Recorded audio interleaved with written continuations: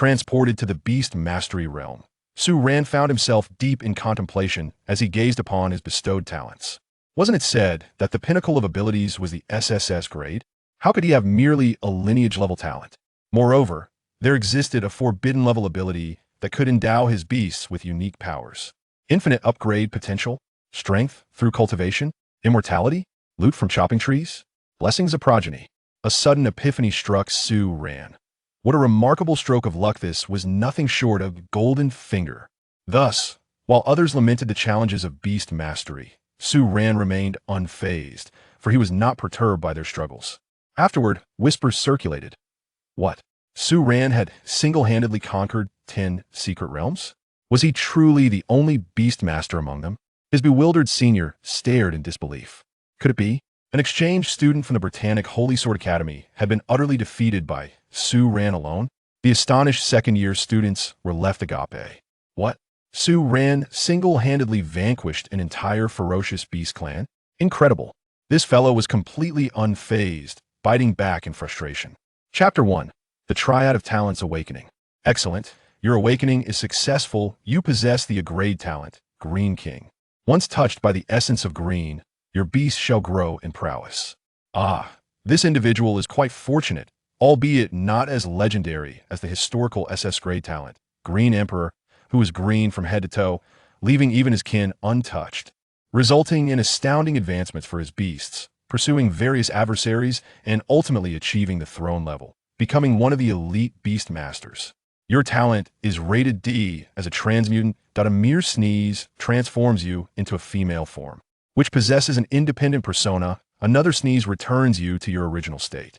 Let us arrange for your accommodation change shortly. You will reside alone. Many students in attendance were momentarily stunned. Such luxury, a single room, indeed. Only the former roommates lamented in despair. Teacher, please no. Next, an Agrade talent, Courage. This enables your beast to sprout spikes, resembling a hedgehog, yet serves little purpose, save for instilling an unwarranted confidence. Good luck. Agrade talent, Pharmacist. Quite commendable. You may pursue a career as an apothecary. Flora-based beasts represent a significant category as well. At this juncture, a new batch of students was undergoing the awakening of their talents, overseen by several instructors. One student, upon spotting someone across the stage, nudged his companion. Look, that fool has come to witness the awakenings. Why must you demean him? At least he possesses the Agrade talent, Identifying Eye, capable of discerning information about a myriad of objects. With such a talent, he could comfortably become an appraiser. There's no need to serve as a primary combat beastmaster. He could simply spend his days in the Beastmaster Guild or the school's logistics department, appraising beast, materials, ores, and flora. And here we are, with merely B and Crade elemental amplification talents. Truly, we fall short in comparison. The Identifying Eye is a rare type among Agrade talents. Most identification talents are B, C, or D. This realization darkened his expression momentarily, before morphing into derision. And what of it? Su Ran was born a dimwit despite awakening talents. He remains as he is with such mental faculties. Does he expect to function normally in the future? His fortune will surely be easily swindled away. What a waste of such a fine talent. He's only marginally more handsome than I am. How infuriating. His companion rolled his eyes. Mate, take a good look in the mirror. Numerous students whispered and speculated about the so-called fool. Yet Su Ran remained composed, his gaze fixed on the awakening platform in the distance before he turned to depart. Clad in a crisp white shirt, his features were striking. Though his attire was simple, it did not obscure his tall and graceful stature, akin to a jade tree. Truly, a refined young gentleman. In this world, individuals begin to awaken their talents upon reaching the age of 18, embarking on their path as beast masters. A few days prior, Su Ran had ascended to the stage to awaken his talents. Yet now he felt a profound sense of reflection after wandering in a daze for over a decade. He had finally regained clarity. He was a transmigrant that, in his previous life, after a long day of overtime, he returned home to switch on his computer, delighting in the moment. The tide of annihilation has launched. It's finally out. And TFI haven't had time to play. Once I'm on PC, the choice of attire is beyond your control. Hith. I'm about to progress through the main storyline of Collapse, Iron again. Everywhere I look, there's nothing but corpse and echo of the past. Little did he anticipate that his computer would explode. Then darkness enveloped him, and he found himself in this realm of Beast Mastery. Su ran. What is the meaning of this? Damn, and what is 600 gigabytes of data on the other computer? Had it met the same fate? I fear not for my shattered form, but I must preserve my integrity in this world. Upon his rebirth, for reasons unknown, much of his consciousness remained dormant, as if under external control, functioning solely on basic instincts and logical thought. He could sense everything clearly, yet was powerless to intervene in a dreamlike state. Now, Su Ran began to comprehend. Perhaps it was due to his talent. In his youth, his body was small, and he had involuntarily fallen into a protective state. From his understanding, talent levels are categorized as follows: E, D, C, B, A, S, SS, SSS. Previously, he had awakened the grade identifying eye. All that you perceive can be appraised for information. As your mental strength increases, you will discern information about superior items. The usage of this ability consumes a degree of mental energy.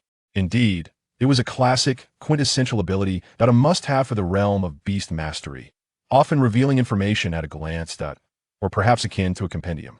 At this point, everything appeared normal. Agradino issues of high quality, yet Su Ran possessed further talents. Eternal Sword Prison. Level. Lineage level talent. Effect. Capable of refining all deceased ferocious beasts and companion animals into magical swords, preserving their abilities. With independent consciousness, the swords astound the world. Once the power of the magical swords is expended, they do not shatter, but rather absorb energy to restore themselves, stored within the Eternal Sword Prison. The so-called victor inherently possesses the right to command all that belongs to the vanquished. The victor survives, while the vanquished descend into eternal damnation. Su Ran was taken aback. Could this talent indeed transcend the SSS grade? A lineage-level talent? Merely observing the description, it certainly possessed the qualifications to be classified as foundational. Most astonishingly, he had a third talent, Spiral Command. Level. Forbidden should not exist. Current points. 1.T. Ob Frank. Su Ran could not decipher this ability, it bore no introduction. Yet he soon grasped its essence. For instance, as he merely cast his gaze upon a certain teacher's beast, a prompt appeared. Would you bestow the Spiral Command upon this beast? Effect can be foreseen as follows. Beast, Cloud Mist Guardian Dog. Attribute, Cloud. Qualification, Intermediate Battle General Level. Strength, Extraordinary 9th rank. Skills, Cloud Mist Creation Low Level. Iron Shattering Bite Intermediate. Cloud Shield Barrier Intermediate. Introduction, a formidable breed of canine residing amidst towering mountains, shrouded in mist, has been aptly named for its environment. These loyal guardians exhibit unwavering devotion to their masters, remaining steadfastly by their side. It is evident. This is in conjunction with the level talent appraisal, new power bestowed by the spiral, to lick until the end, all that one desires. To lick until the end, all that one desires. When a Cloud Mist Guardian Dog is rejected by its kin a staggering 99 times, its prowess can ascend directly by 9 tiers. For every 3 major realms transcended, there lies an opportunity. Su Ran. What a peculiar skill of devotion. Let's explore further. Pet Beast, Great Seagrass Turtle. New power bestowed by the spiral, immortality. A question mark gradually emerged in Su Ran's mind. Goodness, such an extraordinary boon. Even without consulting the description, the effect is unmistakable. Immortality. Is this not akin to watching the vicissitudes of life with a bemused smile, unfazed by the tides of fate, truly befitting of a turtle? Pet Beast, Explosive Boy. New power bestowed by the spiral, School Bomb. School Bomb. Every year, it condenses into a single explosive, the price paid for this capability being an assault on educational institutions. Regardless of the magnitude, any place bearing the name school or academy shall inevitably be sent skyward. Chapter 2. The Great Xia Alliance. Su Ran couldn't help but rub his forehead. What an extreme ability. Is this something a mere mortal can achieve? With the sun shining high above, flowers blooming, and birds chirping their morning greetings, why on earth would one carry an explosive device on their back? With a resounding boom, the school would simply vanish, wouldn't it? Before long, a second explosive ability emerged. Backup Hidden Energy.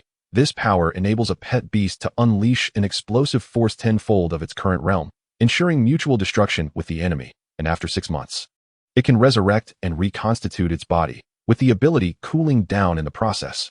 Su Ran pondered for a moment. This seems quite disadvantageous in the early stages, with a 6-month blank period that would hinder developmental progress, making it easy for others to retaliate. However, if applied in the later stages, when it becomes difficult to rapidly advance in strength, the self-detonation effect, with merely a 6-month cooldown, would be a lucrative investment. Then, Su-Ran stumbled upon an ability that could rival immortality. Immortal and indestructible, regardless of whether the pet beast loses limbs, its head, or even if its heart is shattered and it is reduced to mere fragments, it can swiftly regenerate, ensuring it can never truly die. Unyielding in 100 battles, indestructible in 1,000, enduring through countless tribulations, it remains eternal. This was utterly astonishing. In that moment, Su-Ran realized his talent, aptly named Spiral Command, was essentially akin to crafting hacks. Even if he currently possessed only a single point of power, he was, after all, a seasoned reader who had perused thousands of novels and watched countless dramas. It was evident that as long as he continuously nurtured the strength of his pet beast and reached the threshold to contract a second one, another Spiral Command point would materialize. Such a glitch in the system could certainly not be utilized for another pet. It was best reserved for his own. In the next instant, Su-Ran spotted yet another bug-like ability and quickly averted his gaze. No more, no more. Was this not a blatant temptation? After all, he currently had no pet beasts. This talent felt even more remarkable than the clan heritage level talent or the eternal sword abyss forge type. Wait a moment. Only a child would choose one. Surely, he would desire them all. 3 talents to start. What a wondrous beginning. Su-Ran could hardly suppress a light hum of delight. It seemed all those years of being foolish were not in vain. A glimmer of formidable mental energy radiated from his eyes as a tempest swirled within his mind. Tumultuous and breathtaking, spiraling out of control. With the gradual awakening of these 2 talents, Su-Ran's mental strength surged dramatically. Levels 5, 7, 9 of the mortal realm, 2 of the extraordinary realm, 4 of the extraordinary realm, and still rising. In this world, beast tamers must cultivate their mental strength, or they risk being backlashed when contracting and controlling their pet beasts. Their realm is also aligned with that of their pet beasts, categorized as mortal realm, first stage, extraordinary, second stage, master, grandmaster, innate grandmaster, battle general level, subject realm, domain level, general realm, hall level, king realm, cave heaven level, emperor realm, noble title level, sovereign realm, king title level, and celestial realm, throne level. No need to memorize, just a glance will suffice. As Su-Ran's thoughts reached this point, his mental strength broke through to the master level. He had achieved the 3rd tier of mental strength and was still advancing. At this rate, he would likely break through a few more levels. Feeling the changes within himself and confirming that his spiral command points had indeed increased, Su-Ran headed towards the classroom. Upon returning to his seat in class, his desk mate, Lilei, was complaining. I can't believe my mom. She saw a news report about someone poisoning students with good talents in class. She immediately shared this with me. I thought she was worried about me and felt touched. The student in front looked puzzled. Isn't that so? Of course not. She warned me to never poison my classmates. Su-Ran couldn't help but laugh. It was quite endearing. It showed she cared. Lilei was exasperated. What the heck? Am I that kind of person? Wait a minute. He suddenly froze, astonished. Su-Ran, you're back to normal? Compared to the other classmates who looked down upon Su-Ran and often ridiculed him, Lilei had maintained a decent attitude towards him. After all, Su-Ran was usually very quiet, not one to raise a ruckus, and was quite agreeable. He was always cheerful and willing to help. The girl in front, Bai Qian, along with the male desk mate, and Xingyu and several other students, were equally curious. Su-Ran blinked. Who knows? Perhaps I'll have another episode later. Have you all decided what pet beast you wish to contract? At the mention of this topic, Lilei sighed. I'm preparing to take out a loan.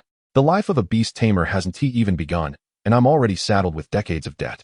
Unfortunately, although our Great Xia Alliance provides 3 basic pet beasts for free selection at every school, they are too basic to ensure comprehensive coverage. For better options, one must go to breeding facilities to pre-order cubs, or various pet companies, or even those traditional martial arts schools. Su-Ran nodded. The 3 major families, right? I remember them being the grass rabbit, flame chicken, and water carp. At least this ensures a sufficient quantity for so many people. Given the number of beast tamers in the Great Xia Alliance, it's evident that the government is quite responsible. In other countries, they wouldn't even offer this option. You'd have to spend money. Among these 3 pets, the flame chicken boasts the highest attack power. Impressive, your chicken brother. Others chimed in. Ugh. I want to go to the breeding facility to buy a Great Xia tortoise. At the very least, it has decent potential, and tortoises have long lifespans. Even if I die, it can be passed down as a family heirloom. One tortoise can last through 3 generations. When a person is gone, the tortoise remains. That is a lot of pressure. Many share your thoughts and are eager to become tortoise men. The extraordinary level, master level, battle general level. The Great Xia tortoise can ultimately evolve to the battle general level. Honestly, I've given up and plan to spend a bit more to switch to a school's literature department pet beast, bookworm. It can evolve into ink fragrance bookworm, and finally into its complete form, ancient bamboo scroll. Quite decent. This is frustrating. I want to contract a sword-type pet beast. It would be incredibly cool. But alas, sword-type pets are both rare and exorbitantly priced. Only the wealthy can afford them. If not, I'd also consider fairy-type, dragon-type, light-type, or dark-type. The others were astonished. Dare to dream even in broad daylight. Huh, Hajikuin? Shall I wake you up? My urine is yellow. Shut up, snow leopard. Is it not permissible to fantasize? Moreover, one of the unique pets of our Great Xiao Alliance is the centaur, which historically has been associated with chariots, archery, and immense strength. Unfortunately, such cubs are generally unattainable for ordinary folks. Well, there is nothing to be done. Our families aren't well off. This world is truly unfair. The lives of those born into wealth and privilege are akin to having cheats enabled. What does it matter if your talent is exceptional? For a beastmaster, acquiring the finest offspring of extraordinary beasts is of paramount importance. Talent, in reality, holds lesser significance. A skilled artisan cannot craft without raw materials. Yet, it is precisely those monarch-level beast masters whose descendants are likely to inherit the same status. Can an ordinary person aspire to such heights? Many ancient families boast a long-standing lineage of beast systems.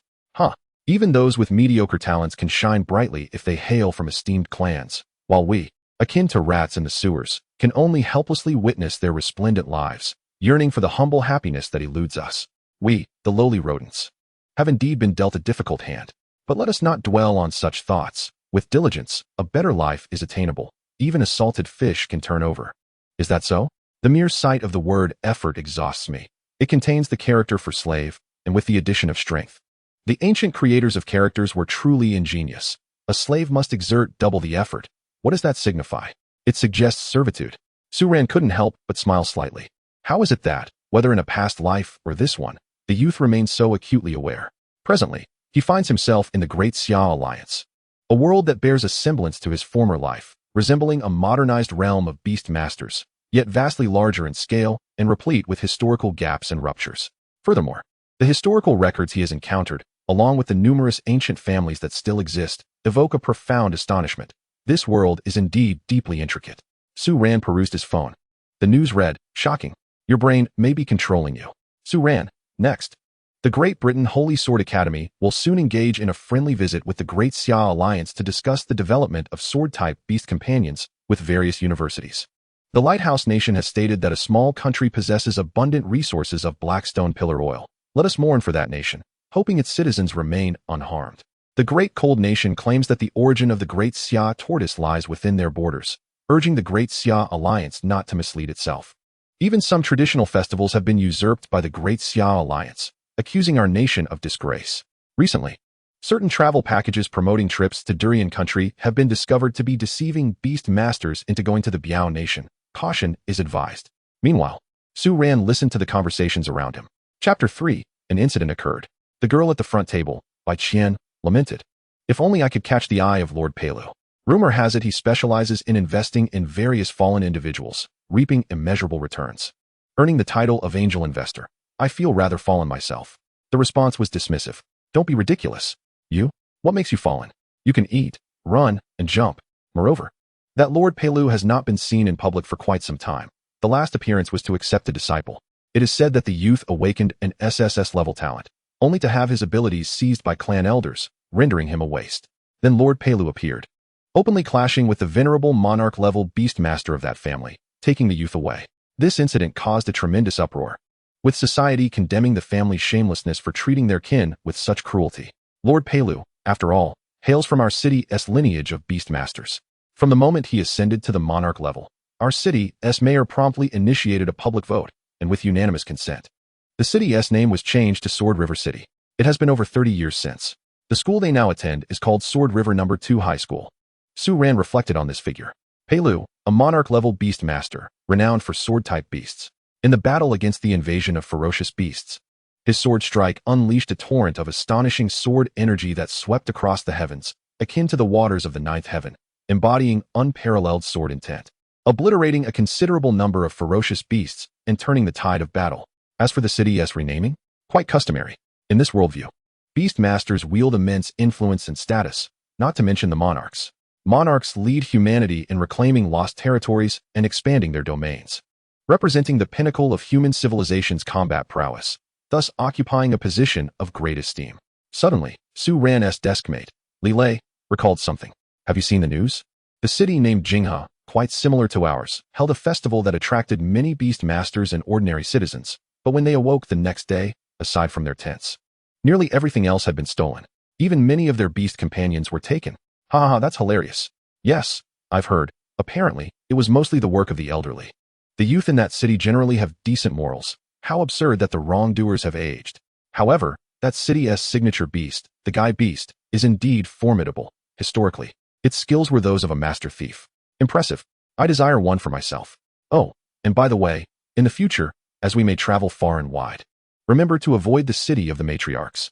They recently enacted a new regulation. Any beast master who joins their service cannot easily withdraw. Otherwise, half of their beasts will be confiscated. Su Ran nearly spat out his drink. Is it truly that terrifying? Soon after, as school let out, he grabbed his backpack and exited the school gates. Homeward bound. After all, concerning his forthcoming choice of beast companions, he must first consult his parents. What? My parents have passed away? Su Ran's eyes widened in disbelief, his expression incredulous. What kind of plot twist is this? Am I the protagonist of a novel? Please. That disciple of Lord Pelu resembles a protagonist far more than I do. Opposite him sat a staff member from the Beastmaster Association, here to deliver this news and provide a certain amount of compensation. Su Ran learned that during an expedition in a cave, the entire team his parents were part of met with disaster, with no survivors. Moreover, they were not alone. Many teams in that area suffered similar fates. After the visitor departed, Su Ran closed the door and sat silently on the sofa. The beast levels were Extraordinary, Master, and War General. His parents were one a master-level early-stage beast master, and the other a master-level mid-stage beast master, with the other team members being of similar caliber, save for the leader, who was a War General-level early-stage beast master. In truth, their family hailed from a remote rural area. With societal advancement, the trend of rural inhabitants moving to urban centers has surged. Thus, reaching such a level is already quite commendable. Their home lay on the outskirts of the city. For the closer one gets to the center, the more exorbitant the housing prices become, unaffordable for the average person. Their reason for moving to the city was to ensure a better future for the next generation. Now that the ferocious beast tribes have been repelled, an era of expansion and development has dawned, transforming the territories once occupied by ferocious beasts into lands for humanity, with the Beastmaster Association issuing various missions. Clearing his mind, Su Ran made his way to the back of the house and opened a concealed door, entering within. In this dim chamber, numerous materials from ferocious beasts, horns, fangs, and pelts were displayed on the walls. However, Su Ran's gaze fixated on a specially designed safe, and he swiftly entered the password. With the chime of a bell, the green light illuminated. The safe opened, releasing a surge of frigid air. Within, an extraordinary creature lay ensnared in amber, appearing as if it were in a deep slumber. A flicker of information flashed in Su Ran's eyes. Chapter 4. The Illusory Realm Cicada. Beast. Iron-melting Illusory Realm Cicada. Strength. Extraordinary Tier 5. Qualification. Extraordinary. Skills. Secret Realm Resonance Gate. Advanced. Rift Needle. Advanced. An exceedingly rare and elusive beast. It only manifests within secret realms. Its appearance in the outside world signifies the presence of a corresponding secret realm nearby, thus attracting countless admirers. By capturing it and immersing it in a special elixir, one can temporarily exert control over this beast and compel it to open a passage to the secret realm, allowing entry within. This was precisely the creature that Su Ran's parents had fortuitously captured, and it was located nearby. The Illusory Realm Cicada is a particularly unique beast. Upon its birth, it possesses the essence of its originating secret realm, enabling it to traverse both in and out, thus providing a means to locate its homeland. Different secret realms yield different varieties of the Illusory Realm Cicada. Iron melting, perhaps? This suggests that the corresponding secret realm is rich in iron or in lava. Could it be a volcanic magma region? Such places are undeniably perilous. After acquiring this beast, Su Ran's parents had quietly endeavored to gather the materials for the elixir, hoping to find a remedy within the secret realm that could restore Su Ran's consciousness, liberating him from his stupor. Furthermore, they hoped to find a companion beast for their son within. Little did they know, before they could even enter, they met their untimely demise. Given the circumstances, Su Ran directly locked onto the beast with his mental energy. In a moment when the creature was completely unguarded, he effortlessly infiltrated its mind, shattering it and rendering it lifeless. He then extended a hand and activated his ability, Come forth. Forge the demon sword.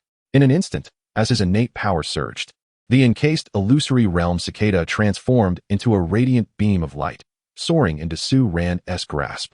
Upon closer inspection, it had metamorphosed into a dagger resembling jade, adorned with gossamer-like embellishments that exuded both elegance and rarity. A profound sense of kinship, akin to an extension of his own arm, coursed through him. Su Ran exhaled in relief. It was accomplished. Both skills had been preserved. Moreover, this dagger possessed the might of extraordinary Tier 5, capable of automatic regeneration even upon consumption. His innate talent was indeed exhilarating. Did one require the beast's consent to utilize its skills? Absurd. What is yours is mine. A fleeting control could never compare to the permanence of his own. Meanwhile, at a certain martial arts school, a voice erupted. What? You spotted an illusory realm cicada? And it has been captured by someone else? What utter incompetence! Do you not comprehend that an illusory realm cicada could signify a hidden secret realm? And I recall there has never been a secret realm in that area. Securing the first opportunity could rapidly amplify our power. Oh, two unremarkable beast tamers without influence?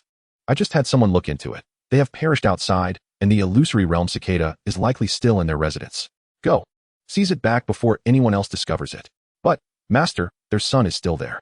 I have reviewed the files. He is merely a fool. Do you expect to negotiate with an imbecile? Regardless, that location is remote. The disappearance of a few individuals is commonplace. If they dare to obstruct, you know what to do. After all, we cannot allow that fool to expose the existence of the illusory realm cicada. Who knows what that couple may have babbled about? Hurry. Yes. Thus, at that moment, the members of the martial arts school stealthily approached the residential building. The sky gradually darkened. While toying with the dagger and perusing his phone, Su Ran suddenly realized he had lost signal. Instantly, darkness enveloped the home. All electrical circuits had been fried, rendering a multitude of devices useless, including the surveillance cameras. An uproar of angry voices echoed throughout the building, protesting the sudden blackout. Only Su Ran felt an overwhelming sense of foreboding and danger emanating from outside. Without hesitation, he activated the dagger's ability. A vortex portal materialized before him. Without delay, Su Ran stepped into it. The next moment, the portal vanished. Shortly thereafter, the front door of his home was gently pried open, and a shadow slipped inside. Meanwhile, Su Ran, having emerged in an entirely different realm, felt his demeanor grow cold. Were they here for the illusory realm cicada? His parents had just passed, and already they were extending their claws toward him. It appeared he had become a child parading about with a gold brick. His own door would undoubtedly not deter them. After all, most locks are designed to deter gentlemen, not rogues. Furthermore, this was no upscale neighborhood. There are myriad methods to disable electronic devices. In the wild, it is common for magnetic fields and various energies to render technological products ineffective. Unbelievable. He realized that he could access the secret realm right from his home, indicating that a secret realm lay within this vicinity. However, preparations were essential, especially since he lacked even a single companion beast and had not acquired protective gear against extreme heat. He certainly could not rush into this. Unexpectedly, he found himself forcibly thrust into this secret realm. In that very moment, the searing gust of wind heralded the dire circumstances to come. The temperature surged far beyond that of his home. Looking up, he beheld a sky ablaze with crimson hues, throngs of avian beasts soaring overhead. In the distance lay a treacherous volcanic rift, the ground strewn with stones and dust. Some red-hued ores were exposed to the surface, alongside a river of lava. He observed peculiar vine-like plants embedding their roots into the magma, continuously siphoning energy to bolster their growth. In such an environment, only the adaptable would survive. The remaining life forms would fight tooth and nail to evolve. Su Ran also noted that the leaves of those plants possessed a unique luster, appearing thick and reflective, reminiscent of metal. Truly remarkable. Was this their means of withstanding the heat and relentless sunlight? Approaching closer, he could discern their information. Suddenly, a shadow erupted from the lava river. A fiery serpent took notice of Su Ran, its gaze predatory, and in an instant, it launched an attack, displaying ferocity beyond measure. Yet, fissures materialized beside Su Ran, from which a multitude of silver energy needles erupted, effortlessly piercing the beast. The serpent collapsed with a thunderous crash, sending clouds of dust into the air. This was yet another skill of the illusory realm cicada, the Rift Needle. Moments later, the serpent beast was refined by Su Ran, transforming into a crimson serpent fang sword. Crimson python sword. Energy fluctuation, extraordinary tier 7. Skills, lava eruption, intermediate, steel tail strangle, beginner. Extraordinary tier 7. Evidently, he had surpassed the illusory realm cicada by 2 levels. However, the Rift Needle was a high-tier skill, and given the distance, Su Ran decided to strike first. The outcome exceeded his expectations. Beasts were indeed ferocious, displaying unparalleled brutality. Had the illusory realm cicada not been subdued, he would have perished in an instant. Yet now, they were all his swords. Having arrived in this place, he resolved to forge a contract with his very first pet beast. Chapter 5. The Secret Realm and Spirit Pets. Afterward, Su-Ran found himself in a valley, observing the small shrubbery before him. Identification I, activate. Fire-forged shrub, a plant that absorbs underground fire energy for growth. Its branches are suitable for concocting fire attribute pet potions. The fruits it bears are laden with toxins, rendering them inedible. He then shifted his gaze to the nearby mushrooms and minerals. Volcanic mushroom, delicious and non-toxic, ideal for culinary use. When paired with frost grass, the flavor reaches perfection. Steel sword crystal, or a mineral born in volcanic regions, it can serve as one of the materials for crafting blades. Incorporating it enhances a weapon's hardness significantly. He nodded in approval. The identification I was truly invaluable. No wonder it was a rare A-level talent. Perhaps due to the volcanic region. He had not encountered any venomous creatures, which alleviated his concerns. After scrutinizing the surroundings, he noted that only the shrub's fruit bore fire toxins. In his previous life, he had read novels where top-tier experts fell to a mere venomous insect. What a stroke of misfortune that had left a lasting impression on him. Thus, caution was imperative. Initially, the extreme heat had nearly overwhelmed him, leaving him parched. Fortunately, the identification I helped him identify plants capable of yielding water. Nevertheless, the situation remained dire. An ordinary person would struggle to survive in such an environment. It was only when he noticed a type of creature dwelling on the volcanic plateau that hope reignited within him. These were fiery mice, resembling blazing flames. His eyes lit up. He had found the key to continuing his endeavors in this secret realm. The extraordinary species, fire mouse. Their fur could be fashioned into fire mouse cloaks, which, when worn, provided resistance against fiery environments. This renowned pet was widely cultivated in various regions as a resource. Fire mouse cloaks were also among the most sought-after fire protection items available. Correspondingly, there existed creatures known as ice silkworms. As the saying goes, ice silkworm knows not cold. Fire mouse knows not heat. Thus, after this encounter, Su-Ran amassed a dozen fire mouse swords, storing them in the Eternal Sword Prison, while also keeping several corpses to strip for their pelts, which could be sold for a profit. Merely equipping a fire mouse sword caused the temperature around him to drop significantly. It was indeed a necessity for heat evasion. Prior to entering, Su-Ran had contemplated purchasing a fire mouse cloak online. Now, such a purchase was rendered unnecessary. With this newfound asset, he could venture further into the secret realm and eradicate more ferocious beasts. Tame individuals could potentially be contracted as pets, though currently, he found none worthy. He aimed to acquire a spiral command instead. Soon, a contractable pet appeared before him, a creature resembling shards of blades, densely clustered. Crystal blade worm, a subordinate life form inhabiting areas rich in sword-related resources, birthed from the influence of sword crystals and ancient blade fragments. Typically, such locales may yield ancient sword-type pets. The blade worm possessed limited potential, maxing out at the first tier of the extraordinary. At best, it was merely a swarm. New power granted by the spiral, reforging the broken blade. Reforging the broken blade, no matter how many times shattered, if placed upon sword-related resources, it can absorb energy and revive to full strength. Su-Ran shook his head. This wouldn't suffice. However, the mention of ancient sword-type pets piqued his interest. Sword-type pets, categorized among the upper echelon, were undoubtedly among the most coveted choices. After all, even in this world, within the cultural and historical context of the Great Xia Alliance, sword-type pets were regarded as the supreme among weapon types, embodying the righteousness of the world, both majestic and resplendent. Thus, he resolved to search further, hoping to uncover one, perhaps even a subspecies of sword type. Next, another sword-related pet caught Su-Ran's attention. Sword hilt soul fragment, an incomplete sword soul resulting from a failed evolution, now barely surviving on sword crystal or veins. Once removed from this locale, it will dissipate into nothingness, but perhaps, after a long passage of time, it may once again coalesce into a tangible sword form. This entity also possessed the reforging the broken blade ability. It appeared as a glowing white soul fragment. Su-Ran observed that they seemed to occasionally pay homage to a certain direction, prompting a surprising thought. Could it be? Expecting them to speak was futile. Communication had proven ineffective in his previous attempts. Therefore, in that moment, Su-Ran directly refined a sword hilt soul fragment. Upon grasping the sword in his hand, he immediately felt an intense pull towards a mountain in the northeast. Excellent, indeed. Just then, a multitude of turtle-like magical beasts emerged from the distant lava river. These were the lava tortoises. The juvenile forms were known as flame tortoises, progressing to firestone tortoises, and culminating in the fully developed lava tortoises. Their strengths range from extraordinary to master level. On another front, numerous lava fiend apes cast greedy glances towards Su Ran. These beasts were notoriously savage, delighting in tormenting humans and proving difficult to tame. Their prowess ranked just below the lava tortoises. One excelled in defense while the other thrived in offense. Moreover, several other ferocious beasts lurked nearby. Su Ran maintained a calm demeanor. Even if the turtles could confer immortality, they held no utility for him, especially if they dared to obstruct his path.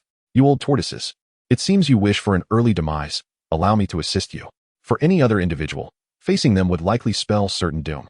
After all, a beastmaster without a pet was akin to a mere chicken, but he was different. As his words fell, swords of various lengths materialized around Su Ran, not only hovering in the air, but also emanating an astonishing energy. In response to the beast's assaults, the sword struck back, unleashing a tempest of energy that erupted into a searing inferno. Countless boulders shattered, and dust filled the air, sending many lava fiend apes flying. Their expressions marked by shock and disbelief. Impossible. Even the lava river erupted in chaos, with some lava tortoises blasted onto the shore, bloodied and furious. This transformation incited their primal instincts, and they roared with murderous intent, fixating on this human. They launched another attack. Su Ran, grinning, welcomed the challenge. Come. Those who cannot slay me will only serve to make me stronger. Bring it on. Afterward, Su Ran ascended the mountain, where his eternal sword prison had accumulated numerous swords. However, at this moment, his gaze was drawn to a distant area that appeared barren, as if an entire range of mountains had been severed in half and removed entirely. In some places, only gaping holes remained. His expression twitched in confusion. What on earth? Retracting his gaze, he finally identified his objective, an ancient, rusted sword embedded in the ground. Yet, its aura of vitality was remarkably pronounced. Along the way, he encountered various ferocious beasts, perhaps influenced by their prolonged residence in this locale, which had imbued them with sword attributes, creatures like the fiery swordbird, swordflame guardian, and volcanic swordrock. Nevertheless, Su Ran dispatched them with ease. At that moment, the ancient sword emitted a radiant glow, transforming into a projection. It depicted a carefree middle-aged man. His temples streaked with silver. One could discern that in his youth, he must have been an exceptionally handsome figure, captivating countless women, though he had now matured into a more rugged appearance. The man stood with his hands clasped behind him, and his consciousness would trigger upon the arrival of a visitor. Years ago, upon ascending to the throne, I returned to my homeland and discovered this secret realm, filled with numerous sword spirits and several remarkable sword-type beasts, which I took with me, leaving behind this sword, still in its nascent form. I hope it proves beneficial to you. Feel free to sell it. Su Ran mused. No wonder there were those traces. It was you who removed them. Moreover, he recognized this individual. It was the renowned throne-level beastmaster, Pello. Considering the timeline, he realized that Pello had visited this place 30 years prior. The projection then cast a wistful gaze upon the sword. Alas, such a pity.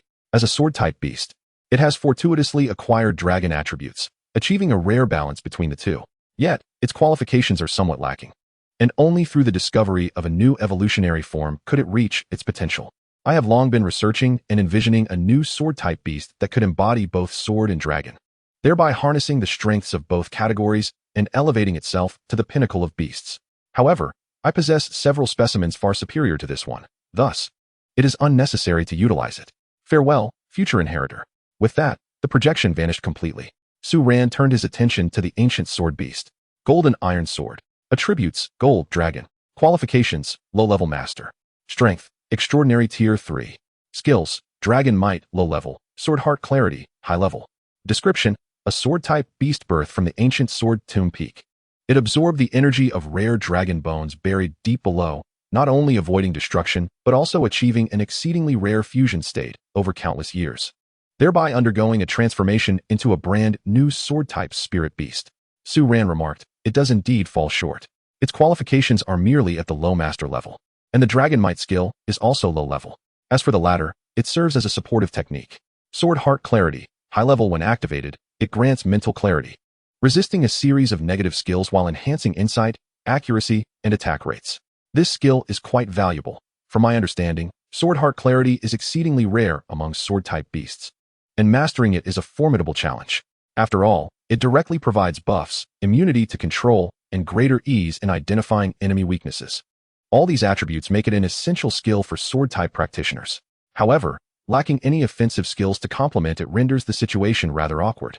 Overall, this beast is indeed a bit of a liability, with low potential.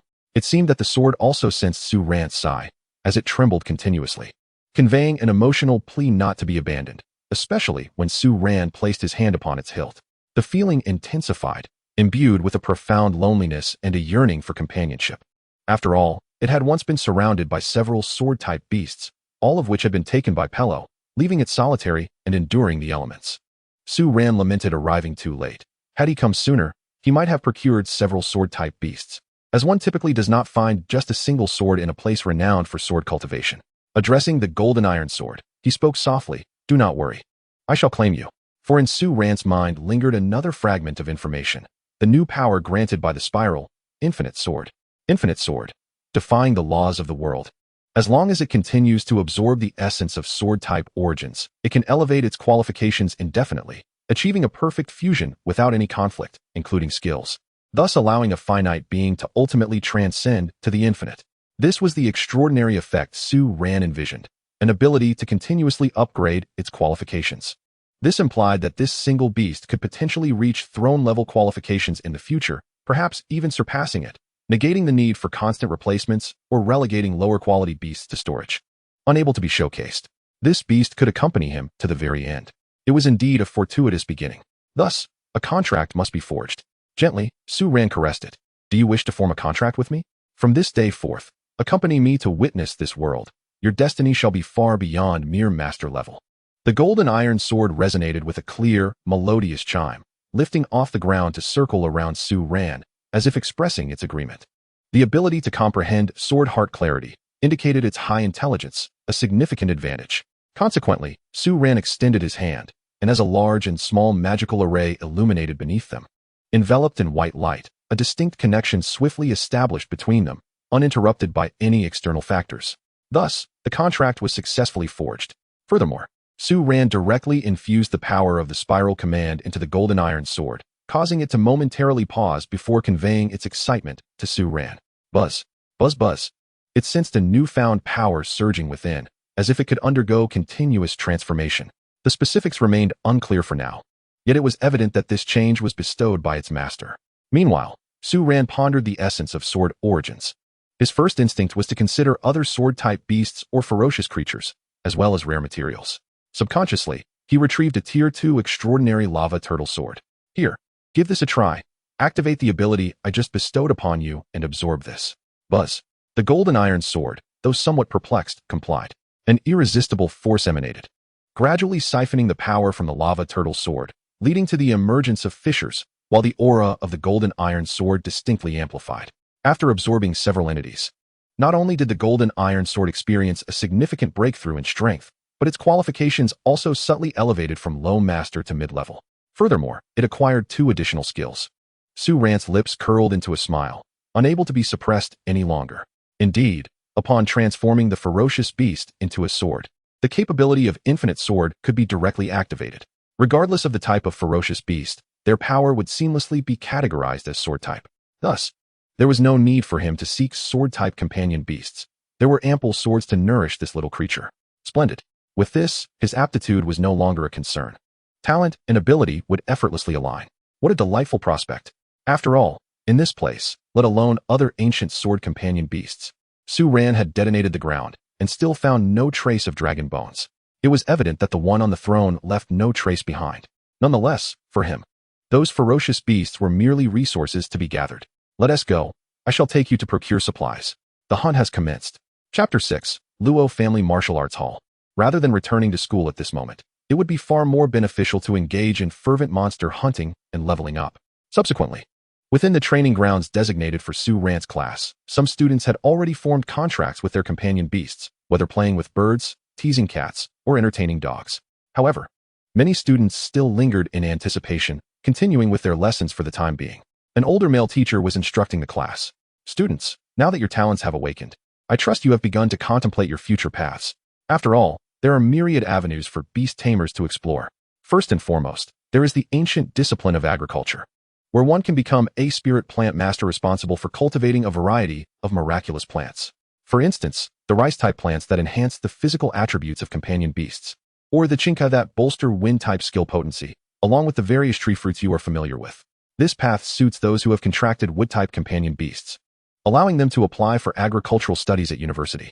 Then, there are the culinary beast tamers who master various beneficial recipes, the skill trainers who teach skills, the evolutionists who study evolution, as well as brewers, forgers, alchemists, and so forth. Therefore, you need not rigidly adhere to the combat-oriented path of professional beast tamers in the early stages, as it can easily lead to overwhelming challenges. This statement cast a pallor over many students' faces. Yet, they were aware that good companion beasts were rare. It would be prudent for commoner students to initially focus on life-oriented professions such as agriculture, animal husbandry, mining, herbalism, craftsmanship, and fishery.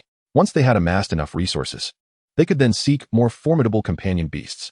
At that point, a career change would also be feasible. Many predecessors had navigated a circuitous route to eventually become professional beast tamers.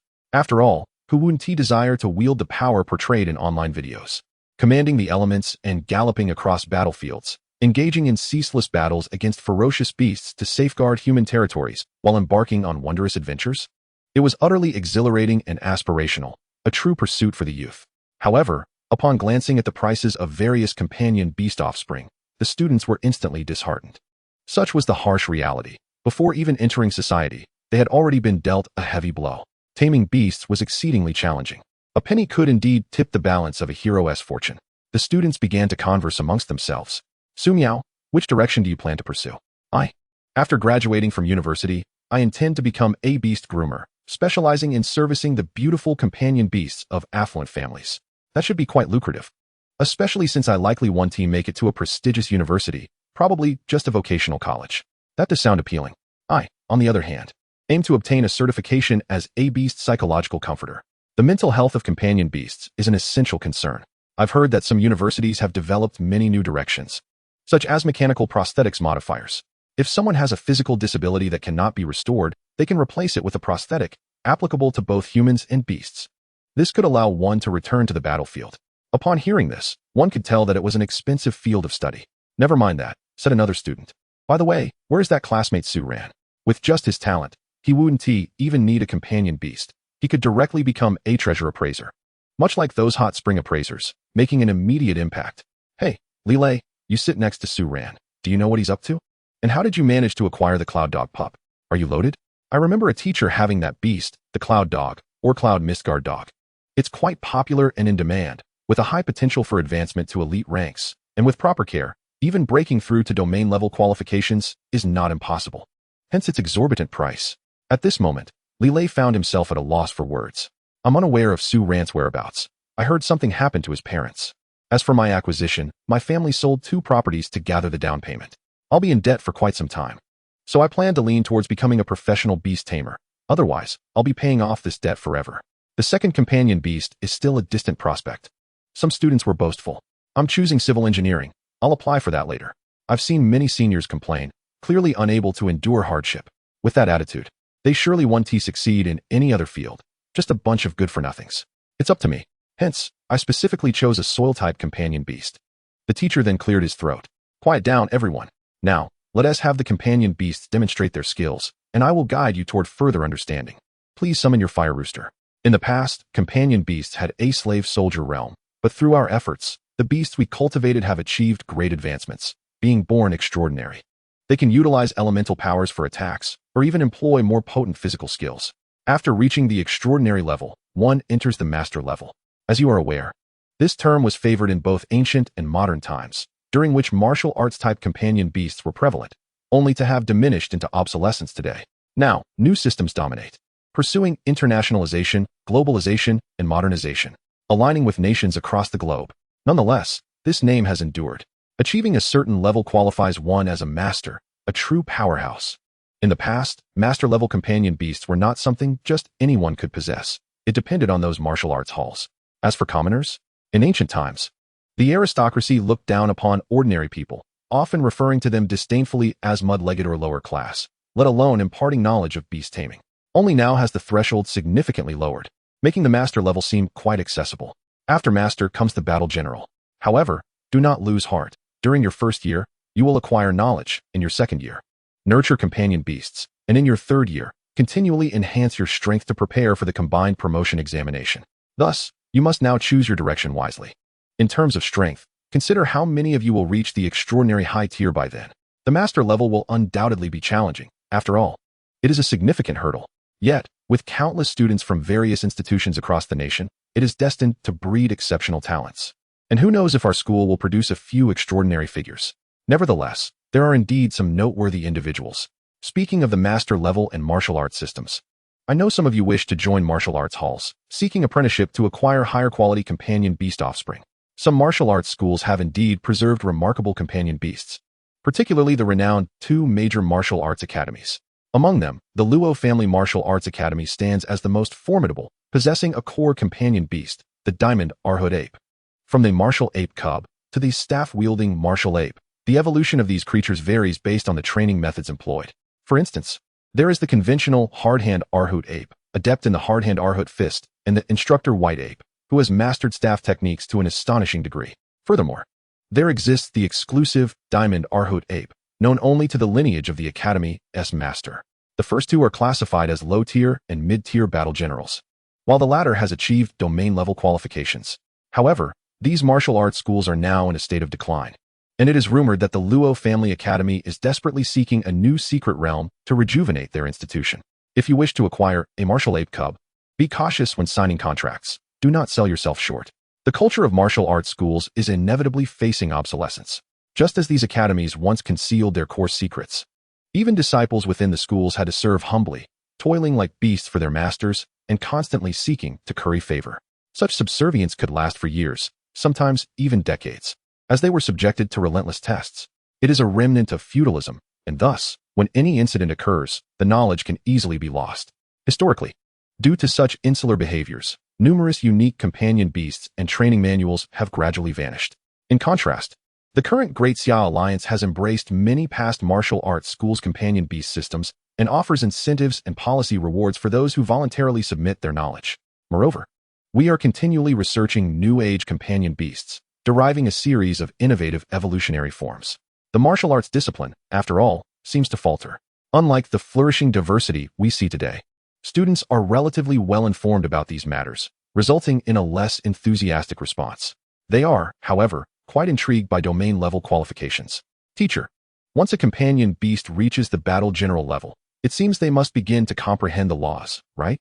Once they grasp the basics of these laws, their skills can dramatically increase in power, and upon reaching a certain level of understanding, they can ascend to domain level, automatically forming a domain. For lower tiers, this constitutes an overwhelming superiority. Once a domain emerges, who can rival it? Yet, if a domain-level beast lacks a domain, it is merely a trivial creature. I've heard that some companion beasts, due to exceptional training, can reach the threshold of understanding the laws even at the master level, which greatly benefits their future path to domain level. Their domain tier can also become stronger. However, most of our teachers here are battle general level beast tamers, with even some master level intern teachers, while the great supervisor is a domain level beast tamer. This teacher sighed, "Hey, students, don't aim too high too soon. Let us talk about reaching master level when you actually get there. Not to be harsh, but in our class, it's likely that several months will pass without any companion beasts reaching master level, let alone grasping the subtleties of the laws. Dreaming is more plausible." Chapter 7. The Choice of the Second Spirit Beast. Meanwhile, on the other side, the class teacher, Zhuge Qian, raised an eyebrow at Su Ran's absence from school. He tapped the chessboard before him, as if a revelation had struck him. Even after inadvertently wandering into that place, he remains lively. Very well, I shall grant him a leave of absence. He resumed his game. Within the secret realm, the heat remained oppressive. The air was thick with metallic dust, and the landscape was dotted with crimson valleys, distorted by the extreme temperatures. Achieving master level is not insurmountable. Excellent. With this, you have directly advanced to a new stage. With the sound of a sword's howl mingled with the roar of a dragon, Su Ran gazed at his companion beast. The golden iron sword, whose aura had transformed from the initial extraordinary third tier to the master first tier. Such rapid progress would undoubtedly astonish his classmates. It is indeed astonishing. Not to mention, the transition from extraordinary ninth tier to master level is a significant hurdle, with a high risk of failure leading to lengthy recovery periods, and in severe cases, it could even harm the companion beast itself. Continuous accumulation is essential. Hence, it is entirely normal to remain stuck at the extraordinary ninth tier for an extended time. Yet, Su Ran, possessing an abundance of magic swords, managed to push for a breakthrough through sheer force. Ironically, he remained unfazed. Little Jean, let us strive onward. Consume more. You also need to attempt to grasp the laws. Typically, exceptional companion beasts begin their journey from master level, and I hope you will too. However, Little Jean sounds rather unappealing. How about I call you a Quan from now on? Sounds good, right? Let us set off. Thus, 6 days passed, amidst a volcano strewn with the corpses of ferocious beasts, where numerous swords floated in the sky. Their energy fluctuations ranging from extraordinary to master level, with many being battle general level. Those at the forefront were evidently high-tier battle general magic swords. Powerful and sharp, they carved a celestial path of swords behind them.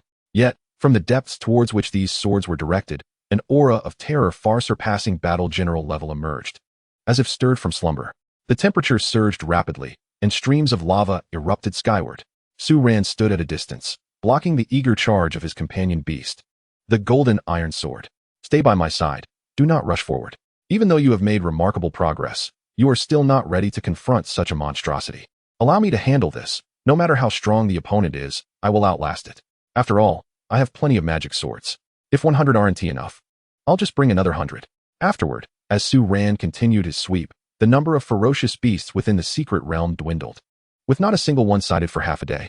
Moreover, feeding the master-level magic sword to his companion beast had considerably diminished in effectiveness due to their increased strength. Suddenly, Su Ran realized it was time to depart. This secret realm could no longer satisfy the needs of him and his companion beast. At that moment, he extended his hand, and a beam of golden light flew into his grasp, a brand new sword, strikingly different from the previous battered and rusted version. Due to excessive consumption, the golden iron sword had evolved. Not only was its blade now elongated, but the hilt was spherical, entwined by a small dragon, with a small orb nestled within it. When it moved, the sound of dragon roars resonated continuously. It was exceptionally sharp, akin to a graceful swan, reminiscent of a gliding dragon. Impressively stylish. Its new name was Refined Dragon Spring Sword, a stark contrast to its former self. It was a true metamorphosis. Its qualifications, under the dual enhancement of consumption and evolution, had reached initial domain level. At that moment, as the Refined Dragon Spring Sword gleamed with golden light, a distant boulder was cleaved apart with a thunderous crash. Debris flying everywhere. This was achieved using merely a basic skill, yet its power was entirely different from before, for it had ascended beyond the 5th tier of master level. Su Ran's pet beast had, unbeknownst to him, grasped a fragment of the principles of the gold element through its insatiable consumption, thereby attaining a rudimentary understanding of the law. This newfound capability would enhance its skills. As for resources, he had no cause for concern, given that the Eternal Sword Prison housed an abundance of magical swords, which would serve as the nourishment for his subsequent advancements. He could rely on them for a considerable time. His gaze, however, was drawn to a sizable sea of magma, where numerous vines clung to the banks and cliff faces, voraciously absorbing the molten rock to thrive. These were the very plants he had encountered upon his initial entry. Some had evolved into spirit pets, such as the magma iron vine. Attributes: firewood. Qualities: mid-level extraordinary. Strength: slave soldier level 9. Skills: fire vine entanglement low level. Metal reinforcement low level. Description: originally a wild vine found in grassy and forested areas, its seeds were transported by birds and beasts to this volcanic region, where they faced widespread extinction. After enduring relentless natural selection, they ultimately evolved the ability to survive even in areas rife with magma. By rooting themselves and drawing minerals and fire energy, they continuously enhanced the hardness of their vines, thus adapting to the magma environment. To be frank, this creature was rather unremarkable, akin to a common weed, resilient in life force yet lacking in extraordinary qualities. Its proliferation was more evident than its strength, emphasizing quantity over quality. Moreover, Su Ran observed several withered magma iron vines, some succumbing to the overwhelming heat of the magma, while others failed to absorb sufficient metal and molten minerals, resulting in their untimely demise. However, due to the spiral command, Su Ran had witnessed a plethora of unique abilities. In that moment, he discerned an exceptionally rare and unseen effect. As long as one plants, one can grow stronger. When a pet beast possessing this ability cultivates crops, upon harvesting the matured produce, it can receive various unknown rewards, with the value increasing with the level of the cultivation. What a revelation! This was akin to the golden touch of a farming-style novel, particularly reminiscent of those in the realm of cultivation. Thus, Su Ran pondered. What did it matter if the creature's quality was merely mid-level extraordinary? He could still form a contract, even if he regarded it merely as a tool pet. It could serve as a constant source of cultivation. In the future, the rewards might even enhance its qualities. After all, compared to his current, refined dragon spring sword, this fine creature was but a roadside weed. Yet, if it proved effective, the resource cultivation for his second spirit pet would become significantly easier, alleviating much of his burden in the later stages, allowing for self-sufficiency. With 2 pets, he would have little to worry about.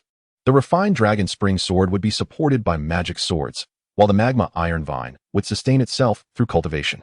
Therefore, Su Ran approached the young magma iron vine, and as other vines attempted to strike at him, they were effortlessly severed by his side, the refined dragon spring sword. He summoned a ferocious beast sword that typically feasted on magma iron vines, causing the other vines to tremble in fear. After gently touching the magma iron vine, Su Ran greeted it, and the little creature, seemingly understanding, entered into a contract with him. Such plant-based entities were indeed easier to persuade than others.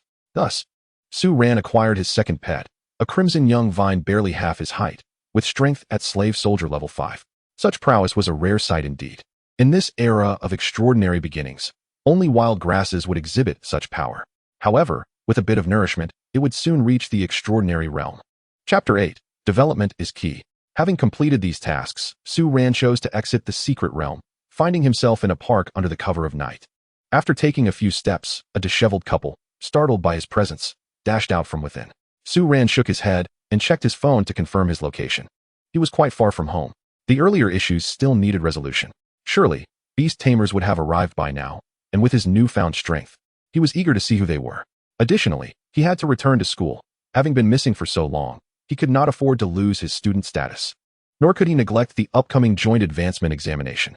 He swiftly opened the map and summoned a taxi, setting the destination to a location a reasonable distance from home. He embarked on his journey. As he passed through a narrow alley, an expression of surprise crossed his face, prompting him to chase after something. Before long, he found himself holding a frozen iron molten realm cicada encased in ice, identical to the previous one, but of extraordinary level 2. To capture it, Su Ran utilized his limited stock of ice element magic swords, discovering this rare ice beast species at the underground edges of the magma and steam-filled secret realm. Their numbers were exceedingly few. It seemed that if other realm cicadas were to roam about, the discovery of this secret realm would be inevitable. At that moment, Su Ran sensed something and, deep in thought, chose to wait. As anticipated, a figure soon approached. Upon seeing Su Ran, the individual first displayed surprise, which quickly shifted to elation upon spotting the realm cicada. He was from the Luo family martial arts school. Previously, they had scoured Su Ran's home, leaving no stone unturned, even searching secret chambers, yet returned empty-handed. The master of the school had scolded them thoroughly, pondering why they could not locate the fool who had returned from school. They had begun to suspect the worst. Could it be that this simpleton had entered the secret realm? With his muddled mind and lack of a pet beast, he would surely perish within. Such a waste of potential. Yet the Luo family martial arts school decided to wait, believing he might emerge at any moment. They dispatched other disciples to seek out a second realm cicada in the area, instructing them to be discreet and avoid detection by rival schools. Thus, this individual, having nothing better to do that night, wandered about in search of a secluded spot to relieve himself, only to stumble upon Su Ran, the fool. Truly, a stroke of fortune. Su Ran, your parents' realm cicada is indeed in your possession. Hand it over at once, he declared, simultaneously summoning his pet beast. Emerging from the magic circle was a powerful staff-wielding ape, clad in loose-fitting white martial attire, robust in stature and exuding an intimidating presence. Scanning the surroundings, the man let out a mocking laugh. This spot is perfect, a blind spot for surveillance. You truly have an eye for location. Since it has come to this, say goodbye to your parents. Before he could finish, the staff-wielding ape charged forward, only to be struck by several magic swords, sent flying and encased in ice, with the man himself similarly frozen. Thus, the commotion was kept to a minimum. The man, in disbelief, looked on with horror and trepidation. What is happening? This cannot be real. The martial ape wielding a staff was indeed a first-tier master. Instantaneously, had the opponent activated their ability? Yet, Su Ran remained composed, observing the scene as several ice-blue magic swords surged forth once more, piercing through both man and beast in an instant. Subsequently, a streak of light soared towards him. It was a staff-like weapon, from which a blade could be drawn with a mere pull. The staff-wielding martial ape's sword. Upon witnessing this, Su Ran found himself enlightened. It was the signature spirit pet of the Luo family martial arts hall. Nevertheless, he proceeded to search the remnants of the opponent's possessions. After a brief examination, Su Ran nodded and summoned a fiery red magic sword, incinerating it to ashes. Erasing any trace of scent, he promptly departed the scene. The following day. Name, Su Ran. Gender, version in the sewer. At this moment, within a private office, Zhuge Qian was interrogating Su Ran. A radiant glow emanated from the chessboard before him, isolating the space, ensuring that their conversation remained unheard by those outside. You possess quite the audacity, Su Ran. Not a word spoken, not a greeting uttered, and you vanished for 7 days. Teacher Zhuge, that was because I was being pursued by individuals suspected to be from the Luo family martial arts hall, forcing me to seek refuge in a secret realm, where I captured a second Void Realm cicada, which I hope to present to the school. Su Ran produced the Void Realm cicada. However, Zhuge Qian hardly glanced at it, instead shifting to another topic. Summon your spirit beast so I may take a look. Without a spirit pet, an ordinary person would struggle to survive several days in there. This sword-type spirit pet is quite impressive. Don't tell me you merely contracted one. After all, your mental prowess seems to have grown. Quite intriguing indeed. That on the very day following your awakening of talent, your mental strength surged. At present, you are not far from the mental capacity of a 4th-tier innate master. Are you? Teacher Zhuge is truly extraordinary. Typically, it is quite arduous for an ordinary individual to detect such changes without frequent reliance on mental power. Spare me the flattery. I am just an ordinary homeroom teacher, Zhuge Qian replied, a hint of amusement in his tone. Su Ran silently raised an imaginary middle finger in response to the term ordinary. Oh, why would you contract such a worthless vine? Has your ailment relapsed? I believe the iron-melting vine possesses substantial potential as a spirit pet. It may very well evolve into something remarkable in the future. You need not worry, teacher. Once I reach the 4th-tier innate master mental realm, I will be able to contract more spirit pets. Is that so? Young people are often full of fanciful dreams. Just ensure you don't end up in tears later on. The position of each spirit beast is of great importance. As the saying goes, life is like chess. Every move is irreversible. Zhuge Qian's expression was one of playful irony as he took hold of the frozen Void Realm cicada. As for this Void Realm cicada, you should know that the school has captured one as well and is attempting to control it. If you delay turning this in, it may become useless. For now, I will secure some rewards from the school for you. Simply await good news. Moreover, without this, the Luo family martial arts hall is likely to divert their attention from you. You may now return to your classes. Understood, Su Ran nodded. The circumstances surrounding his parents' deaths remained shrouded in uncertainty, whether it was merely an accident or if the Luo family martial arts hall had a hand in it. However, this martial arts hall had more than one field-level beastmaster. Such formidable beasts were scarce, with only a single one having been slain by himself using the magic sword within that secret realm. The refinement was indeed successful. Yet, refining high-tier beasts proved to be a significantly more challenging endeavor, requiring considerable effort. It seemed imperative to prioritize the enhancement of his own strength. The growth of spirit beasts would also reciprocally benefit their beast masters. For the time being, a steady approach was warranted. He was the type who would shield others in times of peril. After all, what era was this? Discreet development was the way to go. Rather than frequently challenging high-tier opponents, he preferred the style of immortal cultivation, where a golden core would dominate a foundation establishment, and a nascent soul would overpower a golden core. He advocated for a strategy of cunning maneuvering. And now, Chapter 9, Negotiating Rewards. The 100 Refinements Dragon Spring Sword had already reached the 5th tier of mastery. Compared to those classmates who had just contracted their spirit pets, he was indeed ahead by a margin. After all, he had ventured into the secret realm. The secret realm represented opportunity, a catalyst for the exponential growth of spirit pet strength. Henceforth, he would allow the 100 Refinements Dragon Spring Sword to remain in the eternal sword prison, voraciously devouring magic swords. This was something the teachers would envy. Yet, his homeroom teacher remained an enigma. Su Ran found it difficult to grasp her true nature. She was quite mysterious. The mere surname Zhuge was enough to warrant attention. Even in his previous life, while he had encountered surnames like Shangguan and Ouyang, he had never come across anyone with the surname Zhuge. It was exceedingly rare, and it easily evoked thoughts of the illustrious Zhuge Liang. Yet, in the current era of the Great Xiao Alliance, historical records on Zhuge Liang were scant. It was perplexing. This world was indeed shrouded in mystery. Moreover, Teacher Zhuge's chessboard was undoubtedly a spirit beast. Upon returning to the classroom, another teacher was instructing students on the cultivation methods for spirit beasts. For instance, the fire chicken required specialized training for the skill Fire Chicken Claw, which not only strengthened its claws, but also facilitated breakthroughs in strength. The mastery of this skill would determine the likelihood of successful evolution into its next form, the Fire Chicken Guard. With extraordinary aptitude at the 8th tier, a willingness to invest resources could even propel it to the master level. However, the subsequent stages would prove challenging. The Earth Fire Reagent. specifically designed to enhance the physique of fire attribute spirit pets, was priced at 1,000 alliance coins per unit.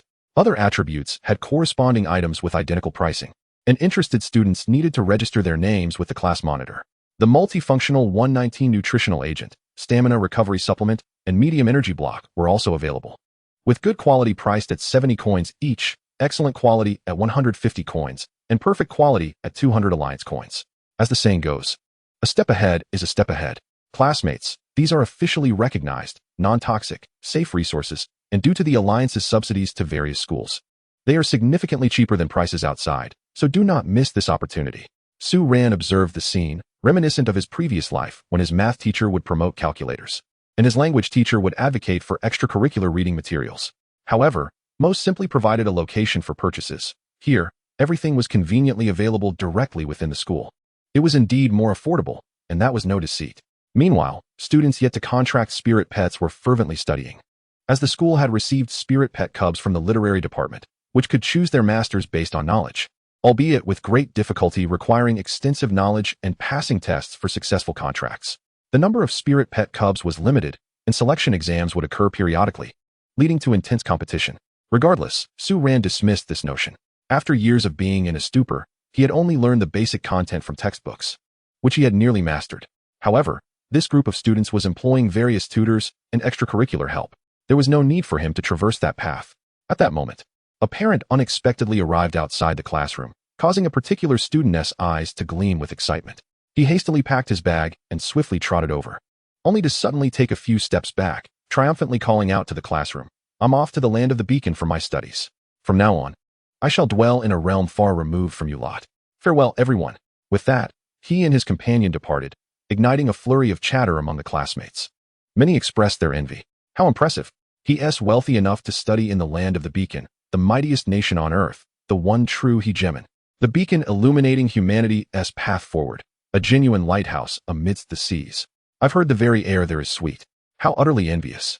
Zhao Qing, a hapless individual devoid of academic prowess, lamented that merely due to his family's affluence, he surpassed those who diligently pursued their studies. Is this world truly fair? Ultimately, it seems that one's birthright outweighs hard work. Is this reasonable? Indeed, as he ventured to the land of the beacon, he would likely acquire remarkable spiritual companions, soaring to heights of success, unlike us, who may never catch up to him.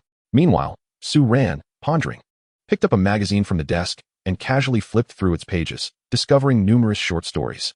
In the land of the cherry blossoms, they place great importance on integrity and hygiene, washing their plates 7 times. A student from the Great Xiao Alliance, who slacked off and washed only 5 times, was caught and summarily dismissed by the owner. Consequently, no restaurant would hire him, and even his landlord scorned him. In the end, even his spiritual companion abandoned him, too ashamed to associate with him. Su Ran mused, in the land of the cherry blossoms, the toilets are scrubbed to perfection. They have a peculiar habit of drinking a sip of toilet water after cleaning to ensure its safety and environmental friendliness, showcasing their rigorous standards of cleanliness, which has given rise to countless heroic tales of toilet sages. Su Ran thought it absurd. He casually glanced at the subsequent stories. Citizens of Great Britain are avid readers, even eschewing their phones while riding the subway in favor of books. Their spiritual lives far surpass that of the Great Xiao Alliance.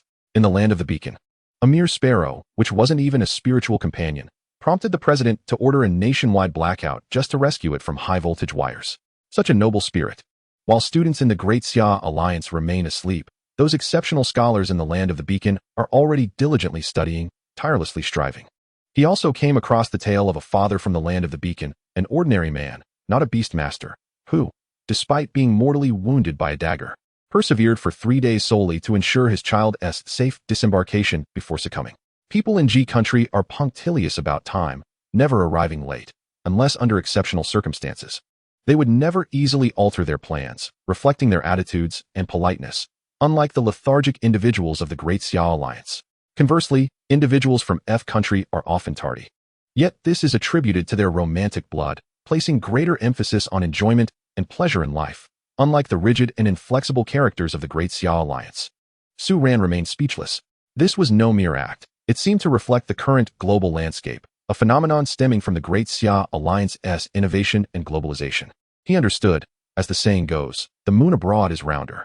The student in front of him noticed Su Ran perusing the magazine and cheerfully exclaimed, "Oh, Su Ran, You're reading that too.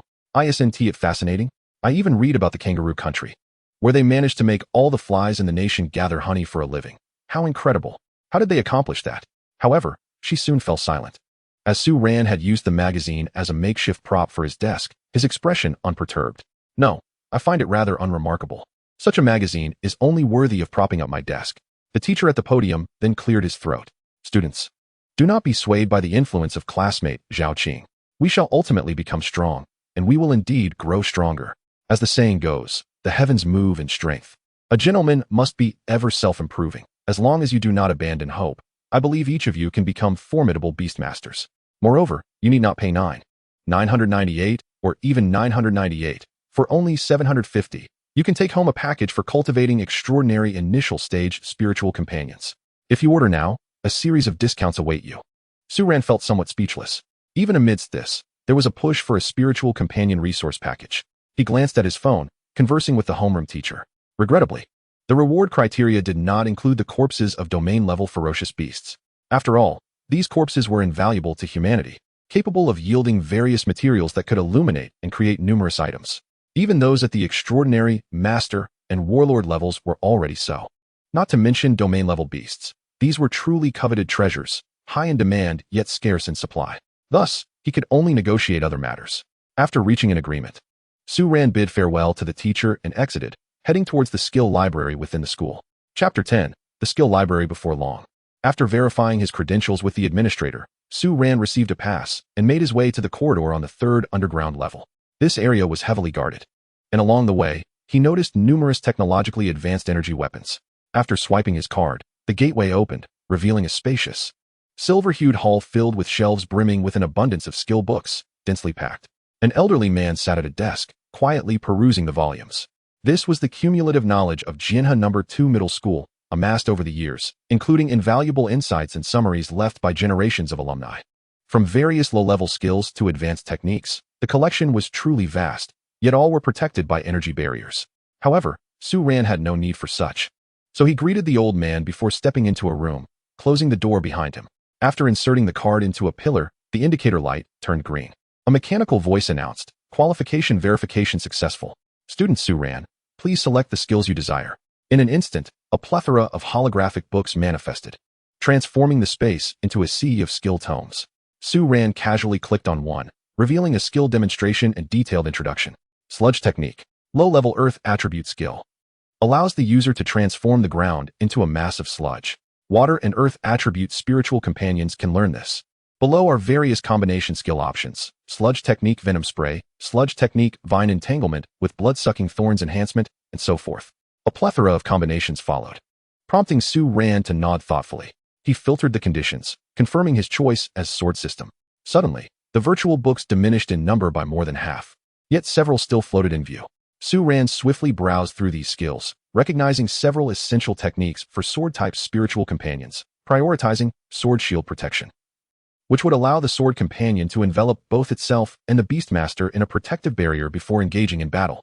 Next, there are skills akin to sword shadow duplication, primarily designed to manifest multiple beams of sword light, rendering attacks more agile and comprehensive, thus leaving adversaries utterly defenseless. Additionally, there are skills aimed at augmenting damage output, such as Giant Sword Descent.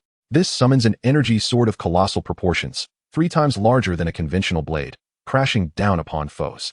One can first utilize Sword Shadow Duplication, followed by Giant Sword Descent, allowing the sword light to surge into the giant sword, thus exponentially increasing its size, damage, and area of effect.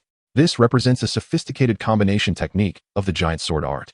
Suhan also encountered various conventional sword-type attack techniques. Swift Wind Slash, Wind Element, Intermediate Skill. This skill unleashes a blade of wind, inflicting a measure of damage upon enemies ahead. Frostblade, Ice Element, Basic Skill. This imbues the blade with frost magic, endowing each strike with chilling power, requiring less energy than other skills, allowing for prolonged usage. Ideally suited for a series of close-quarters combat sword-type spirit pets, such as sword and shield knights and swordplay apprentices, among others. Ice and Fire Breaking Slash. Fire and Ice Element, Advanced Skill. This skill can only be learned by sword-type spirit pets possessing both ice and fire attributes, enabling them to deliver a devastating dual-element attack. Notable in damage output, and regarded as an exceptional skill among advanced techniques, suitable as a primary skill or ultimate move for spirit pets. In passing, Su Ran summoned his spirit pet, refined dragon spring sword. It joyfully soared beside him. At this moment, a keen observer of the skill list of refined dragon spring sword would witness an extraordinarily terrifying sight, a dense array of skills overwhelming to behold, almost petrifying. Just the shield-type skills alone included Crimson Bronze Sword Armor, Basic, Steel Flame Shield, Intermediate, Magma Shield, Intermediate, Molten Body Shell, Intermediate, Steel Dragon Iron Wall, Advanced, Golden Blade Sword Shield, Advanced, Melted Flame Lantern, Advanced, among many others. There were at least dozens of them, derived from the secrets of the mystical realms, originating from the bodies of ferocious beasts. For instance, the Crimson Bronze Armor and Molten Body Shell from the Lava Turtle, the Steel Dragon Iron Wall from the Earth Steel Dragon Duck Beast, and the Golden Blade Sword Shield from the Fox Gold Sword Beast.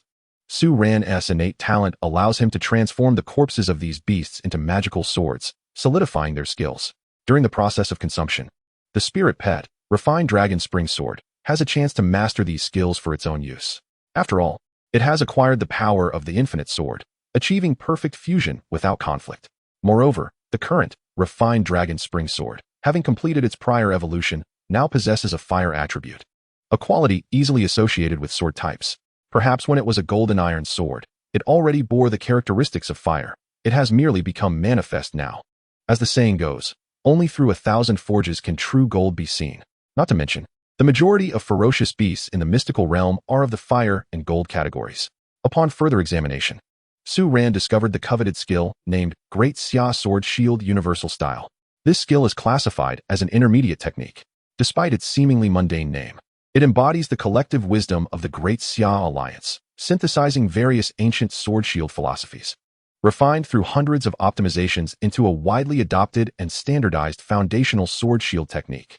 It is a must-learn for sword-type spirit pets, as its value far exceeds that of the numerous shield skills derived from ferocious beasts. The development of skills on the human side has undergone a lengthy evolution, and dismissing them lightly could lead to significant disadvantages.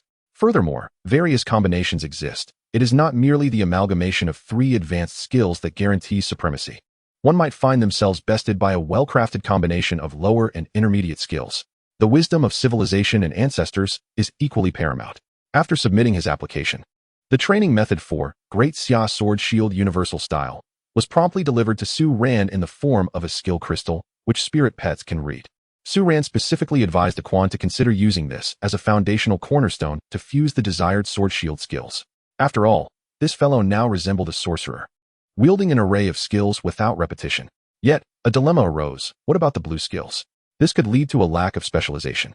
The Great Xia Sword Shield Universal Style is undoubtedly essential, serving as a framework inspired by ancestral experience to enlighten his spirit pet. The wisdom of others can be a valuable tool. Excitedly, the spirit pet, refined dragon spring sword, quivered with anticipation, astonished by the intricate and astonishing shield combination method. In an instant, past dilemmas and confusions rapidly unraveled. The Great Xia Sword Shield Universal Style was immediately grasped. Su Ran observed as all previous shield skills gradually dissipated, whether intermediate, basic, or advanced, transmuting into a singular skill, Kunwu Sword Shield, as solid as gold, Earth-level intermediate. Su Ran's joy was palpable. Excellent. It appears that not only does it provide limitless potential for enhancement, but it has also unveiled a method of skill refinement, requiring only the continuous collection of related skills for further advancement. Earth-level skills follow the advanced tier and are generally possessed by relatively rare spirit beasts.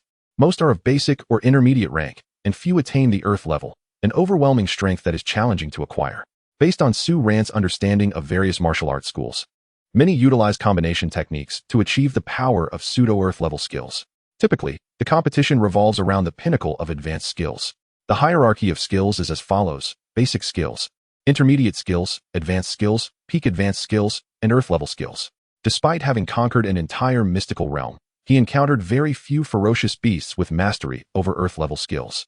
Shield-type skills are predominantly advanced, underscoring the rarity of such abilities. Now, the homeroom teacher granted him the opportunity to select 5 skills, along with a generous incentive of 20 million, as the school had successfully established a fixed spatial portal to the mystical realm. Whether or not he used the illusory realm cicada he provided was no longer significant. Nevertheless, the school still rewarded him for his efforts, a commendable gesture.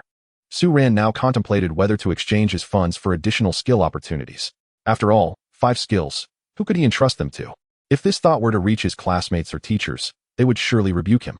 Don't be so greedy. What do you need so many skill training methods for? Learning even a couple would be remarkable.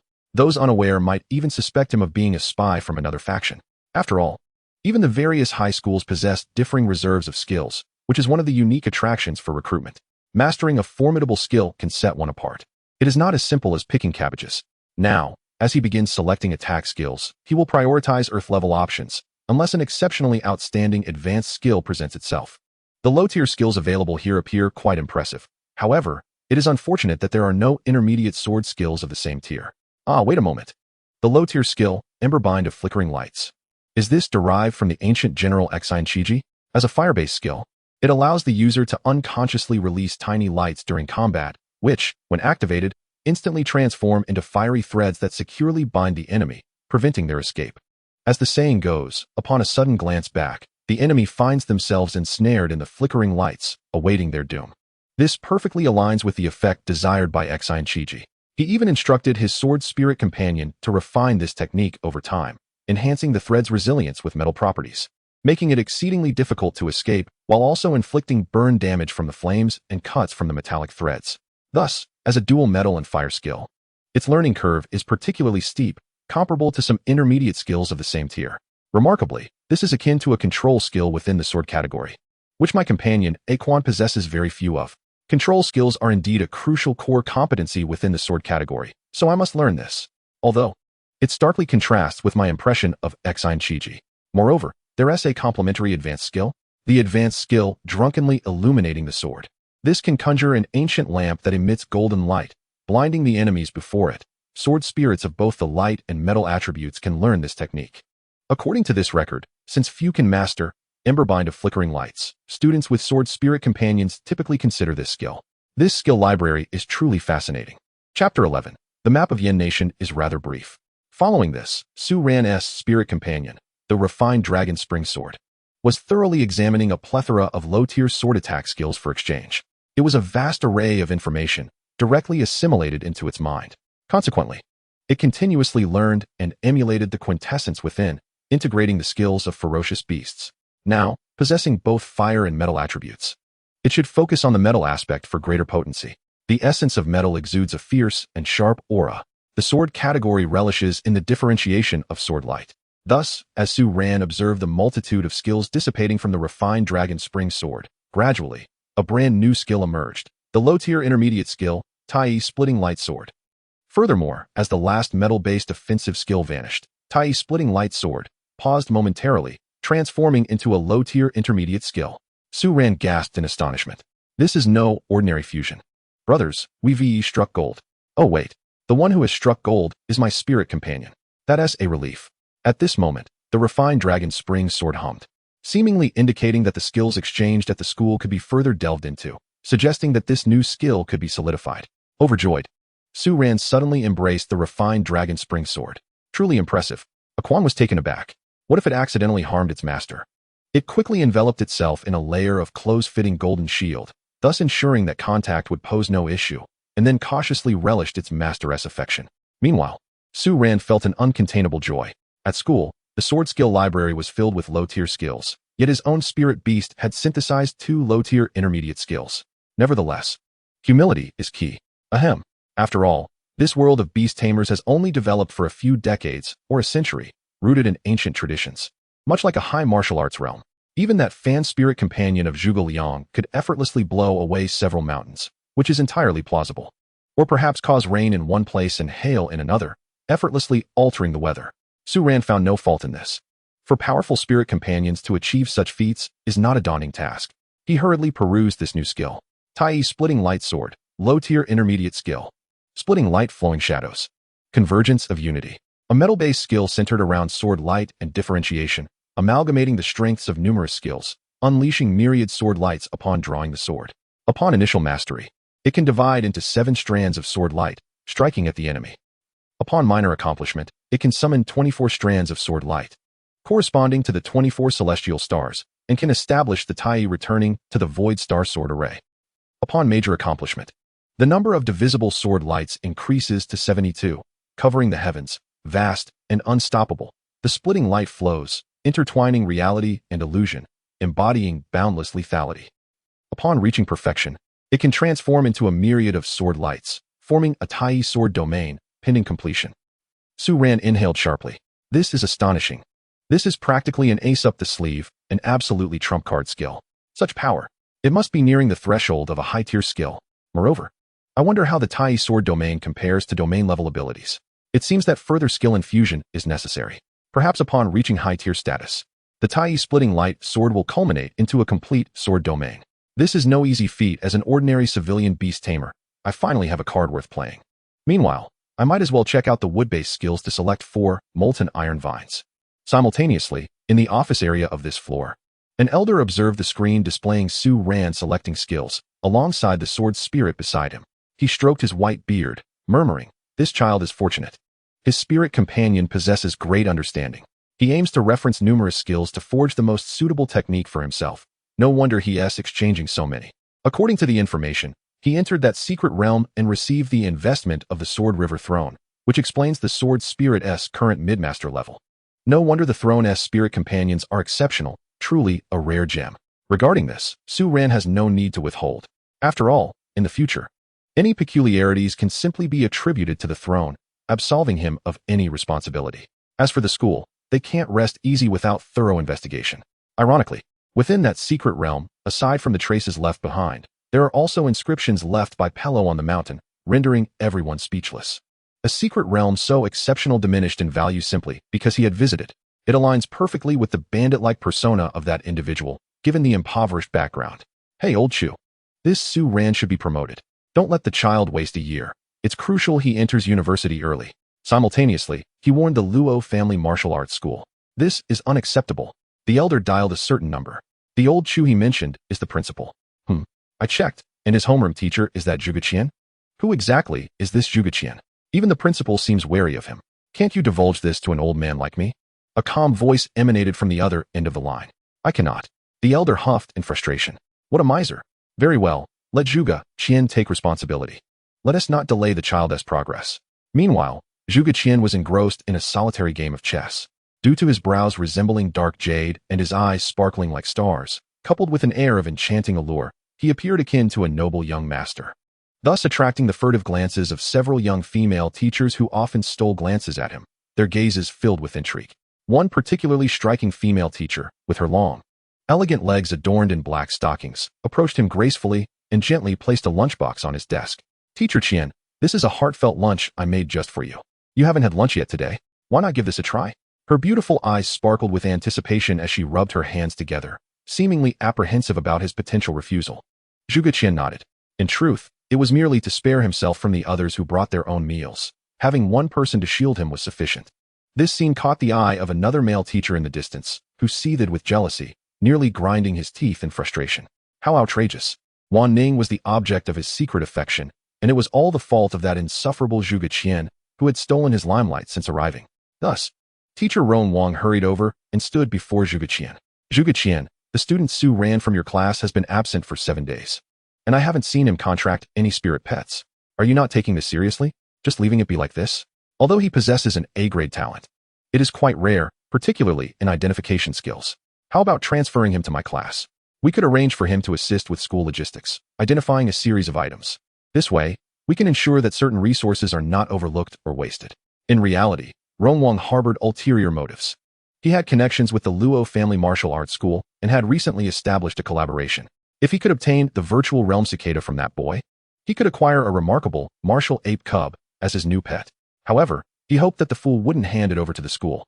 For any rational individual would recognize the immense potential of such an unexploited resource. Unless one were irrational, why would they offer it to the school? And someone without connections, who could they reach out to? He had checked his call records and found no communication with anyone. At that moment, Zhuge Qian spoke nonchalantly. Transfer classes? That's impossible. He is my student, Teacher Roan Wang. You should focus on managing your own class, lest by year's end, your overall performance be unsatisfactory. Because Lin Wan Ning was present, Roan Wang refrained from arguing with Zhuge Qian. He snorted coldly and departed. Soon, Teacher Lin Wan Ning also had her own responsibilities, bidding a regretful farewell as she returned to her workstation. At that moment, the chessboard shimmered faintly, and through the spirit pet, a voice from afar reached Zhuge Qian. Cousin, I fear I cannot contain this situation here. Could you come and help me? Otherwise, the city of Beihai will suffer calamity. Zhuge Qian maintained an expressionless demeanor. I will not help. The other party was incredulous. Cousin, how can you be so heartless? What do you understand? If we cannot withstand this, then they are simply weak and deserve to be eliminated. This world operates on the principle of the survival of the fittest. Why should we intervene? Zhuge Bai, instead of wasting time, you should focus on improving yourself. Ultimately, is it not your weakness that brought you to seek me? Huh. The signal here is poor. I can't hear what you're saying. Are you saying you have something else to discuss? Fine. I will hang up now. WOC. Cousin, how can you be so shameless? We are using the Three Kingdoms Bagua chess. A signal failure is simply impossible. Before he could finish, Zhuge Qian decisively severed the connection, leaving Zhuge Bai in a fit of rage. What a dog. Aren't you also in Jinna City, suppressing that thing under the secret realm? What you say and what you do are two different things. Meanwhile, to others, Zhuge Qian had been silently observing the chessboard, not uttering a word. For this was a form of mental communication. As he picked up a piece, his gaze was peculiar. That secret realm had already been swept by Pello once and had now been cleared by Su Ran again. How intriguing. As for Su Ran, he had just exited the skill hall, with 2 spirit pets in the Beastmaster space. After making progress in researching skills with the 100 Refinements Dragon Spring Sword, it suddenly manifested within the Eternal Sword Prison, where several demonic swords soared from the ground, unleashing skills to engage in fierce combat with it. The essence of the laws permeated the surroundings. When fatigued, Aquan could devour the demonic swords, effectively cultivating, researching, and refining combat experience, growth without fail, prompting Su Ran to nod in approval. Very good. At that moment, Su Ran's phone vibrated. He took it out to see it was a call from his uncle. He answered, "Hello, uncle, what's the matter?" His impression of this uncle was far from favorable. To be precise, he was one of the relatives other than his parents. Immediately, the uncle expressed profound sorrow regarding the misfortune that had befallen Su Ran's parents, lamenting that he had finally managed to reach him after previous calls had gone unanswered. After a lengthy exchange, the conversation swiftly shifted to other topics. "Nephew, why don't you come stay at my place? I've moved to the city as well, and lately, things have been a bit tight at my home. Your parents' money is now in your hands, right? Could you lend me 600,000? I will definitely repay you later." Su Ran thought. The map of Yin country is indeed short. I knew you wouldn't rise early without a reason. Chapter 12, The Assessment. Moreover, who is foolish enough to lend money to whom? A dog would at least wag its tail a couple of times. Ridiculous. When my parents were gone in the countryside, I would have been left to starve, with not a bone left to pick. This was precisely why families needed to have multiple sons. However, now that we had moved to the city, that narrative had changed. One son suffices, and the more daughters, the better. Each additional daughter is a profitable venture. Thus, Su Ran outright refused. "Uncle, I manage just fine on my own, so there's no need for your assistance." His uncle was infuriated, but Su Ran was too apathetic to give him time to vent. He hung up directly to avoid moral coercion. In truth, his parents had left him with little money. To strengthen his spirit pets and prepare for entering the secret realm, they had spent nearly everything. They had originally planned to acquire resources and wealth through the secret realm, perhaps even resolving the matter of his spirit pet cub. However, following this unforeseen incident, Su Ran found himself short on funds. The rewards from school had all been exchanged for skills, leaving him with a balance of less than 300,000. He was utterly impoverished. After all, those nutrient solutions and enhancement potions often cost over 1,000 each, and nurturing spirit beasts was inherently a costly endeavor. Now, I need to purchase some seeds and seedlings for extraordinary crops to enable the iron-melting vine's abilities, as long as they are planted. They can grow stronger. The original secret realm had few plants, and it was time to sell the original house as well. That place was no longer safe. Teacher Zhuge Qian expressed his willingness to reside in the community designated for faculty and staff, as with the formidable prowess of his spirit pet, Aquan. He is undoubtedly one of the key trainees deserving of special attention from the school. This arrangement is quite agreeable. Furthermore, Aquan must swiftly master the skill of breath concealment, a versatile technique of great utility. As for the Daxiao sword and shield universal style, it can be disregarded. The Earth tier skill Flickering Ember binding necessitates the procurement of specialized resources for practice. Likewise, drunkenly lighting the sword is of a similar nature.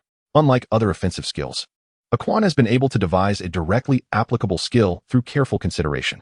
It is also time for Xiao Tang to delve into the skills acquired through exchange.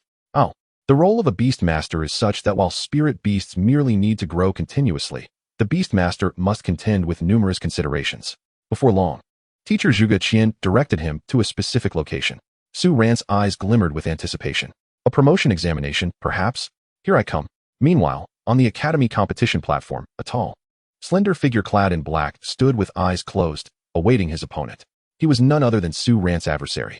To achieve promotion, one must decisively defeat the selected senior from the third year, thereby validating one's capabilities. The others, however, were perplexed. What is going on? A boy with whom he shared a good rapport curiously inquired.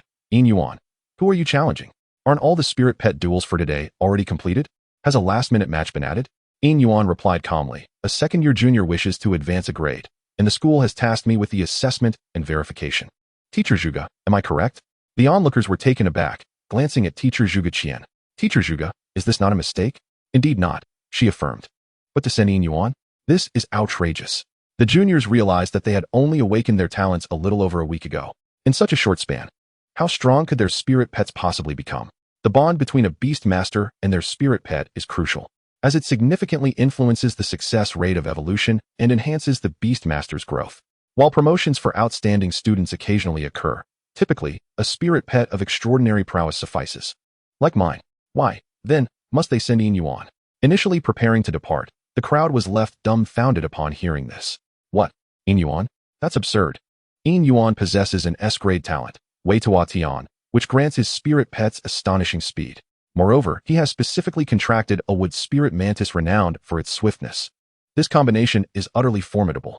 Some individuals could recount Yin Yuan's achievements with remarkable detail. Previously, his mantis, empowered by the extraordinary 9th-tier Wei Tuo Tian, defeated a 2nd-tier master-level spirit pet with ease. The opponent could not even catch a glimpse of the wood spirit mantis, rendered helpless against its relentless mockery. Unable to land a hit or keep pace, they faced a humiliating defeat. The number of master-level spirit pets that have fallen to him is far from negligible, establishing him as a prominent figure within the school with a bright future ahead. The rapid movements of the wood spirit mantis, akin to a flickering flash, have earned Yin Yuan the moniker Green Flash, despite his aversion to the title. To add to the situation, the wood spirit mantis has now reached master level, specifically 2nd tier, and with the enhancement of its master's S-grade talent, it is utterly terrifying. These comments caused Yin Yuan's forehead to pulse with anger. Damn it! Who's the fool that gave me this nickname? The news of the renowned Yin Yuan awaiting his opponent spread rapidly, piquing the interest of many, including junior students. The excitement among the crowd grew as they speculated. Yin Yuan Senior? Who dares challenge him? Surely it would be a senior with a more powerful spirit pet. Perhaps Senior Wan Shan, known as the Immovable Fortress? His Daxia tortoise is a mutated breed, and coupled with his talent, he is practically invincible. Or could it be Explosive King? Or perhaps Senior Ouyang, the Divine Dog Beast Master? More detailed information emerged. Let me check my phone. Whoa, who is Su Ran? Seriously, I've never heard of him. Su Ran, having arrived and overheard the discussions, felt somewhat speechless. The sentiments expressed struck an oddly familiar chord within him. The formalities were still trailing behind him. Su Ran first greeted Teacher Zhuge Qian. Hello, teacher. She nodded. Go ahead, defeat your opponent, and I will lead you to the new class, 3rd year A class. You were rather foolish before, so I don't know if you recall that I oversee this class as well. After all, as young teachers, we are often assigned as class mentors upon entering the school. It's quite demanding, especially spanning 2 grades. Sigh, what a hassle. Su Ran replied. You may continue. I won't expose you. This class is the finest class, and ordinary teachers lack the capability to oversee it. Meanwhile, Yin Yuan on the platform was growing impatient. He regarded Su Ran with disdain, letting out a derisive laugh as he beckoned with a finger. Junior, come up. Allow me to present you with a lesson in defeat to awaken your senses. Do not blame your senior for this attitude. After all, the flip side of successfully advancing a grade is that seniors become stepping stones for juniors, and no one wishes to be such a stepping stone. If you must blame someone, direct your ire at the teacher who selected me. I will demonstrate what a swift resolution entails. Chapter 13. The Emergence of S-grade Talent. Of course, after this, you may challenge other seniors. Who knows, perhaps you will emerge victorious? Su Ran stepped forward, returning a smile. Is that so? I believe I need not seek a second examiner. Rather, what are you afraid of, senior? The term stepping stone sounds rather harsh. Isn't victory determined by strength? This has been a long-standing rule in most academies, a form of healthy competition. How is it that from your lips, it has taken on a different flavor? If you're dissatisfied, take it up with the school. Yin Yuan's expression grew frosty. Junior, arrogance requires skill. Do you truly believe you can defeat me? We shall see. 1 Tiwi. The The two faced each other with unwavering resolve, each refusing to yield. Su Ran's personal philosophy is clear. How one treats him dictates his response. This confrontation captivated the audience, their eyes gleaming with anticipation. Wow, this is going to be entertaining. By the way, what talent does Su Ran possess? Does anyone know? A nearby individual replied without hesitation. It seems to be an A-grade rare talent. Identifying eye. What? The crowd was momentarily stunned. Isn't that a bit far-fetched? While that talent is convenient for identification, it does not aid in combat at all. It pales in comparison to the S-grade talent Wei Tua Tian. That was indeed a substantial enhancement. Moreover, Su Ran had only recently acquired his contracted spirit pet. I had initially thought he possessed a formidable talent, which might have allowed him to withstand a few exchanges. However, upon closer inspection, it seems there is no longer any room for expectation. This junior is destined to lose. Should he somehow emerge victorious, I would gladly feast on history. Let us depart. Meanwhile, the referee also made an announcement. Please summon your spirit pets. Without hesitation, Yin Yuan allowed his wood spirit mantis to traverse the magic array, materializing onto the arena. This creature stood at half a person's height, resembling verdant leaves, yet it exuded the aura of a valiant warrior, dutifully positioned before its master. At a mere command, it would unleash a rapid and fierce assault. As a mantis-type spirit pet, it was inherently a ferocious carnivore, a natural predator within the ecosystem. Furthermore, it raised its scythe-like forelimbs, emanating a potent energy signature. In response, Su Ran summoned a Quan. Before the eyes of the onlookers, a resplendent golden ancient sword quietly hovered beside the junior, interacting with him as if it were a soaring dragon, exuding an ethereal presence, and producing a melodic resonance of sword cries. This spectacle immediately widened the eyes of many students. What on earth am I witnessing? An ancient sword spirit pet. This guy is impressive. Excitement rippled through the crowd. It was worth coming here. They hastily pulled out their phones, snapping pictures and sharing them with friends. It was evident that the upcoming school forum would soon buzz with activity. Meanwhile, the senior students wore solemn expressions. Such an aura? Master level? How could this be? Were they perhaps consuming performance-enhancing substances? Some even exhibited twitching expressions, falling into silence. Who is truly in their final year?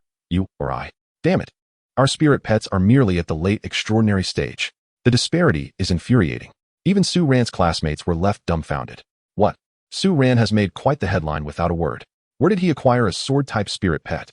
Damn, I was initially worried for him. But now I am utterly flabbergasted. This was Li Lei, Su Ran's deskmate, who was visibly agitated. This is really something. Another classmate shot a nervous glance in his direction. Li, you aren't planning to poison him out of jealousy, as your mother warned, are you? Get lost.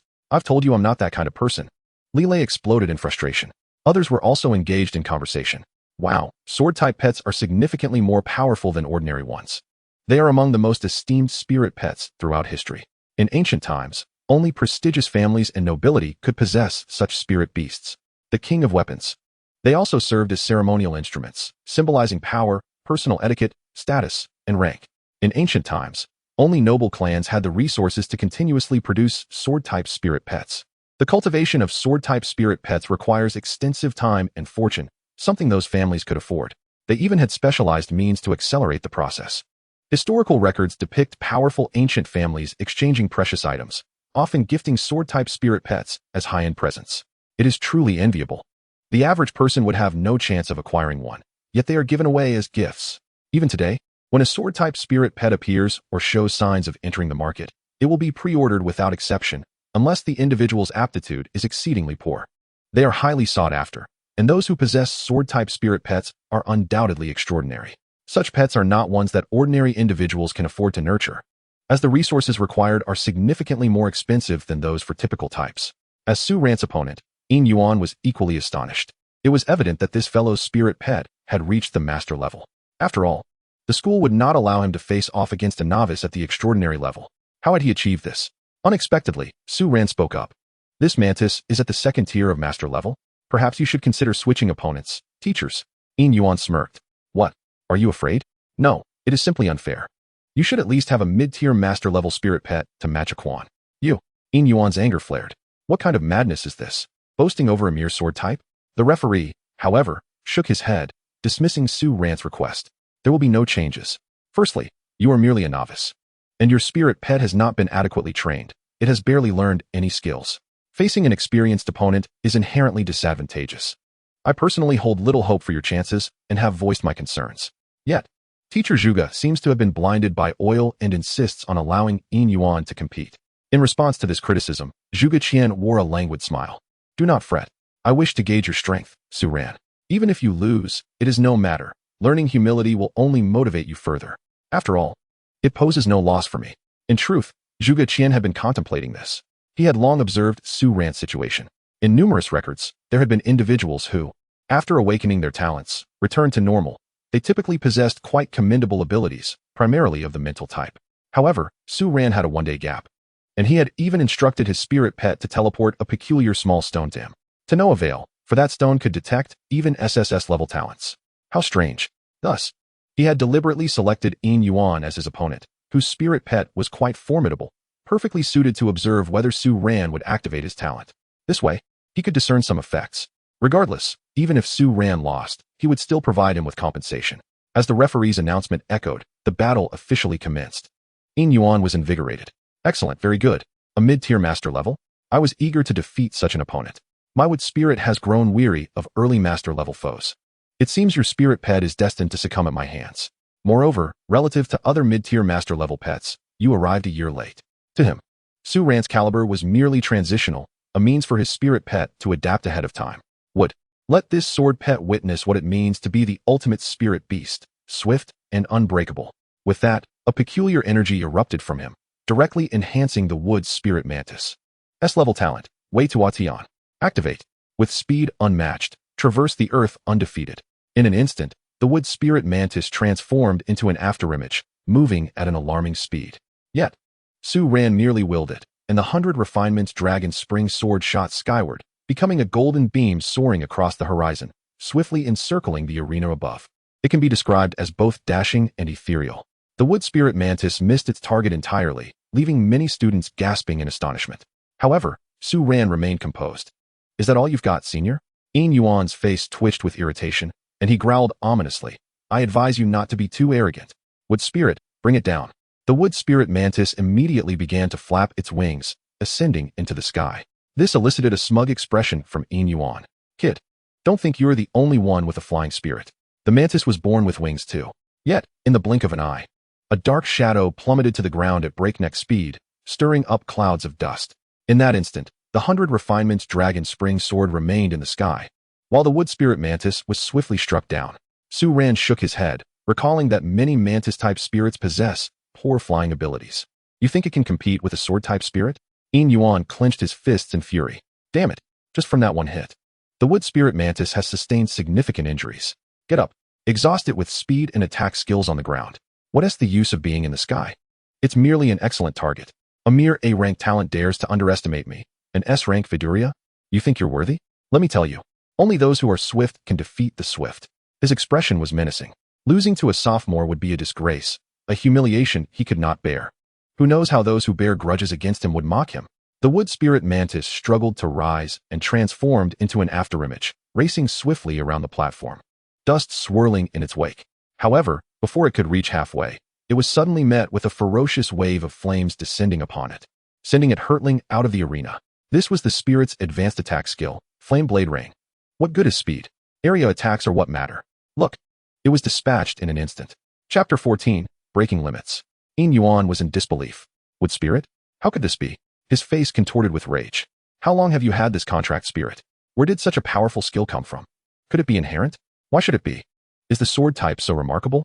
He hurried to check on his spirit-esque condition, his expression darkening as he glared once more at Su Ran on the platform. Just wait. You're relying on your spirit being mid-tier master level to flaunt your power. Once my wood spirit reaches mid-tier, it will surely crush your sword spirit. Then you shall see the true might of S-rank talent. This prompted Su Ran to raise an eyebrow. Oh, senior, is that all you've got? Throughout history, the number of talents awakened has been as vast as the stars in the sky, with countless holders of high-tier talents living their lives in obscurity or succumbing to various calamities and famines. Many never even reach the age to awaken their talents, passing away far too soon. As for S-tier talents, looking back through history, they are as common as cabbages by the roadside. What distinguishes the two? Yin Yuan was nearly driven to the brink of tearing Su Ran's mouth apart. After glaring a few times, he turned and left. Meanwhile, as Su Ran and Yin Yuan battled for supremacy, the audience erupted in excitement. Initially stunned, they swallowed hard before cheering enthusiastically. Wow, incredible. Such a fierce display of firepower. Look at my friend. He is so uncultured, only knowing how to exclaim wow. What is next? Old Iron 666? You're hopeless. No one expected that the wood spirit mantis, which bore the green flashing title, would be toppled in a single encounter. No wonder the challenger chosen for the leap was Yin Yuan. Yet, even his spirit had fallen. Such astonishing fire skills must belong to the realm of advanced abilities. And with explosive power, it was undoubtedly a formidable technique among high-tier skills. Indeed, a dark horse had emerged. Zhuge Qian fell into silence. Yin Yuan lost far too quickly, failing to draw out Su Ran's true strength. How disappointing. For Su Ran, even though Quan had fused the previous skills, it was still manageable to use them individually. Akin to having a plethora of original skills within parentheses. His identity as a spell king remained intact. Moreover, this method consumed little mana. Given such a lackluster opponent, Quan didn't need to reveal its true prowess. Even if Yin Yuan's spirit, bolstered by its talent, might genuinely defeat other mid-tier master-level spirits. It was facing him this time. This also signified that he had passed the leap assessment. The new classroom was akin to a vast training ground, overwhelming in size. Students were allowing their respective spirits to hone their skills, creating a lively atmosphere. Numerous skirmishes erupted throughout. Art is an explosion. Explosive spirit, bombarded again. Humph, think I'm afraid of you? Electric spirit, retaliate fiercely. Some girls were feeding their spirits, the blazing fox, with potions. Here, consume this flamestone elixir worth 20,000 a vial. Each drink enhances your flamestone skill S power, after about 9 vials. It should be sufficient for an upgrade to advanced skill. Witnessing this scene, Su Ran recalled the flamestone. Launched by the Honglian Company. It was a mid to high-tier skill. Simply ingesting the elixir offered a chance to comprehend the skill, and continuous purchases could elevate it to a higher tier. They were certainly profiting. It was said that initially, Honglian Company intended to sell it as a low-tier skill but faced backlash. However, for the affluent, an additional advanced skill for their spirits might just turn the tides of battle. If memory serves, the Blazing Fox, centered around Flame Stone, could evolve into another form.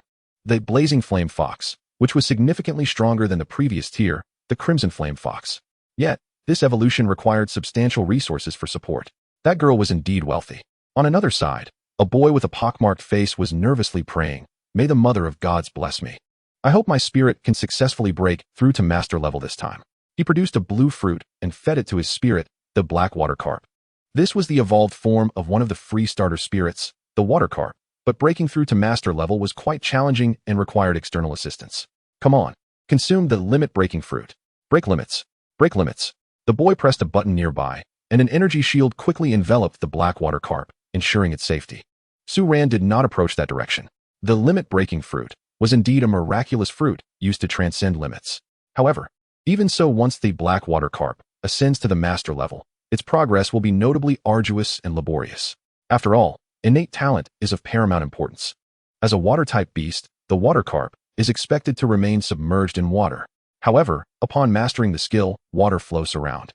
It can manifest a circle of water rings around itself, allowing it to float beside its master. This water carp can hover at low altitudes. Nevertheless, among the 3 legendary beasts, the fighting prowess of the fire chicken remains unparalleled. Zhuge Qian led Su Ran to an unoccupied area, instructing him on how to utilize several instruments present. Here, the beasts have ample space to showcase their abilities and move freely. The surrounding structures and walls are composed of a high-strength special alloy, eliminating concerns about damage. This will be your designated area moving forward. Moreover, you must have sensed it. The energy concentration here is distinctly different from that outside. Su Ran, considering your previous aimlessness, allow me to reiterate. The efficiency of a beast's training, aside from bonds and various resources, hinges significantly on innate talent. The better the talent, the swifter the training progress. For instance, there is a marked difference between the warrior level and the master level. With the advancement of human technology, we have developed amplifiers conducive to beast training. And this classroom is equipped with such devices. These can grant beasts the potential of master-level qualifications. Otherwise, a typical extraordinary beast might see only marginal improvements in strength over several months, let alone at the master level.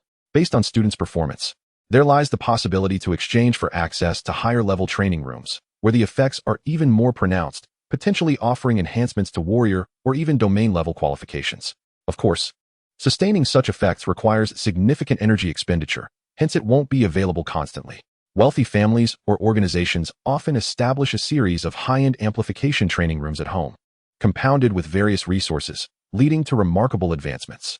After all, there is a saying, the rich rely on technology, while the poor depend on mutations. Therefore, Su Ran, do not underestimate the world around you. There are numerous formidable beast masters. Do not let your recent victories over Yin Yuan and the Green Flash cloud your judgment, for such arrogance may narrow your path ahead. The students nodded in understanding. Su Ran silently mused, relieved that Aquan already possessed domain-level talent, alleviating this concern. At that moment, several students approached, their voices filled with excitement. Look, it's Wan Shan, our class's strongest turtle man. Wan Shan, impressive. The aura of your spirit beast has significantly strengthened. Ha ha ha. Thank you all for the compliments. The title of the strongest turtle man is rightfully mine. I've just challenged Lin Shou from Class B, and now, I stand as the strongest turtle man in the entire school. The crowd buzzed with astonishment and congratulations. Su Ran thought to himself, how long must he endure this pressure? As the group approached, the leader, a handsome young man exuding an air of refinement, greeted Su Ran with a smile and a nod. Hello, Su Ran. I am Chen Jinju, the class representative of Class A. Welcome to our class. Should you have any questions, feel free to ask us. Beside me are my younger brother, Chen Pang, and my younger sister, Chen Shui.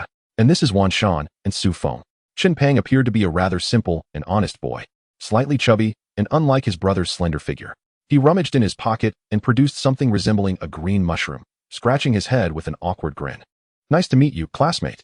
Here is a little gift for you. It's delicious in soup. I specially bought it from Yin City. Chen Jinju's expression shifted instantly, snatching the item away and sternly admonishing his brother. You might enjoy it, but do you wish to trick the new student? I am confiscating this. Come on, brother. Chen Shui, who was petite and adorably naive, interjected softly. I'm sorry. My second brother always brings back bizarre things to eat. The first time he cooked this, it sent our entire family to the hospital. The second time, he thought it was undercooked, and we ended up in the hospital again.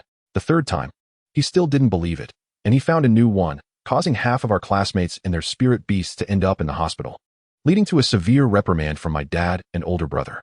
I can't believe he still has this. Wan Shan and Su Feng exchanged silent glances, both having been among those hospitalized. Observing Su Ran's speechless expression, Chen Pang sighed heavily. It should be fine, though. Many friends from Yun City eat this all the time. They either think there's not enough oil, or it's not fully cooked, or perhaps the garlic is insufficient. They say they eat it often without issues. All right, Su Ran, if you're interested, I'll take you there sometime. There are many peculiar spirit beasts, like the sleepy mushroom, the big spraying mushroom, and the blue slimy mushroom. Occasionally, you might encounter monstrous mushrooms reaching over 10 meters tall, which attack or induce hallucinations. Some even brainwash beast masters, turning them into their minions for assaults. That place is quite lively, often leading to fights or overflowing hospitals. Strangely enough, people from Yun City love this atmosphere because the fierce beasts are delicious, especially in hot pot. It's a delicacy. At this point, he recalled something. Oh, and previously, the longevity mushroom appeared. It's an ultra-rare spirit beast that grants beast masters prolonged lifespans after a contract, sparking fierce battles and competition among many. I wonder who ended up with it. My brother and sister think I'm foolish for wanting to go. How ridiculous. I'm clearly intelligent. Next time you visit my home, I'll show you my ornamental pet, the leaf lotus pig, which is guaranteed to remain small, both affordable and visually appealing. At that moment, his younger sister, Chen Shui, fixed him with a stare. Second brother, you've definitely been fooled.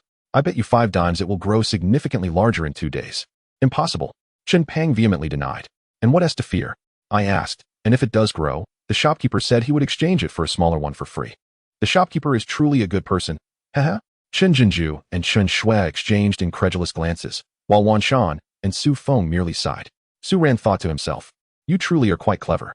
As a robust figure, Wan Shan felt it necessary to intervene and clear the air.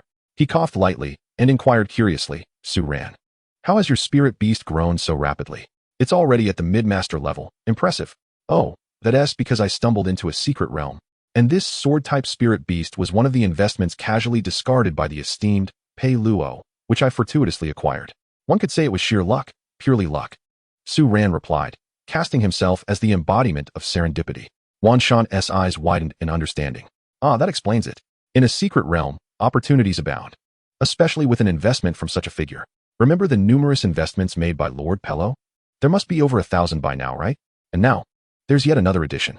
He stepped forward and gently patted Su Ran on the shoulder, offering a hearty laugh. Luck, at times, is indeed a facet of strength. If you have the opportunity, I can teach you fitness. We all have great expectations for you. Your potential is remarkable. If you wish to contract a second spirit pet, you may seek out the trio of siblings led by the class monitor. Their family is actually the Chun Family Martial Arts School and the Chin Family Group, one of the two major martial arts schools in Sword River City. Discounts are merely trifles. Su Ren appeared somewhat astonished. He was indeed unaware of this. The Chin Family Martial Arts School, you say? Speaking of which, I previously encountered trouble with the Luo Family Martial Arts School due to the secret realm, but fortunately, all is well now. The matter regarding the secret realm has been reported to the school, though they were already aware of its existence. Chen Jinju contemplated calmly. Is that so? Then, subsequently, the Luo Family Martial Arts School has no reason to trouble you further. You can rest assured. Should you encounter any issues, do not hesitate to reach out to me, my second brother, or my third sister. We will undoubtedly lend you our support. After all, apart from dropping by to say hello, another reason for my visit is to invite you to join the first team in our class. He briefly explained that the class is currently divided into 3 tiers of teams: late-stage grandmasters, mid-stage grandmasters, early-stage grandmasters, and the extraordinary first team. Although Su Ran's spirit pet is merely at the mid-stage grandmaster level, its potential is vast, and the sword-based combat prowess is formidable. Coupled with the innate talent of Appraisal Eye, it would greatly benefit the team. Being inexperienced is no issue. It can be nurtured intensively. In due time, it shall undoubtedly occupy a powerful offensive position. The earlier you join, the sooner you can acclimatize, enhancing compatibility and cooperation within the team. After all, this pertains to the forthcoming joint promotion examination. We will undoubtedly be required to undertake trials and challenges in teams. Perform well, achieve excellent results, and you may be selected by those prestigious academies, thereby securing a broader and more illustrious future. Hence, we aim to unite the class's outstanding combatants and avoid any internal strife. Of course, competition between classes and against other schools is an entirely different matter. Chapter 15. I see you've been watching too many animated shows. Su Feng at this moment formed a sword gesture, summoning a gleaming silver sword spirit beast beside him, exuding the aura of a 7th-tier grandmaster. Regarding the cultivation of sword pets, Su Ran, should you encounter any uncertainties, feel free to consult me. After all, we are both sword-type spirit masters, haha. Wan Shan displayed a sighing expression. Summoning spirit pets does not necessitate any peculiar gestures, yet you insist on striking various poses. Be quiet. This is the charm of a sword-based beast master. Do you not understand the meaning of my sword? Even when facing the world, shall never retreat? Tatakai. Just a casual gesture like that suffices. I suspect you've been overly influenced by anime from Sakura Country. Su Feng's face darkened, disinterested in engaging with this fellow. That's just an animated series. Oh, by the way, what is the name of your sword-type spirit pet, Su Ran? 100 Refinements Dragon Spring Sword. Damn, that sounds magnificent. In comparison, my silver coin sword is utterly overshadowed. Su Ran examined the silver coin sword closely. Unlike conventional ancient sword designs, it is composed of numerous silver coins intricately linked with peculiar threads, forming a cohesive whole, exuding an air of antiquity. He gasped in astonishment. Could it be that after further evolution, it transforms into the golden coin sword? The golden coin sword is renowned for restraining ghost-type and supernatural spirit beasts, serving as a talisman against evil and a means to vanquish malevolent entities. Its evolution path includes copper coin sword, silver coin sword, and golden coin sword, making it a rather common sword-type spirit pet.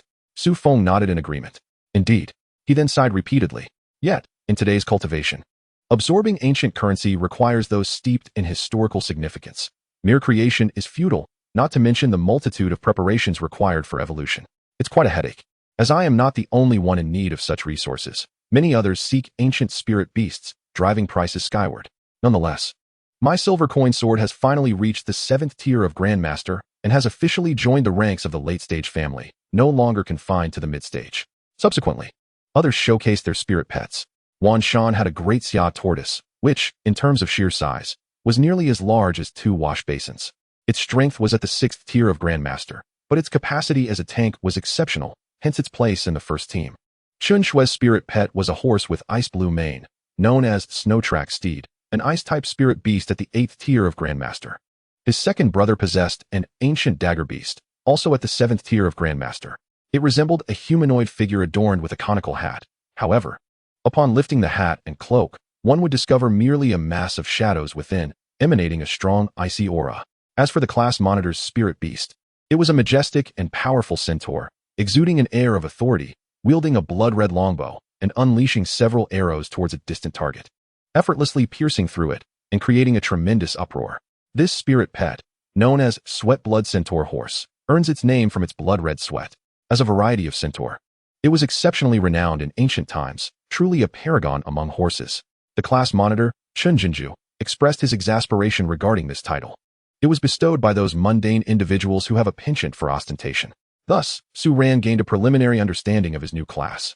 The Chun siblings, Chunjinju, the class monitor, and his siblings, were the most formidable. However, given their background, it was entirely reasonable. They were scions of a wealthy family.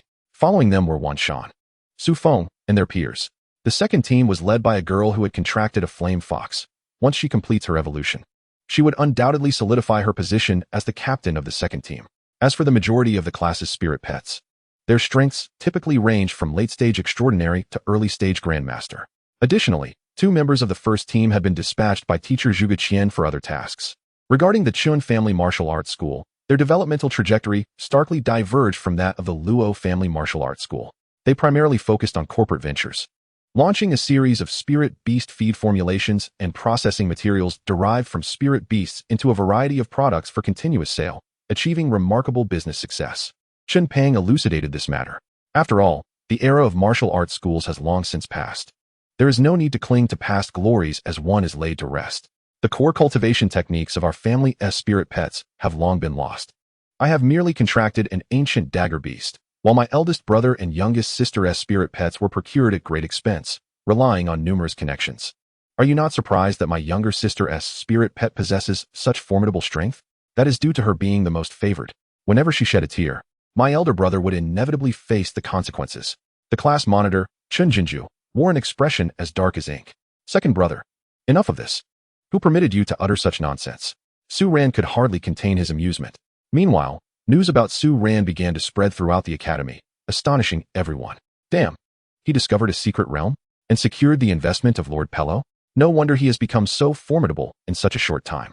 The value of an angel investor is well understood by those in the know. I am utterly envious. Why isn't it me? On the other hand, teacher Roan Wong wore a grim expression, his countenance as dark as a thundercloud. Internally, he cursed Su Ran. Damn it, you actually submitted it? Now, troubling Su Ran is futile. The secret realm has already been exposed. The virtual cicada surely no longer resides in that boy's possession.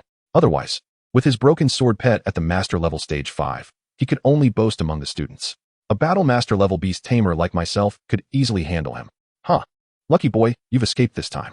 Simultaneously, other universities in Jinha City also took notice of Su Ran.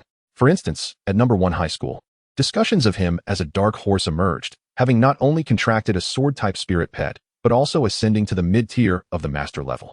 Given time, he would undoubtedly become a formidable competitor. The pressure was mounting exponentially. What is there to fear? He is merely a product of grade skipping. He lacks any substantial experience and merely possesses a high-level skill. There are plenty of countermeasures for that. Such jumpers are the easiest to defeat, as they often lack skills.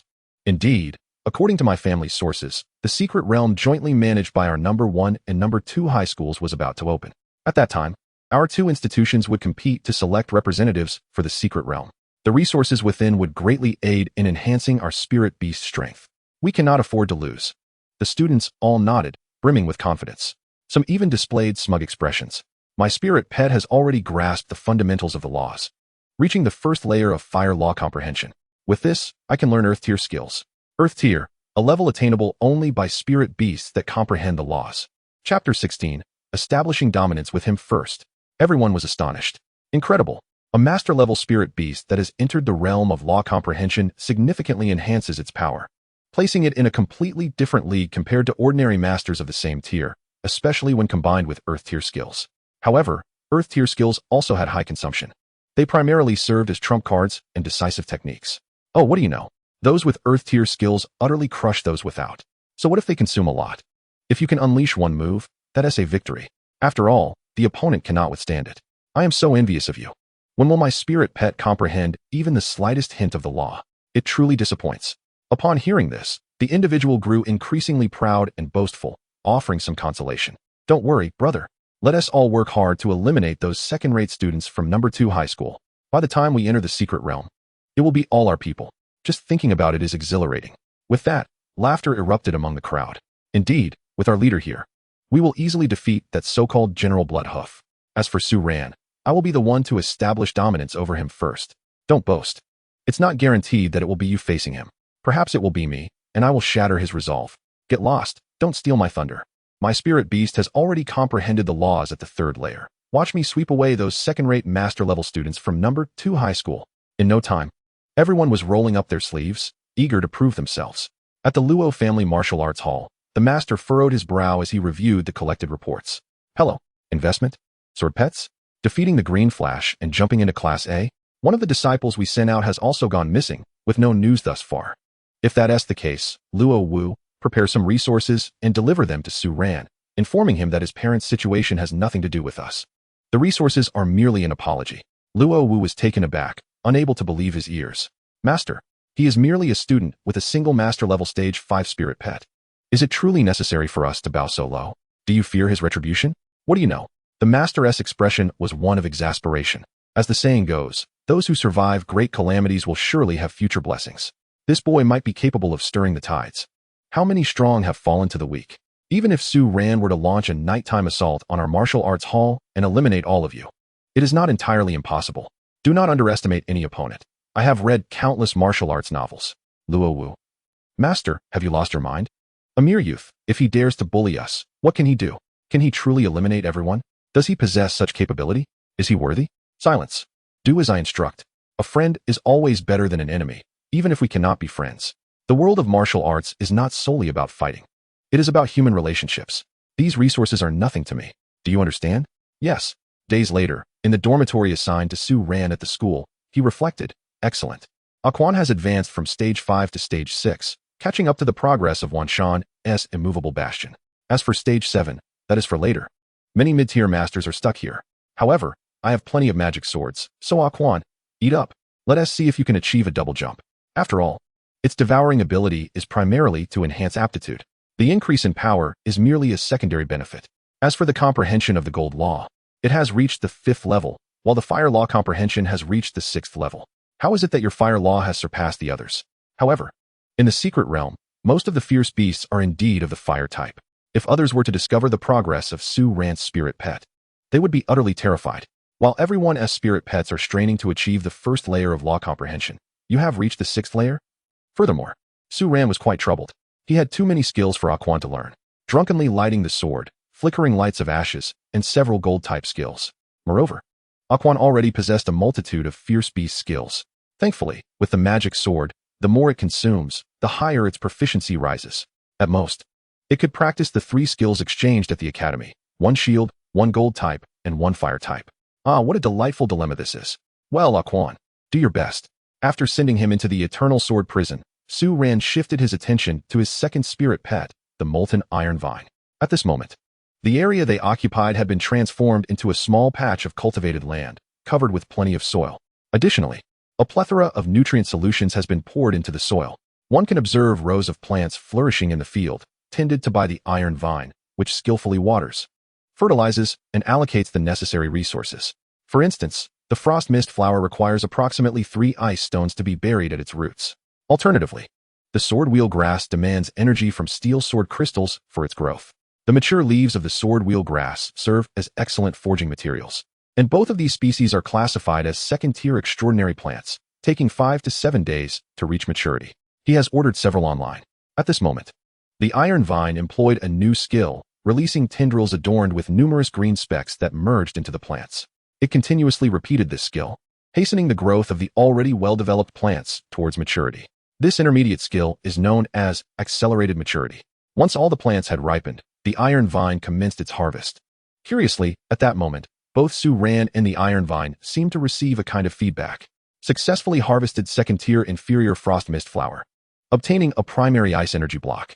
Successfully harvested 2nd-tier inferior frost mist flower, gaining 1 month of cultivation progress. Successfully harvested 2nd-tier inferior frost mist flower, none. Upon examining the 3rd flower, which appeared damaged, Su Ran recalled that it had been struck by a Quan, resulting in the loss of more than half of it. No wonder there was nothing to be gained from it. As the harvest continued, a wealth of rewards flooded in. 2 months of cultivation, intermediate fire energy blocks, as well as wood and water energy blocks, yielding 1 month for months of cultivation and a 2nd-tier item, Frost Mist Ring. When donned by an ice-type beast, it can unleash the Frost Mist skill. In the current era of beast taming, various wondrous items that enhance the abilities of beasts have long been available. However, this particular item holds little value for the Iron Vine, given that it is a fire and wood-type spirit pet. In the following moment, a fire mist ring appeared. Su Ran had the Iron Vine tested, which functioned as an intermediate skill. Not only could it obscure visibility, but it also inflicted burn and erosion effects on any creature entering the fire mist. Quite impressive. The Ice-type ring could be sold, and as for the energy blocks, they could be purchased at the academy, categorized by various qualities. While harvesting the swordwheel grass, a skill stone also dropped. Utilizing his talent, Su Ran promptly identified its information. Intermediate skill stone, swordwheel. Only usable by sword-type spirit pets. Upon learning, it can release 5 sword chi, coalescing into a serrated sword wheel that boasts formidable cutting power, thus allowing the wielder to vanquish foes. This is an upgradable skill requiring more stones of the same type. Not limited by attributes, sword-type pets can learn it. Depending on the attribute, it can form corresponding sword wheels. Recently, he had seen others possessing flame stones. To his surprise, he now had one of his own. Perfect, it would be just right for a Quan. The cultivation progress belonged solely to the Iron Vine. And with successive months stacking up, its strength swiftly reached a breakthrough. Extraordinary 2nd tier. Extraordinary 3rd tier. Extraordinary 4th tier. In a brief moment, it ascended 3 levels. Su Ran instructed the Iron Vine to continue harvesting swordwheel grass. After all, he had purchased an ample supply of seeds for both the frost mist flower and swordwheel grass, both of which were reasonably priced. Cultivating the latter required steel sword crystals. With a mere thought, he summoned a magic sword, accompanied by a clattering sound. A substantial number of steel sword crystals fell into place. This magic sword originated from a fearsome beast resembling a hippopotamus. Within them lies a small space capable of storing minerals, providing energy when new sources are scarce. Consequently, Su Ran had amassed quite a collection. Cultivating swordwheel grass posed no issue. With the harvest, this swordwheel, skill stones increased in number. Su Ran had a Quan learn the skill, and after utilizing 14 stones in succession, he observed a remarkable transformation in a Quan's ability. Advanced skill, 8-pointed swordwheel. Its power was an enhanced version of the previous skill, and the method of construction became considerably more complex. Moreover, compared to other skills, this technique consumed minimal energy and could be unleashed consecutively. Su Ran conducted an online search and found no similar swordwheel skills. Was it unique to him? If he continued to cultivate swordwheel grass, would he not have a continuous influx of skill stones to account for? If sold, he could potentially establish a signature technique. He would set that idea aside for now. Successfully harvested 2nd-tier medium-quality swordwheel grass, obtaining a 2nd-tier limit-breaking fruit. At this moment, Su Ran gazed in astonishment at the green fruit in his hand. A wood-type limit-breaking fruit, designed for use in the extraordinary phase? Just in time. At that moment, the Iron Vine ascended from extraordinary 4th tier to 5th tier, then to 6th tier. However, upon reaching this stage, the Iron Vine could no longer receive cultivation progress. Aside from a slight enhancement in its aura, it yielded no further benefits. This was due to the Iron Vine's quality, classified as extraordinary mid-tier. By relying solely on itself, it would struggle to break through to extraordinary 7th tier, later stages. Thus, the contract of a Beast Tamer places significant importance on quality. Here, consume this. Su Ran offered the limit-breaking fruit. The Iron Vine coiled a tendril around it, subsequently enveloping the fruit with its leaves, from which green light continuously flowed into the Iron Vine's body. Moreover, it employed its cultivation progress once more. With the combined enhancements, the Iron Vine's aura surged dramatically, forcefully advancing to a new level. Extraordinary 7th tier, achieved. Even after exhausting all cultivation progress, its aura remained firmly at extraordinary 7th tier. This was as previously mentioned. Even with a limit break, the path ahead remains arduous. A spirit pet of good quality could undoubtedly progress with such accumulated cultivation. But the Iron Vine requires several times the effort. Nevertheless, Su Ran smiled. No worries. Just continue planting. If more quantity was needed, then he would keep pouring in resources and forcefully elevate its capabilities. He would think of a solution for the quality issue later. His gaze then shifted to another planting area, where 3 types of plants were present. 5, Dragon's Roar flowers, followed by World Physician Cluster wood, and Chess Demon bamboo, each with only 1 specimen. First, regarding the Dragon's Roar flower, a 3rd-tier master-level spirit plant, its effect allows dragon-type beasts to refine their own bloodlines. A Quan, as the 100 Refinements Dragon Spring Sword, had only progressed from a low-tier to a mid-tier dragon might thus far. Su Ran had yet to discover effective methods for developing dragon-type capabilities, so he wished to see if this could enhance them. As for the World Physician Cluster wood, it was even more remarkable, a 4th-tier warrior-level spirit wood. It appeared much like a potted tree stump, surrounded by abundant green leaves and tender shoots. Upon maturation, all branches and leaves would wither, ultimately giving rise to a blue, medicinal fire atop the stump. The intermediate skill, ripening, which can be utilized to upgrade the iron vine into the advanced technique, flame of medicine, facilitates the catalysis and cultivation of a myriad of plants and flowers. This advanced skill, belonging to the category of agricultural assistance, holds a value that far surpasses the trivialities of offensive skills. It is well known that for the people of the Great Xia Alliance, farming is an instinct ingrained in their very DNA. Thus, such an item commands a hefty price. However, it is a necessity to procure it. Merely acquiring this has nearly depleted Su Ran's finances.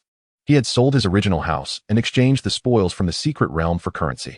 Furthermore, after gathering various resource plants and purchasing the corpses of ferocious beasts endowed with intriguing abilities, he found himself eyeing the last of his funds on a third-tier master level, Chess Demon Bamboo. He hoped to reap something remarkable, perhaps a gift for teacher Zhugeqian, as establishing rapport and strengthening connections is an essential aspect of social etiquette. These three items have a notably lengthy maturation period. Initially, Su Ran intended to purchase spiritual wood, a type of arboreal plant. Regrettably, the prices were exorbitantly high or the market offerings were minimal, rendering them virtually unavailable. Such sustainably produced resources are predominantly monopolized by affluent families, clans, and corporations, with few willing to part with their stock. As for these flower and herb seeds, they are all single-use, necessitating further purchases thereafter. Even the World Medical Cluster wood has been tampered with by sellers. Possessing tree roots is of no avail. A furrow formed on Su Ran's forehead as he contemplated the prospect of acquiring an abundant supply of high-grade treasure trees in the future. Recently, he had encountered numerous vine spirit pets at school. However, he had yet to witness the ability of just planting to grow stronger. Perhaps such uniqueness is applicable to the infinite sword as well. Regardless, after a bout of planting, he had reaped a bountiful harvest. Ice mist ring, fire mist ring, sword wheel, 8-point sword wheel, alongside a plethora of miscellaneous resources. The prowess of the planting system is indeed formidable. Su Ran cast a deep glance at the iron vine. For this is the very essence of creation ex nihilo. Furthermore, this ability grants him absolute dominion over his innate talent, which he can withdraw at will. Soon, fortune smiled upon him once more. Aquan successfully broke through to the 7th tier of the master level, entering the latter stages. Su Ran also received compensation from the Luo family's martial arts school. He murmured to himself, pondering whether to strike at their main base on a night when the opposing school leader was absent. The technological era is indeed inconvenient, with surveillance cameras omnipresent, making his previous reconnaissance efforts meticulous and fraught with caution, compounded by the uncertainty of other tracking methods. For now, he could only focus on further developing himself and mustering the determination to learn. His understanding of this world requires deepening and clarification. He is currently busier than ever, and the continuous breakthroughs of his spirit pets yield a reciprocal benefit, causing Su Ran, who was already on the cusp of the 4th tier innate master spiritual realm, to sense a loosening of his bottleneck. With a jolt of inspiration, he promptly settled into a meditative posture and commenced practicing the mental guidance technique taught by the academy. Come on, why don't you dare approach? Are you afraid of my thorny vines? Haha. At that moment on the dual platform, 2 students were engaged in combat. The student on the left commanded a spirit pet, dark leaf poison vine, which summoned vast expanses of sludge around them, exuding a sinister purple gas. Suddenly, several tendrils erupted from the mire, rendering the opposing spirit pet, unicorn fruit cat, incapable of advancing, as it could only growl in frustration. The owner's expression darkened. Damn it! What a revolting combination of battlefield tactics. This was a combination of mud technique, low level, venom spray, low level, and thorny bind, intermediate. The sludge could slow down foes, while the venom secreted by the vines made the mire even more terrifying. Furthermore, the thorny vines inherently incapacitate enemies. Thus, when combined with poison and sludge, capture would lead to being dragged into the quagmire, a predicament far more troublesome than typical high-level skills. This exemplifies the allure of combination techniques. Of course, the students' mud technique had already advanced to the intermediate level. Both their spirit beasts were in the early stages of mastery. After attempting a few offensive maneuvers, the unicorn fruit cat was ultimately ensnared by the vines. Once bound, the student promptly despaired. I concede. The owner of dark leaf poison vine puffed up with pride until his next opponent appeared. Su ran with his sword spirit, refined dragon spring sword. At that moment, the former's face darkened. Damn, the referee has barely declared the match to begin, and I already concede. Su Ran replied, Oh, you're not going to fight? With a grimace, he continued, Your spirit pet can fly. leaving me at a disadvantage. Even if my dark leaf poison vine hides in the sludge, to you, it would merely present a target, as you could attack from above endlessly. This ground-based combination technique left him helplessly watching Su Ran's spirit pet in a daze. This is absurd. Thus, Su Ran emerged victoriously without a fight, returning to the audience seating. Currently, this was a joint competition between Jianhe No. 1 and No. 2 high schools. Any senior could register. Su Ran learned that this was related to a certain secret realm. As the battles progressed, numerous spirit beasts belonging to students in the extraordinary late stages were swiftly eliminated. Now, it was often a clash of masters against masters, a spectacle of fierce competition. For instance, the second son of a wealthy landlord, Chen Pang, commanded his spirit pet, ancient dart beast, which darted rapidly, wielding a blade against a spirit pet resembling a rusted armored guard. Both parties were armed, producing a dazzling display of flashing blades and swift footwork, accompanied by the jarring sounds of metal clashing, igniting sparks as if two masters had descended upon the earth. After sending the rusted armored guard flying, the ancient dart beast immediately unleashed a series of ice palm attacks, each manifesting in succession, slicing through the air with an astonishing chill and ferocity. Faced with such an onslaught, the rusted armored guard could only retreat and leap into the air, but was still struck, even though it evaded 2 strikes. The subsequent attacks all landed, ultimately propelling it off the dueling platform, encased in ice. Su Ran observed this match closely. On the whole, the rusted armored guard had been cultivated better, while the ancient dart beast triumphed through sheer strength. Were they of the same level? It would likely be Chen Pang who fell short. As he had predicted, the core spirit pets of the Chun family martial arts school had become lost to time. The remaining ones were no longer formidable. This also serves as a reflection of the current era. Martial arts spirit pets are in a continuous decline, while new categories emerge in succession, ushering in a transformative wave of the new age. Chen Pang returned to this place, greeting Su Ran with great enthusiasm. Indeed, it is quite remarkable. You, I, and our elder brother and younger sister, along with Wan Shan and Su Feng, have triumphed in several rounds. As we sat here, watching the competition and engaging in conversation, students who had contracted centaur familiars began to appear one after another. These magical beasts, despite the loss of many throughout history, still manifest in hundreds of forms, showcasing their exceptional nature. Moreover, the majority of them specialize in ranged archery, complemented by close combat. Some simply draw their bows and shoot. Once the arrows are released, they astonishingly transform into serpentine shadows, launching a myriad of assaults upon their foes, biting, controlling their movements, or piercing through their enemies. When their numbers reach a significant threshold, they can even morph into a colossal chalice, sealing the beast within. This advanced skill, known as Chalice Bow Serpent Shadows, has attracted the attention of several students from Class 1, who cast disdainful and contemptuous glances at Su Ran, some even eager to provoke him with a beckoning gesture, indicating their challenge. In response, Su Ran nonchalantly raised his middle finger and silently mouthed, "Lung fog." The expression on their faces darkened with fury as they stormed away. Chen Pang and Chun Xuan noticed this altercation, prompting Su Ran to reflect. It seems they perceive me as a soft target, eager to take advantage of me. Chen Pang nodded in agreement, acknowledging the reality that, having advanced a grade, Su Ran lacked the time to hone his skills, which rendered him conspicuously vulnerable among the competitors. His seemingly advantageous flying sword beast belied its inherent weaknesses. When faced with those centaur familiars, who had rigorously perfected their archery skills, he was at a distinct disadvantage. He would become a mere target, easily struck down, likely eliciting laughter from his opponents. These individuals were well-informed, aware of Su Ran's modest background. Chen Pang, feeling guilty, hastily attempted to retract his statement, realizing he had overstepped. Even Chen Shui shot an exasperated glare at her elder brother, scolding him for his lack of tact. "Do you not know how to speak? If our elder brother were here, you would surely be reprimanded." Su Ran remained calm, responding, "It is perfectly fine. My humble origins imply that my beast training is limited. Thus, it is evident that I am the most conspicuous target. After all, my parents are merely ordinary beast tamers, devoid of connections or resources. Yet, to me, they are nothing short of remarkable. A conventional beast tamer must complete university assessments to obtain a professional certificate, thereby legitimizing their status within the alliance. Upon graduation, one may choose their path. Joining the Beast Tamer Association is one commendable option. The higher the education, the greater the strength, and consequently, the better the rewards. The Beast Tamer Association comprises numerous guilds, ranging from the weak to the elite, with a plethora of options available. However, individuals like Su Ran's parents, hailing from rural backgrounds without university degrees, have no hope of joining reputable guilds or accessing prime locations in the wild, let alone secret realms. Nonetheless, I refuse to feel inferior. The current era is already so much better. Had we lived in ancient times, individuals like us would likely never have had the opportunity to contract familiars, much less find ourselves in this setting. Su Ran mused internally, acknowledging the privilege of living anew. Youth is indeed a blessing, far preferable to the ailments of a life of servitude. Wan Shan wholeheartedly concurred, exclaiming, "Indeed." While studying history, I was astounded by the hardships faced by ordinary people in ancient times. Some tyrants even aspired to prevent the sun from setting, so that their slaves and craftsmen would never rest. Why should they be allowed to sleep soundly at night? The tyrants found it intolerable. Would they not rise early to continue their construction?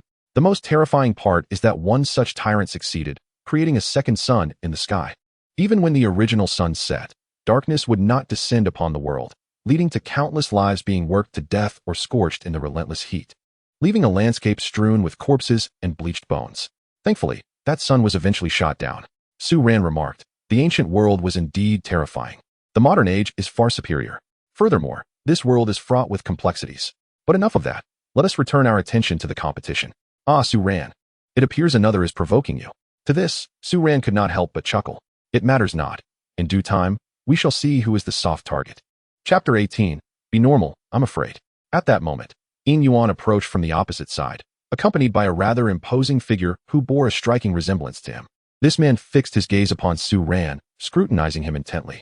"So, you are Su Ran, the accelerated student who defeated my brother?" Su Ran stood to meet his gaze calmly. "Indeed, that is I." The man grinned. "Excellent. I have heard tales of your arrogance. You should hope not to encounter me in the upcoming matches, for I will demonstrate to you what it means to suffer a one-sided defeat, to be utterly crushed." Su Ran regarded the pair with a wry smile. Your brother had a similarly boastful demeanor. Truly, it is evident that like begets like. Even a garbage bag cannot contain your collective nonsense. How dare you? He bellowed in rage. Even Yin Yuan trembled with anger, exclaiming, "Damn it, I can tolerate it. But you dare to be so brazen in front of my brother? Do you know who he is?" As the man prepared to advance, Su Feng swiftly seized his arm, admonishing him sharply, "Yin Dong, have you lost your senses? You are in the presence of the Academy's renowned dominant sword. How can you be so oblivious to right and wrong? The accelerated assessments are entirely justifiable, as the rules dictate. Your brother simply lacks the skill." Yin Dong sneered dismissively, breaking free from Su Feng's grip. "He is my brother. Matters regarding beast taming are settled through battle. Remember my words." With that, Yin Dong turned to leave, while Yin Yuan cast a look of schadenfreude at Su Ran. "Su Ran, do not be eliminated too soon. Just wait and see how my brother will deal with your sword beast. A defeated opponent should not bark like a dog." "You." Su Ran's casual retort struck a nerve, causing Yin Yuan's face to flush crimson. Since his defeat at Su Ran's hands, he had become the subject of ridicule. "Just wait. There is no need for me to engage in a dispute with Su Ran. Soon enough, you will be the one weeping." He too departed from the scene. This confrontation captured the attention of many, coinciding with the announcement of the next round's competitors, as the screen displayed the forthcoming matchups, causing numerous spectators to widen their eyes in astonishment. Surely, Su Ran will face that domineering sword directly, right? The match list has been revealed. Yin Dong versus Su Feng. Su Feng was taken aback. "It's me." Chen Pang immediately expressed his concern. "By the way, Brother Feng, do you have confidence in this?" "It's hard to say. However, my spirit pet has now advanced to the late master stage, so I should be able to put up a good fight. How will I know if I don't try?" While saying this, he patted his chest, grinning at Su Ran. "Perhaps I will eliminate him this time. In that case, Su Ran, you need not worry about encountering this fellow, as he is indeed quite formidable." Wan Shan and Chen Shui could only nod in agreement. "Be careful. Come forth." Silver wind, cutting wheel, storm form. Su Feng formed a sword gesture with his hands. At that moment, his sword-type spirit pet, Silver Coin Sword, was summoned from the beast control space to the battlefield. However, Su Ran in the audience remained somewhat silent. "No, what a peculiar name you've chosen." Chen Shui muttered beside him. "Isn't it rather abstract?" When his spirit pet was still a copper coin sword, he had named it Storm Copper Flash Wind form. Wan Shan crossed his arms, sighing in resignation. "I told you he watches too many cartoons, didn't he? However, I heard his mother was also quite speechless, suggesting that next time he evolve, he should simply call it Golden Wind and avoid these flashy names." This battle has stirred immense excitement among the spectators, as both competitors have contracted sword-type spirit beasts. Beside Yin Dong is a red, sword-shaped spirit pet. Once the match officially commences, both sword pets manifest shields around themselves. Initiating the shield, which is a customary maneuver for sword types, Su Feng promptly issued the command. "Split sword." He activated his talent to enhance his abilities. In an instant, 4 to 5 sword lights were summoned around the silver coin sword, igniting the crowd's enthusiasm. Did you see that? The sword-type spirit pets predominantly exhibit several primary combat styles. Su Feng's approach is termed stored sword flow, which starts relatively slow but can unleash an unending barrage of sword lights in the later stages, continuously launching attacks. Even if the sword lights are shattered, they can quickly regenerate. Moreover, Su Feng's talent accelerates skill release, effectively reducing cooldowns, contrasting sharply with the swiftness of Senior Yin Yuan, thus bestowing Su Feng with a remarkable edge. This allows him to rapidly establish combat prowess, enabling him to swiftly defeat his opponents. Hence, his title is Swift Sword. Now, 5 swords have emerged. This is quite impressive, progressing at an astonishing rate. In the past, there was a legendary sword technique known as 7 swords soaring together. However, with the passage of time, it has long been optimized into a standard skill, making it commonplace among sword types, albeit still immensely powerful. As for Senior Yin Dong, he follows the explosive flow, renowned for his overwhelming might, often achieving victory with absolute dominance, earning him the moniker Dominant Sword. Now it is the Swift Sword versus the Dominant Sword within the academy. Both are exceptional sword-type students, making their duel highly anticipated. Furthermore, both of their spirit pets are master level, 7th tier, standing on equal ground. Facing Su Feng's spirit pet, Yin Dong waved his hand decisively. Go. At that moment, the red sword pet, Crimson Fire Sword, transformed into a colossal energy sword, akin to a giant sword technique, centered around its core. Surrounding it were 6 sword lights, one more than Su Feng's. Before the duel swords even moved, the sword lights from both sides streaked across the sky, engaging in fierce combat. Before long, they exchanged dozens of blows. In contrast to Su Feng's silver coin sword, which remained in the back, Yin Dong's Crimson Fire Sword charged forward, executing sweeping and cleaving strikes, forcing the silver coin sword to evade while wielding its sword lights. One was violent, the other agile. Both displayed contrasting styles. Yet, the battle had just begun, and Su Feng's spirit pet was evidently at a disadvantage and under pressure. However, as the fight progressed, the sword lights of the silver coin sword began to diminish, even shattering, yet they swiftly regenerated anew, re-entering the fray. On the other hand, while Yin Dong's Crimson Fire Sword appeared formidable, with a greater quantity of sword lights, it gradually lost them one by one without immediate restoration, leading to a decrease in numbers. This is the characteristic of the explosive flow, powerful and domineering, emphasizing decisive blows for a swift resolution. In the mid to late stages, it tends to become significantly fatigued. Yet, if the opponent were anything other than the silver coin sword, they would have been sent flying at the outset, particularly the heavier, slower types. However, now, the sword lights of the Crimson Fire Sword diminished from 6 to 4, then to 3.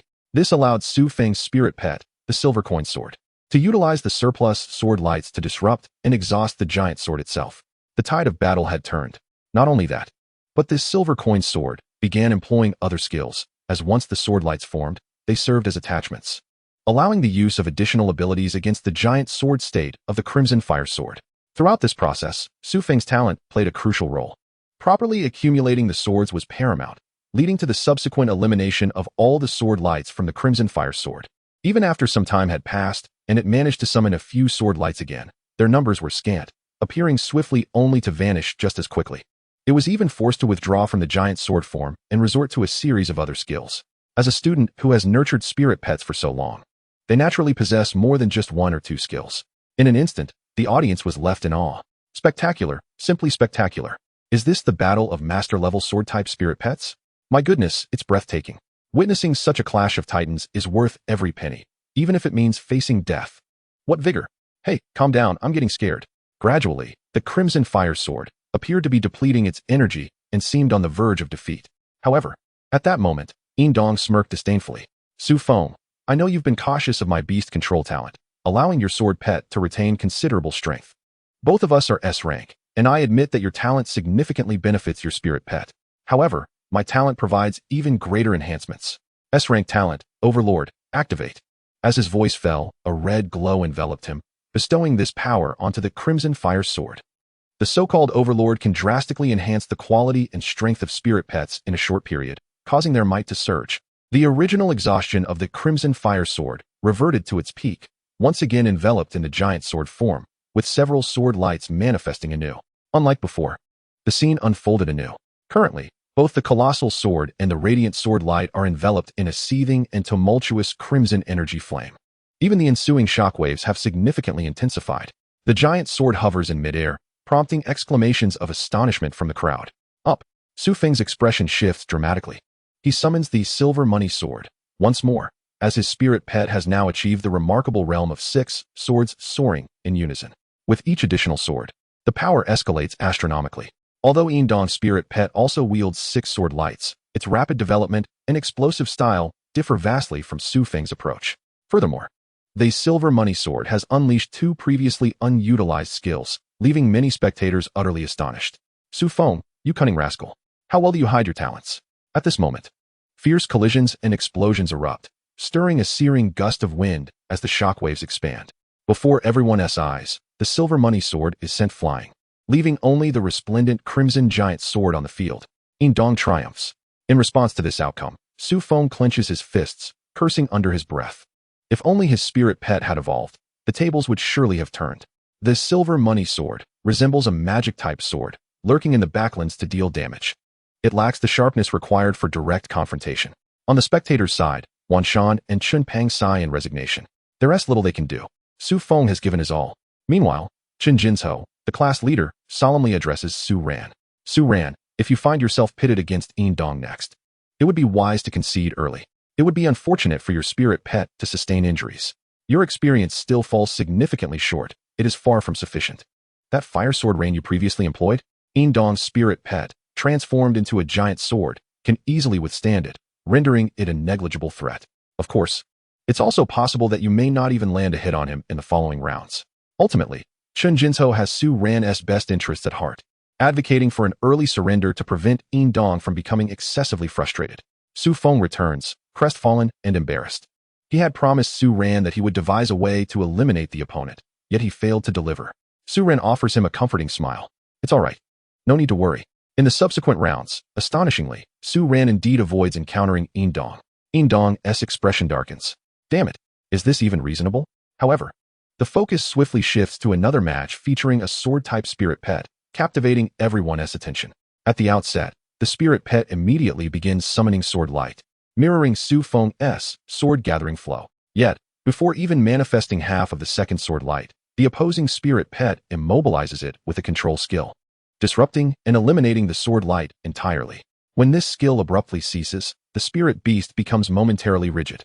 Seizing this opportunity, the opponent launches a relentless series of attacks, shattering the sword shield and securing victory.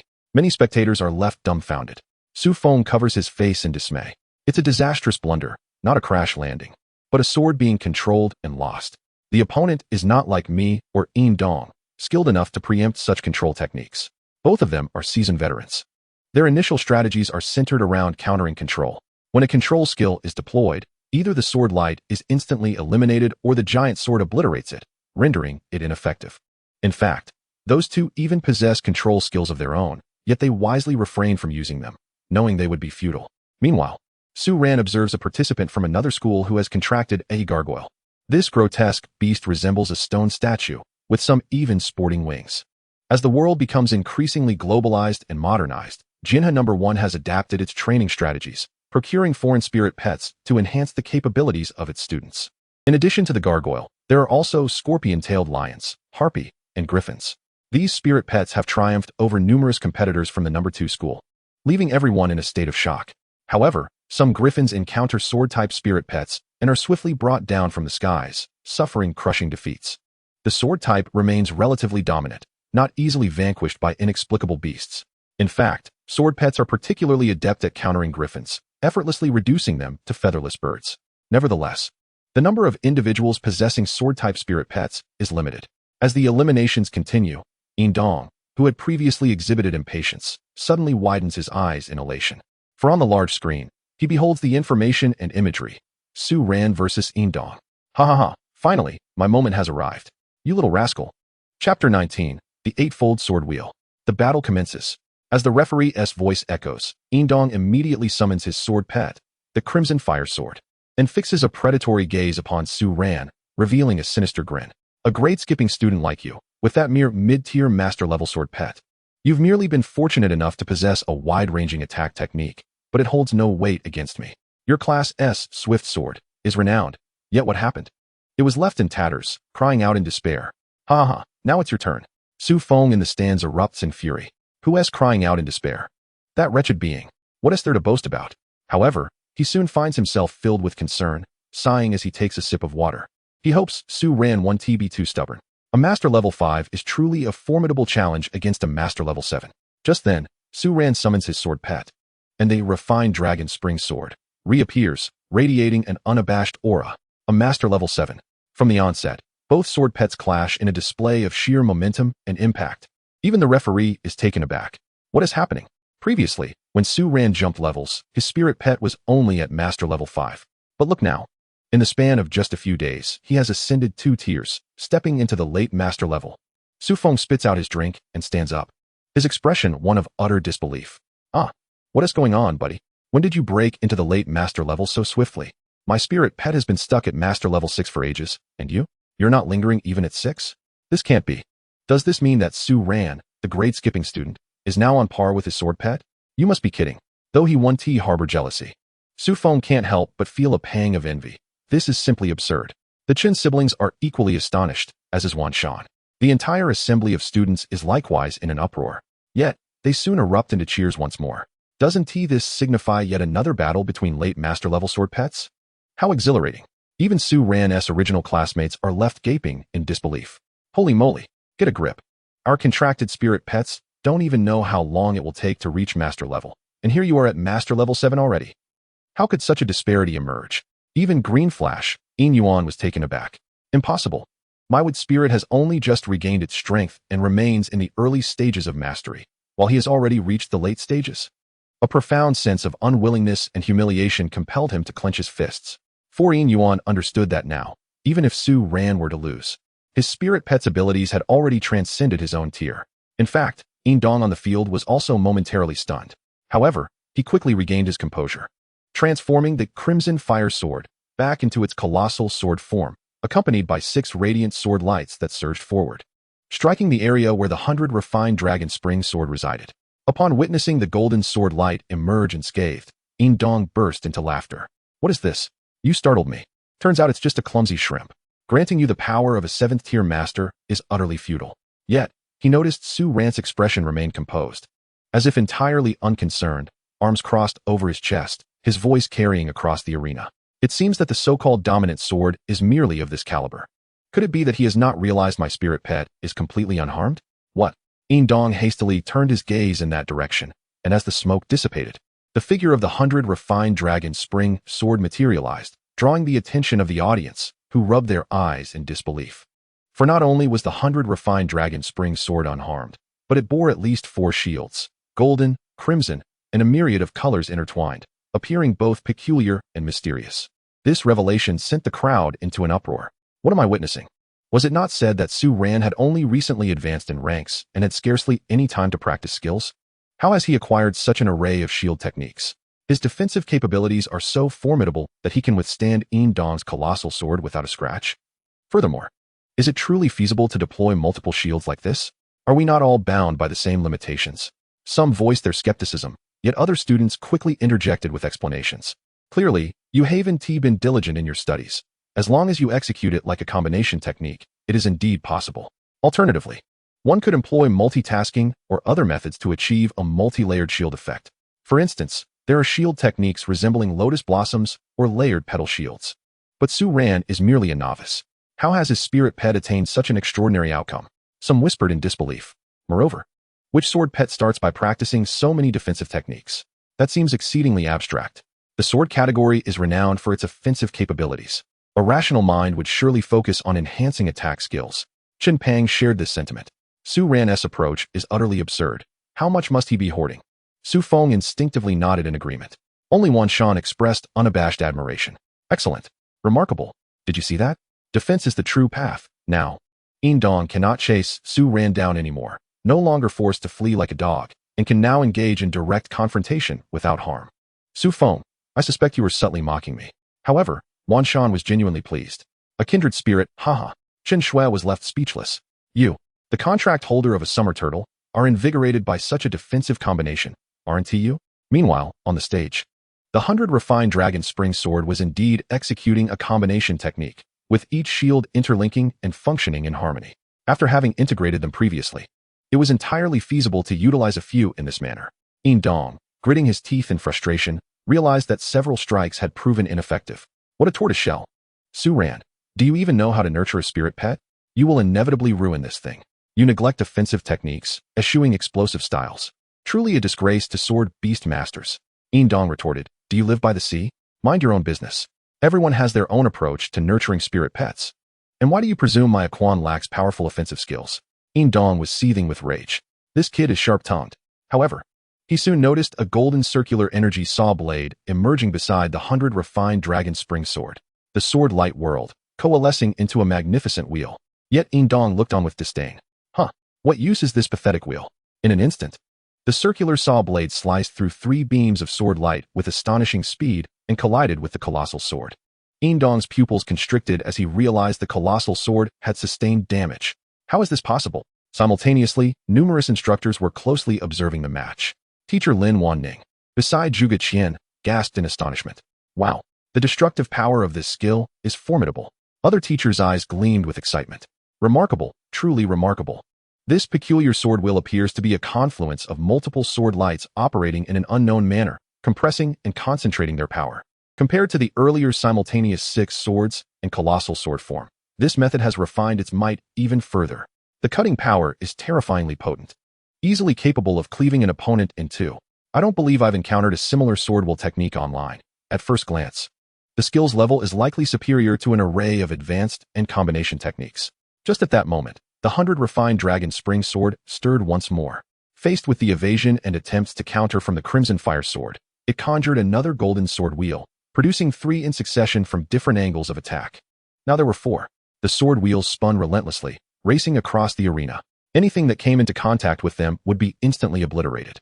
Even the colossal sword form of the crimson fire sword was halved, dissipating into energy particles. Yin Dong was drenched in cold sweat, his mind racing with curses. What kind of damage is this? Moreover, how can such a powerful skill be unleashed consecutively? Is there no concern for energy depletion? One teacher was astonished. It's evident that the energy consumption of this skill is quite low, as suggested by its size. Thus, the skills level must be on the rise. In the realm of advanced skills, there are distinctions between low, medium, high, and top tier. Indeed, this golden sword wheel is a top-tier advanced technique. Zhuge teacher, your student is impressive, possessing such a move. Teacher Lin Wanning chimed in with surprise and praise, leaving Teacher Rong Wang grinding his teeth in frustration. Damn it, Zhuge Qian, could it be that your teaching ability is genuinely this exceptional? In reality, Zhuge Qian was also analyzing the scene. Curious, where did this skill originate? It truly is remarkable. On Yin Dong's side, his spirit pet had been utterly defeated. The colossal sword had been shattered, and even the shield of the crimson fire sword's main body had been grazed away, leaving that portion in ruins. Yin Dong, no longer hesitating, unleashed his S-rank talent. Overlord. Unimaginable. How is it possible that I have been reduced to this by a mere student who has skipped grades? Is there no law left to uphold? The newcomer relentlessly pursues the veteran. Damn it. With the enhancement of my S-rank talent, I shall undoubtedly obliterate your pitiful sword wheel and leave you in utter chaos. However, upon witnessing the colossal sword being comprehensively reinforced, the Balian Longquan sword decisively caused all 8-point sword wheels to vanish, adding 2 more shields to its original 4, adorned in even more resplendent and peculiar colors. Then, in the dazed gaze of Yin Dong, it absorbed the attack without falter, leaving the ground untouched. At most, 2 shields were finally shattered. Yin Dong. His mental state crumbled. How could such an absurd shield combination be concocted in such a short span of time? As for the explosive technique, it was rendered ineffective after 1 use, easily swept away by the Balian Longquan sword. Su Ran emerged victorious. The audience erupted in cheers. Even the students from No. 1 high school wore grim expressions. What on earth is happening? The shield techniques are utterly revolting. Not to mention, they do not lack offensive capability. Initially, there was the extensive fire sword rain, and now this grotesque display of sword wheel technique, capable of both offense and defense. A comprehensive strategy has suddenly taken shape. Oh, by the way, who was it that claimed to establish dominance first? That can be disregarded now. Establish what? We only considered countering that fire sword rain. After all, that green-hatted flash was merely a speedster mantis, lacking in offensive strength, incapable of breaking through the sword rain. Yet we are different. But now, I can only pray not to draw him in the next round. Otherwise, I shall be shattered. Is this the investment of that Lord of the Throne? Such an outrageous sword companion. Damn it. At best, this person is just lucky. Had I contracted it, I would have performed just as well. It naturally brings fire sword rain, and perhaps the sword wheel is innate as well. Now it all benefits this fellow. How can they not feel envy and resentment, akin to having bitten into a lemon? Yet there are also scoffs and disdain. Do not worry, I shall eliminate him directly. What skill is derived from mere investment? Su Ran, your winning streak ends here. I am one of the top 3 experts from #1 high school. Third place is third place. If one did not know better, they might think you had a chance at second. Moreover, were you not the one who previously mocked and provoked me? So what? Come, let me witness your sword will technique and see your true prowess. At this moment, Su Ran encountered a new opponent. This was already the stage of 12 into 6.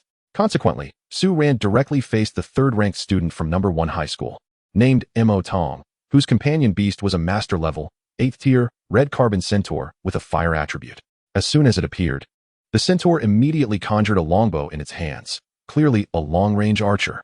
On the surface, it seemed highly advantageous against Su Ran's sword companion. However, after a series of matches, everyone had been left with a profound impression of Su Ran's absurd multiple shields. It was not certain he would be at a disadvantage. It depended on whether they could break the shields. As the match commenced, Su Ran's Balian Longquan's sword once again activated its shields, just like before. Yet unexpectedly, it unleashed the technique of 7 swords flying simultaneously, first summoning the initial fire sword light, followed by a crooked second sword. As it charged toward the centaur, both shattered mid-flight. It was evident that it was a recent acquisition, exceedingly clumsy. Mo Tong's expression darkened, feeling a severe insult. What do you mean by this? Where is that golden sword wheel? Why not use it? Do you look down upon me? At that moment, someone in the stands shouted urgently, Mo Tong, be careful. That move has a problem. He was instantly alarmed and looked over. Only then did he realize that the shattered sword light transformed into numerous specks of light, scattering around. And at an astonishing speed, flame plants began to sprout in all directions, rapidly taking form, with objects resembling lanterns hanging from them. Mo Tong suddenly snapped to attention and hurriedly shouted to his centaur, don't look. Beware of being blinded. He recalled a classic sword technique from Jin Hano. 2. Drunkenly lighting the sword.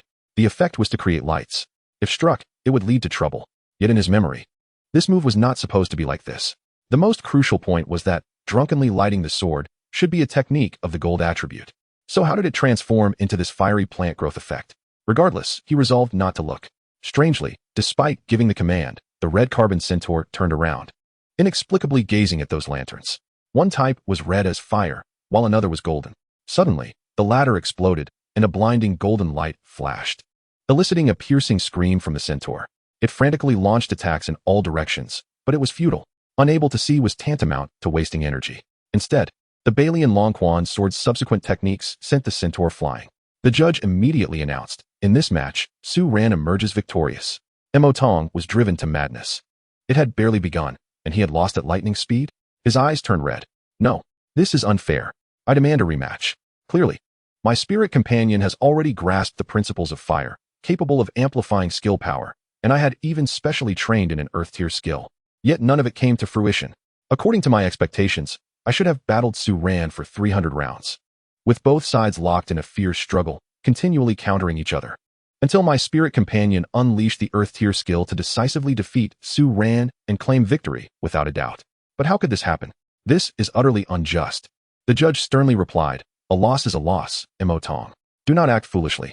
Otherwise, you will only embarrass yourself before everyone. Thus, Mo Tong, disheartened, walked off. Su Ran merely observed, offering no explanations. After all, he was not the villain. Drunkenly lighting the sword, being well known, was easily recognized by the opponent, allowing for countermeasures. However, Su Ran Quan possessed a high-level skill, Melt Flame Lantern. This originated from a rare grass-type magical beast, resembling a pitcher plant. The distinction was that the lanterns it produced would forcibly attract prey. In truth, this effect could be easily escaped and would not confuse for long. Yet when combined with drunkenly lighting the sword, the lantern-on-lantern combination technique was born. Moreover, the Melt Flame Lantern had an additional function. It could convert into a defensive shield. As previously mentioned, thus, as Su Ran passed by Mo Tong, he added, is this all? Su Ran, your winning streak ends here, was what was just stated, and what is the outcome now? In the future, when you choose to provoke others, I advise you to first assess your own capabilities. Do not make yourself appear as humorous as you do now. You. Mo Tong felt a searing pain on his face, and he let out a humiliating low growl. Su Ran. Our leader will surely deal with you severely when the time comes. He is the top of our academy, the possessor of SS-level talent. Chapter 21 is simply unbeatable. I cannot comprehend it. Meanwhile, on the other side, empowered by my SS-level talent, your every move is rendered futile. At this moment, Zhao Jin from Class 1 sneered at Chun Shui's spirit beast, the snow-track steed. A flurry of information about the spirit beast flashed rapidly through his mind. An ice-type creature, adept in speed. It is notoriously difficult for the average person to form a bond with it. Only those with pure hearts can hope to gain the approval of its young. The probability is slightly higher for girls. Moreover, this snow-track steed emanated a profound aura of ice-type laws, indicating that it had already entered the realm of these principles. However, Zhao Jin paid it no mind. As his talent activated, the world within his eyes transformed. The ensuing scene unfolded before him. The snow-track steed would first unleash the snow-track afterimage step, creating 7 afterimages, with its true form concealed among them, making it exceedingly difficult to detect. Yet Zhao Jin identified that the 6th one was indeed the true body, which abruptly shifted from the 3rd position to the 5th. Then, as the one behind it, it launched an assault. All the other doppelgangers exploded, turning into ice crystals, freezing his own beast's 2 legs. A smirk crept upon Zhao Jin's lips. He shared this spectacle with his spirit beast, the sword and shield knight. This was the effect of his talent, allowing him to foresee the enemy's next move, aptly named offensive and defensive simulation, though Zhao Jin was dissatisfied with the nomenclature, believing it should be called future simulation. This spirit beast was one he had meticulously selected before forming a contract. Its appearance resembled that of an ancient Western knight, bearing a shield in one hand and a sword in the other, and when necessary, wielding dual swords. It was the epitome of a versatile warrior. Furthermore, regardless of how the opponent's spirit beast acted, he could preemptively counter it, even intentionally leading it into traps. It was effortless for him to toy with the opponent, manipulating them at will. The enemy's movements were transparent to him. Thus, he could deftly avoid unfavorable outcomes. Such a talent was indeed formidable. Your defeat has long been predetermined. Soon, the voice of the referee echoed, proclaiming, Zhao Jin from Class 1, victorious. In the resting area, other students from Class 1 congregated, with Zhao Jin sitting in their midst like a star surrounded by admirers. Zhao Ge, you're amazing. That Chen Shui's spirit beast is formidable even among Class 2. Yet you dispatched it with such ease. Laughter erupted. Next, it's the 6-3 elimination round. Those eliminated can participate in the grand melee, selecting one contestant to advance, leading to the final 4-2 round, where the champion will be determined. Zhao Jin waved his hand dismissively. The 6-3 elimination is a breeze. Anyone who faces me is bound to lose. I actually hope to face that blood-hoof general, Chun Jinju. Among Class 2, he is the only one worth mentioning. Humph. Suddenly, he recalled something, clicking his tongue. Oh right, I wonder if that individual from Class 2 will participate in the grand melee. She also possesses SS-level talent. Yet her effectiveness is akin to that of a useless trinket. Coincidentally, she is absent from this competition. Could it be that she fears me? Zhao Jin erupted into gleeful laughter. This joint competition between the two institutions felt as desolate as snow.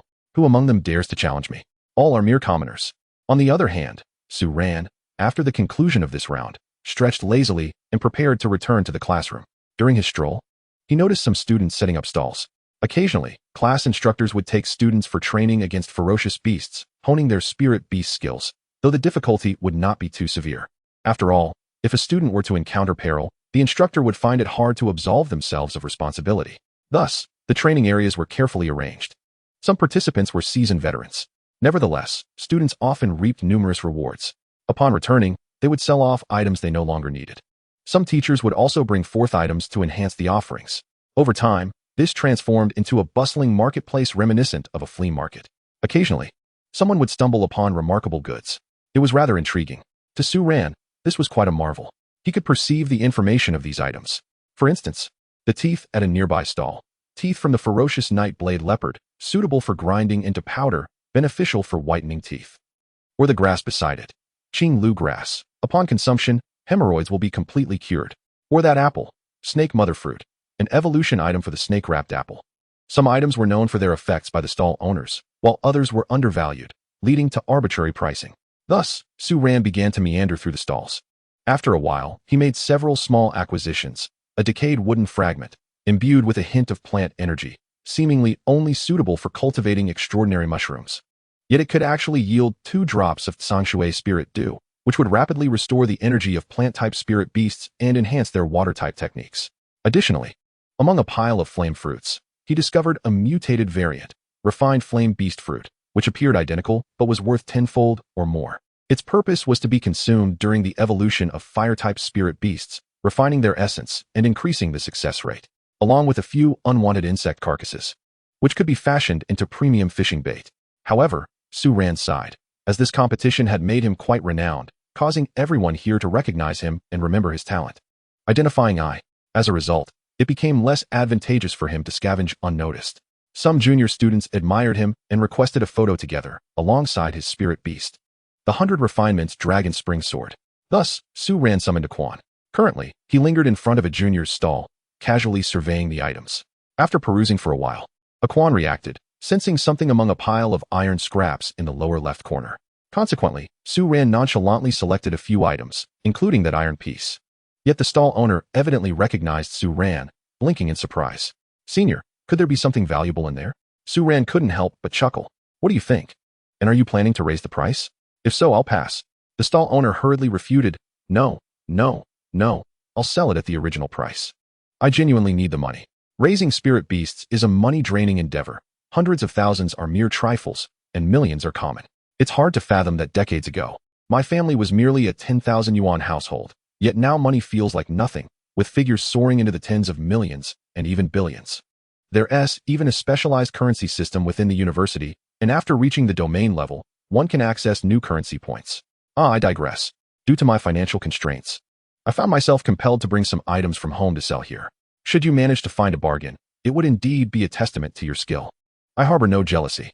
After all, these possessions have languished in his household for many years. Su Ran nodded in agreement. Very well, I shall take them. After making the payment, the junior vendor gathered these items and placed them into a bag. At that moment, another individual lunged for the iron piece.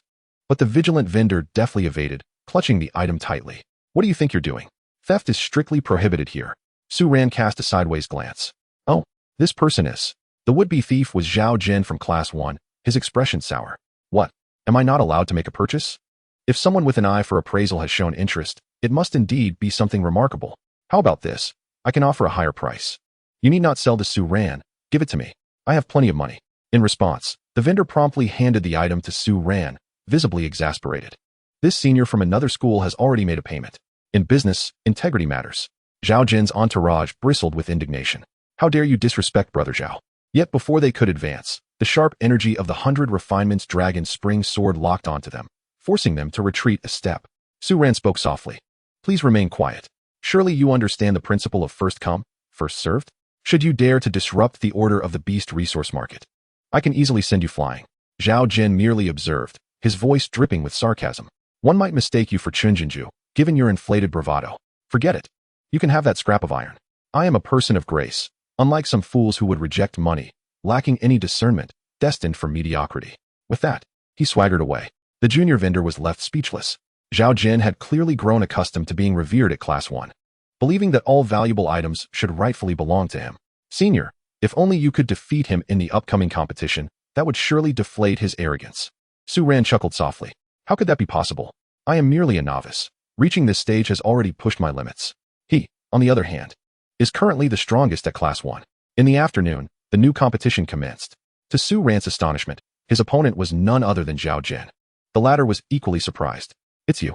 I had little interest in this round of 6 advancing to 3. 6 participants are simply too many. However, now that it's you, Su Ran, if you hand over that iron piece, I might let you lose gracefully. After all, you know my talent, right? Making your spirit beast falter would be a trivial task. Back when I wasn't even first, their spirit beasts would come charging in only to be beaten. My fearless knight knows their every move. A slight shift to the side and a minor adjustment of my stance can send their spirit beasts reeling. Given your spirit beast capabilities, you might as well give up. You stand no chance of winning." Su Ran summoned the 100 Refinements Dragon Spring Sword. "Stand no chance? I beg to differ." Zhao Jin's eyes narrowed. "You truly overestimate yourself. Do you genuinely believe you are formidable? Come forth, fearless knight." In an instant, the spirit beast, sword, and shield knight vanished with remarkable speed, but the 100 Refinements Dragon Spring Sword had already summoned a torrential downpour of fiery blade rain, bombarding the area. Simultaneously, 7 sword lights materialized around the sword and shield knight. 7 swords launched in unison. The explosive force erupted, creating a cacophony of blasts and flames. Zhao Jin sneered. I've anticipated your opening move. Moreover, my Fearless Knight possesses sword attributes, making it inherently more versatile than your standard sword types. It can attack and retreat with ease, and its humanoid form is the most convenient. I shall amplify its strength, Fearless Knight, enhance with the laws. Upon receiving this command, the Sword and Shield Knight radiated with intense fluctuations of earth laws. Being a dual-element spirit beast, its skill power surged dramatically. Yet, as the Sword and Shield Knight invoked its laws, the 100 Refinements Dragon Spring Sword was enveloped by the profound mysteries of gold laws, unleashing an advanced gold skill. Golden Blade Tree. Like a peacock unfurling its feathers, a multitude of golden light erupted forth. Even with foreknowledge of this, Zhao Jin was consumed by jealousy. Damn it! My Fearless Knight has consumed vast resources and copious amounts of money to reach the 5th level of laws. Yet this fellow's gold laws seem to be on par with mine. How is that possible? In terms of training duration and costs, he should undoubtedly be vastly inferior to this upstart. Why is this happening? Even so, your A-level talent is nothing compared to my SS-level future projections. Fearless Knight, attack. A relentless barrage of collisions and surging impacts erupted, leaving the commentators utterly dumbfounded. They exclaimed, my heavens. Look, just at the outset, Zhao Jin and Su Ran have plunged into a heated and intense battle. This is simply incredible. Clearly, Su Ran's spirit beast has only just ascended to the 7th rank of master. Meanwhile, Zhao Jin is an established 9th rank master, and I even heard that he is on the verge of reaching the battle general level. Yet, the two are clashing like this. It's astonishing, for this was a battle beyond their levels. Furthermore, as you may have noticed, Zhao Jin's spirit beast has already comprehended the laws, while Su Ran's spirit beast is only now demonstrating its nascent understanding of the laws. The previous opponents failed to elicit this from it. The battlefield was in constant flux. The commentator's scalp tingled once more. Zhao Jin is employing control skills. Is he attempting a stronghold? To control both sword and shield simultaneously? Wait, what is that golden sword shadow above Su Ran's sword beast? Why does it seem so familiar? I remember now. It's the exceedingly rare skill, Sword Heart Clarity, which can negate and dispel control while also boosting power. Incredible. The 100 Refinements Dragon Spring Sword has repelled the Sword and Shield Knight. The crowd erupted into cheers. What the hell? Did I just witness Sword Heart Clarity from the textbook? It's unimaginable how deeply Su Ran has concealed his strength. Those prior opponents were utterly abstract. This purifying technique should have been revealed long ago. Another unseen skill, and he is still hiding. This is simply outrageous. Even Su Feng's eyes nearly bulged out. And Chen Pang was left agape. Others were equally astonished. The earlier contestants, Yin Dong and Mo Tong, were turning various shades of pale and purple. What nonsense. This scoundrel concealed so much strength during the previous battles? Chapter 22, April Fool's Day. Despite being on par as 7th and 8th rank masters, their levels were ostensibly similar. The disparity in genuine strength is astonishingly vast. If they were to face Zhao Jin, they would undoubtedly suffer a crushing defeat right from the outset. Yet, what of Su Ran? Remarkably, he not only holds his ground, but seems to gain the upper hand. Meanwhile, Zhao Jin on the battlefield is inwardly cursing, his eyes scanning and anticipating the unfolding scenes ahead. The opponent, that insufferable fool, executes an entire sequence of skills without a single repetition. Low, intermediate, and advanced techniques are deployed in rapid succession. My goodness, had it been anyone else, they would have been utterly bewildered by now. The Beast Companion, the Sword and Shield Knight, sharing the same perspective, swiftly dodges and counterattacks. This exchange thus creates a fierce battleground. Chen Shui, who had previously fought against him, observes this intense duel. The Sword and Shield Knight, adorned with armor-like embellishments, boasts formidable defense, wielding a shield to block attacks while brandishing a long sword to unleash various skills. Once Su Ran's spirit beast, the refined Dragon Spring Sword, engages in a ranged exchange, it promptly transforms its weapon into an energy longbow, drawing back to unleash a flurry of arrows. A torrent of radiant energy wreaks havoc. Watching this, Chen Pang feels a pang of frustration. It is indeed a formidable foe, exhibiting remarkable agility alongside the ability to attack, defend, and strike from afar, compounded by the enhancement of an SS-level talent. It is no wonder his younger sister could not prevail. Chen Shui murmurs, astonished. Yet, Su Ran, of all people, can stand toe-to-toe with him. Beside her, the class leader, Chen Jinzhao, wears a grimace of disbelief. This is outrageous. At that moment, the keen-eyed commentator gasps in astonishment. How could this be? Aside from the gold elemental laws, Su Ran's sword beast exhibits a second wave of law fluctuations, unmistakably fire elemental.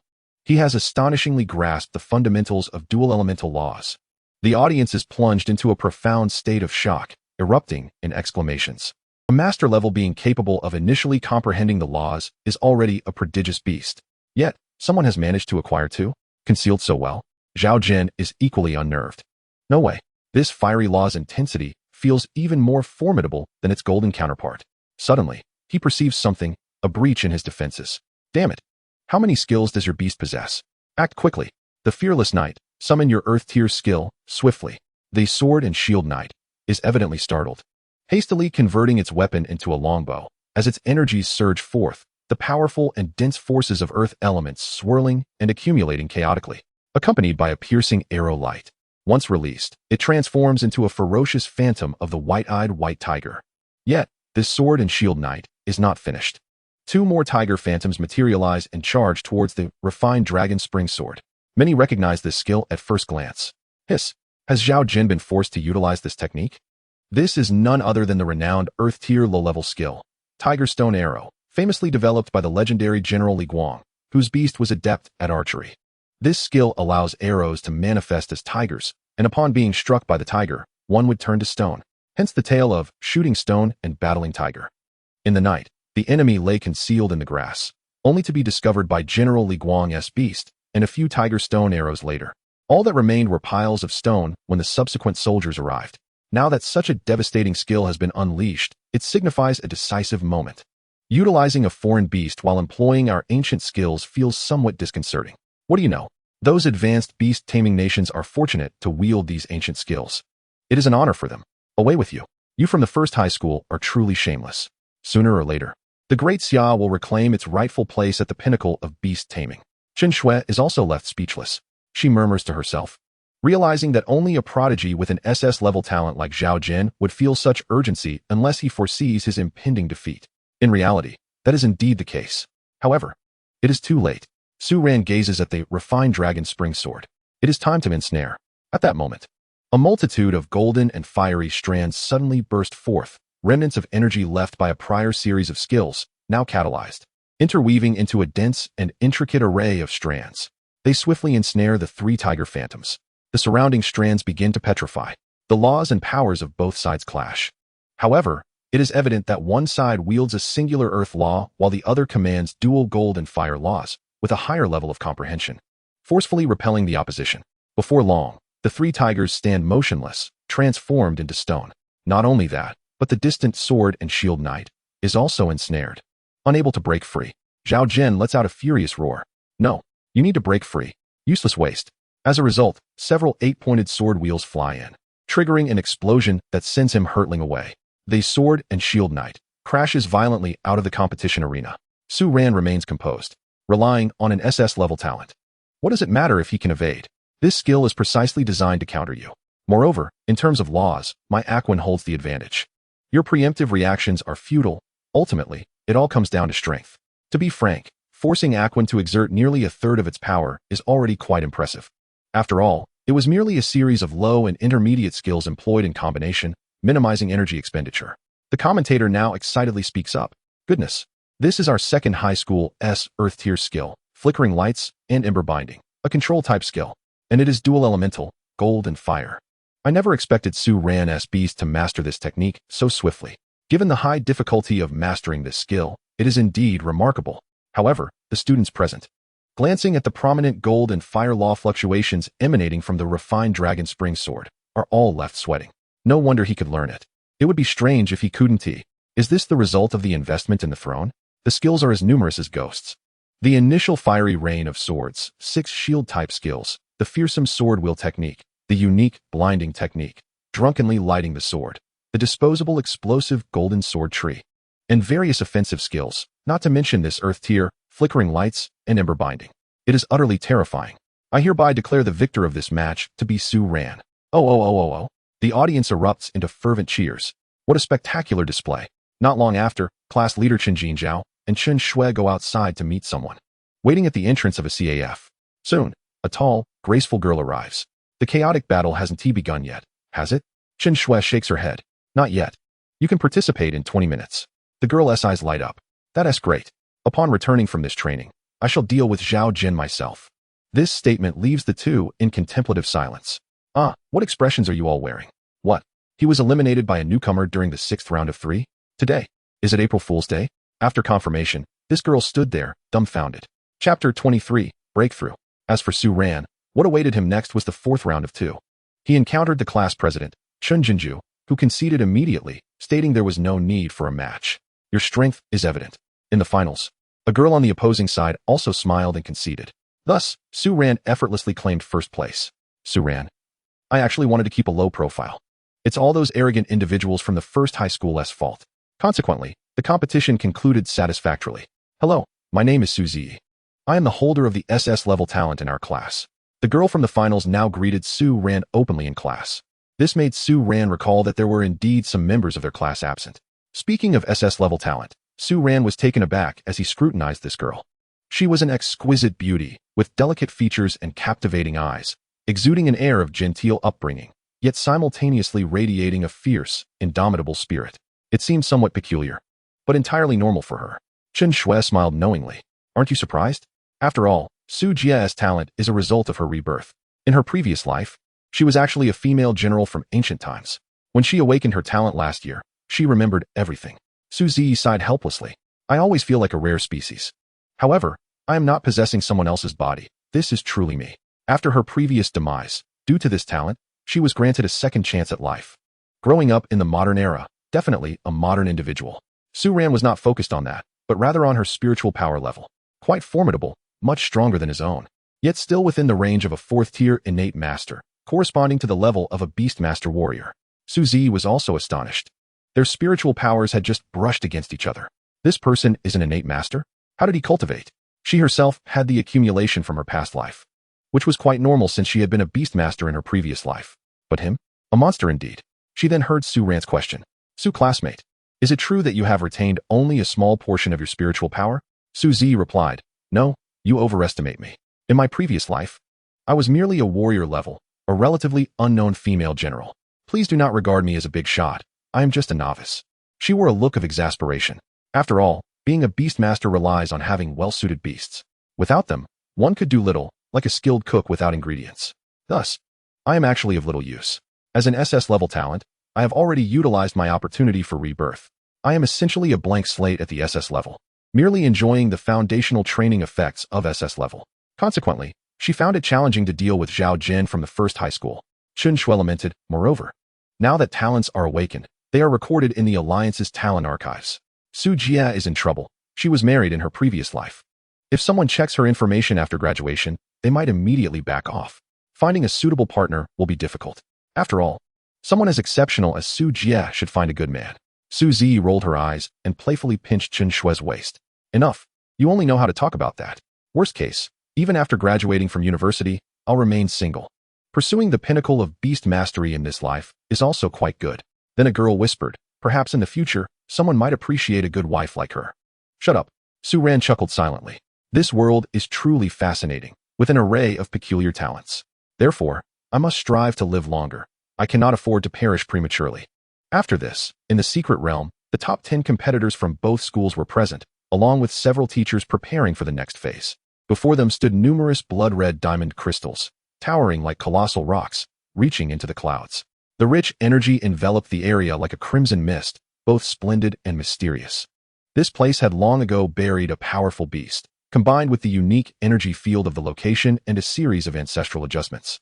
It had created this treasure land capable of condensing Shanghai blood crystals over time. The energy of these crystals could enhance the strength of spiritual pets, solidifying their foundations, increasing the success rate of breakthroughs to the warrior level by 1 or 2%. Both schools had to continually invest various materials to stabilize this area. Now, according to the competition rankings, the first place would access the best area, followed by the second and third places. Under the guidance of the teachers, Su Ran and the 100 Refinements Dragon Spring Sword arrived at a high-level array's core. Then, a Quan began to absorb power, enhancing itself, surrounded by top-quality Shanghai blood crystals, leading it to excitedly devour energy without restraint. As the energy surged in rapidly, the already stabilizing 7th-tier master level began to solidify even further, initiating a new growth phase. Initially at the peak of early 7th tier, under the frenzied influx of energy, it broke into the mid-7th tier. Soon, it ascended again to the late 7th tier, reaching its pinnacle. After an undetermined amount of time, the 100 Refinements Dragon Spring sword suddenly broke through to the 8th tier of mastery. At this later stage, the required energy was immense, but here, it achieved a promotion in a short time, showcasing its status as a true treasure land. And that was not the end. With the enhancement of strength, the sword's absorption capacity significantly increased. From a distance, it resembled a dragon drawing water, creating a small whirlwind above it. This commotion caught the attention of many below.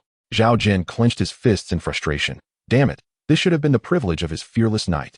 Yet it was snatched away by a newcomer. Just as he was lost in thought, the whirlwind expanded once more. A fluctuation of 9th-tier master energy spread forth. Zhao Jin gritted his teeth. Bastard. That guy actually rose 2 tiers. How can he absorb so much? This is the late stage of mastery.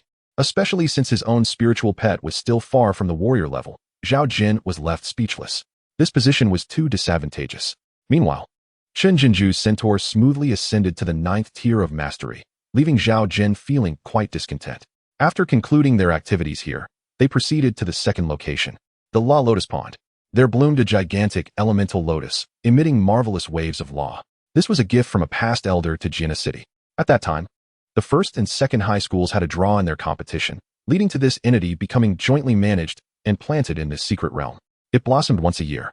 Sitting atop it, the ability to enhance the bond between one's contracted beasts and the laws of nature yields remarkable effects in comprehending these principles. Throughout history, numerous students have witnessed their beasts achieve an entry into the realm of mastery, thus becoming prodigies. Those already acquainted with these laws can advance even further. Consequently, this moment is precious and must be seized before the flowers wilt. Furthermore, the duration of understanding afforded is ranked, the higher the rank. The longer one may remain in contemplation. This left Zhao Jin's expression as dark as a pot's bottom. What a farce. The first place, Su Ran, second, Su Ji, and third, Chen Jinzhou. All the advantages are claimed by the second high school. Chapter 24, for golden attributes. In the outside world, the competition between the first and second high schools has garnered considerable attention online. Especially after the champion emerged, it left countless individuals astounded. No way, a mere first-year student, who has contracted their beast for less than a month, clinched the championship? How abstract is that? Truly astonishing. What were all the students from the first and second high schools doing? Were they merely nurturing air? It was utterly bewildering. It compelled me to revisit the videos. And indeed, the skills displayed were akin to ghosts, with outlandish spiritual beasts. Rumor has it that they are backed by the investments of Lord Pello. Upon hearing this, the audience was suddenly enlightened. That investment? Then there's no issue. Consequently, this student has ascended to the title of the strongest in Jina City. Which region are you from upstairs? You seem rather unfamiliar with Jina City. It is well known that neither the first nor the second high schools were attended by that esteemed lord in the past. So, can you guess where he actually studied? Many immediately responded, of course, it should have been obvious. The third high school, that's where true power resides. With an overwhelming array of formidable beasts that are simply terrifying. The first and second high schools are just minor skirmishes. In the past, they indeed were strong. Until Lord Pello made his grand entrance, which shone a light on the third high school. From then on, it has soared to new heights. Numerous families, corporate leaders, and powerful beast tamers have chosen to send their children to the third high school, merely to see if they could forge any connection with that esteemed individual. Therefore, the admission standards there are exceedingly stringent. At this moment, students from the third high school have also begun to voice their opinions. To be frank, the so-called champion is rather underwhelming. The value is far too low, they are not even at the battle general level, and they cannot be compared to our geniuses here. And as for investment? Lord Pello had left various investments in the third high school, and this generation has also seen many pass the trials to receive investment. So, is Su Ran from the second high school particularly special? Does he think he is the only one? What a joke. However, he does possess some talent, having sparked a modicum of interest among several of our geniuses. Perhaps they will soon engage in sparring with him at the second high school. He is bound to lose. Regarding the online uproar, Su Ran remained indifferent. He returned to the routine of attending classes and nurturing his beasts. It was now break time. Chen Pang was still troubled. His father had tasked him with starting a project at the company, ostensibly as a practice exercise for future endeavors. Speaking of recruiting, how should I frame the requirements? What kind of employees are more reliable and less prone to absconding? His sister, Chen Shui, was about to suggest raising the salary a bit. However, Su Ran, without lifting his head, calmly interjected, recruit those who have recently had children, whose partners are unemployed, and who are the sole breadwinners in their families, burdened with various mortgages and loans for their beasts. Peng, why? Because they are the 4 golden attributes of Paru. You can squeeze a bit more out of them. Generally, they are quite resilient to pressure. After all, if you don't squeeze them, others will. Shui, be a decent person. Although it seemed to make sense. Peng, somewhat confused, then glanced sideways with a hint of curiosity. By the way, Su Ran, why haven't you replied to your relatives on your goose letter? Because they were berating me. Moreover, this has all transpired previously. Su Ran opened the chat interface, and the two of them looked over. Uncle, Su Ran, isn't choosing your contracted beast a bit challenging? If you're short on funds, why not consider my son for a loan? He is quite familiar with this process and is available at any time. You can also purchase a few beast insurance policies as a precaution. After all, you're the only one left. We are worried. If you don't contract a beast soon, I want to be able to sleep at night. However, Su Ran ignored it. Around 3 in the morning, he sent 2 voice call requests, but no one answered. Su Ran, Uncle, you seem to be sleeping quite soundly. Huh? Confused expression. One must be honest in life. Then, at around 8 o'clock, his uncle replied with an emoji and a 60-second voice message. Peng, Shui, Su Ran's classmate, Wan Shan, approached with a beaming countenance and gave Su Ran a thumbs up. Su Ran, you've been quite popular online lately, bringing glory to our class. And you're from a humble background, making it even more inspiring. I am not from a humble background. Wan Shan. The 3 were taken aback. What? Are you hiding something? Su Feng was dumbfounded. Oh my, could it be that you hail from a prestigious family? To prevent you from becoming arrogant, they've made you live a life of anonymity. It's said that rich daughters are raised with care, while poor sons are nurtured with hardship. Su Ran glanced at them silently. What are you all thinking? I am from a poor family. The term humble background refers to one of low status. From a lowly or mediocre family, especially one whose ancestors once achieved some success, but have now fallen on hard times. That is what constitutes a humble background. What audacity, I would have to claim such a title. I am merely a country bumpkin. Recalling a story, Su Ran remembered that Zhuge Liang's ancestors were from a prestigious clan. However, when he was 3, his mother passed away, and by 8, his father had also died, leaving his family in dire straits. His uncle, Zhuge Xian, who was once the governor of Yuzhong, was later replaced and subsequently passed away. Zhuge Liang eventually moved to Jingzhou and lived in seclusion, farming in Longzhou. His situation is a quintessential example of a child from a humble background. Peng wiped the sweat from his brow. What is wrong with being poor? Wealth rarely lasts beyond 3 generations. Su Ran sighed. Stop consuming those toxic motivational quotes. They are designed to inflate the pride of us poor folks, making us feel superior. Well, we don't include you, you rich young master. After all, do you believe that wealth doesn't last beyond 3 generations? True wealth beyond 3 generations becomes a powerful clan, and if the poor remain impoverished for 3 generations, they are quickly extinguished, leaving no descendants. This is why, when looking back through generations of ancestors, many have held prominent positions or achieved remarkable success. At this moment, Su Zi hurried over, breathless. Su Ran, the teacher wants you to find him. Su Ran replied, perplexed, what on earth? I was just silently pondering the illustrious Zhuge Liang. Surely, this can't be related. After that, in Zhuge Qian's personal office, he asked, Su Ran, how would you describe yourself? I hope to hear the truth. Su Ran fell silent for a moment, then finally spoke. Teacher, I am a selfish person. I lack the fervor to save the world or any adolescent notions of grandeur. The ideals of self-sacrifice for others, of being magnanimous and seeking the approval of others, are beyond me. What I desire is simply to lead a good life, to occasionally share laughter and joy with my friends, and to assist those around me whom I deem worthy. That is sufficient for me. I seek to live freely and defiantly in this world. Of course, if you prefer to hear a fabrication, that is acceptable as well. Su Ran winked. My wish is for every person in this world to radiate smiles. Zhuge Qian chuckled softly at this last statement. That was certainly a falsehood. However, your perspective on life is commendable, far superior to that of a naive youth easily swayed by fervor. Somewhere in a distant place, an individual suddenly sneezed. Now, I have a task for you. You may refuse, and you can leave right now without any further mention from me. Please, go ahead. Chapter 25. Optimizing the Beast Mastery Space. Oh, is this the next step? Aren't you concerned? Su Ran smiled calmly. I trust you.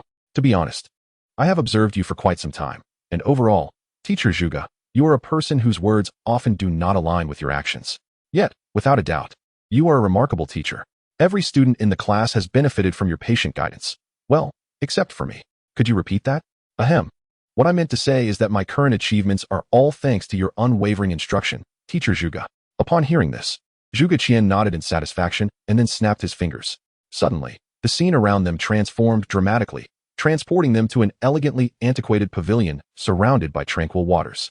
Su Ran and Zhuge Qian found themselves seated at a table, the faint fragrance of sandalwood wafting through the air. Observing Su Ran's expression, Zhuge Qian casually explained, "There is no need for surprise. Once a beast master reaches the domain level, they can harness a portion of their beast's domain powers, becoming increasingly extraordinary. As one progresses, the powers they possess will multiply, and you too will attain this. Since you have agreed, let me bestow upon you some benefits. How much do you know about the Beast Mastery Space?" Su Ran pondered for a moment. The Beast Mastery Space is a capability developed by humanity in ancient times to conveniently carry their beasts, greatly aiding ancient people. It is known by different names in various countries. For instance, in Great Britain, it is referred to as Magical Semi-Dimension, in Sakura Country as Interstice, and in Lighthouse Country as Superspace. There are numerous other appellations as well. Zhuge Qian nodded. These are merely surface-level observations. What I am about to share is a secret that most ordinary people are unaware of. Such knowledge is typically only accessible at those prestigious academies. The Beast Mastery Space is merely a foundational stage. This ability can be upgraded. Many noble families possess specialized methods for its construction, passed down through the generations, never revealed to outsiders. For example, it can be upgraded to Spiritual Spring Space, a common enhancement among healing families, facilitating the cultivation of medicinal herbs. Alternatively, the forging families have 100 Forging Furnace Chamber, allowing for further processing of ores. Zhuge Qian then produced a scroll and handed it to Su Ran. "Today, I will impart my family's construction method to you. This is a top-tier technique, so do not speak of it carelessly." Upon opening it, Su Ran saw the three prominent characters. Peach Blossom Source. A wealth of information began flooding into his mind. Once Su Ran finished perusing it, Zhuge Qian placed one hand on his back, while the other conjured a hazy space. "Summon forth your beasts. You may now commence the optimization and upgrading of your space. This technique requires guidance. It cannot be completed alone. I will lead you through it, beginning with forcibly segmenting a portion of space from the outside to merge with your Beast Mastery Space." He smiled mysteriously. Everyone goes about it this way. Thieves do not perish, and grand robbers do not cease. In essence, they are all pilfering from the very fabric of this world. However, despite the passing years, the world remains vast. Just remember to give back to the heavens in due time. It is a regulation of my family. At that moment, the newly merged space was obliterated, returning to its primordial state, and began reconstruction. Su Ran diligently followed the information, continuously channeling his mental energy. Time seemed to slip away. Following this, the brand new Beast Mastery Space was completed. It was no longer the previous silver expanse devoid of features, but rather transformed into a vibrant little realm. Rejuvenated and resplendent. The ground was adorned with freshly sprouted greenery, rich soil, and the air was filled with moisture, covering an area roughly equivalent to an acre. A standard Beast Mastery Space could only accommodate beasts and could not serve any other purpose. However, this new space allowed for the cultivation of crops and the storage of ordinary items, proving to be exceptionally convenient. Additionally, Su Ran noticed several large pits arranged in a mysterious manner in designated areas, resembling a formation. According to the scroll's contents, these were meant for planting peach trees. The peach blossom source requires the cultivation of special heavenly peach trees. Once a certain number is reached, they will nurture this space, allowing it to upgrade and create more pits. Ultimately, planting 108 peach trees will be feasible, and even more beyond that. As for other areas, they may be sown freely. Upon opening his eyes, Su Ran observed Zhuge Qian casually sipping tea beside him. The special spiritual peach trees of heaven and earth depend on your own fortune. After all, you can't expect me to provide those for you, can you? Such treasures are scarce even within my family. The higher the grade, the more challenging they are to propagate. Often, only a single specimen exists. As for the beast levels, you are aware of the concept of a cave sky, correct? However, such cave sky levels will completely merge with the body upon breaking through to the next realm. The human-created space, however, is a true little world, capable of gradual expansion. Once it reaches a certain threshold, when a human beast master passes away, this space will remain in place, connecting with reality to form a cave sky. In the annals of my lineage, a revered ancestor bequeathed the legend of the Peach Blossom Spring. Throughout the ages, numerous paradisiacal realms have emerged in this manner. Their immovable nature has incited various factions to engage in fierce contests for dominance. Yet, on the whole, it remains a wondrous phenomenon, prompting many beastly clans to cohabit with human families, forging an indelible bond that has endured through generations. Su Ran felt a surge of joy within. The Peach Blossom Spring. Indeed, this would make cultivating his spirit companions significantly more convenient.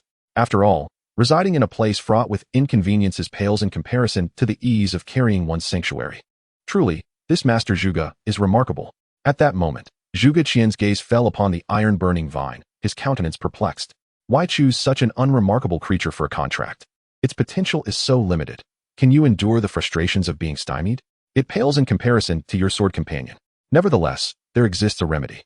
I possess some understanding of the beings and flora within that secret realm.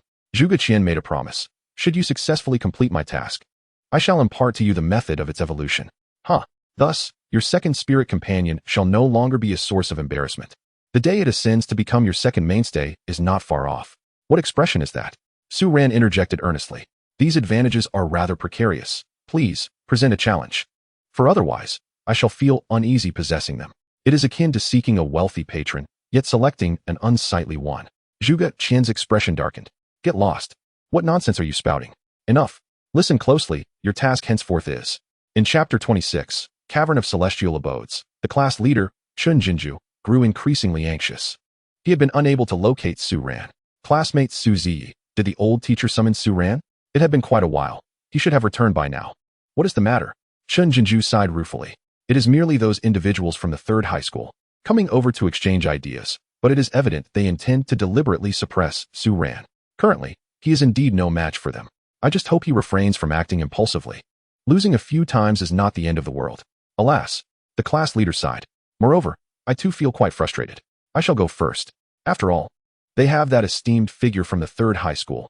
We from the second high school have not been so fortunate. We have also suffered a significant decline due to the infamous incident involving the destruction of the skill library several years ago. Even the first high school surpasses us. To this, Su Ziyi could only frown in dismay. Meanwhile, in a distant aerial isle, a middle-aged man was laboriously transporting mountains. He nodded, pleased with the bounty. This area had yet to be traversed by other beast tamers. With a flicker of thought, a peculiar tome, invisible to others, materialized in his hands. As he turned its pages, numerous words appeared before him. He directly flipped to the final page. Ganjian has become a marquee-level beast tamer. The end. A headache struck him. His apprentice was rather unfortunate. How could he only reach the marquee level? And yet he persistently dabbled in unrelated pursuits. For goodness sake, you are a member of a renowned forging family. Why not devote yourself to the study of weaponry instead of obsessing over machinery? Alas, he then summoned another name. Observing the list, he noted numerous individuals whose destinies intertwined, each influencing the others, altering stories, trajectories, and growth, ever-changing and not preordained. These were all his disciples. Gazing at them, the middle-aged man's spirits lifted considerably, and he erupted into hearty laughter. How fascinating. This world is truly captivating.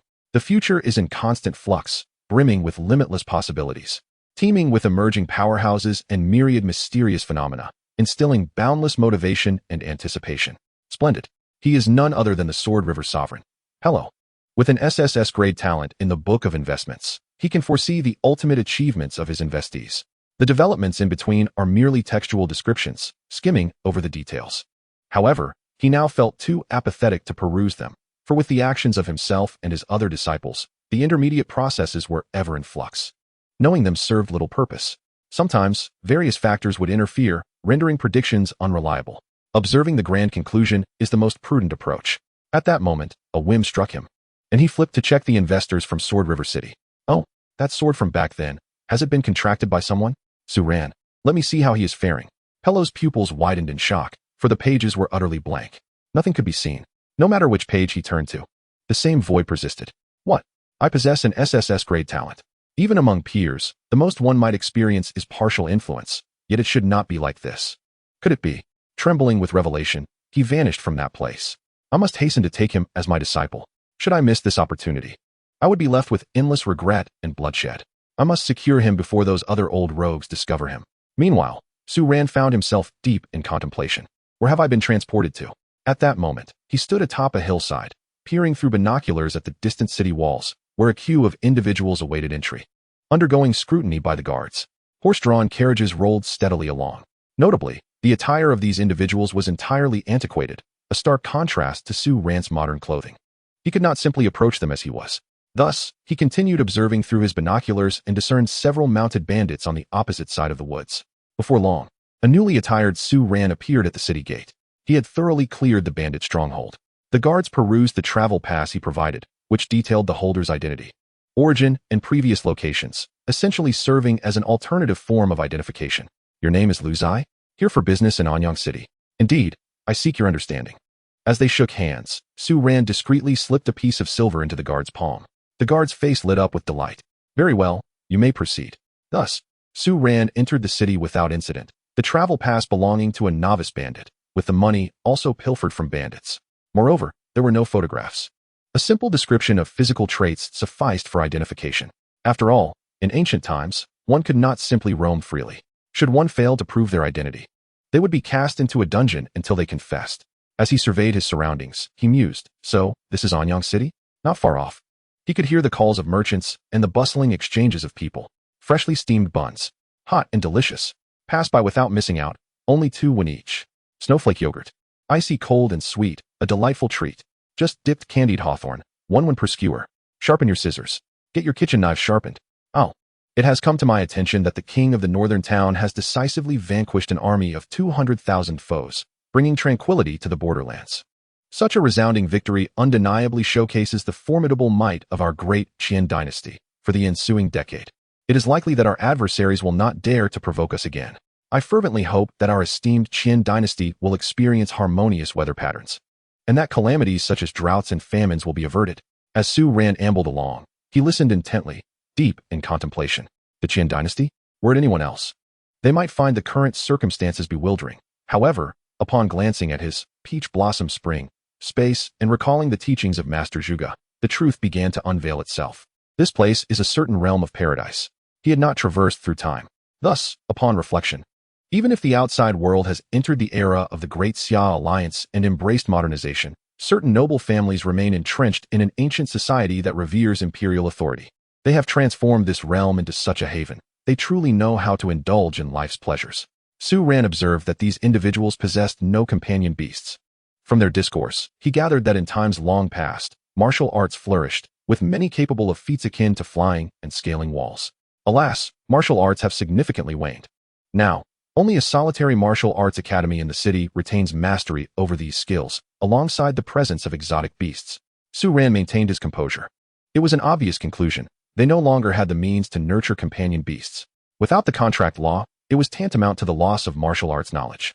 Strangely resonating with the notion of there are no true martial arts in this world, merely illusions. In a nearby dilapidated martial arts academy, voices of ire erupted. Another challenge?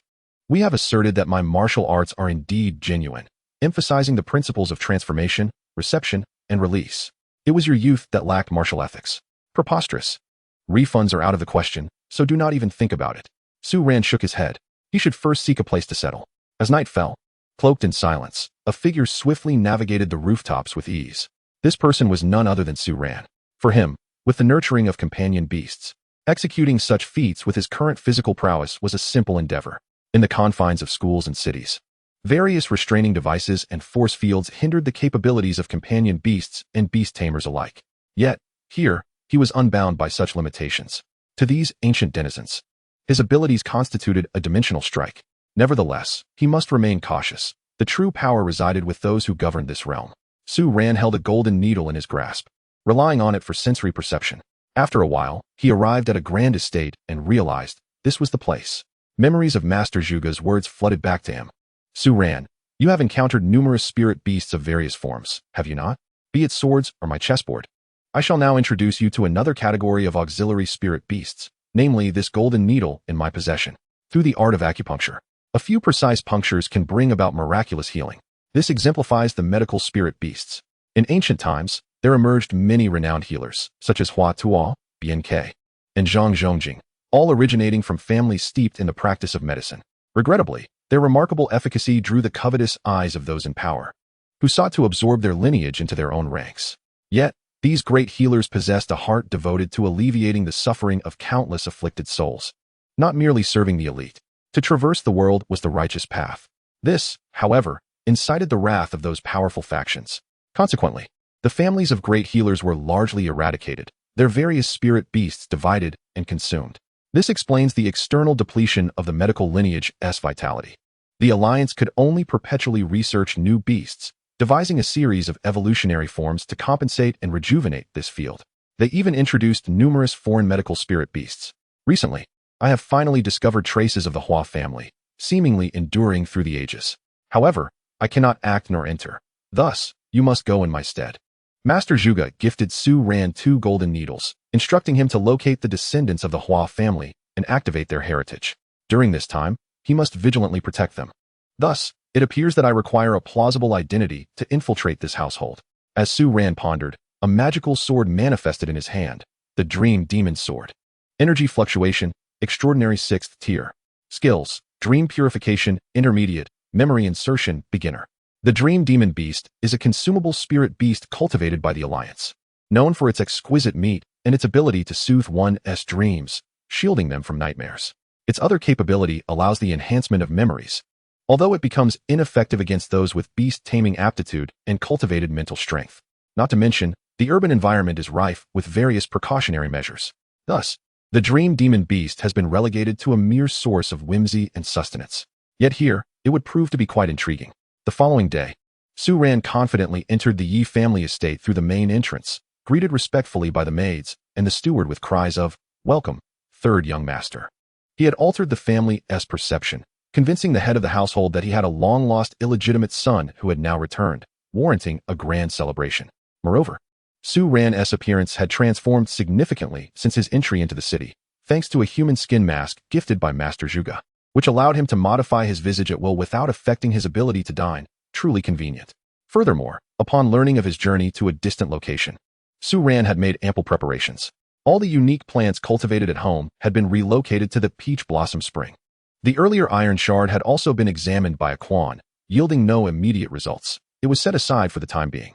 Meanwhile, the insights gleaned from the school's secret realm had enabled a Quan's golden principles to break through a barrier, achieving a level comparable to that of the fire principles. After the celebratory feast concluded, Su Ran returned to his chamber, furrowing his brow. This family was rife with troubles. The eldest son favored a concubine over his wife, who had tragically taken her own life recently. The second son was a notorious gambler, and the concubines were embroiled in constant strife, even resorting to underhanded schemes during the banquet. Even his adoptive parents were far from virtuous. Upon initial assessment, this entire household appeared to be filled with dubious characters. This posed a dilemma, for with only 2 golden needles at his disposal, he could not afford to be reckless. Careful observation was essential. At that moment, his elder brother approached him. "Third brother, it has not been easy for you to wander outside for so long. Allow me to find you a suitable family to join. You may harbor some misunderstandings about me. Oh, that woman's demise is of no consequence. Let me impart a piece of wisdom. A virtuous wife supports a man's ambitions, while one must first rid themselves of an unworthy spouse before attaining power. One day, with authority in hand, you may welcome a new bride upon the grave of the old. Out with the old, in with the new. Come. This is the nourishing chicken soup specially brewed for you by the house chef, to bolster your health." Su Ran gazed at the scene with a melancholic air. "You are truly despicable." After some persuasion, this fellow was ultimately driven away by Su Ran's unyielding demeanor. The soup remained untouched. Then, Su Ran plunged a golden needle into the broth, withdrawing it moments later, only to find the needle had turned pitch black. This elicited a chuckle from him. "Huh. Did you think you were here to vie for inheritance? People of ancient times truly excel at poisoning. It seems you have paved your own path to demise." As the night deepened, Su Ran casually tossed a magical sword into the estate, its emanating invisible barrier seamlessly enveloping the premises, sending all within this realm into a deep slumber. He, however, had ventured here not for rest. After spending a while, Su Ran stealthily arrived at a grand lake on the outskirts of the city. The fishermen here made their living from the waters, yet they were severely exploited. During his quest for the descendants of the Hua family, Su Ran had witnessed these individuals returning with their boats laden with bountiful catches. At one point, a fisherman sparked a chorus of astonished gasps, for he had caught a gray pearl grouper, a prized fish. It was promptly taken by the attendants of the Martial Arts Academy, yielding them a substantial profit. At that moment, a thought had germinated in Su Ran's mind, which he had kept at bay until now. After all, there were more pressing matters to attend to, and now he had arrived. Within the Great Xiao Alliance, there existed specialized fisheries cultivating various unique fish, each possessing myriad potential uses. Coupled with the Peach Blossom Spring, it reminded Su Ran of the phrase from the tale of the Peach Blossom Spring, where the Wuling people made their living from fishing. Thus, it would be no fault of his to procure some treasure fish, would it? If a stable breeding population of treasure fish could be established in the Beastmaster space, that would be even better. Chapter 28. mysterious existence. Thus, Su Ran produced the materials he had salvaged from the flea market last time. Among them were some that could serve as excellent bait, which he used to prepare a fishing spot, supplementing it with additional ingredients. He then instructed Aquan to create a sword shield, and together they descended into the water, with molten iron vines coiling around him. Tendrils slowly detaching to take root at the lakebed, awaiting prey. The underwater darkness was profound, and Su Ran retrieved a magical sword crafted from a ferocious beast that once thrived in a river of lava. Upon grasping it, his vision sharpened dramatically. The second magical sword was designated for maintaining his breath. As he surveyed the surroundings, he noticed some snails nearby, their subtle movements barely disturbing the fish around them. He could see some fish quietly resting, utterly motionless, their eyes wide open. In his previous life, Su Ran had enjoyed watching certain streamers diving at night to catch fish. Before long, he had filled a net to the brim. However, at this moment, some fish still swimming caught the scent of the bait and began to approach. These were species that slept by day and became active at night, for fish do not adhere to a fixed sleeping schedule. As a group of them drew near, the molten iron vines sprang into action, ensnaring them, while Su Ran collected them into the peach blossom spring, where he had already excavated a small pond. With this exchange, the number of fish within the space began to increase. Yet, Su Ran pondered, why were there only two treasure fish?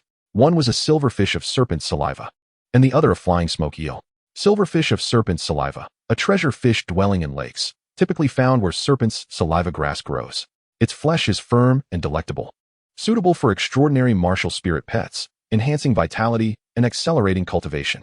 Flying smoke eel, a fire-type extraordinary treasure fish, ideal for fire-type spirit pets.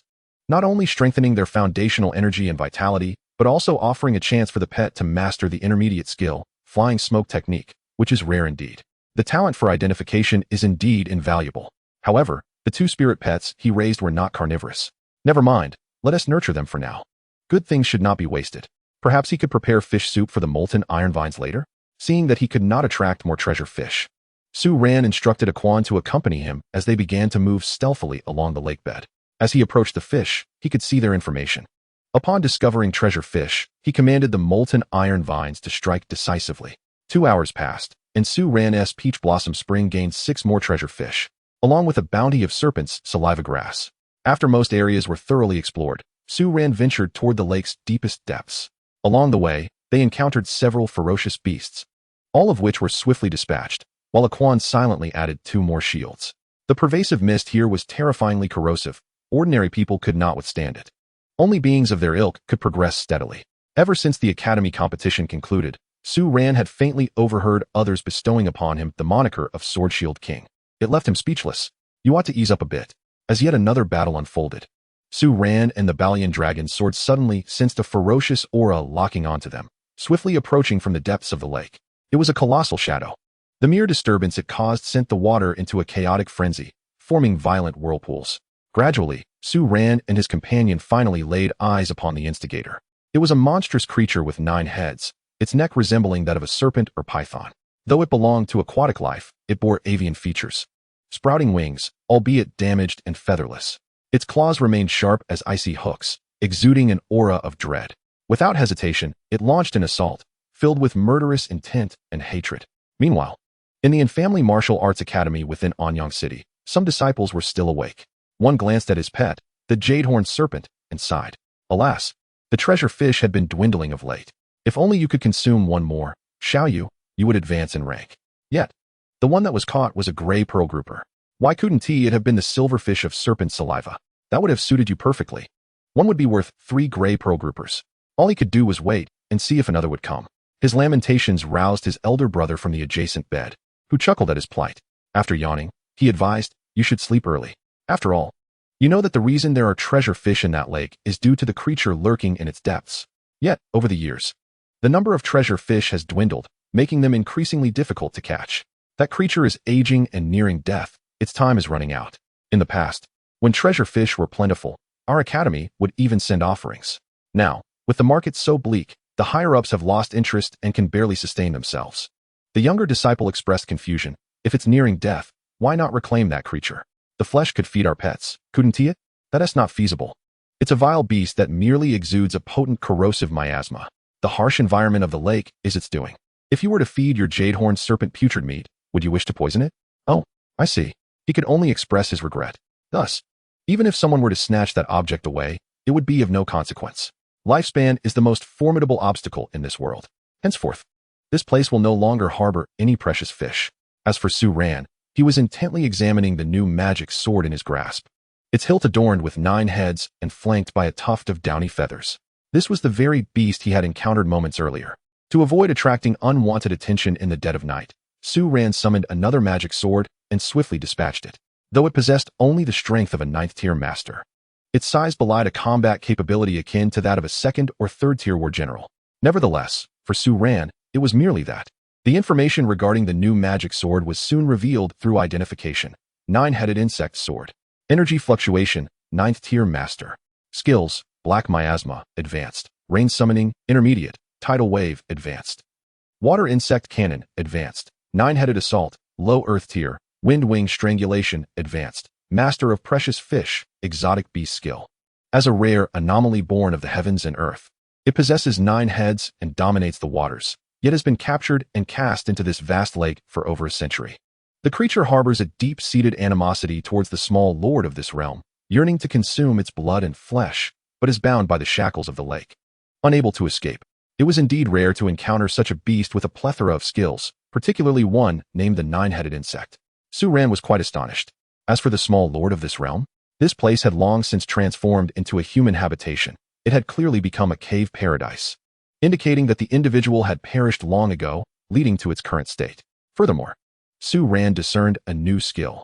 Master of precious fish, exotic beast skill and innate geomantic ability, also known as ancestral skill, which allows any aquatic creatures within a water body to undergo subtle transformations, with some evolving into precious fish. Once the creature departs, the original water body will no longer give rise to new precious fish. So that was the case. It was not a matter of a precious fish clan proliferating here, but rather the 9-headed insect that served as the source of it all.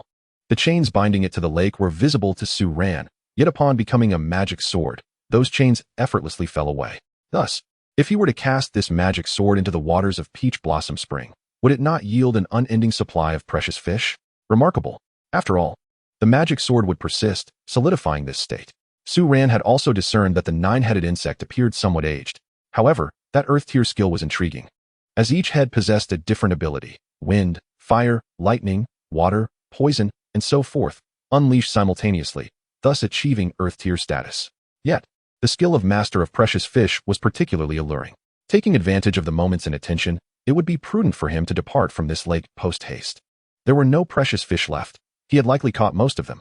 Su Ran gestured to a Quan, and together, with sword and vine in hand, they stealthily emerged from the thicket by the lakeside. Chapter 29, Reckoning. The following afternoon, a significant event transpired at the Yi residence where Su Ran resided. While the eldest son was out shopping, he suddenly coughed up blood and collapsed on the ground after consuming food from an external tavern. The tavern, however, adamantly asserted that their dishes were free of poison.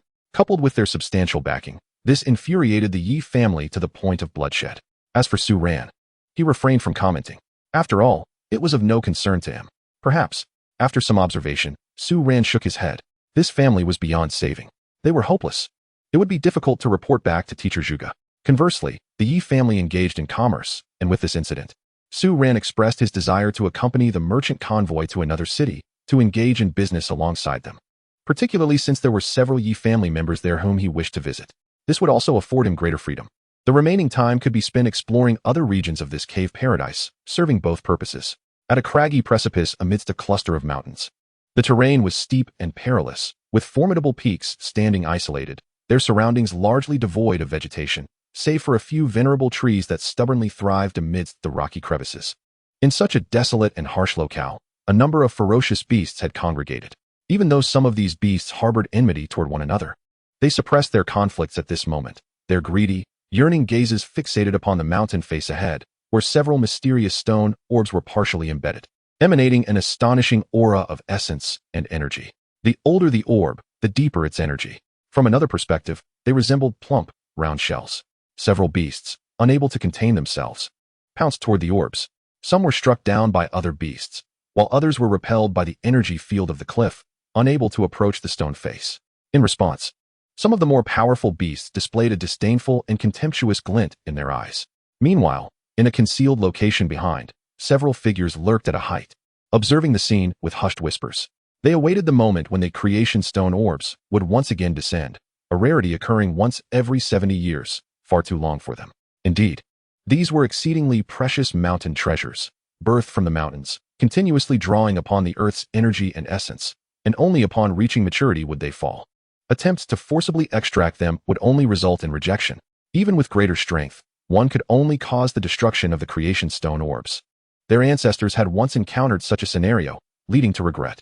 Furthermore, any ferocious beast or pet that obtained these orbs could refine them without risk, thereby swiftly enhancing their strength. They were particularly suitable for breakthroughs from the master level to the war general level, offering gentle energy that was safe and convenient. Moreover, refining them would establish a solid foundation for pets, given that mountain treasures inherently possess the earth's stability and weightiness. It is said that the quality of these treasures ranges from ordinary, good, superior, top tier, to the finest, royal. Upon falling, they would radiate golden light. Based on previous observations within their clan, it was anticipated that one orb would emerge this time. Who would claim it? A solid foundation would pave the way for smoother journeys ahead. Upon hearing this, several individuals' expressions turned ominous. Such a rare gem was coveted by all. One particularly rational individual cleared his throat and suggested, "Let us first drive away the ferocious beasts, and then acquire according to our abilities. For this is also a trial set by the elders. After all, it was just the few of them." Thus, silence fell over the area. After another half-day had passed. Finally, the first stone orb on the cliff began to sway precariously. Although referred to as a stone orb, it resembled a gigantic egg, and this commotion triggered a chain reaction. Other stone orbs began to tremble and fall one after another. Among them, one orb released a dazzling golden light, truly magnificent and resplendent, immediately capturing everyone's attention, prompting them to rush forth without a second thought. At that moment, a torrent of fierce and searing impacts surged from afar, directly crashing down upon this location. Even some ferocious beasts still en route were engulfed in this wave of assault. Regardless of whether they are humans or they're beasts, all were rendered petrified with fear. Damn it! The energy fluctuations belong to a battle general, and a late-stage one at that. We must flee. How could a battle general possibly appear here? Ah! Amidst the anguished cries, the beast tamers and ferocious beasts were violently hurled away. As the smoke cleared, the fallen mountain treasures had vanished. Fortunately, the beast tamers emerged relatively unscathed, thanks to the protective barrier created by their tokens, yet they were instantly left vulnerable. Wails of despair and roars of anger filled the air. Who on earth is responsible for this? Is there no sense of decorum? Do they dare to pilfer from my Qin family? Find them. I vow to slay them. Well, it is also possible that it's another hidden member of the Qin family, for only someone of our bloodline would possess such audacity. Not to mention, our clan is abundant in numbers. Our elders are quite adept at marrying, often having dozens of wives. This calls for a reckoning. The one responsible for this, Su Ran, had already made a swift exit. He cast a glance at the numerous colossal stones within the peach blossom spring and felt immense satisfaction. Excellent, excellent. It has not been in vain for me to observe you for so long. After all, this isn't a competition. There's no need to engage in prolonged combat with these fellows. A direct assault from a battle general's magic sword will suffice. Boom, and it's done. It truly is a stroke of fortune. Now, with the Quan having reached the 9th tier of the master level, finding a way to break through to battle general level is indeed necessary.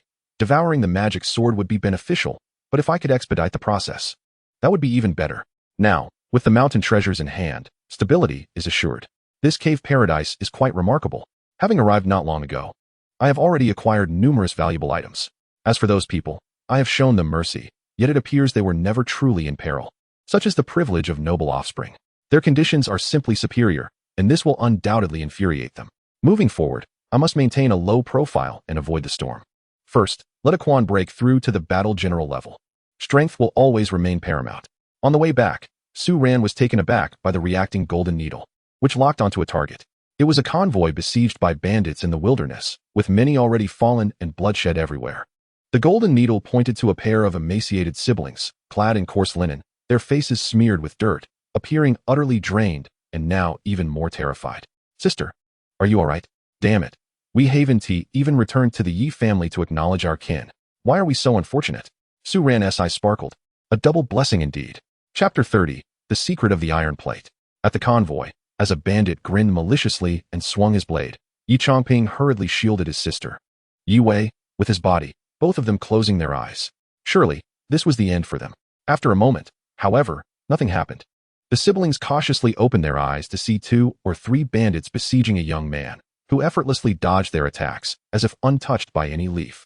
Swiftly disarming one and slaying 2 with his own blade, casually tossing the weapon behind him, impaling the third would-be assailant against the wagon. As for the initial bandit, he lay lifeless on the ground, utterly defeated. Yi Chongping was astounded. Incredible. Yi Wei was equally dumbfounded. With Su Ran's intervention, the guards rallied and fought back, eliminating the bandits on the spot. They expressed their profound gratitude. Thanks to this noble hero. Su Ran nodded and approached the siblings. Are you both unharmed? The security is poor, compounded by various oppressions, leading to the emergence of such rogue groups, akin to mushrooms sprouting after rain. Oh, by the way, this is our first meeting.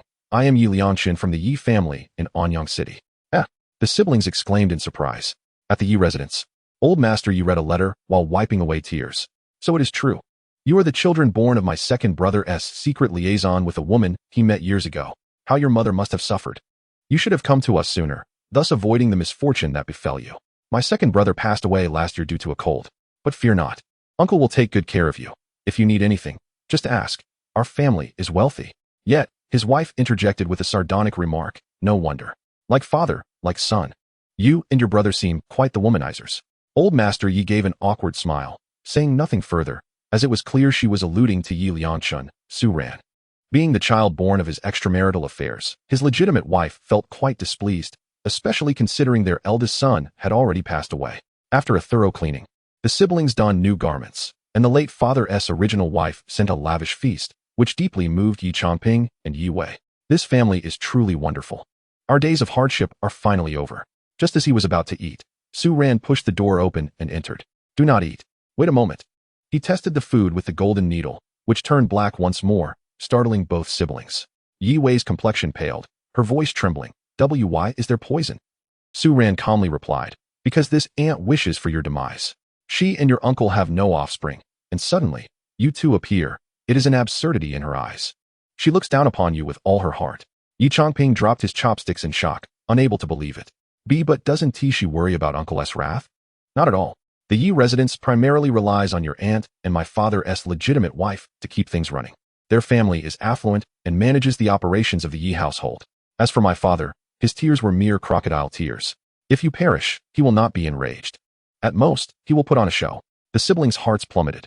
They had not anticipated such complexity. In the following days, the meals they received were consistently poisoned, instilling deep fear within them. Had it not been for Yi Liangshin, Su Ran, their lives would have been in grave danger. Fortunately, Su Ran later took them to another city and rented a residence there. Confronted with familial discord, Old Master Yi could only turn a blind eye. Meanwhile, Su Ran observed and assessed the two siblings, gauging their character. Aquan, within the Peach Blossom Spring, was continuously refining the royal-grade creation stone bead. The energy required to reach the pinnacle of the master level was substantial, yet its aura was visibly strengthening at a rapid pace. Before long, it reached the zenith of the master level. At this moment, the energy of the creation stone bead had diminished only slightly, much to Su Ran's satisfaction. What a splendid treasure! To facilitate Aquan's breakthrough to battle general level, Su Ran ventured into the deep mountains, teeming with ferocious beasts. During this time, the commotion from the breakthrough was palpable. The arrival of numerous ferocious beasts was indeed alarming. Any other beast master would have turned pale, utterly helpless against such a threat. However, besides Su Ran, an array of demonic swords materialized, and he chuckled softly.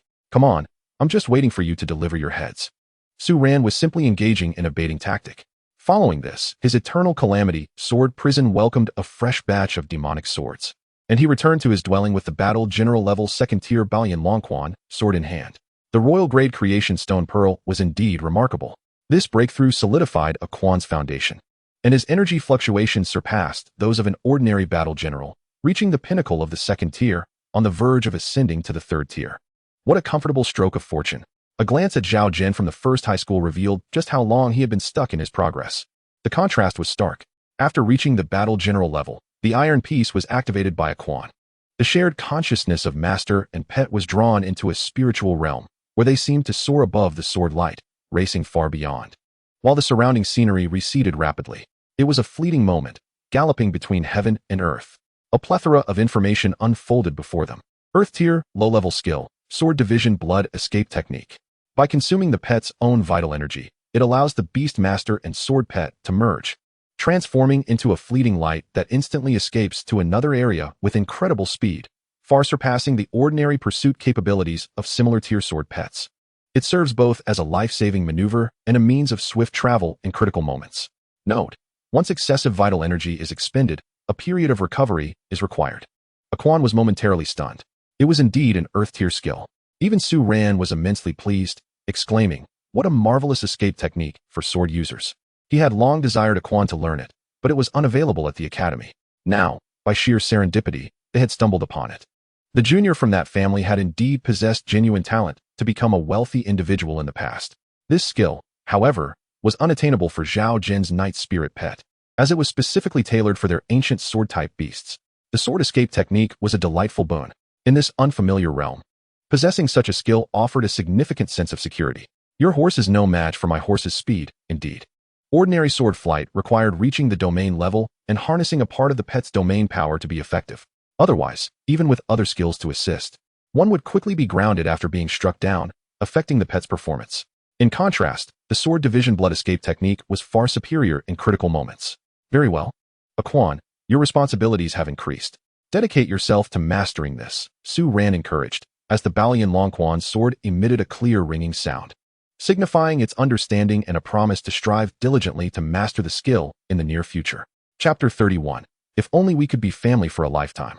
Aquan was blissfully unaware of the multitude of skills it needed to practice. Yet, aspiring to become an all-round sword pet necessitated these endeavors. Big Brother Yulianshan. This book, reborn as the White Horse General, Invincible Under Heaven, is quite good. It's recently very popular. Would you like to take a look? It's truly striking. Facing the book that Yi Changping handed over, Su Ran did not lift his gaze. Not interested. I flipped through it before and found it rather mediocre. Ever since I read a book called Reborn as Lu Lao Lao, no other book has managed to move me.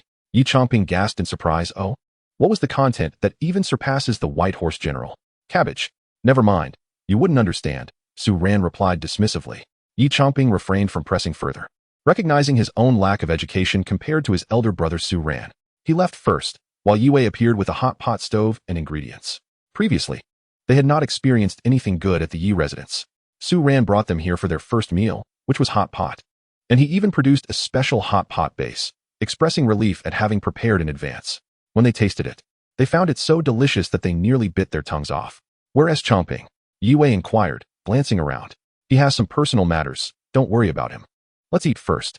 All right. Yue obediently complied. Ever since following Su Ran, the siblings had been living a life they had once deemed unimaginable. At times, Su Ran would educate them, correcting various misconceptions. For instance, when Yi Changping was eating dumplings and soup, Su Ran advised her to eat them while hot, only to be halted by Su Ran, who suggested letting them cool down a bit, as consuming them too hot was detrimental to health. Yi Changping, puzzled, scratched his head and remarked how their ancestors had always eaten that way. Su Ran promptly retorted, eating hot food regularly can easily lead to esophageal cancer. Don't blindly mimic the ancestors. Many of them died in their 40s or 50s. Shouldn't you learn that too? Our ancestors were quite adaptable. What was useful is what they said, while what was not is mere stubbornness. Yue recalled that moment. Isn't there a saying that a man's knees are worth gold? Yi Changping's spirit brightened at this, only for Su Ran to add.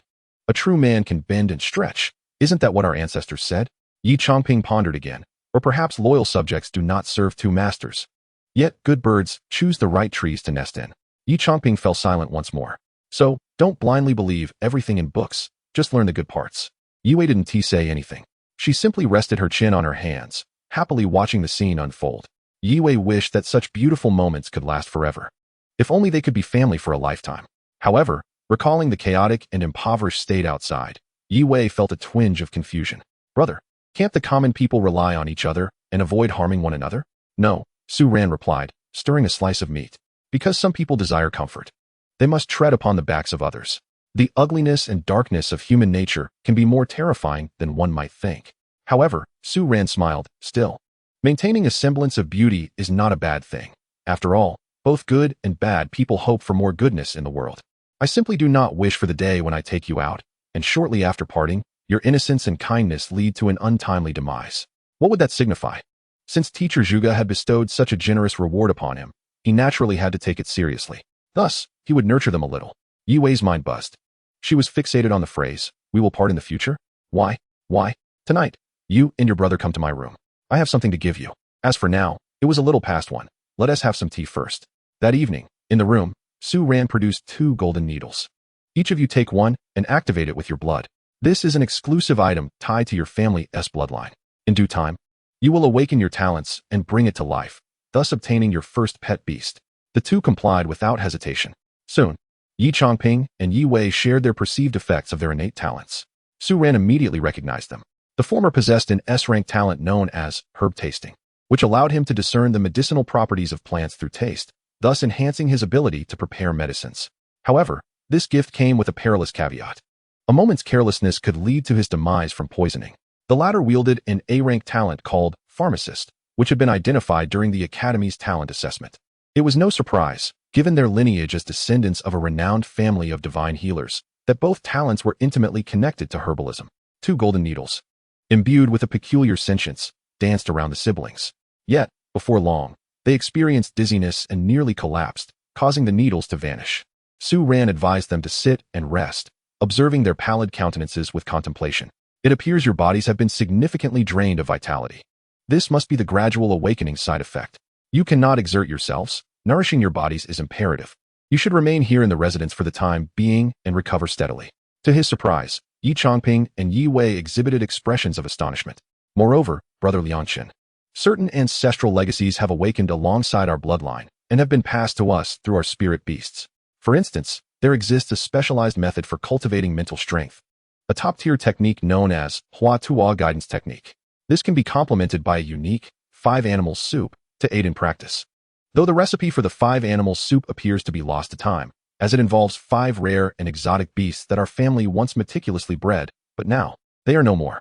Nevertheless, we can document this cultivation method and share it with you. Su Ran was taken aback. Oh, if your bloodline has awakened, then you should understand that I am not one of the Hua family, correct? The siblings' expressions remained resolute. It matters not. We are keenly aware of your kindness towards us. After all, you have no obligation to teach us. Before long, Su Ran meticulously noted down the contents of the paper and encouraged the 2 to rest. He then conducted an experiment and discovered that the efficacy of the method surpassed that of the mental guidance technique provided by the Academy by a staggering 70%. Remarkable indeed. This was all the more astonishing given that he was not a descendant of the Hua family, which likely accounted for the diminished efficiency. Had he chosen to align with those from the Yi family, they would have likely concealed the information under familial scrutiny and remained wary of him. Unlike these 2 earnest siblings, who were refreshingly naive.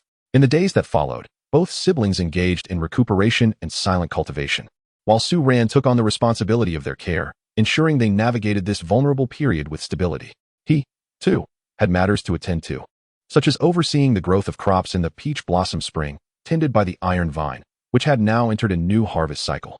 Harvest of 2nd-tier mid-grade sword wheelgrass successful, acquired skill stone sword wheel. Harvest of 3rd-tier low-grade sword wheelgrass successful, acquired a master level tooth flame ancient, or this was quite commendable, as it would significantly enhance the strength of the iron vine's own tendrils. Harvest of 3rd-tier low-grade sword wheelgrass successful, acquired 6 months of cultivation progress. The ice mist flower had lost its utility, consistently yielding ice-type resources that were of no use to him and were too low in grade to fetch a decent price. Regarding the sword wheelgrass, Su Ran procured some 3rd-tier master-level seeds, fortuitously available at the Academy, as purchasing online would have been too time-consuming. He planted both 2nd-tier and 3rd-tier seeds together, and the previously time-consuming plants also reached maturity. The harvest of Chapter 32 commenced. First came the Dragon Soundflower. Harvest of 3rd-tier mid-grade Dragon Soundflower successful, acquired a strand of low-level Dragon Chi. Harvest of 3rd-tier mid-grade Dragon Soundflower successful, acquired a strand of mid-level Dragon Chi. Harvest of 3rd-tier mid-grade Dragon Soundflower successful, acquired skill Stone Dragon Roar. A total of 5 Dragon Soundflowers yielded 3 portions of low-level Dragon Chi and 1 portion of mid-level, along with the skill stone. Once matured, these flowers could refine the bloodline of a dragon-type spirit beast. However, Aquan was a sword type, rendering it ineffective. Nonetheless, Su Ran instructed the iron vine to release a strand of Dragon Chi, which elicited an immediate reaction from Aquan. Upon receiving Su Ran's permission, it promptly absorbed the Dragon Chi, and its dragon might noticeably intensified. After consuming all the Dragon Chi, the skill dragon might surged from mid-level to high-level with remarkable rapidity. Much to Su Ran's delight, this confirmed the potential for large-scale purchases of Dragon Soundflower seeds for cultivation, possibly enhancing Dragon Might to Earth tier. As for the skill stone, Dragon Roar was described as high-level sonic skill capable of releasing a dragon's roar targeting the enemy's psyche, instilling dread and shaking all adversaries. The greater the dragon bloodline, the more formidable the power. Excellent. This was a skill worth teaching to Aquan, as one could never have too many skills. Meanwhile, the World Physician Cluster would also reach maturity. The once lush leaves had vanished, leaving behind a wooden stump with a single blue flame atop it. Inspiring Su ran with the whimsical thought of placing a pea shooter behind it for amusement. Harvest of 4th-tier low-grade World Physician Cluster would successful. Acquired a strand of wishful medicinal fire. Su Ran's expression turned peculiar, for at that moment, he possessed 2 strands of medicinal fire. He instructed the Iron Vine to absorb the latter, and upon completion, the Iron Vine's intermediate skill, ripening, gradually evolved into the low-level Earth-tier skill, Wishful Medicinal Fire. The original medicinal fire was merely an advanced skill, medicinal flame. Subsequently, a green flame erupted from the Iron Vine's tendrils, and upon casting a batch of seeds into the flame, rather than being incinerated, the seeds absorbed energy and sprouted rapidly. Thus, the remaining dragon soundflower seedlings were planted in the ground by the Iron Vine. These were the last of the seeds. Other crops also flourished under the embrace of the green flame, growing even better. This skill was indeed remarkable, making cultivation significantly easier. However, it wasn't long before the Iron Vine displayed signs of extreme exhaustion, collapsing limply to the ground, its tendrils too weak to lift. It was as though its vitality had been entirely drained. Do not rush, little vine. After all, Earth-tier skills are suited for generals who can consistently release such powerful techniques. You cannot maintain this for long. As for the final chest demon bamboo, it withered away after the fruit was plucked, turning to ashes. Su Ran acquired a tome titled 1000 Spirits Chess Manuscript. 1000 Spirits Chess Manuscript. 3rd-tier chess manuscript, containing various celestial chess techniques, with infinite variations. Only absorbable by chess-type spirit beasts. This would be given to teacher Zhuge. Lastly, there were several exotic flowers and herbs discovered in this region, all guarded by fierce beasts. However, upon encountering Su Ran, they naturally fell into his possession. Among them was a 3rd-tier master-level horsefront vine, capable of producing 2 wooden fruit resembling galloping horses. Upon harvest, he acquired the advanced skill, Wooden Horse Entanglement, which could ensnare enemies within a wooden horse cage. Moreover, it has merged with the previously entwined fire vine, low level, as if it had undergone an upgrade based on that foundation, transforming into the flame steed, thereby significantly enhancing its power and complexity. The 2nd-tier extraordinary, Grass Ginseng, consists of various herbaceous energy ginseng elixirs, capable of restoring vitality. This grass ginseng, which now flourishes in abundance here, has been excavated from the outside world. Its primary function is to serve as a power bank for the iron melting vine. The more, the better. Several of these have nearly reached the 3rd tier. A few 3rd-tier fire sun chrysanthemums are also nearing maturity, and it is essential to gather their seeds for future cultivation. It appears that once they overcome this period of weakness, further exploration will be necessary. The key is to ascertain whether there are any peach trees. Meanwhile, the iron melting vine has also made considerable progress in its cultivation as a result of the harvest. Not only has its aura fully recovered, but its strength has also seen an increase, reaching extraordinary 8th and 9th tiers. It is steadily approaching that bottleneck, defying its innate qualifications, yet being force-fed an immense amount of energy, equivalent to expending dozens of times the resources typical for an extraordinary level. This explains the remarkable results. Finally, the aura of the iron melting vine has dramatically intensified, ushering it into a new realm, Master Tier 1. Su Ran couldn't help but chuckle. This is quite the underdog story. Once he obtains the evolution method from teacher Zhuge, all will be well. Its new information materialized before Su Ran's eyes. Iron melting vine. Attributes: firewood. Qualifications: mid-level extraordinary. Strength: Master Tier 1. Skills: vine entwining, advanced. Metal reinforcement, advanced. Wishful medicinal fire, Earth Tier low. Light energy convergence, advanced. The last skill allows the wood-type spirit pet to absorb sunlight to restore its own abilities. During their time at the academy, Su Ran had ensured the iron melting vine learned this skill, just in case. If the others at the academy were to see that an ordinary vine spirit pet has reached master level, they would be utterly astonished. Following this, a shocking revelation ensued. What? Anyang City has been destroyed? Yi Wei and Yi Chongping exclaimed in disbelief. This was conveyed to Su Ran through a small note retrieved from the leg of a flying pigeon. He spoke softly. It was the work of the Beast Tide. This implies that the Yi family over there has likely perished. Upon hearing this, the siblings trembled. Even though their previous experiences were fraught with hardship, they had heard tales of the beasts. In stark contrast to their family's ancestral memories, it was evident that these were fierce beasts. Yi Changping's expression darkened. The Daqian dynasty spans vast territories, and occasionally, some regions experience incursions by beasts and monsters, resulting in rivers of blood. However, there would be the Beastmaster's armies and the highly skilled martial guards to provide reinforcements. In reality, they are the Beastmaster's troops. Yi Wei was equally concerned. Our city is not far from Anyang. I hope reinforcements arrive swiftly. Su Ran, however, wore a contemplative expression. Pack your belongings. We must prepare to leave. Many people within the city have already begun to flee. Do not place your lives in the hands of others' goodwill. Do not forget, this place is suspected to be a cave heaven. Can the families that govern here have completely eradicated all fierce beasts? Yet, fierce beasts abound everywhere. This statement startled Yi Wei and the others. What do you mean? Was it intentional? Hurry, your period of weakness has passed. He continued. You too should avoid encounters with those from the noble families. If recognized, it will spell great trouble for you. Then where do we go? Should we follow those fleeing? No. We shall venture into the beast-infested mountains devoid of human habitation. There is no longer any necessity for us to remain in human territories. In another city, several members of the Qin family were seated together, calmly playing chess. Giving up on Anyang City? Huh. A desolate land that can no longer provide precious fish has lost its value. The martial arts school there attempted to slip away secretly, only to encounter fierce beasts along the way and perish. Another voice chimed in. Just a few curs, it matters not. Where to continue or where to perish lies within our thoughts. Here, we dictate the terms. Next, it shall be the nearby city of Anyang. In such a nonchalant manner, the fates of certain places were predetermined. Meanwhile, on Su Ran's side, Chapter 33, what is there to fear?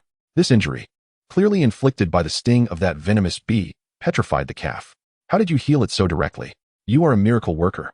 Several refugees exclaimed in excitement. Yi Changping stood up and inserted a golden needle into another person's body.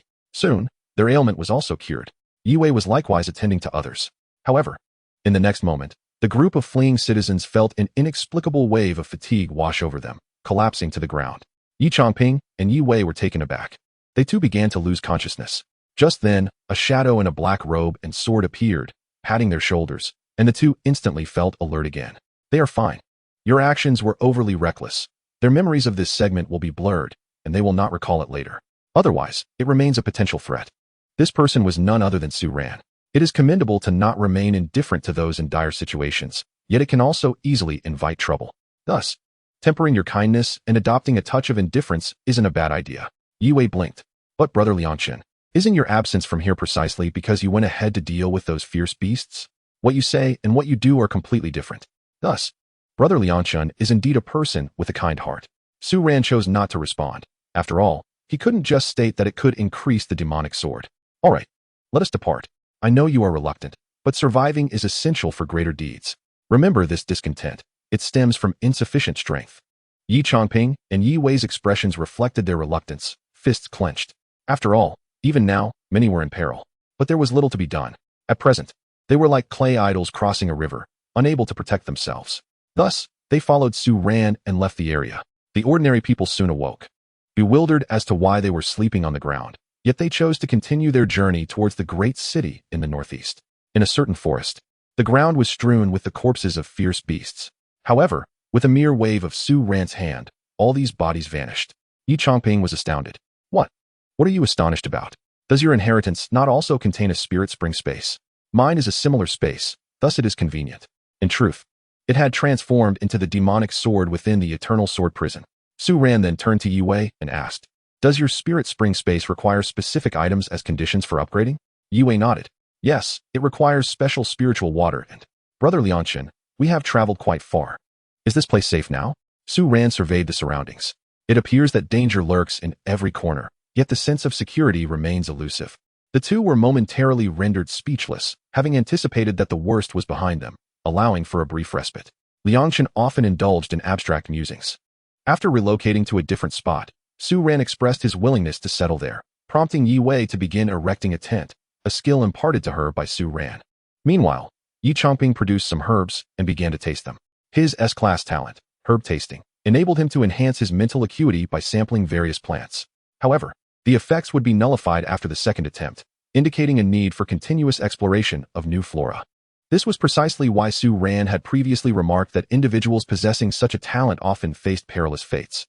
Nonetheless, he had scrutinized these herbs with his appraising eyes and confirmed their safety. Furthermore, he had witnessed the efficacy of the duo's golden needles, which could dispel most negative effects and purify ailments, such as the petrification they had encountered earlier, which was readily remedied with a single prick. Not to mention, the primary healing function was undeniably invaluable. It was no wonder that this spirit creature had incited covetousness. Its synergy with other beasts was remarkably advantageous, making it an exceptional auxiliary spirit companion. This led him to ponder whether he should contract a healing spirit creature himself. Given the treacherous nature of the world, one only needed to observe the ancient individuals, adept at poisoning, and the ferocious beasts that harbored various detrimental effects. Having a healer would certainly offer substantial benefits. Otherwise, one could easily succumb to a bleeding effect, potentially leading to death by attrition. In moments like these, the advantages of a Quan, as an ancient sword-type spirit creature, became apparent. Unlike those corporeal beasts, which were susceptible to toxins, confusion, petrification, blindness, and paralysis, a Quan remained steadfast. Perhaps it was best to indulge in some roasted meat for now and contemplate the spirit creature matters at a more leisurely pace. Across the campfire, it was evident that a beast spirit creature, roughly the size of a fist, accompanied Yi Wei. Its icy blue hue rendered it both adorable and charming, though the venomous stinger at its tail began to reveal a menacing aspect. This little creature was discovered during their passage through a canyon, where Su Ran had vanquished a swarm of bees and encountered the progeny of their leader, a pup known as the Frost Ring Poison King Bee, possessing high-tier warrior qualifications. This spirit creature was quite formidable, as its stinger could induce freezing effects and bore toxic properties. Therefore, he granted the contract to Yi Wei. Her mental prowess, bolstered by the family guidance technique and bloodline enhancement, along with the extraordinary fruits she had consumed during their journey, had ascended to a third-tier master level, enabling her to contract two spirit creatures. The innate weakness of human mental strength necessitated that only those of extraordinary caliber could secure their first spirit companion. Remarkably, the area was replete with exquisite fruits, and even Su Ran's mental prowess had risen by 2 tiers, making Yi Wei's progress unsurprising. For her, the golden needles could currently only serve a healing purpose. The addition of the Frost Ring Poison King Bee would compensate for her lack of offensive capability. Meanwhile, Su Ran shook his head, bemused. Why couldn't these humorous golden needles function like those of Dongfang Bubi? After all, needles could also be lethal. They were purely supportive in nature. Yet, as fate would have it, Yi Wei's bee spirit creature detected the fragrance of peach blossoms, guiding them to a hidden, extraordinary ice peach tree nestled within a certain dense forest. It bore 3 peaches that, at first glance, appeared to be intricately carved ice crystal masterpieces. Su Ran activated his appraising eyes. Frozen peach tree. Rank, Tier 2 extraordinary. A special peach tree that recently advanced to Tier 2. Thriving by absorbing the power of ice and snow, its fruits bestow frost-laden effects to all attacks when consumed by ice-type beings. One of the peaches was awarded to the Frost Ring Poison King Bee, which, upon consumption, targeted a small snake. The serpent's body exhibited a blue, rigid appearance, its movements significantly hampered. Observing this, Su Ran uprooted the peach tree and stored it within the peach blossom source, beast controlling space. Upon placement, it seamlessly integrated into the environment, as if it had always belonged there. At that moment, Su Ran sensed a transformation in the entire space. The energies emitted by the frozen peach tree resonated with the peach blossom source, initiating a continuous cycle. Snowflakes began to fall in various areas. Though they were mere illusions of peach blossoms, the peach blossom source was truly wondrous. If only they could find another, the space would surely upgrade. However, shortly thereafter, Su Ran and his companions stumbled upon a second peach tree, Magu Peach Tree. This too was of Tier 2 extraordinary rank, and ingestion would induce paralysis in creatures. Su Ran was left speechless. It sufficed to meet the conditions for upgrading the peach blossom source. Thus, he simply planted it. Under Su Ran's watchful gaze, the space of the peach blossom source doubled in size and even revealed a peculiar spirit spring, suitable for irrigating various crops. This was the exceptional nature of a top-tier beast-controlling space. Upon leveling up, it directly acquired the effects of other spirit spring spaces. Yet, Su Ran's gaze darkened. Something felt amiss. The peculiar fruits enhancing mental strength, the Frost Ring Poison King Bee pup, and now the discovery of the celestial peach tree seemed too fortuitous. Just then, the master of the area returned. Quan was the first to react, unleashing the advanced skill Golden Blade Sword Tree, causing a surge of golden light to soar skyward. Imbued with a sharpness capable of cleaving through all, slice, pierce, kill. Gold embodies the essence of solemnity and slaughter. Now, Quan had reached the 4th tier of warrior rank, and the power of his skill had markedly evolved from his previous mastery level, showcasing the remarkable utility of the royal-grade Creation Stone Pearl. Not only could it facilitate breakthroughs to higher realms, but the remaining energy had also propelled Aquan 4 levels forward. As for the surplus, it would suffice to elevate him by 1 or 2 tiers without issue. Yet at that moment, a shadowy beast appeared on the cliff, surrounded by a vast expanse of darkness that engulfed everything in its vicinity, dragging them into an obscure, profound realm. This included Aquan's attack, which vanished without a trace, akin to a drop in the ocean. Moreover, the encroaching darkness was rapidly advancing towards them. Yi Changping's face paled, his voice trembling in terror. A domain? It's a domain-level beast. Yi Wei was equally horrified. Brother, we must flee. We'll try to hold it off. You escape while you can. She understood well that neither she nor her brother could hope to stop this beast. Even Yi Liangqin, despite wielding a remarkably powerful sword spirit that had dispatched numerous warrior-level beasts along their journey, had left her and her brother utterly stunned. After all, they were of similar ages. How could he be so formidable? It was absurd. Was the external world filled with such beings? Yet this was a domain-level creature. There was no way to contend with it. And this was only the beginning. The ferocious beast suddenly drew alarmingly close to them, although it had approached slowly. Its proximity felt instantaneous. A shiver ran down their spines as they discerned the creature's form, a leopard, exuding an aura as if it were the sovereign of the earth. A top predator within the biological hierarchy, gazing down upon these hapless prey. Even the sky above darkened, shrouded in ominous clouds. A palpable sense of dread enveloped them. A suffocating pressure that could render any creature beneath this level breathless with despair. Great hopelessness. Great terror. Under its domain, all were but ants. This was no jest. Before Su ran, a long sword, crimson and enigmatic, materialized out of thin air. He grasped it tightly, and a torrent of scorching winds erupted with a thunderous roar. It surged forth like the searing breath of hell, incinerating the surrounding trees and stones to mere ashes. The area of effect was immense. What was there to fear? It was merely a domain-level creature. He had faced such beings before. Watch closely. Domain, unfold. Chapter 34, The Divine Tree. The beast sensed something amiss. In an instant, Yi Changping and Yi Wei observed the darkness expanding from all directions, enveloping them within a colossal spherical energy shield, severing their connection to the outside world. It felt as though they had entered an entirely different realm, a pitch-black abyss, the darkest of domains. This was the complete manifestation of a domain, fully unleashed. Moments ago, the beast had toyed with its prey like a cat with a mouse. However, it now took the situation seriously. In times past, all light would have been extinguished, and creatures drawn into this domain would be rendered blind. Yet at this moment, as Su Ran's voice echoed, the searing and fervid flames tore through the darkness. A blinding radiance unleashed an ocean of flames, a testament of existence from the molten inferno. In an instant, the terrifying firelight and blazing scenery erupted from Su Ran, spreading wildly, exuding an astonishing aura of fire elemental law that incinerated the darkness, forming an equally vast domain. Light and dark stood in opposition, a division of realms. The flames surged forth with remarkable speed, infecting the dark domain and transforming it into a vibrant new realm, leaving the siblings in stunned silence. What has happened? Why is Brother Liangqin, Su Ran, also utilizing a domain? Your first beast is not of the battle general rank. And this is the domain suppression phenomenon. It signifies that one domain completely dominates the other, requiring an overwhelmingly absolute advantage to manifest such a phenomenon. My heavens! Yi Changping, possessing the memories of the ancients, trembled as he spoke. Yi Wei was left speechless, her gaze fixed on Su Ran, who stood tall and resolute. The ground around him fracturing with molten lava surging and bubbling ominously. He appeared as the very center of this world, captivating Yi Wei utterly. At that moment, Su Ran brandished the scorching magical sword, pointing it at the domain-level beast before him. This hellish battlefield is unveiled for you. Come, gallop forth.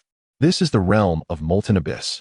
To the ferocious beast, upon realizing that its domain was being overshadowed, it looked up in terror, unable to comprehend the situation.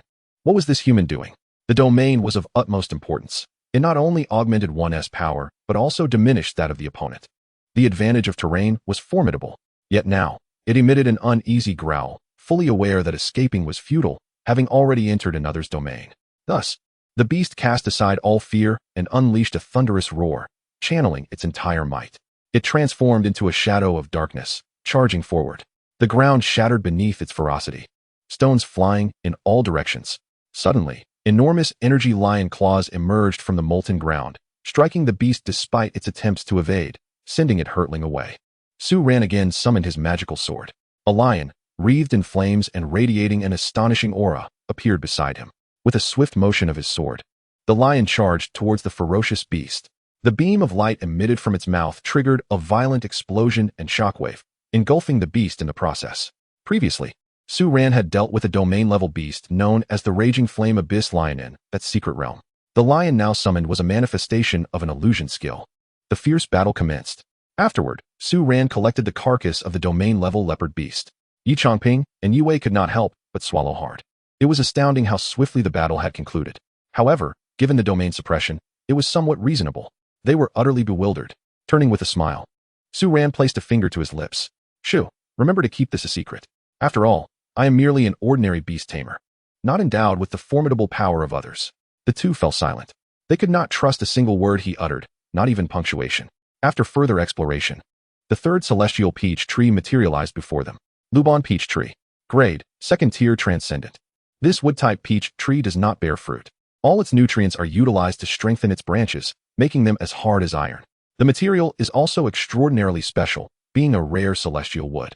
A coveted treasure for master carpenters. If a master carpenter possesses the skill, this wood can be used to craft spiritual beasts. Once, Lubon fashioned a woodpecker from this wood, which flew around the beams. Su Ran mused, are we certain that Lubon did not use bamboo wood? However, there are tales of Lubon and the peach tree. He once encountered a 3-branched peach tree and crafted 3 artifacts, a vertical lamp, a straw spoon, and a Buddha statue. The story itself was inconsequential. Yet this revelation made even Yi Wei and the others sense something amiss. Third one. This feels a bit strange. Since when have such peach trees become so readily available? Indeed, sister, you are correct. Su Ran surveyed the surroundings. Come forth, if you do not reveal yourself. We shall take our leave and abandon this tree. As his words fell, an ancient face appeared on the nearby tree, speaking kindly. You need not worry. I harbor no ill intentions towards you. These peach trees are my gift, for your peach blossom spring surely requires this. The reason they are all 2nd tier transcendent is something this young friend can likely infer. The spiritual trees have existed in this realm for far too long, and it is only a matter of time before they are discovered. Subsequently, the Qin family, who manages this cave, will excavate them, perhaps even transporting them away to their homeland. Since the arrival of the young friend in this celestial realm, I have been observing you closely. You are truly exceptional, not only in your talents, but also in your demeanor and attitude, as well as in the teachings you impart. Your composure and unpretentiousness suggest that you are destined to enjoy a long life. Your calmness and prudence indicate a strong likelihood that you will evolve into an immensely formidable being in the future. Hence, I wish to entrust something to you. I kindly ask you and your companions to come to me through this tree. As for the peach tree, please take it with you. At this moment, the nearby tree emanated a peculiar luminescence. Su Ran first uprooted the Lubon peach tree, and then nodded at the siblings from the Yi family. Let us proceed. Logically, my A-grade talent should not reveal specific information, yet the other party not only did not conceal it, but rather showcased it. Thus I discerned its nature. Ahead lay no trap. Subsequently, the 3 of them placed their hands upon the tree, and each vanished from that place. When their vision was restored, they found themselves before a colossal tree that obscured the sky, though it now bore only a few leaves, visibly aged and reeking of decay. The spiritual spring here had long since dried up. The surroundings resembled a concealed interstitial space, entirely distinct from the exterior. At that moment, a green orb of light drifted down from the tree, within which resided a seed. Even devoid of any discernible aura, Su Ran suddenly experienced an unprecedented clarity, as if the chaotic reality had shattered, placing him in an extraordinarily unique state of thought. The information regarding the tree appeared in Su Ran's mind. Bodhi tree. Quality, divine tree. Level, 7th order. 7th order signifies the rank of a noble. I implore you, young friend, to accept this. It is my seed. If you plant it in the peach blossom spring, it will give rise to a 2nd Bodhi tree. As a divine wood, it can assist you greatly, particularly in enhancing your skills and accelerating your cultivation. Su Ran gazed at the seed resting in his palm, contemplating, what about you? And what is the current state of the 2 of them? Upon entering, Yi Chongping and Yi Wei were enveloped by the green light. Closing their eyes and remaining utterly still, the ancient voice of the tree resonated. My master has long since departed this world. For many years, I have concealed my existence from the Qin family, as my presence in their hands would not bode well. For me, the moment the seed germinates and takes root will signal my demise. It is quite satisfactory, for then I can reunite with my master. What follows is the tale of you in it. As for those 2, they are in a beneficial state, experiencing profound insights that will aid them in mastering the inheritance.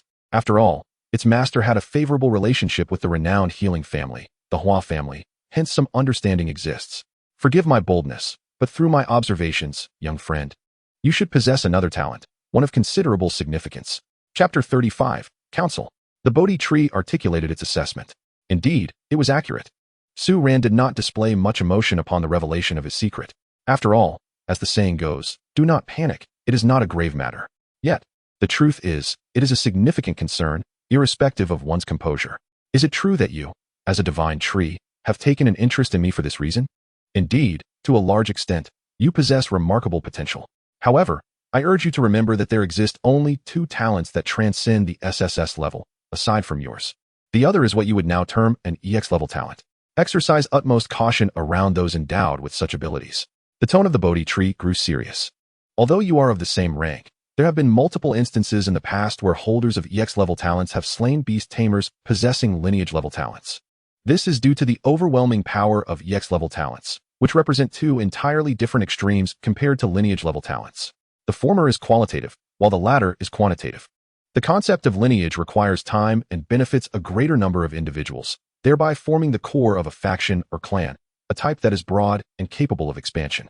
Conversely, EX talents are intensely individualistic, like the Bodhi tree itself, which can also serve as the foundation of a faction. Is it an offensive or combat-oriented type? Not at all. It is quite normal for a foundation to lack prowess in combat. At this revelation, Su Ran was indeed astonished. What? There are two types beyond the SSS level? As for the latter matter, I am not overly concerned. I have always utilized my three talents interchangeably. I do not perceive having a lineage-level talent as rendering one invincible, as it is evidently a talent that flourishes in the later stages. Nevertheless, he sincerely clasped his fists in gratitude. Thank you for your counsel. I was indeed unaware of this, and shall commit it to memory. The Bodhi tree felt gratified. This young man is both composed and receptive to advice. Entrusting my progeny to him will ensure that he does not repeat the mistakes of his master. Being excessively frivolous is detrimental. It spoke again. By the way, they will not awaken so soon.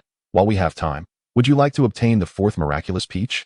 There are none left in the wild, it guided Su Ran. That is all there is. As for the formidable creature of that realm, it was merely a test. Even if Su Ran and his companions were unable to cope, the Bodhi tree would ensure their safety. Su Ran immediately realized the implications. What about the forces managing this celestial realm? The conditions for upgrading the peach blossom spring are, the first time requires 2 peach trees, the second time requires 5. Thus, we are just 1 tree short. Indeed. Moreover, that tree's grade is significantly higher than the ones you have thus far acquired. At that moment, in the rear mountains of the Qin family's great Qian dynasty, several ancestral beasts of considerable strength, all at the celestial realm level, were tending to a flourishing peach tree. The area was awash with drifting petals, a breathtaking sight. However, some beasts were queuing with wooden buckets to pour blood at the base of the peach tree, lending the scene a somewhat bloody and eerie quality.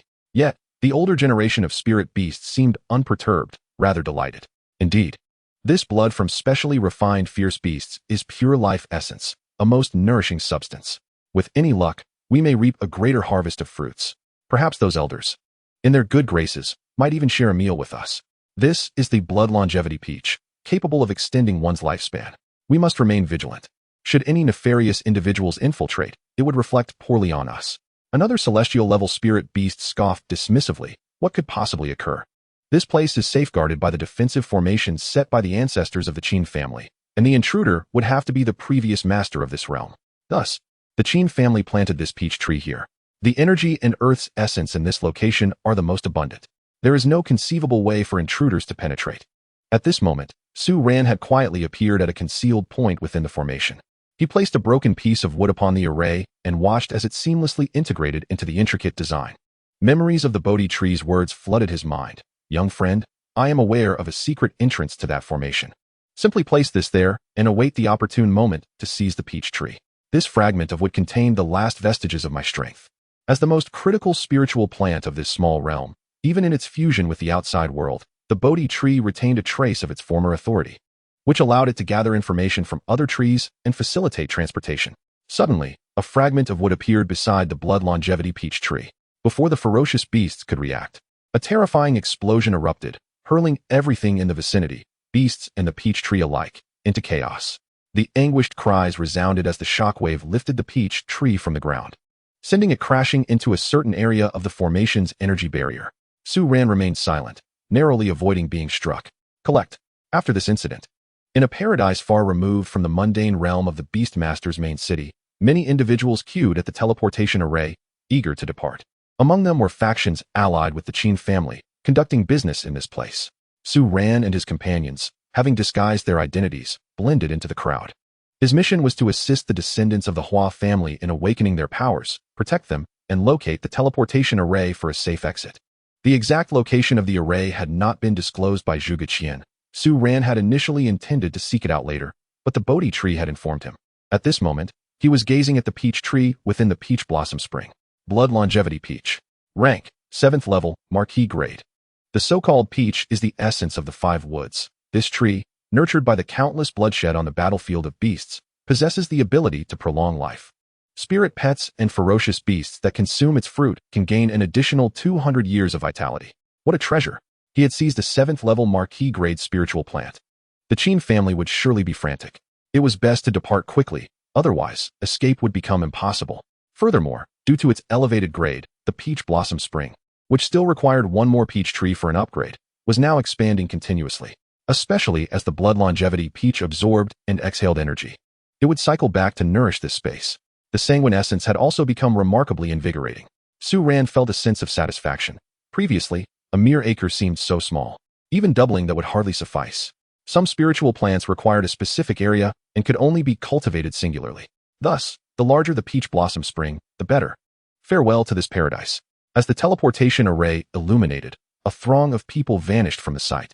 Not long after, a more dreadful aura descended upon the rear mountains of the Daiqian dynasty. Yet, this was of no concern to Su Ran. With the light's disappearance, the surroundings transformed into a technologically advanced metropolis. However, the other individuals who had been present were nowhere to be found, leaving only the 3 of them. Not far ahead stood a handsome youth clad in white. He smiled and performed a courteous bow. I am Zhuge Bai, and I welcome you 3 to Bihai City. This is a tourist city with a resident population of less than 2 million. According to my cousin, I shall be your guide from here on. I will arrange for your schooling, and you will need to gradually familiarize yourself with the modern world. As for you, Su Ran, correct? Thank you for your assistance. The rules of that paradise have been altered. Those above a certain strength can no longer enter unless they are members of the Qin family. Therefore, we could only manipulate the teleportation aspect. You must be weary. Come, as guests, I shall treat you to a seafood feast. Just then, it seemed Zhuge Bai received some information, and he appeared exasperated. Hurry up, I knew you would prompt me. Fine, I understand. He turned to Su Ran. I apologize, but my cousin insists you should return. Come, I shall escort you. Soon, they arrived at the second academy of Jina City. In Zhuge Qian's office, the voice of Su Ran's homeroom teacher resonated. My cousin mentioned that those 2 individuals possess admirable character and pure hearts. It seems you took the initiative to engage with the Yi family before finding them. You must have put in considerable effort. In that case, the remaining payment for your task should be granted. Regarding that secret realm, it is under my purview, but I had little desire to manage it. However, many of the species within have some connection to my lineage, even the wild vine you have contracted. There was once a tale of the fire-burning vine soldiers that relates to one of my ancestors. Su Ran exclaimed in surprise. So this vine has such a history? He was already familiar with the story, which recounted Zhuge Liang's 7 captures of Menghua. On one occasion, Menghua, feeling defiant, borrowed 30,000 vine soldiers from the kingdom of Wugo. In response, Zhuge Liang devised a strategy of fire, incinerating them all. Afterward, Zhuge Liang felt remorse, as this tactic was excessively cruel and detrimental to one's vitality. However, had it been Jia Su, he might have remarked, merely a trivial matter. Zhuge Qian continued. So you see, this vine, tracing back to the past, originates from the kingdom of Wugo. If you travel there, you will discover its evolutionary pathway. Su Ran fell into contemplation. Wait a minute. Historically, the kingdom of Wugo was located near the southern region of Shu's territory, and it has long since been renamed. According to current maps, isn't that the same country? The vast majority of people in my previous life were aware of it, constantly warning others not to be deceived into going there. Teacher, are you jesting? I cannot go there. I would be in grave danger. Zhuge Qian chuckled. Oh, I thought you might volunteer to go. That is certainly out of the question. I am the most timid and averse to trouble. I would not dare venture there. Zhuge Qian raised an eyebrow. Where do you find the audacity to say such things? Please don't look at me like that. I have a friend named Duanmu who says the same thing. Please provide a specific method. I recall there is also a vine soldier tribe in a certain region of our country. Enough of your teasing. Zhuge Qian retrieved a notebook from a drawer and placed it before Su Ran, having prepared it previously. The vine soldiers are a skill, one that is capable of growth. Once fully formed, they are impervious to blades and bullets, and they do not sink in water. They are lightweight, indicating rapid mobility. You encountered those spirit pets that frequently shot arrows in battle, did you not? They are somewhat effective against flying sword-type spirit pets. The vine soldiers are renowned for their ability to deflect arrows. However, you also know that vines belong to the wood element, and as the saying goes, the 5 elements generate and restrain one another, which means that vine soldiers are particularly vulnerable to fire attacks. Ironically, your vine is a species that has successfully evolved through struggle and natural selection, known as the molten iron vine. It possesses both wood and fire attributes. Thus, it will no longer fear fire.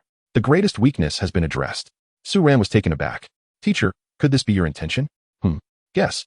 Su Ran chose not to pursue the matter further. Upon reflection, such training and optimization of spirit pets was indeed quite commonplace. Many factions engaged in similar practices. However, the Zhuge clan had truly achieved something remarkable. It must have amassed an astronomical number of vine-armored soldiers. Their military prowess and foundational strength were formidable. You seem to be contemplating something quite impolite. The vine-armored soldiers require incessant consumption of resources to grow stronger. The greater their number, the more staggering the costs. Thus, only those in positions of power can afford to nurture a significant quantity of them. Not to mention, the fire-resistant variety exists solely in my possession. Such resource-hungry entities also possess evident shortcomings, resulting in a scarcity of practitioners. The world is replete with spirit beasts, signifying an abundance of choices. Moreover, I suspect you may not be able to afford them. Summon your vine for me to see. Moments later, gazing at the master level, second-tier molten iron vine, Zhuge Qian cast a perplexed glance at Su Ran. Previously, the molten iron vine had broken through to the first tier. Yumi, your family must have a mine.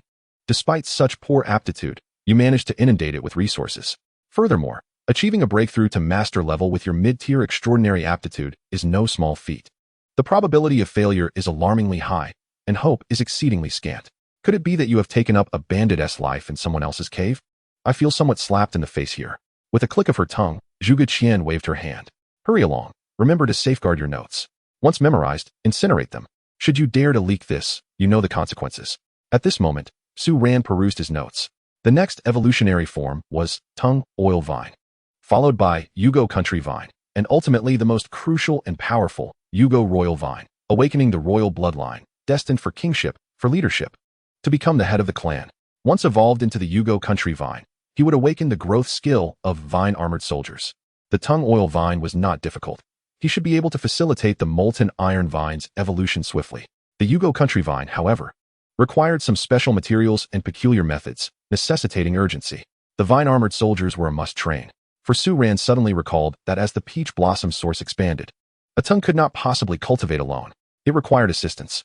Yet, other spirit beasts could not attain the grow stronger simply by planning effect. But the vine-armored soldiers perfectly resolved this dilemma. Su Ran closed his notes, earnestly expressing his gratitude to Zhuge Qian. Teacher, your assistance has been invaluable to me. If there comes a day when you need my help, I shall certainly come forth. This is my promise. Zhuge Qian chuckled at this. Is that so? Perhaps you should first focus on ascending to university. The road ahead is still long. Oh, by the way, someone has been waiting for you for quite some time, so hasten along. Otherwise, this humble academy teacher cannot bear the responsibility. Su Ran, who? Nevertheless, Su Ran first presented the 1,000 spirit chess manual he had obtained to Zhuge Qian before departing. Just as he stepped outside, he encountered the individual in question. In the corridor ahead stood a familiar middle-aged man, his back turned to Su Ran, standing with hands clasped behind him, exuding an air of a detached and enigmatic powerhouse, yet entirely unnoticed by those around. However, this man's appearance was striking, and the onlookers could not possibly remain oblivious, for he was the very reason behind the renaming of this city, the Sword River Sovereign. Hello. At that moment, he slightly turned his head, quite curious, for there existed a repelling barrier here, which could also be described as a skill infused into the domain. A particular application of territory, thereby releasing a fragment of that domain here, preventing disturbances. Suddenly, Su Ran's pupils constricted, for beside Pello, a figure shrouded in black mist materialized, obscuring everything save for those merciless red eyes fixed upon him. This was an assassin-type spirit pet, characterized by its elusive nature and the ability to kill unseen. Shao Qi, do not frighten my prospective disciple. Thus, this spirit pet vanished without a trace. Pello then turned to face Su Ran, and in the next moment, he suddenly appeared before him, the two standing in close proximity. He seemed contemplative. An A-level talent? There have been records of dementia. Heh. A pleasure to meet you for the first time, Su Ran. I am Pello, one who grew up in this city. Chapter 37, Angel Investor. Who would have thought we hail from the same city? This feeling is truly remarkable. At that instant, as shadows enveloped them, the two vanished from sight. Throughout the entire encounter, none of the students noticed anything amiss. After a while, Su Ran gazed upon his entirely new surroundings. They had arrived in a villa district, where Pello walked towards a tea table nestled within a nearby garden and took a seat beside an artificial lake. Earlier, he had instructed Xiao Qi to utilize its abilities, swiftly traversing through the shadows. In an instant, they had covered a great distance. Come, sit, and savor the tea. This is a place I purchased long ago, but I have not visited in quite some time. Observing that Su Ran remained unperturbed, calmly taking a seat opposite him, Pello's eyes glimmered with amusement. You have truly exerted yourself wielding that sword. After all, only those individuals believe it was my investment that propelled you to prominence, making you the top contender in the inter-school league. Yet I alone am aware that sword was, indeed, inadequate. If it were truly exceptional, would it not have been possible to move the entire mountain along with it? Su Ran, however, shook his head slightly. At the very least, regardless of circumstances, it was your gift that heralded my first milestone in life, for which I am immensely grateful. Is that so? Since you are so grateful, why not become my disciple? Pello blinked. With your talent, it is far too perilous to roam freely outside. Great river. As his words fell, a sword formed from flowing water materialized out of thin air, and in that instant, the entire world underwent a cataclysmic transformation, drawn into the vast and boundless ocean. Yet in truth, it was an unparalleled river of swords, coalesced from countless sword intents. When Su Ran emerged, a mysterious sword mark had appeared on his forehead, noble, ancient, and radiating supreme pressure. However, it gradually faded away, concealed. This sword mark represented a strike from the throne, a first gift I present to you, capable of preserving your life. At this moment, the sword known as Great River had significantly diminished in aura. Pello caressed it, refraining from mentioning that this action would deplete a portion of Great River's essence, requiring considerable time for recovery. For this sword mark was not simple. It was not a one-time use. The remaining power could still be reclaimed as a sword mark, stored away. Pello merely sighed in reflection. Do you find this name rather unrefined? In truth, Deha was not remarkable at the outset. However, it has steadfastly accompanied me throughout my journey. Only after inheriting a legacy did it achieve its current stature. Of course, countless resources were invested in this endeavor. As for Su Ran, without a moment's hesitation, he performed the rites of apprenticeship, bowing 3 times in reverence. Upon completion, he presented a cup of tea. Master, he said. Pello, witnessing this, burst into hearty laughter. Splendid. From this day forth, you shall be my 7th direct disciple. After aiding Su Ran to his feet, Pello imparted a cautionary note. That sword mark, do not use it indiscriminately. Keep it safe. Some of your senior brothers squandered theirs early on and found themselves relentlessly pursued, nearly losing their lives. This world is vast, and the throne is not the final destination. Moreover, within the throne itself, there exists 6 tiers: origin, eternal, truth, and so forth. As for the others, well, to prevent your aspirations from soaring too high, I shall refrain from elaborating. After all, I, Pello, am merely a newly ascended throne at the origin level. Within the realm of thrones, I am considered a novice. Even though 30 years have passed, my only companion in elevation is Deha. The rest are merely kings. One can only imagine the challenges ahead. In this world, seasoned throne beast masters abound, many possessing multiple throne-level beasts. The strong are indeed numerous, and Pello has a long road ahead. At this moment, he patted Su Ran on the shoulder. Thus, I place my hopes in you, my disciples. Should fortune smile upon you in the future, remember to lend a hand to your master. We seek not greed, merely that you do not become an ungrateful wretch. He chuckled, exuding an air of irreverence, quite contrary to the image of the esteemed Pello that many had imagined. However, as the conversation unfolded, Su Ran began to grasp the reality of Pello's situation. Being of common birth, he lacked the backing of any prominent family or power.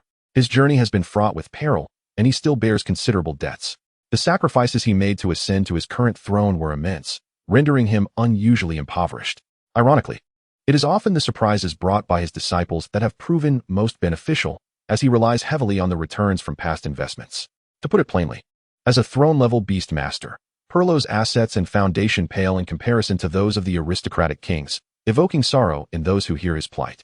Master, Su Ran remarked. Is it truly that dire? Yet, upon reflection, he recalled the previous individual deemed an angel investor, whose circumstances were equally grim, lacking in methods and strength, merely a participant in the early stages. The protagonists and destined children effortlessly wield an array of exceptional skills and resources, embodying the adage that a multitude of skills does not hinder one's progress. In contrast, the investors are often limited to a handful of tactics, rendering any comparison futile. Considering this, it may be that his master is even less fortunate than some of the elite family's marquises, whose assets and foundations are undoubtedly substantial. Oh, perhaps this sentiment is best left unspoken to avoid repercussions. Perlo sighed deeply. You, my disciples, are all blessed with great fortune. Thus, your sword, despite possessing only low-tier master-level qualifications, emerged in competition as a late-stage master. And with so many skills, I am not the least bit surprised. Do you know? When my Dea was at the master level, it possessed merely one advanced skill, lacking even basic earth-tier skills, as I had yet to comprehend the power of the laws. It was only later, upon reaching the battle general level, that I finally grasped the principles. Now, as for your sword companion, I wonder how many skills it possesses at the master level? Not many, just a few, Su Ran replied. Perlo responded with incredulity. Do you take me for someone who hasn't watched the competition? By the way, where's that sword? Let me see. Once a Quan appeared, Perlo tested it with a tool, discovering its qualifications to be at the high tier of the domain level. What on earth? How did this happen? Without further contemplation, Perlo produced a flask of water. Here, this is called God's Essence water. It can enhance a beast's qualifications. I only have this much left, which I fought hard to obtain. Now, let me demonstrate. As he let the water drip onto a Quan's blade, Su Ran observed as its qualifications gradually transformed into pinnacle-level beginner. What a treasure! Su Ran exclaimed, hastily summoning the molten iron vine. Master, a Quan can take a bit less. Give this to it. What? Perlo gasped, astonished. An extraordinary mid-tier qualification, yet master-tier strength? What kind of creature have you nurtured? What were you thinking? His expression turned grave, and he hesitated momentarily. Could it be that this spirit companion harbors some hidden potential? After all, my disciples are anything but ordinary, capable of feats beyond the reach of mere mortals. If you have any regrets, remember to seek me out. It's still possible to exchange spirit companions. I possess a contract dissolution tool. Though it is quite precious, I can part with it for you. Once time elapses, it becomes impossible to exchange. Thus, with the remaining God's Essence water, the molten iron vine's qualifications skyrocketed from extraordinary mid-tier to high-tier master, and then suddenly ascended to the initial stage of battle general. Following this, I, as your master, have a gift for you. Have you contracted your third spirit companion yet? Perlo had noticed that Su Ran's mental strength had already reached the fourth realm, enabling him to contract 3 beasts. No. In that case, do you still desire a sword-type spirit companion? I have plenty of those, even foreign ones. Alternatively, would you prefer a sword sheath-type spirit companion? The sword sheath category is significant. Even those who are not sword-type beast masters might wish to contract one, as it can provide close protection, significantly enhancing the safety of the beast master and alleviating their vulnerability. For instance, when worn, it can create barriers, shields, and enhance sword companions, thereby amplifying their power. Su Ran had already researched the sword sheath category, but upon reflection, he deemed it unnecessary and of little benefit to him. Why waste a slot? Not interested? Then suggest something else. Feel free to ask for something extravagant. I will guide you in the early stages, and in return, you can assist me later. It is rare to encounter a disciple of your talent. I am weary of those SSS-ranked ones.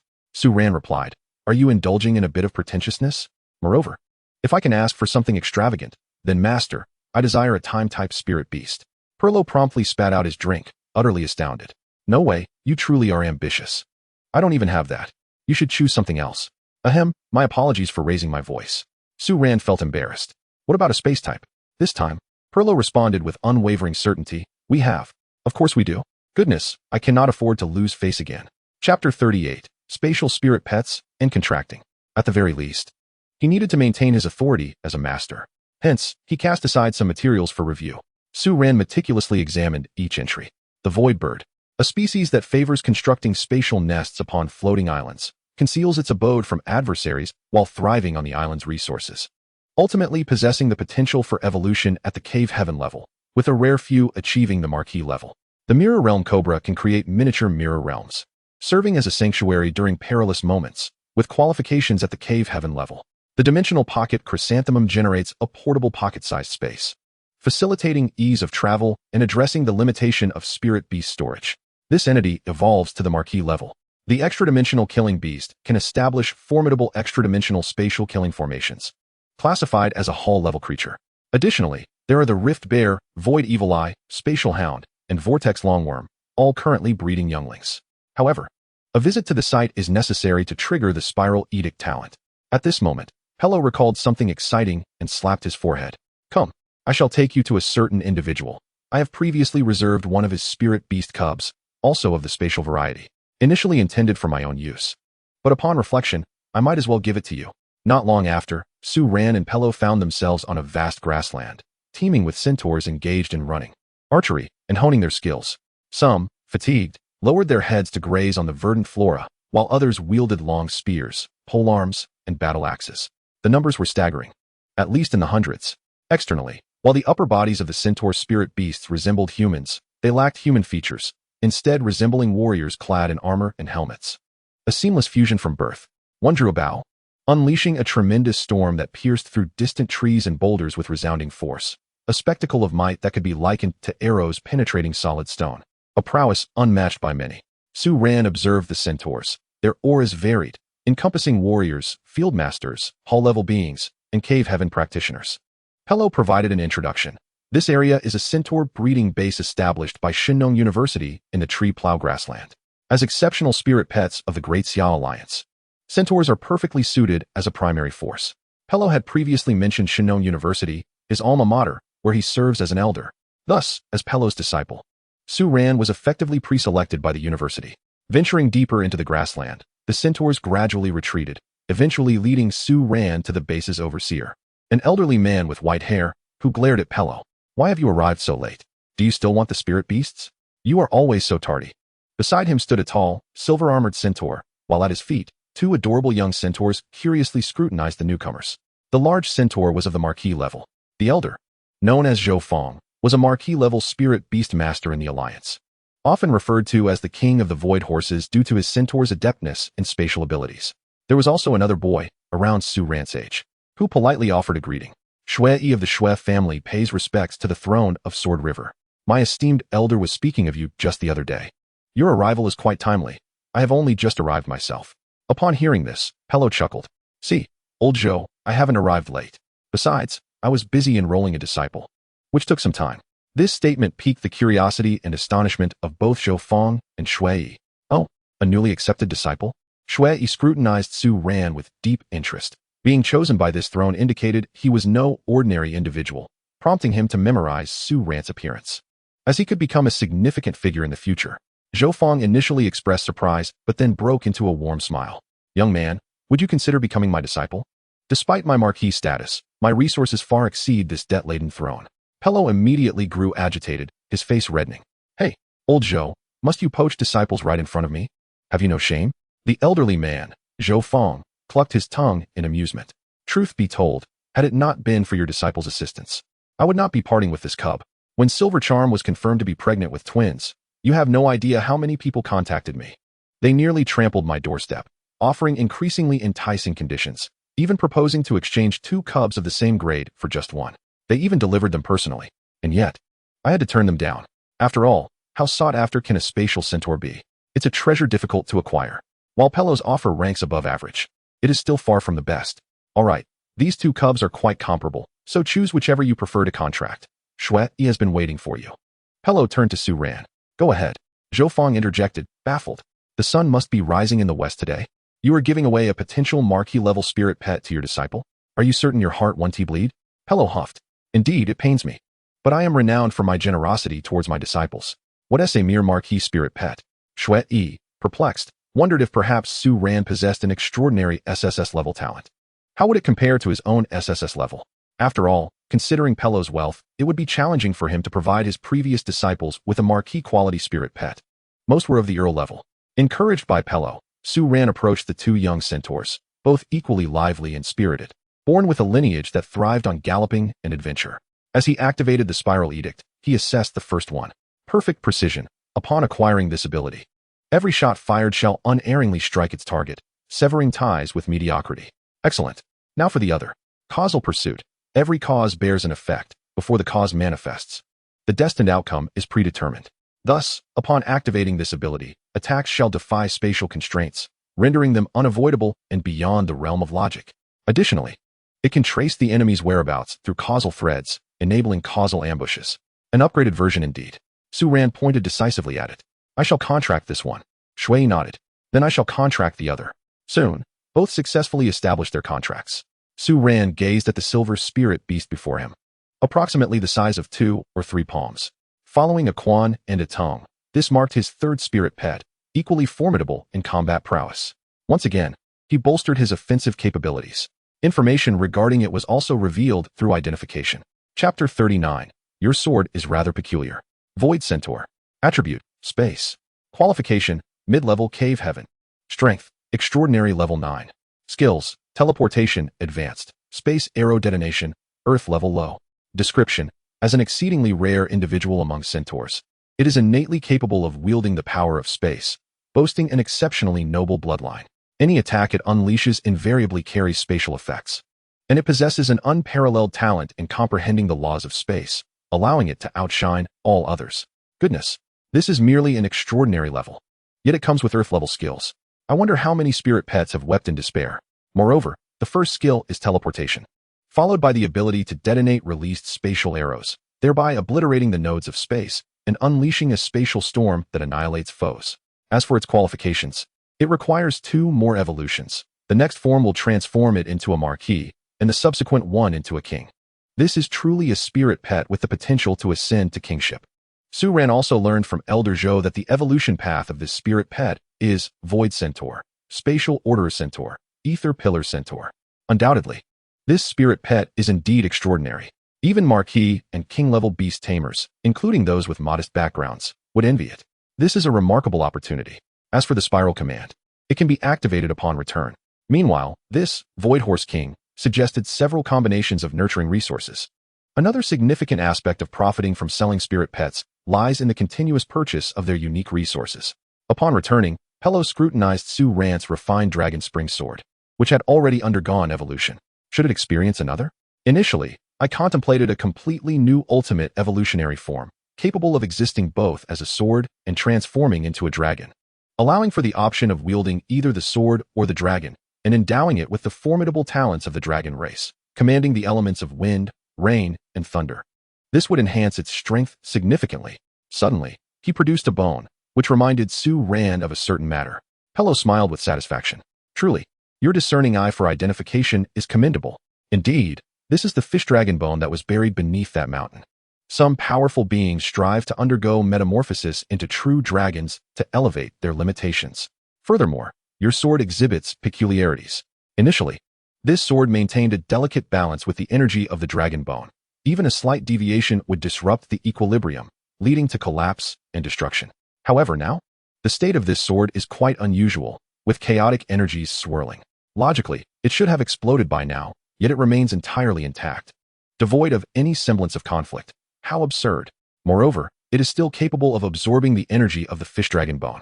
Su Ran understood clearly. This is the effect of the infinite sword, a perfect fusion, devoid of any conflict. Thus, if you trust me, I will assist it in evolving. Not to mention, this characteristic saves a great deal of effort. For others, the unknown evolution of a pet often requires substantial work and numerous experiments, rendering it exceedingly complex and challenging. But who is Pello? A master of swords, with profound knowledge in dragon lore.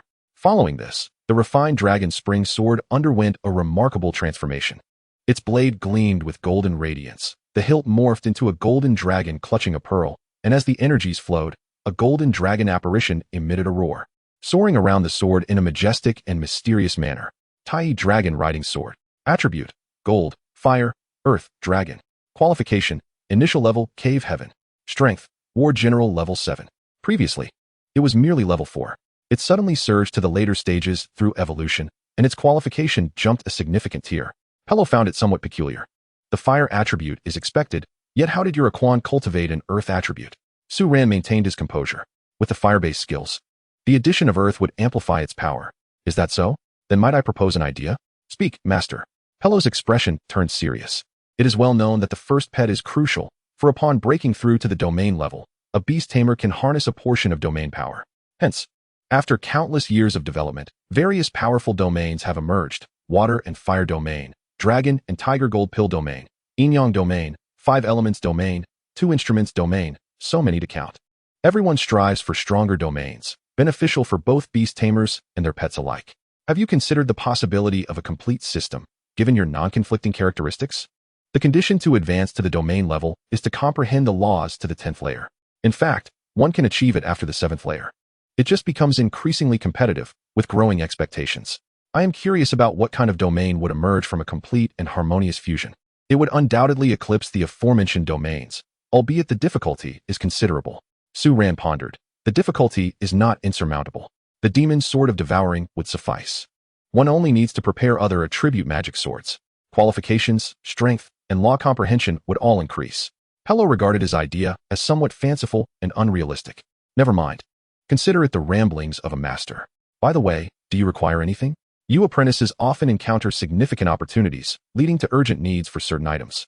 My other apprentices are no exception. As long as it accelerates your growth, feel free to ask. Su Ran, this sentiment feels familiar. Master, please provide me with a corpse of a king-level ferocious beast. Pello nearly blacked out, almost spitting blood. Where would I acquire such a thing? Do you understand that even a king-level beast is difficult to slay, and the corpses of past king-level beasts have long been exchanged for resources and wealth? Prioritizing debts. I naturally have none on hand. How about a corpse of a marquee-level ferocious beast instead? Consequently, a fresh corpse appeared in Su Ran's peach blossom spring, yet he frowned, unable to refine it, or doing so at a snail's pace. Is it a lack of mental strength? It seems I must continue to cultivate and train.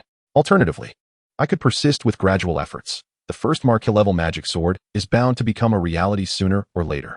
After all, being merely at the cave heaven level signifies a unique realm, not to mention the marquee level. In the extraordinary world, as time progresses, energy indices grow exponentially. Even in an exponential manner, being one level lower results in a vast disparity. Furthermore, Su Ran acquired numerous corpses of ferocious beasts from his master, many of which Pello had hastily slain. His magic sword's foundation began to swell dramatically. Even in terms of flora, Pello provided him with a mysterious seed. Unable to identify it, and fearing it might be snatched away, Pello had kept it stored away, never selling it. Su Ran planted it in the peach blossom spring. The seed of the Bodhi tree has begun to show signs of vitality, emanating a wondrous aura from the surrounding area. Under Su Ran's watchful gaze, it has commenced its sprouting. This rapid growth is attributed to the substantial life energy infused by its predecessor. This moment signifies the demise of the ancient Bodhi tree, making way for the emergence of a new entity, a Quan, who, in the guise of the etheric dragon sword, continuously evolves his sword techniques beside the sapling.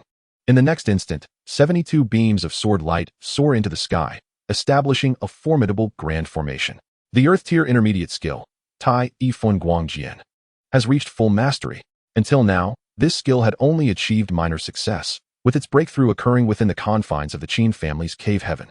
A Quan possesses an abundance of skills, which complicates his training.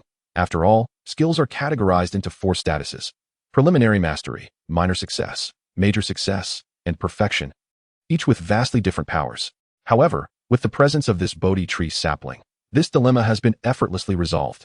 The Bodhi tree serves as a veritable machine for rapid skill mastery. It is no wonder he sought to seize that royal-level blood peach tree. Otherwise, the energy concentration of the peach blossom source would undoubtedly be insufficient to support the Bodhi tree's growth. The old tree had long since calculated this.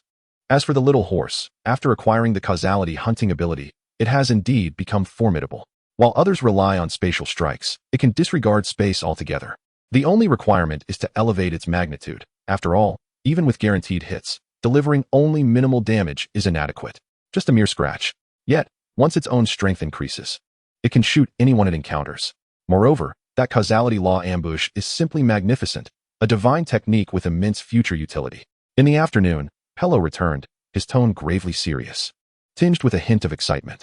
Disciple, I have received word that the National Joint Promotion Examination will be advanced. This is a grand event for your generation, one not to be missed. There are indeed several individuals like you who have been preemptively reserved by universities. However, all will participate in this examination, as the Great Xia Alliance is remarkably generous, placing an astonishing quantity of resources and inheritances within the examination's secret realms. Among them lie numerous inheritances of nobility and kingship. Additionally, some powerful beast masters, lacking family legacies and successors, will contribute their possessions to these realms. Consequently, examinations throughout the ages have birthed countless illustrious talents.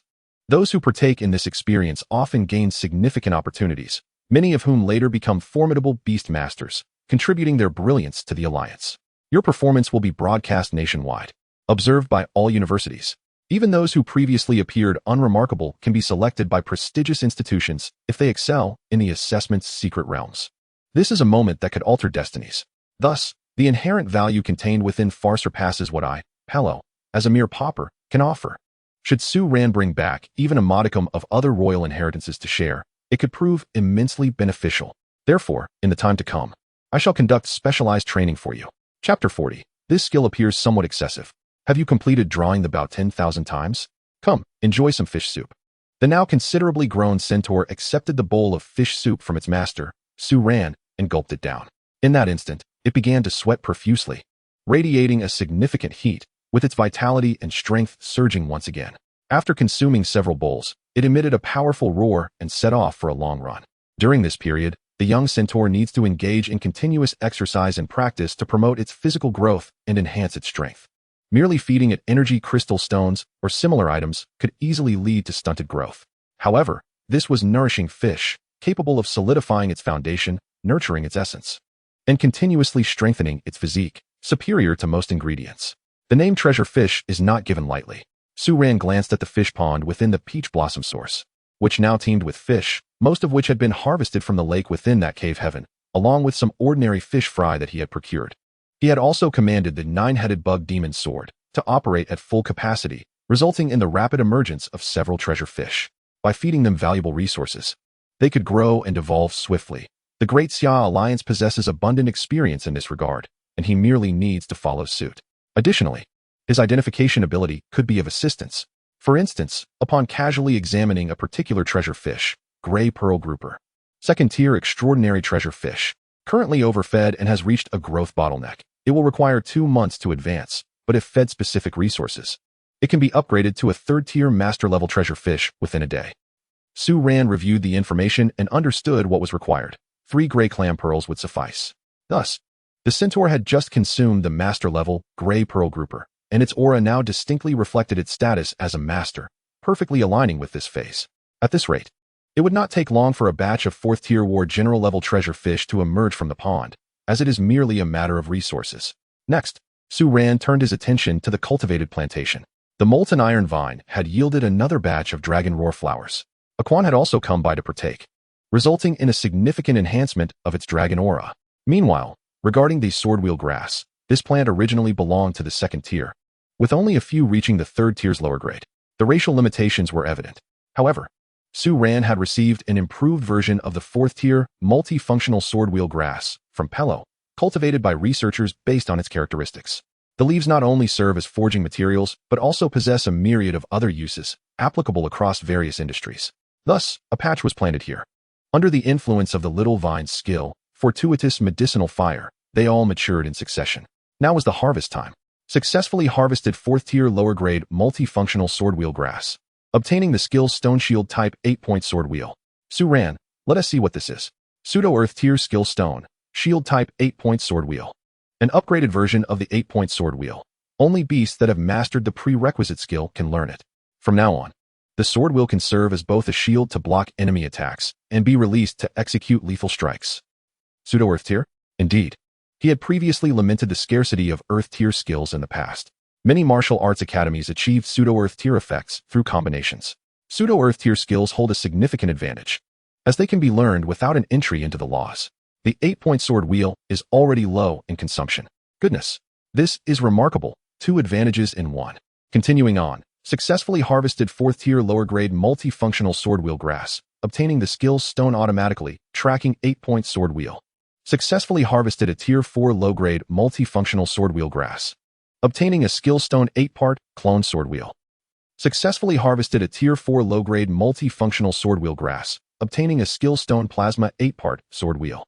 Su Ran gazed in astonishment at the results. All of them were upgraded versions. The names alone hinted at their effects. As for the latter, the plasma 8-part sword wheel was a skill exclusive to mechanical sword practitioners. Upon further examination, Su Ran discovered that these skills could indeed overlap. For instance, if one learned the shield style, They could also acquire automatic tracking and then add a clone, which would still count as a singular skill. This arrangement made it seem as though this pseudo-Earth tier skill was somewhat excessive. However, without overstepping, he wouldn't mind indulging. Just imagine the arrival of clones, manifesting multiple sword wheels, attacking from all directions. Even if the enemy managed to evade, they could still be pursued from behind, occasionally blocking their attacks, effortlessly leaving the foes in disarray. Truly, sword practitioners were endowed with remarkable tactical prowess. First, he would ensure that Aquan learned them all.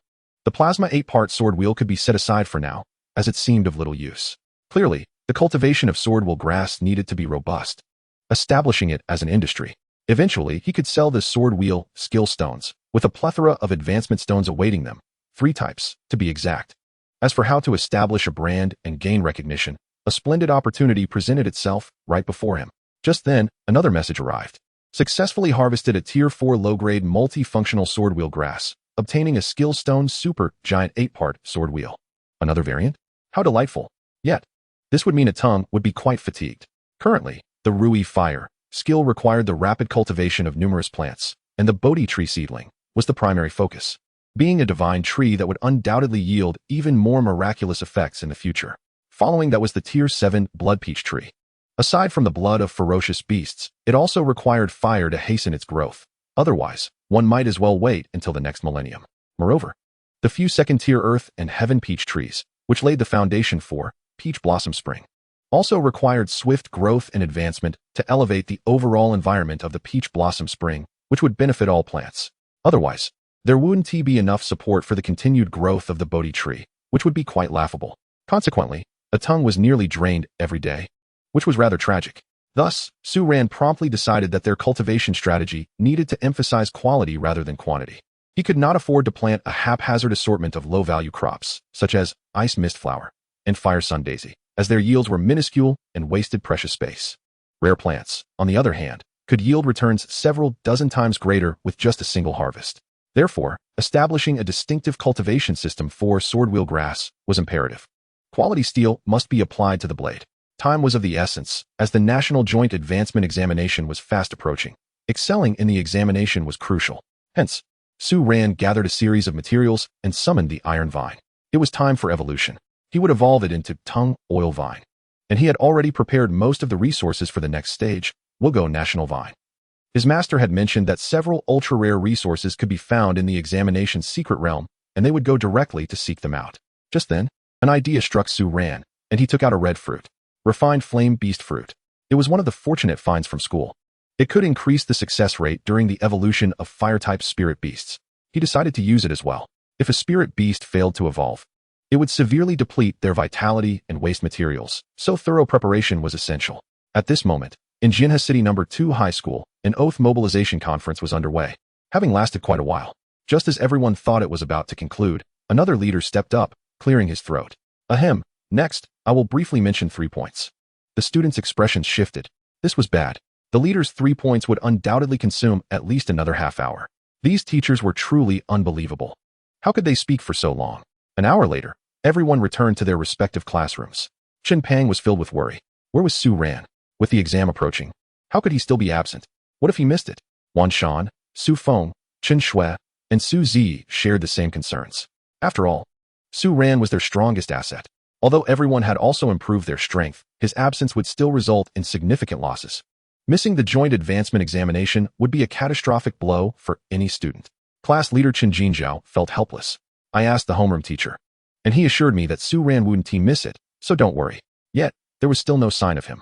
Meanwhile, in the third school, the students were reveling. Ha ha, I can't believe we're ahead of schedule. Our opportunity is finally here. They scoffed at Su Ran from the second school for being cowardly, hiding away to strengthen himself. What a joke. He is utterly useless. They believed he was merely riding on good fortune and would soon return to mediocrity, unremarkable as ever. How could he compare to them? They were the true heirs, having received investments from the Jinna throne, and not just one. This time, they would make a grand showing, hoping to catch the attention of Lord Pello. If they could become his disciples, that would be even better. Thus, they were determined to prove themselves. At that moment, someone proposed, why don't we eliminate those from the first and second schools later on? Those other academies are just nuisances, stealing our resources. After all, they would all be assigned to the Jinna secret realm. Even before the competition began, These outsiders were already treating the treasures within the secret realm as theirs. The mere thought of having them used by others left a bitter taste. The other students' eyes lit up at this proposal. Why not? They're not from our school. They're a bunch of useless waste. Look at us. Many of our fathers are domain level and hall level beast masters, and some are even at the cave heaven level. The top companies in Jinha City have their heirs studying here. Some students even transferred from other districts just to benefit from the advantages left by the throne. This is what you call connections. Could the first and second schools possibly compare? To say they are merely a backdrop would be an immense flattery. At best, they're just weeds by the roadside. In the future, remember to keep in touch in college. Our network is limitless. Laughter erupted among them, as they believed they represented the face of Jinha City. Soon, they would be facing off against geniuses from across the nation. Jinha City relied entirely on them for glory. Thus, they brimmed with confidence and pride. The following day, Chapter 41, National Attention. Over on Su Ran's side, he arrived at the examination venue after everyone else. After a thorough examination by a series of official personnel, entry into the teleportation array was successfully granted, leading to the examination's secret realm. The National Joint Promotion Examination commenced with fervor, capturing the attention of the entire nation. Television stations broadcasted live coverage, while numerous reporters conducted interviews and reports. Clips of previous battles from various universities were also aired to generate anticipation. A prodigious student from Haibei, having cultivated a sword-type spirit pet, successfully transcended the classic skill 7 swords flying together to achieve the legendary realm of 8 swords flying together, possessing the might of a pseudo-earth rank. All students from Guangdong participated in the assessment, most of whom had contracted new era spirit pets, the yo-yo, which not only exhibited formidable combat prowess, but also possessed a myriad of intricate skills. A dedicated animated series had even been produced, captivating the nation. The television displayed corresponding footage, showcasing a student executing mesmerizing maneuvers with the yo-yo, accompanied by a stunning spirit apparition emerging from behind. The spectacle was awe-inspiring, directly sending a bear-type spirit pet flying. A renowned genius from Yun City boldly proclaimed his intent to vanquish all opponents with his spirit pet, the mutated green hand, dragging their beasts into illusions. He had previously toyed with numerous master-level beasts and a general-level ferocious beast using this very spirit. In the Ningdong region, the illustrious genius Chu Tsong, hailing from a prestigious lineage, had cultivated a spirit beast that had solidified a domain, reaching the domain level. He had repeatedly quelled the nefarious schemes of malevolent cultists. In a flash, a plethora of master-level and general-level students emerged, with even domain-level participants present. The world is vast, and as Pello had previously cautioned Su Ran, one must never underestimate the populace, for many hailed from elite families, steeped in resources from birth, practically cradled with golden keys, each a paragon of talent. To ordinary students, these individuals appeared as monsters. Upon reaching general level, everyone must accumulate foundational strength, enhancing their comprehension of the laws, necessitating a prolonged period of cultivation. This would ultimately determine their future domain level and combat strength. A challenge even for the scions of noble families. Yet, the emergence of successive domain-level contenders signifies a profound truth. They have genuinely amassed sufficient foundational strength to achieve such breakthroughs, aided by the guidance of kings and thrones, far surpassing Su Ran's conditions. Thus, Pello arranged additional training for Su Ran, ensuring that, even if he did not reach this level, he would possess the combat power to remain undefeated against domain-level opponents. At the very least, he must be able to escape. Avoiding elimination was paramount. Meanwhile, countless netizens were curiously and excitedly following these events, engaging in fervent discussions. What on earth? So many monsters. The strength of students seems to be escalating exponentially. Isn't it obvious? Just look at the yo-yo. The new era is phasing out the old spirit pets, and according to rumors, the rapid rise of the yo-yo to prominence is linked to a certain energy spirit tribe. Contracts were formed, allowing energy spirits to merge with specially crafted yo-yos, resulting in a robust physique that cannot be easily destroyed. Moreover, it can project combat spirit illusions. Even if defeated, it can be summoned again upon recovery, giving birth to an entirely new breed of spirit pets. So that's how it is. I thought ordinary creations could easily transform into spirit beasts. It turns out they were already enhanced by spirit beasts. What a shortcut. Many expressed astonishment. Wow, they've caught a number of spies trying to infiltrate this examination. Other countries are becoming excessively brazen. Every national joint exam is a grand affair, brimming with resources and legacies. Who wouldn't be envious? If one could sneak in, seize the legacy, and return to their homeland, it would be an immense profit. This led to many factions stirring restlessly, prompting the Daxiao Alliance to initiate stringent protective measures and actions. I understand. I once encountered a peculiar individual. When I asked him about the Palace Jade liquor, he couldn't answer. I quietly reported him to the authorities. And it turned out he was indeed a spy. Exactly. Anyone who cannot recite the next line is undoubtedly a traitor, walking evidence. As a Daxiao citizen, who wouldn't he know? Everyone should take a closer look at the unique spirit pets from various regions. That scroll spirit pet is stunning, capable of summoning the dancers from the Dunhuang murals. I'm drooling. You lewd person, can't you see that those imported spirit pets from developed countries are more powerful? A cowboy ready to draw at any moment. A minotaur wielding a battle axe. A ninja frog with cherry blossoms falling around it. A bloodthirsty blood moon werewolf. So many. He was utterly exhilarated.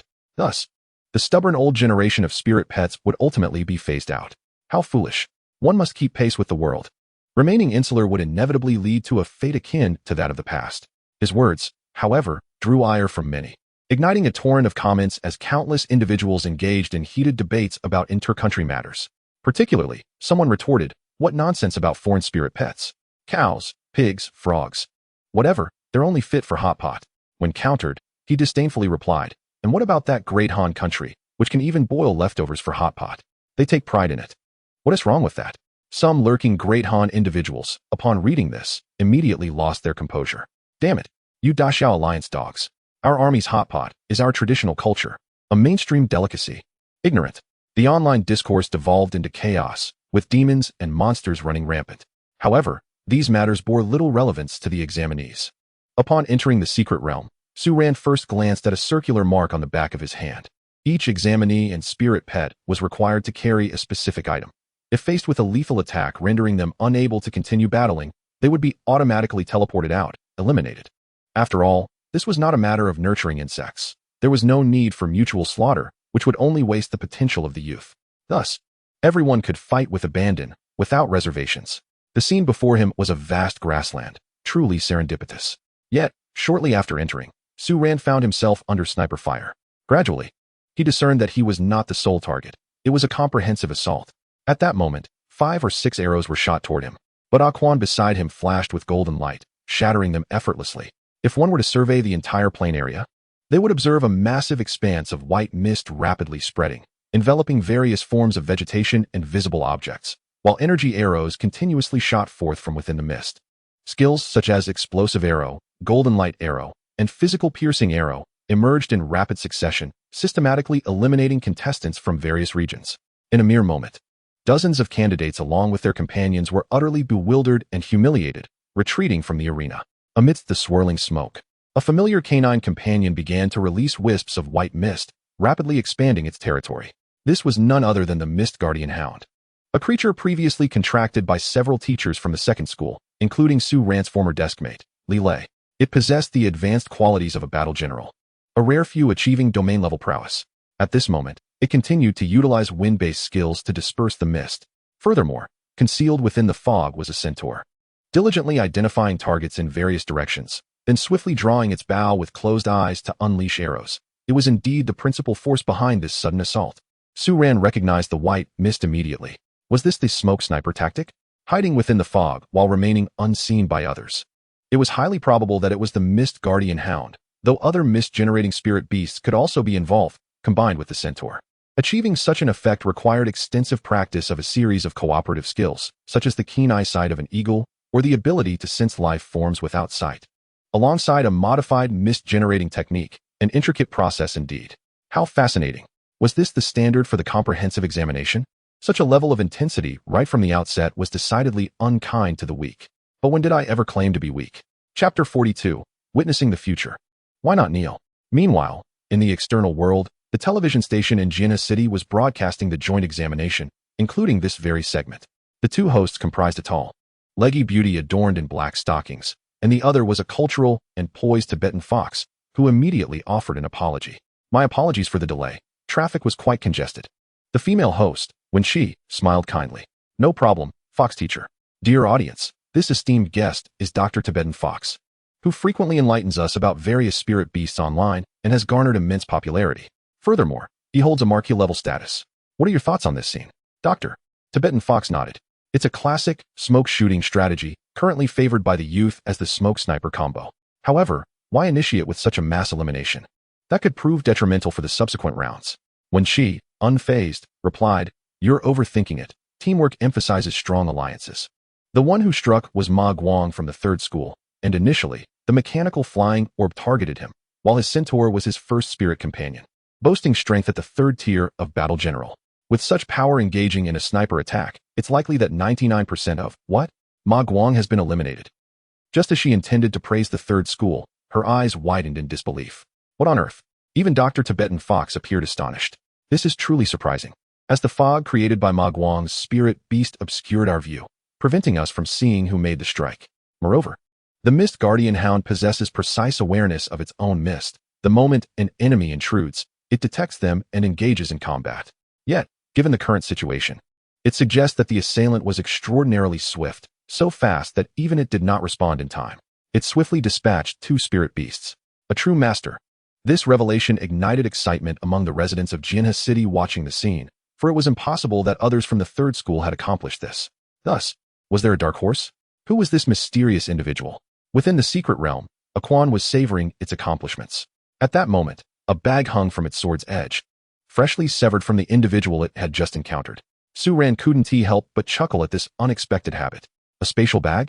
Although it was merely at the initial tier, it was still the size of a small wooden box. Let us see what treasures lie within. Su Ran retrieved several vials filled with liquid. Raising an eyebrow, he mused, "Oh, energy boosters worth thousands apiece." To hasten the elimination of others, one resorts to such methods. Clearly, this was a strategy of feeding spirit beasts while concurrently allowing them to shoot arrows. There were still 15 vials remaining. Indeed, it was Su Ran who had taken down Ma Guang. He had already distanced himself from the scene, with the mist gradually dissipating. Meanwhile, Ma Guang returned automatically to the teleportation array, bewildered as he surveyed his surroundings. Some teachers, including those from the third school who recognized him, were left dumbfounded. How could this be? Ma Guang, how were you defeated? This humiliation made him clench his fists in anger. Damn it, who did this? He instinctively reached for his waist. Petrified, he exclaimed, where's my spatial bag? That contained months' worth of pocket money that I had saved to purchase it. There's a thief? Ma Guang's cries of despair echoed, akin to a pig being slaughtered. You beast. Damn it. Subsequently, Su Ran had amassed a multitude of beast corpses, all of which he stored within the Eternal Sword Prison, refining them into magic swords. He then began harvesting the luminous spirit mushrooms before him, a vital ingredient for a Tongue-S evolution into Yugo National Vine. Opening a parchment map, he observed several locations of resources within the secret realm. This was a gift from Master Pello, compiled from the experiences of previous examination alumni. However, one should not take it all at face value. The Great Xia Alliance occasionally alters certain areas deliberately, leading one to traverse in vain, while some details are indeed accurate, creating an environment of chaos.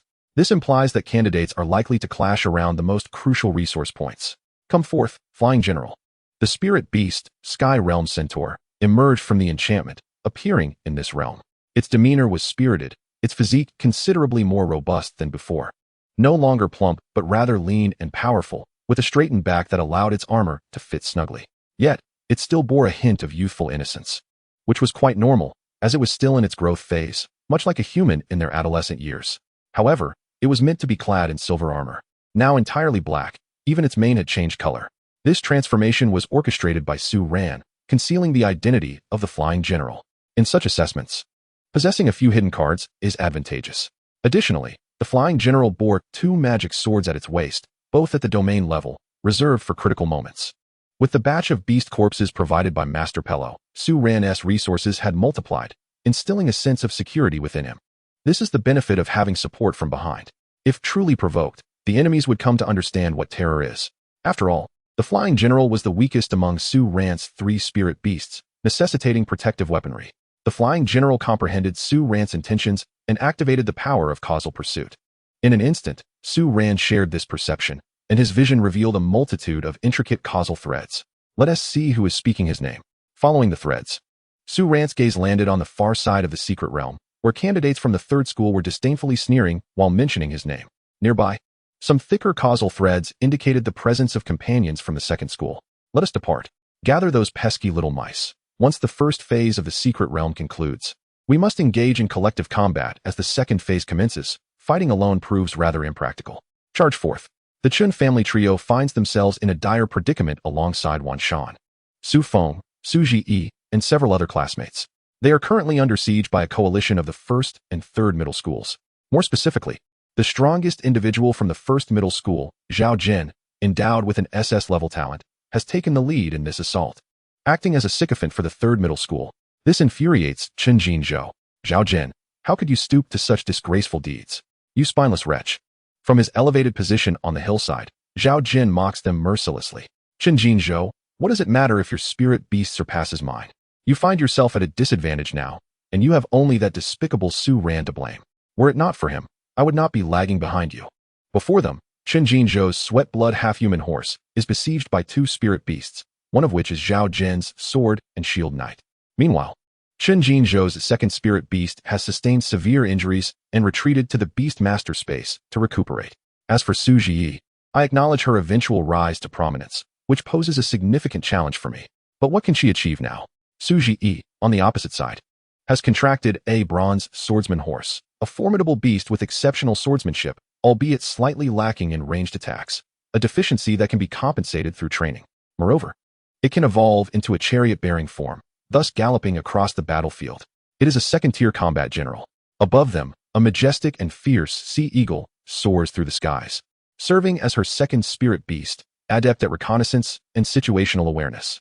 Ground and air, her combination is indeed commendable, perfectly embodying the spirit of a female general from a past life. However, opposite her stands an ancient sword engulfed in flames, simultaneously unleashing lightning and fire. Engaging in a one-on-two confrontation, while its master, a tall and lean male student, observes with a cold gaze.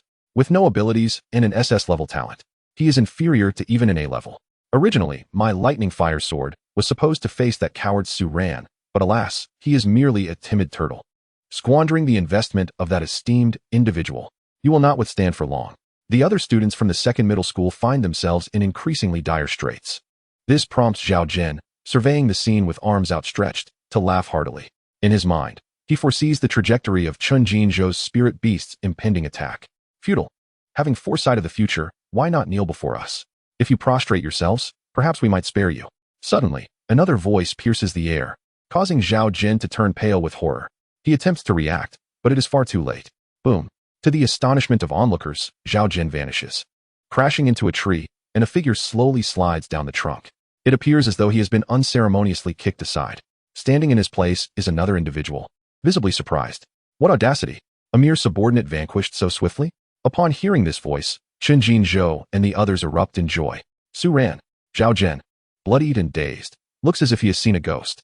This fellow has returned. Just as he prepares to unleash a torrent of rage, a golden light strikes, instantly banishing him from sight, along with his spirit beast. Su Ran hardly pays him any mind, a waste of space at the first-tier combat general level, with an unstable aura.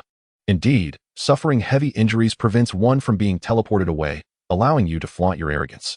Moreover, Su Ran flashes a smile at the crowd. Not just me. I encountered others along the way. At that moment, a girl rushes over from another hillside, accompanied by a striking and visually appealing flamestone fire fox. With a throng of students in tow, Su Ji's spirit jolts with excitement. Qian, how has your team returned? To prevent Class A from being entirely eliminated, we divided into 3 teams as originally planned and scattered. After all, we in the first team are the most conspicuous targets for the third middle school, while the others remain somewhat safer. Chu Qian places her hands on her slender waist, clenching her fist in determination. We are not mere cowards. We seek to assist you, which is why we came to reinforce you. We encountered Su Ran along the way, hence our presence here. Su Ji offers a wry smile. Very well, you have returned. What more can I say? Let us first unite against the lightning fire sword. That fellow is quite formidable, not yet having summoned his second spirit beast. However, upon glancing back, she notices, where is he? Not far off, Su Ran's voice echoes. Are you searching for your previous opponent? I deemed him lacking in strength, so I had Quan send him on his way. That fellow didn't even summon his second beast? How pitiful. Su Ji muses, is it possible that you struck too swiftly? He hardly had the chance to summon it. The thought sends her into fits of laughter. Thus, the first and second teams converge, while the students from the first middle school are relentlessly defeated.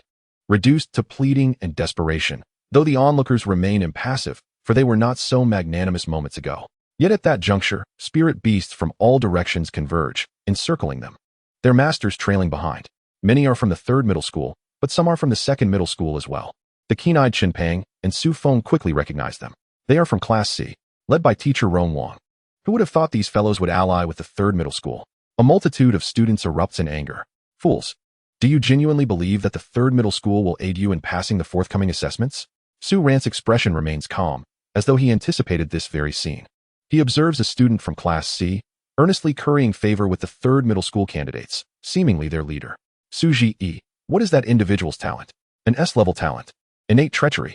After betraying teammates, all spirit beast's powers can be amplified threefold, effective only once and not stackable. Otherwise, it wouldn't be S-level. Upon hearing this, Su Ran nods in understanding. No wonder. Class C's Wu San reveals a look of pity. TSK, those who understand the times are the true heroes. Meanwhile, Feng Wen from the third middle school is gleeful. It seems our plan to bait you lot has indeed yielded results, and we have caught some stragglers. Now, we shall ensnare you all. I trust that Ma Guang has eliminated quite a few as well. Brothers, launch the attack and dispatch these interlopers. Chapter 43. No, my friends. You. In an instant, these candidates, whose overall prowess surpasses that of the second middle school, unleash their spirit beast's abilities. Among them are the traitors from Class C. Faced with this situation, a male student from the second team is filled with indignation. I shall confront you all. Everyone, flee swiftly. Save yourselves while you can. My esteemed brother, the fiery fowl, shall carve a path through. Activating my S-rank talent, Giantization. Under the auspices of this talent, his blazing chicken immediately swelled, rapidly inflating until it transformed into a colossal avian beast, its thunderous strides shaking the very earth as it unleashed torrents of searing flames, causing the ambient temperature to soar dramatically. This skill, Inferno Blaze, had been honed by my brother for 2.5 years. In the eyes of Feng Wen from Class 3, impatience flickered. How dare such rubbish make a move? Beside him, a suspended azure ancient sword spirit transformed into a streak of light, hurtling towards the giant chicken. He wielded the S-rank talent, swift as the wind. Akin to the previous, Vajra Protector, both abilities focused on acceleration. Yet, his spirit was struck down by a golden sword light, sending it crashing to the ground. The blade seemingly cracked, with shards raining down, leaving him aghast as he hastily recalled it to the beast's base. Who could have done this? His spirit was a third-tier battle general, capable of surpassing its rank through speed. Meanwhile, Su Ran issued commands to Quan. In that moment, a brilliant light surged from the sword, enveloping all members of Class 2 in its embrace, forming a magnificent golden energy shield that resembled towering mountains. Everyone, do not flee. Remain here, he instructed. Kokuin, quickly summon your beast back. What? Kokuin was taken aback. Even the other students stood in stunned silence, watching as relentless attacks rained down, yet were effortlessly absorbed by the energy shield. Was this not absurd? It could withstand such assaults despite the onslaught from battle general level beasts surrounding them. What kind of strength was this? However, upon realizing that it was Su Ran's spirit, their lips twitched. No wonder, it was the famed Sword and Shield King, adept at defense. Feng Wen from Class 3 was momentarily startled before bursting into laughter.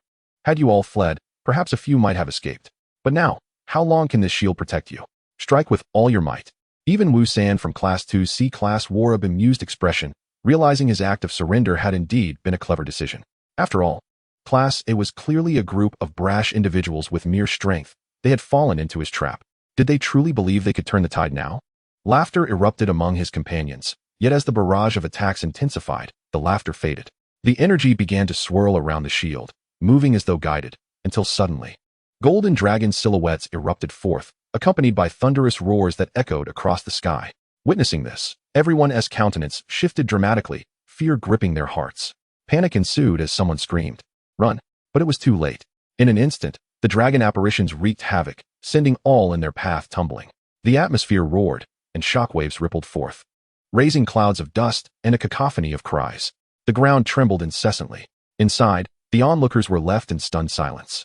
One Shan was about to voice concerns, suggesting that their spirits would inevitably exhaust their energy, and they needed a new strategy. However, as the smoke cleared, the outside world lay devoid of life, marred only by gaping black craters that were haunting to behold. Su Ran chuckled softly. Quite efficient, wouldn't you agree? This is the principle of using strength against strength. It accumulates and stores the enemy's attacks, then releases them all at once as dragon apparitions. Thus, a Quan expends minimal energy and avoids the need to chase them down. All dealt with in one fell swoop. This was an advanced Earth-tier skill, Kunwa Dragon Shield, as solid as Fort Knox, which had evolved from a mid-tier skill. now upgraded and refined to a level surpassing even the Tai E Golden Light Sword. Su Ran intended to use his time in the secret realm to push its mastery to the pinnacle of Earth tier. Su Zi gazed at Aquan. Uncertainty etched on her face. Su Ran, what is the prowess of your spirit? 9th tier battle general. Why do you ask? What? The atmosphere fell into stunned silence, followed by an uproar of disbelief. What? Many jaws dropped in shock. Su Feng and the class leader's eyes widened in astonishment. Wait a minute. When you left, you hadn't even reached battle general status, and now you return as a 9th tier? That is faster than a rocket. Su Ran merely shrugged, saying nothing. After all, this transformation was due to Master Peilu's intensive training. He had ample experience in enhancing sword-type spirits, directly elevating a Quan from 7th to 9th tier and imparting a particularly potent method for domain condensation, encompassing the elements of gold, fire, and earth. Mastery of the principles to the 10th layer was all that was required. However, Su Ran planned to accumulate all systems first. Moreover, Master Peilu had bestowed upon him a secret technique, Battle General's 9 transformations, designed specifically for the condensation of powerful domains, allowing for a compressed breakthrough to support a new domain. Otherwise, the domain would be too potent, rendering even the Azure insufficient. Thus, Aquan commenced the first transformation while diligently studying the principles. Meanwhile, the captain of the second team, Chu Qian, revealed another matter. In fact, we were previously confronted by another team from Class 3, which Su Ran annihilated entirely. The admiration among the crowd surged once more. Impressive. Once the commotion settled, the class leader produced a map. Su Ran, we must set off immediately. Resource points are crucial. If we delay, we may not secure much. Hearing this, Su Ran instructed the flying general from the Peach Blossom source to activate its causal ability, having conveniently ridden over. After a moment's pause, Su Ran smiled. I understand. But sharpening the axe does not hinder the work of chopping wood. Fear not, we have ample time. However, our current strength is insufficient. Could you assist me with a demonstration? Amidst the group's confusion, Su Ran produced numerous sword wheel skill stones. Those with sword-type beasts stepped forward.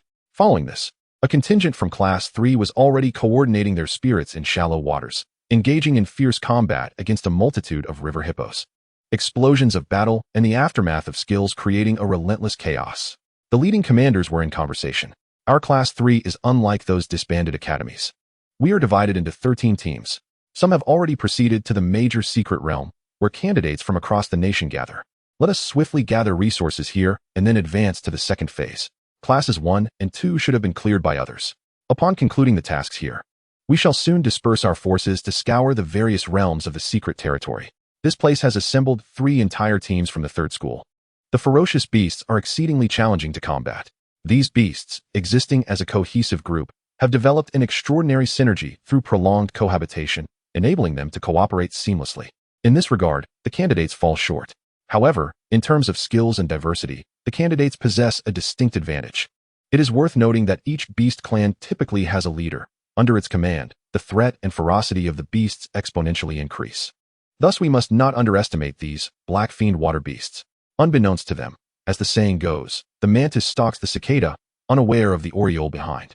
Su Ran and his companions are stealthily observing this fierce battle through binoculars, quietly whispering among themselves. This is the underworld water heavenly pool, one of the most crucial resource points on the map, where warlord-level black fiend water beast clans cultivate precious materials for their growth and evolution. These materials encompass various attributes and are considered exquisite treasures for beast tamers, capable of significantly enhancing the strength of their pets. As long as this clan does not face extinction, they will instinctively cultivate such resources, for many ferocious beasts possess considerable intelligence, often surrounded by valuable items, preserving them for sustainable development. Chen Jinzhao cleared his throat.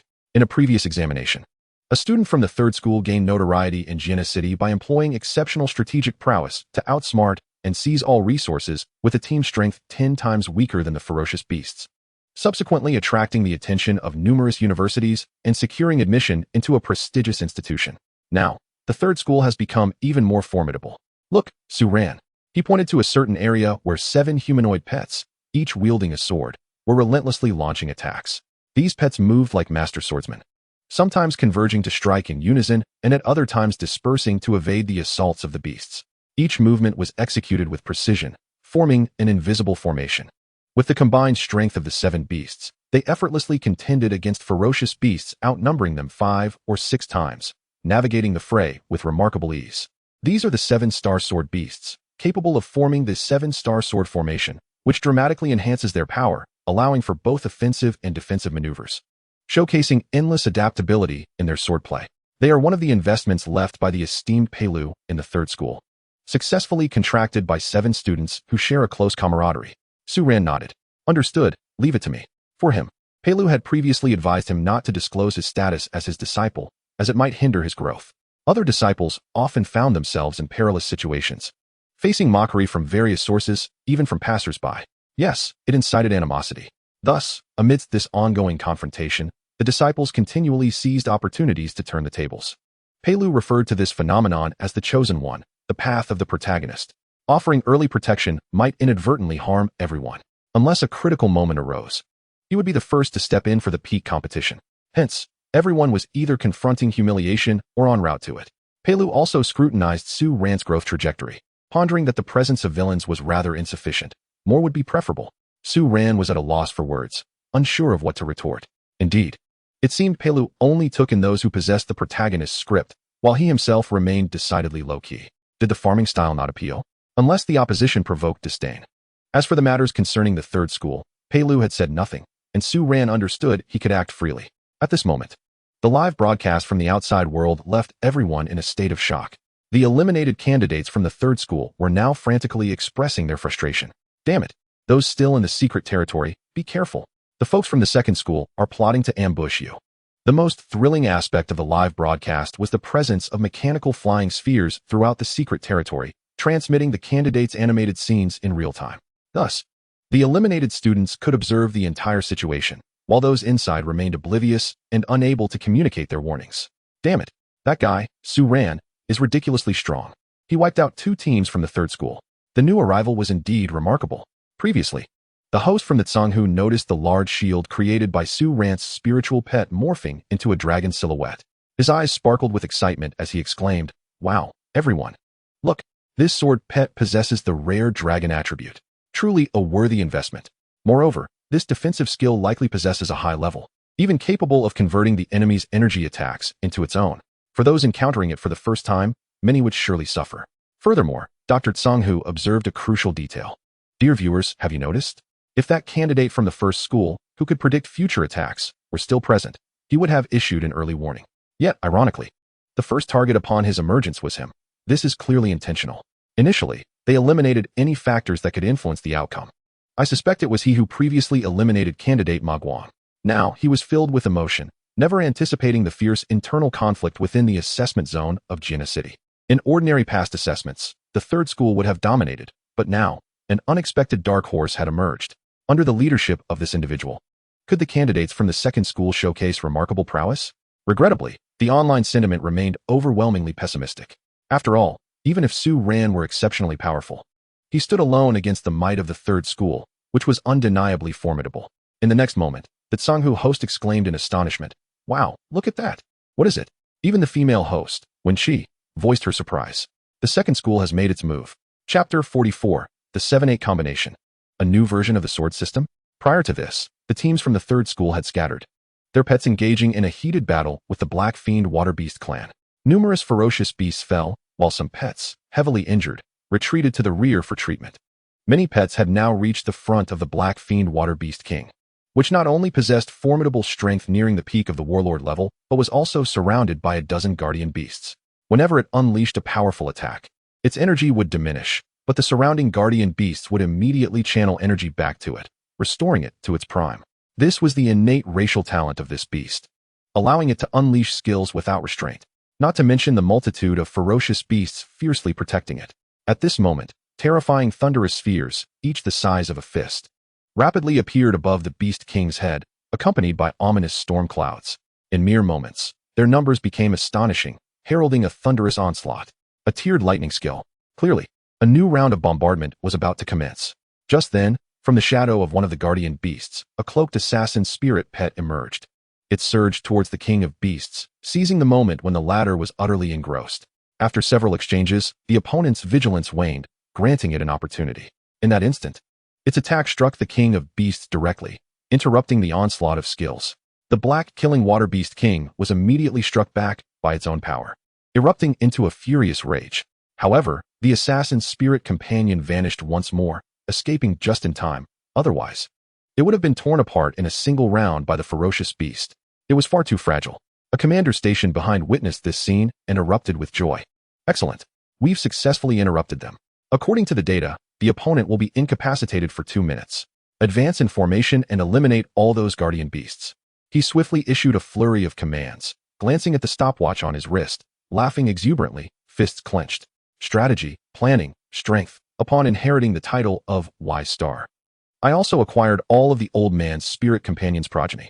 And now, the time we are utilizing is significantly less than in the past. And we are directly crushing this horde of black, killing water beasts with overwhelming force. This is entirely different from before. What does this signify? I have accomplished what the old man could not. I have surpassed him. Ah, the example Chun Jinju raised. That remarkable commander is, in fact, the father of this candidate. However, the assistant beside him appeared slightly speechless. Ah, but the key player, the assassin's spirit companion, is one of Lord Pello's investments. Moreover, the strategies for dealing with such ferocious beast hordes and interrupting skills are clearly drawn from the experiences documented by our predecessors. While your overall command is indeed impressive, there's no need for such arrogance, especially since the battle is not yet concluded. At that moment, a chilling scream from a comrade rang out from behind. Enemy attack. Quick, defend. The two were taken aback. What is happening? Many candidates from the third group turned to see a valiant centaur armed with a blood-red longbow charging towards them, drawing back the bow to unleash a tempest of crimson arrows raining from the sky. Nearby, several sword-type spirit companions swiftly approached. One centaur wielded an ancient bronze sword. Meanwhile, a daxia tortoise trudged along slowly, followed by one candidate after another, their attire revealing their affiliation. Second group. As the commander of the third group, they had long since reviewed the profiles of candidates from other institutions. That was Chun Jinju's spirit companion from the second group. Then there was Su Feng's swift sword, which had evolved, a golden sword, and Su Ji's bronze sword centaur, and Wan Shan's daxia tortoise. What a joke. They were initially astonished, but quickly erupted into laughter. Second group. Is it just your few spirit companions that are battle generals? Most are merely master level. With such limited combat capability, how dare you? Who gave you such courage? Liang, perhaps? Focus on Chun Jinju. This fellow possesses S-level talent, Blood Feast, allowing his spirit companions to continuously absorb blood energy to restore themselves during battle, thus maintaining a ceaseless endurance. Utilizing blood-type skills requires no effort at all, as materials are readily available, surrounded by blood. The potency of his skills is amplified. Hence, he specially contracted a blood-type centaur to complement his talent. In PvP and school duels, he may be average, but here, it is simply perfect. Moreover, this sweat-blood half-blood horse inherently boasts high intensity. You shall soon learn what it means for an egg to collide with a stone. What? At that moment, all sword-type spirit companions unleashed rapidly rotating circular saw blades. Their colors varied, but their speed exhilarating, suddenly dispersing into a multitude. They can even split while galloping? The third group was initially prepared to scoff at the few sword blades. While they were not particularly anxious, they had become alert. On the external broadcast, when Chi's eyes lit up as she preempted Dr. Tsanghu, announcing the name of this skill. This is the 8-point sword previously utilized by that student, Su Ran. It possesses exceptional cutting power. It is a top-tier sword-type skill among advanced skills. Many had previously inquired how he learned it, especially since the second group did not possess this skill. However, Dr. Tsanghu wore a serious expression. No, this is different from before. It appears more akin to a clone or splitting effect. The previous Balian Dragon Spring Sword emitted one sword wheel after another. The forms of expression differ. This has transformed from one into many. Therefore, rather than saying that Su Ran had previously concealed this effect of the sword companion, it is more accurate to consider this as an upgraded version, with the serrated edges displaying alterations. Dr. Tsanghu's keen insight immediately discerned the distinction. Indeed, this is the clone 8-point sword wheel. The first to suffer the consequences were the candidates from the third group. Some were struck by the 8-point sword wheel, activating protective effects that summoned all spirit beasts back into their Beastmaster space, leading to their elimination alongside their owners. The Beastmasters remained the core. There was no disputing this. The third group watched in horror, nearly spitting blood. They hastily commanded their shield-type spirit companions to turn and block. Yet the ferocious beasts began to counterattack, and they found themselves ensnared in a pincer movement. The ferocious beasts also targeted the second group, resulting in the 8-point sword wheels displaying a terrifying side, cleaving the beasts in two wherever they passed, the bloodiness prompting many viewers to exclaim, "Is this even allowed to be shown and censored?" For the beasts that had been severed in half were numerous, leaving a gruesome scene. Even those from the third group turned pale, especially upon witnessing their spirit beast shields shatter with a mere touch. Their scalps tingled. They could hardly believe this scene, erupting into terrified cries. Impossible. This is a high-level skill shield. Why does it break like tofu? Stop. Quickly cease. Many of the frontline spirit beasts were sent back to the Beastmaster space, losing their qualifications for the ongoing assessment.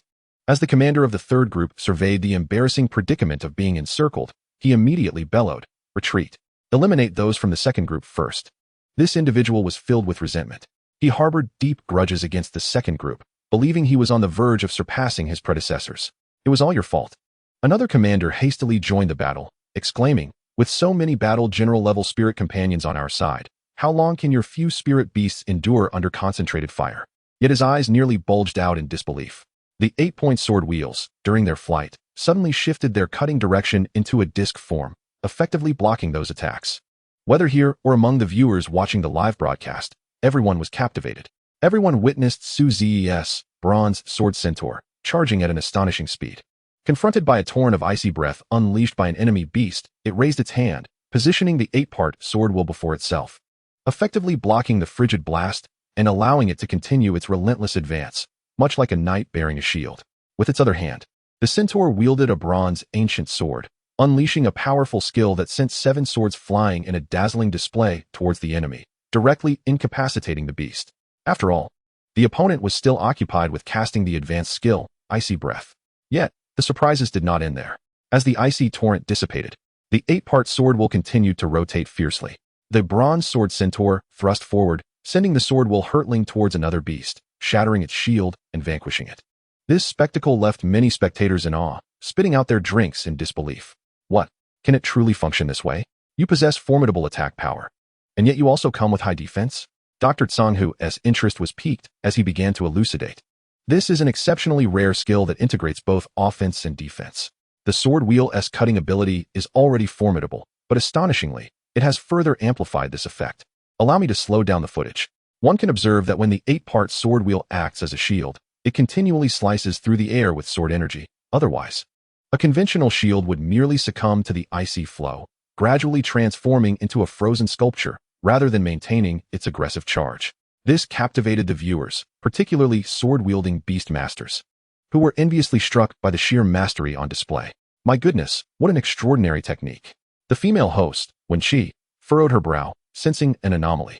Dr. Fox, these 8-part sword wheels appear to lack any law fluctuations. Are they still classified as advanced skills? It is evident that this is a pseudo-earth tier skill.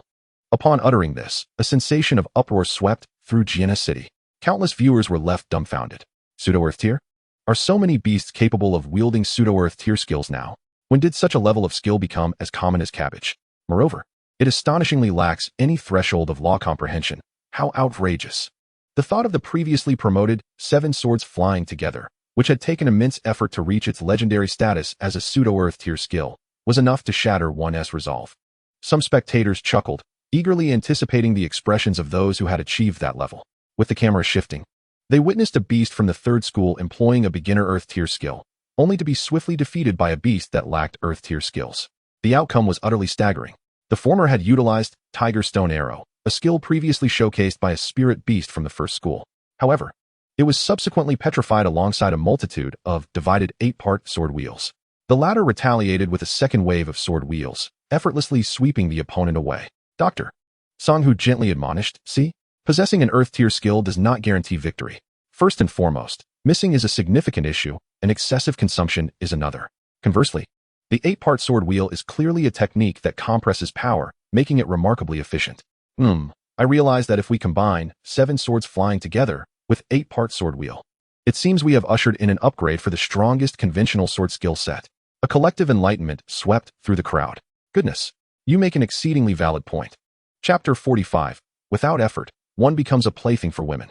Because the skill, 8-part sword wheel, was initially showcased by that spirit beast belonging to Su Ran, and now each of them possesses one. It is evidently a skill that can be taught and learned, not merely a racial or bloodline talent. In an instant, many eyes sparkled with anticipation. My friend, do you intend to sell this skill? If you list it, we shall purchase it at once. Meanwhile, on the battlefield, the third school found itself in dire straits, their expressions contorted in distress. After enduring a prolonged battle with the ferocious beasts and expending tremendous energy, they now had to contend with these adversaries. The opposing side was exploiting every advantage. Some students could no longer hold out, gritting their teeth as they commanded their spirit beast, Wind Chaser Centaur, to avoid direct confrontation and lure the 8-part sword wheels toward the feral beasts, thus using them to their advantage. This centaur, known for its speed and agility, was one of the most renowned breeds in ancient times. Yet, as it began to move, several 8-part sword wheels followed closely, as if they were locked onto it with unwavering precision. The very beast that unleashed this skill was still engaged in combat with other beasts. How could it possibly pay attention to this? This peculiar occurrence repeated itself, and gradually, the residents of Jinha City began to grasp a bold notion. Some immediately voiced their thoughts. Could it be that the 8-part sword wheels are programmed to track automatically? Certain rare arrow skills possess this characteristic, relentlessly pursuing until they strike. But when did sword skills gain such capabilities? By heavens, what a superior technique! This clearly exceeds the norm. Shields, duplicates, tracking. Has the sword system become excessively overpowered? I am utterly impressed. Hasn't the sword system always been this way? It's incredibly dominant. Simultaneously, the students of the third school, increasingly on the back foot, were filled with indignation. The second school, leveraging the strength of a few beasts, was managing to produce the effect of dozens. There were simply too many 8-part sword wheels. Yin, where is your 7-star sword beast? Set up the 7-star sword array against them. But we are primarily responsible for the onslaught of the Beast King. What if they retaliate? What time is it now? Do you wish for everyone to be eliminated? Thus, the 7-star sword beasts began to move toward the fray. Suddenly, terrified shouts erupted. Stop it! It turned out that Su Ran's spirit beast, the Tai Chenglong's sword, was soaring high above, conjuring an enormous golden 8-part sword wheel that continued to expand. The dense aura of the Law of Gold indicated the terrifying nature of this phenomenon. What would happen if it descended? Before they could react, the charging supergiant 8-part sword wheel came crashing down at a terrifying speed, shredding a series of attacks and clearly targeting the 7-star sword beasts. The leader, Yin, shouted, "Form the 7-star sword array, shatter it." The others quickly instructed their spirit beasts to coordinate their actions, exuding confidence. Nonsense. We are all initial and mid-stage war generals. Once the sword array is formed, we can contend even with late-stage war generals. A mere sword wheel, regardless of its size. What harm can it do? Yet, to their astonishment, the sword array was obliterated in an instant, and due to the beasts clustering together, all were struck and sent back to the beast space, resulting in total annihilation. The last sight for these individuals was the incoming sword lights. The third school's 7-star sword children were eliminated. Observers were left in stunned silence. Even the female host was rendered speechless. Clearly, these 7 candidates had significant potential to shine in the forthcoming evaluations, and once they all advanced to late-stage war generals, they would become even more formidable. Yet now, they were gone. How absurd. The outcome that everyone anticipated, with Sanzhong poised to achieve a sweeping victory, has undergone a significant deviation. She could only wipe the sweat from her brow. The sword will skill has been masterfully manipulated by this student, Su Ran, who has even unveiled a formidable enlarged form. Su Ran, however, remained unfazed as he observed the scene. His Aquan has reached a comprehension of the gold element at the 10th level. Under such amplification, what can your 7-star sword formation accomplish? Subsequently, the examinees from Sanzhong were expelled from the secret realm, and the entire Blackshaw water beast horde was annihilated, with their king being vanquished by Aquan. Thus, the group ventured into the resource-rich area cultivated by the Blackshaw water beasts. In the distance lay fields of water, brimming with various plants, along with mounds of ore and the corpses of other ferocious beasts, each distinctly categorized by their elemental attributes, all meticulously differentiated by the Blackshaw water beasts. Some rare materials could only undergo mutation when exposed to the energy emanating from them. Everyone commenced their activities, harvesting resources and strengthening their pets. This bounty could sustain an entire legion of battle-tier beasts, signifying that many would soon break through to the battle tier, showcasing the advantages and opportunities of this assessment secret realm. Meanwhile, Su Ran arrived at a magma water zone. It was peculiar, surrounded by areas of other elements. This place was confined to a single location, where a vine stealthily penetrated the magma, emerging moments later with an oddly shaped black stone pillar. Indeed, there it was, the rare treasure, the Ji Gu stone, the final material needed for a tongue's evolution into Wu Gu Guoten. Although marked on the map, seeing the item in person finally allowed Su Ran to breathe a sigh of relief, for this was a material the Blackshaw water beasts would specifically excavate, beneficial for their growth, albeit with the risk of it being unmined. Furthermore, Su Ran's vine was unlike the ordinary ones. It required both fire and wood attributes. The wood had already been acquired. Now, everything was complete. The evolution could commence. Thus, within the peach blossom spring, a tongue began to absorb the materials sequentially. After all, in the outside world, he still had a Quan. Meanwhile, the sweeping operation by the second team had begun. In Bai Hai City, siblings Yi Changping and Yi Wei were also closely monitoring the broadcast from Jinnah City. Even though their true surname was Hua, they had to proceed under this guise for now. Initially, they suddenly realized a pressing question. What did Su Ran truly look like? It seemed he had been using a disguise all along in the cave. However, as the assessment competition progressed, Su Ran's name was mentioned more frequently, and they finally caught a glimpse of him. Indeed, someone like Su Ran was destined to shine. I still remember his teachings. He once sternly chastised me, emphasizing that every little misstep could lead to significant consequences. He forbade me from being lazy, and now I realize just how much we truly have to learn. Yi Changping wore a pained expression. There was no choice. They were still learning about the world from Zhuge. Even with rapid progress, they would likely be a year behind Su Ran. By the time they reached their second year, he would already be in his third. Yi Wei shot her brother a glance.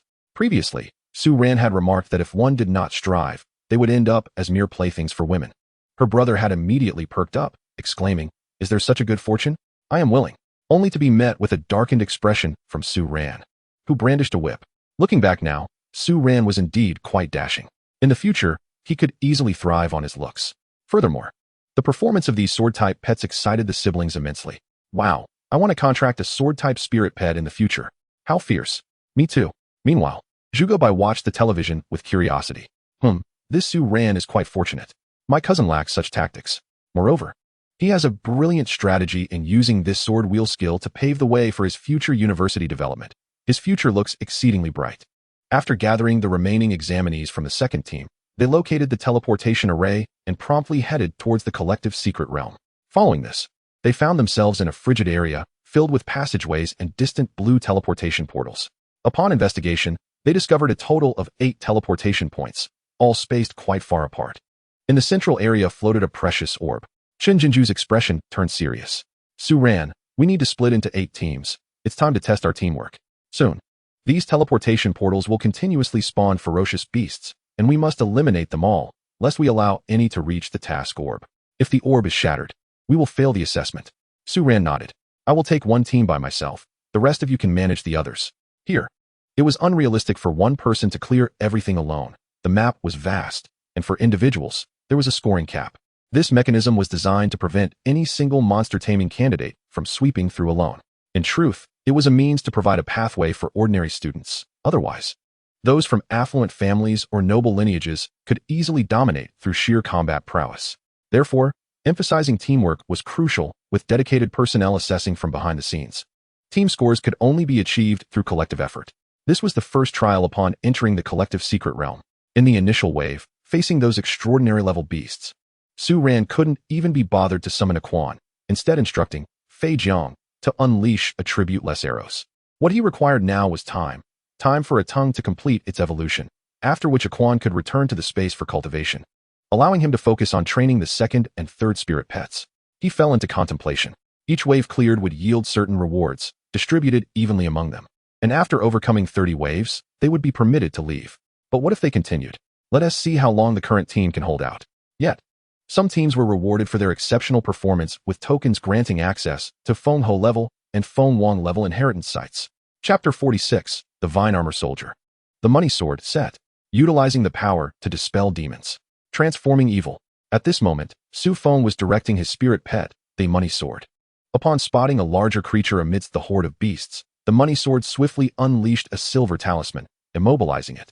After a while, any ferocious beast that reached a certain level of power bore a talisman on its forehead.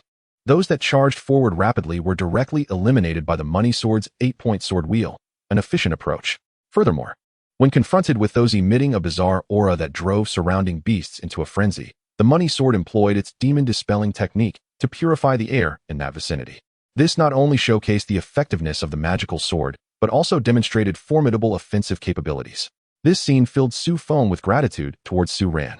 His silver Money Sword required ancient gold for evolution, and the quantity needed was substantial. It was not something he could gather in a short time. Yet, Su Ran, without hesitation, produced a trove of ancient gold, exuding a historical essence. Thus, his silver money sword underwent its evolution, reaching its complete form, even elevating its power by 2 tiers, now at the 3rd tier of battle. Now, a new breakthrough has been achieved. With the current resources at hand, reaching the 5th tier is no longer a distant dream. It feels as though we are soaring.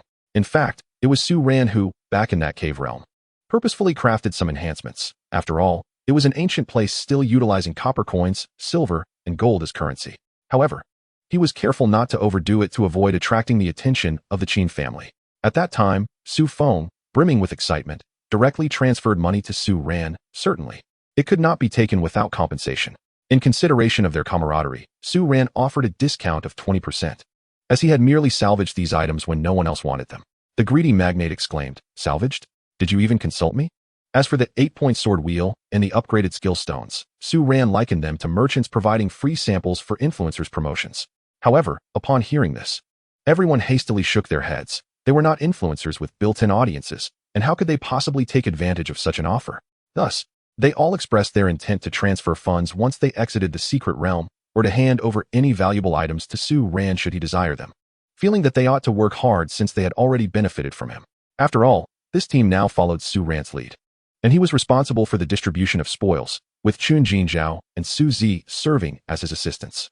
Meanwhile, at another teleportation point, Chun Shui's spirit pet, Snowless Hoof Steed, continuously unleashed its icy powers, transforming the surrounding ground into a sheet of frost.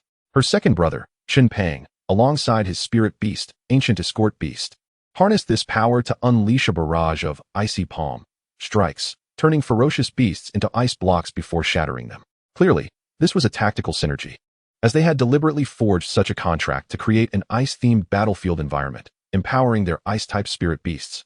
Chun Shui's second spirit pet, the Sword Orchid Fairy, was originally contracted for healing purposes, but also possessed sword attributes, thus reaping the benefits of the 8-point sword wheel, causing her to stick out her tongue in delight. Hee, my luck is splendid. Meanwhile, her elder brother was left in anguish, having contracted a blood-type ranged centaur and a shield-bearing guardian spirit, neither of which had any sword attributes, leaving him filled with regret. Moreover, the ice-type team had gained another advantage. Considering the challenges of this guarding phase, Su Ran produced several blue ice peaches for their consumption, enhancing their abilities. At that moment, as Chun Pang observed his spirit pet's attacks landing on the enemy, even if they did not freeze, the opponent's speed was significantly hindered, and due to the clustering of ferocious beasts, a collective ice slow effect ensued. He could not help but draw in a sharp breath, finding it utterly remarkable. It was akin to being struck by an ice melon in a certain Plant vs. Zombie game. The freezing effect was simply exhilarating, truly deserving of its noble deceleration attribute. This made defending the area rather effortless. Su Ran's gratitude was yet to be repaid.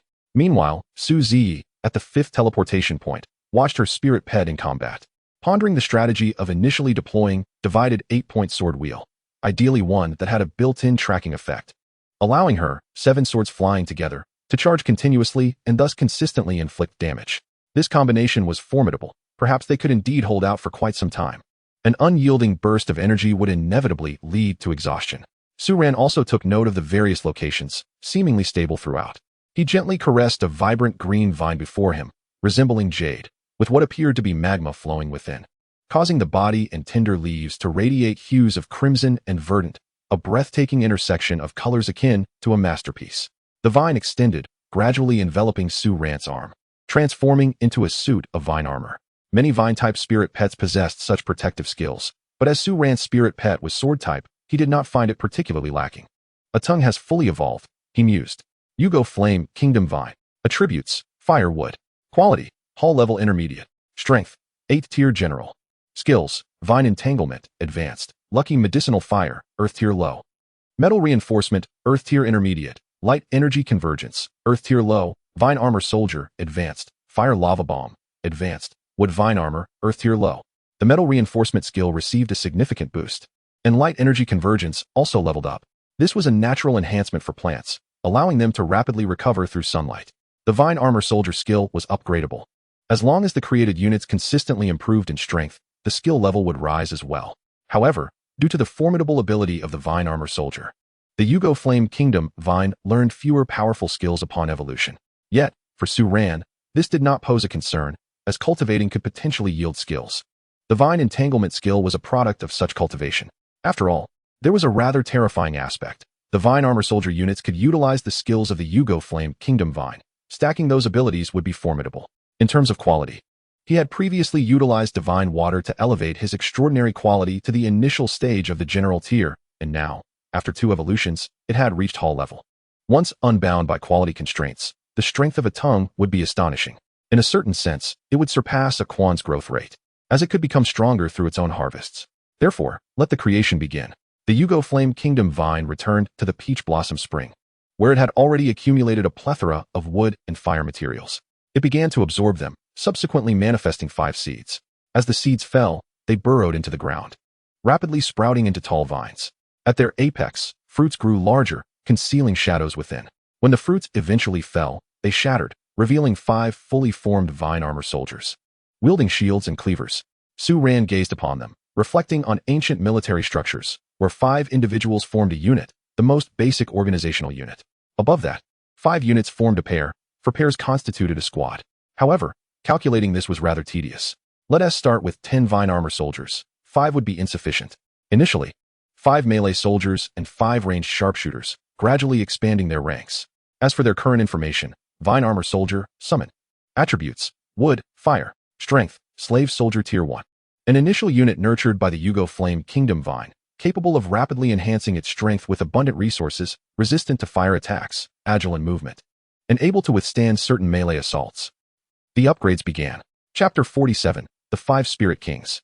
In other areas of the vast secret realm, battles raged fiercely, with chaos reigning as numerous candidates were eliminated while formidable competitors made their names known.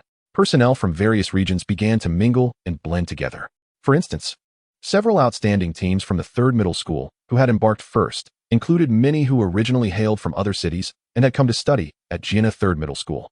They had friends back home, allowing for swift reunions. Ha ha ha, old friends, we finally meet again, exclaimed Yin Hao, the contractor of the long rainbow sword, from the 3rd Middle School, as he joyfully embraced a boy across from him, both bursting into laughter. Brother Jin Quan, how is the situation now? A young man named Jin Quan, possessing a rather portly appearance and clad in resplendent golden attire, exuded an air of ostentation.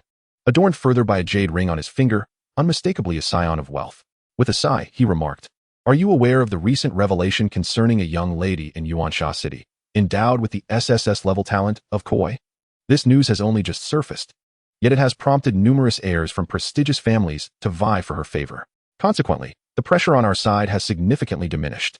Yin Hao was taken aback. Goodness, to think she possesses such a talent, and at the SSS level, no less. It is said that a woman with this gift is destined for a life of unparalleled happiness, bringing prosperity to any family she marries into, ensuring their fortune flourishes. History has shown that every holder of the Koi talent, from S to SSS, has experienced such a fate. Just imagine how captivating this revelation must be. It has set the stage ablaze. However, Jin Quan scoffed disdainfully. Those frogs merely aspire to the flesh of swans, oblivious to the fact that the concealment of her talent was intended to afford her a chance to attend university. This is no longer an era where marriages were arranged at a whim. Once she reaches university, she will undoubtedly face competitors of even more illustrious backgrounds, destined to stir up greater turmoil. Frankly, I do not dare to contemplate it. Jin Quan then turned his attention to a young man and woman from the 3rd school. My dear brother, I have long anticipated your arrival. I presume these two are among the chosen ones to receive the patronage of that esteemed individual? Beside them stood peculiar sword-type spirit pets, one golden and the other pink, dragon sword and phoenix sword. It is rumored that these 2 swords can merge, unleashing power far exceeding their current capabilities. Should they be elevated to the late stages of a battle general, they could even temporarily withstand a domain-level force. Hasten to enhance their strength, we require more power comparable to that of domain-level warriors. Of course, how? You have also acquired the Changhong sword, another investment. And you have become quite the prominent figure in the 3rd school, Jin Quan continued. Yin Hao quickly demurred with a chuckle. What is this in comparison? Merely a battle general at the late stage. After all, our esteemed brother Jin Quan is a genuine domain-level warrior. The others from the 3rd school regarded him with awe, for he had consolidated a money domain, growing stronger with every coin expended. Though this was a rapid ascent, his strength was indeed formidable, a testament to the illustrious Jin Chan family lineage. Moreover, Jin Quan placed great emphasis on these individuals. Besides the Changhong sword and the Dragon Phoenix twin swords, there was also a unique sword pet that bore its own sheath, never having been drawn due to the practice of sword drawing technique. Patiently accumulating power for the moment, it would unleash a cataclysmic strike. Once used, it would require time to recharge. Furthermore, your Thunderfire Sword, Green Edge Sword, and the 7-star sword formation should soon converge as well, he mused, marveling at the legacy of the throne. Even after all these years, it still managed to produce so many potential powerhouses within the third school. Once they matured, they would undoubtedly be extraordinary. If everyone seizes this opportunity to develop swiftly, we might stand a chance against those eminent figures. Yinhao nodded. They had all completed the team assessment with remarkable speed, for they were all explosive types. There was no need to endure undue hardship for paltry rewards. After the subsequent small team had finished scouring for resources, they quickly caught up. Meanwhile, some individuals from the third school, who had been pursued by the second school within the Sword River's first assessment secret realm, managed to escape here. Due to the team assessment, they had temporarily mingled with other academies' teams, such as the 4th Beast Tamer Academy and the 5th Beast Tamer Academy. These once disregarded rivals now felt quite humiliated, yet there was no alternative. Thus, they departed from their teams in search of the earlier departing prodigy teams, eventually locating them. They lamented their plight, inciting the ire of those from the third school. Outrageous! How dare that pack of curs from the second school bully us so brazenly? Su ran. It appears you have grown weary of life. Having received Lord Pelot's investment, you refuse to ally with us and even dare to resist? Clearly, you have chosen the path to your own demise. Upon hearing their grievances, it became evident that several teams had engaged in battle with the Blackshaw Water Beast clan, sustaining considerable damage before being taken advantage of by individuals from the second school. This was not merely an act of cowardice, it was despicable. They could not allow such incidents to pass unchallenged. They were not turtles retreating into their shells. They would undoubtedly seek retribution against the second school. However, upon searching, they found no trace of those responsible and could only leave in frustration. Very well, let us hasten to contend with other teams for resources. As for Su Ran, he caught sight of the individuals from the third school and shook his head in disbelief. Another cycle of causality has been established. How foolish. Had they not sought enmity with me, they would remain blissfully ignorant. After all, the ability of the Flying General is to trace the threads of causality. Such a power is indeed quite useful. At that moment, he stood at a vantage point, observing 30 vine-armored soldiers engaging in a fierce battle against the rampaging beasts before them. The intensity of the clash was palpable, with these vine-armored warriors exuding an aura of mastery, many even at the battle general level. Originally, their progress was not so swift, but with each round completed, they garnered resources. Su Ran fed them wood and fire resources, while others contributed similarly, resulting in their numbers swelling from 5 to 15 and now to 30. The formation they established was substantial, brimming with momentum. Naturally, he could only defend this position. Fortunately, they possessed the combination techniques of 7 swords flying together and 8-point sword wheel, augmented by group ice freeze and slow, allowing them to endure round after round. The 30 waves constituted the qualifying standard, which they had long surpassed. Moreover, this battle maximized the use of prior resources. The energy consumption was relentless, and the proficiency of various 8-point sword wheel skills surged.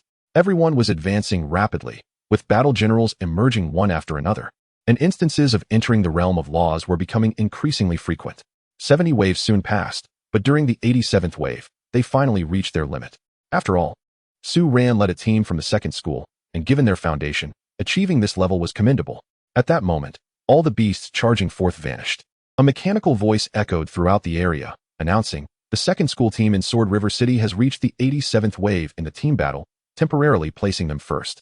Consequently, rewards have been upgraded, multiplying all previous gains by 5, and granting access to one of the tokens to open the 5-Spirit King inheritance. A jade tablet of azure hue materialized before Su Ran, for he was the leader. Surprised, he exclaimed, I actually obtained it. Quite impressive. With this wave of rewards, all 30 of his vine-armored soldiers ascended to the battle general level and were stored in the Peach Blossom Spring.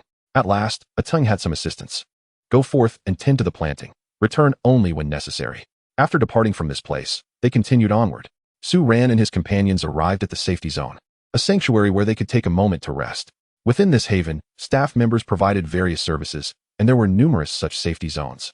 Given the vastness of these secret realms, the area was bustling with many candidates, allowing them to overhear a plethora of intriguing information. Among them was a young woman, vocally criticizing her companion's spirit pet, a bat vine. Why on earth did you contract that? There was a pervert in the West who used such spirit pets to ambush women at night, earning the notorious title of Whip Woman Avenger. The whip from this spirit pet has special effects upon impact. The situation is quite indescribable. Su Ran felt a bit uncomfortable. Batman warns you. Remember to bring your whip to court. Oh, we're in the Great Xiao Alliance, so that is not a concern. They could also hear snippets of conversations from others around. Be cautious when heading to the spider demon forest. I don't know which fool raised an extraordinarily disgusting spider spirit pet that keeps spawning little spiders and self-destructing. What a nightmare. In some regions, candidates face truly terrifying foes.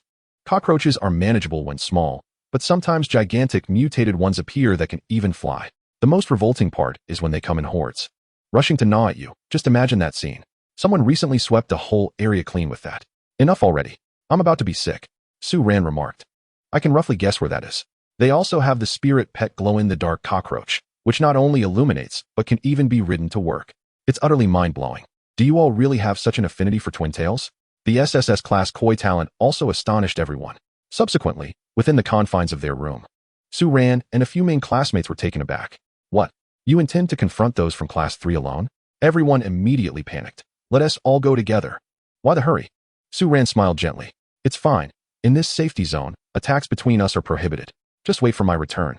Besides, class 3 is like a persistent adhesive. I have no interest in waiting for them to come at me wave after wave. It would be never-ending. It's far more efficient to eliminate them all at once. Thus, outside the safety zone, everyone watched as Su Ran melded with his riding dragon sword, transforming into a streak of golden sword light that soared into the sky, vanishing from sight.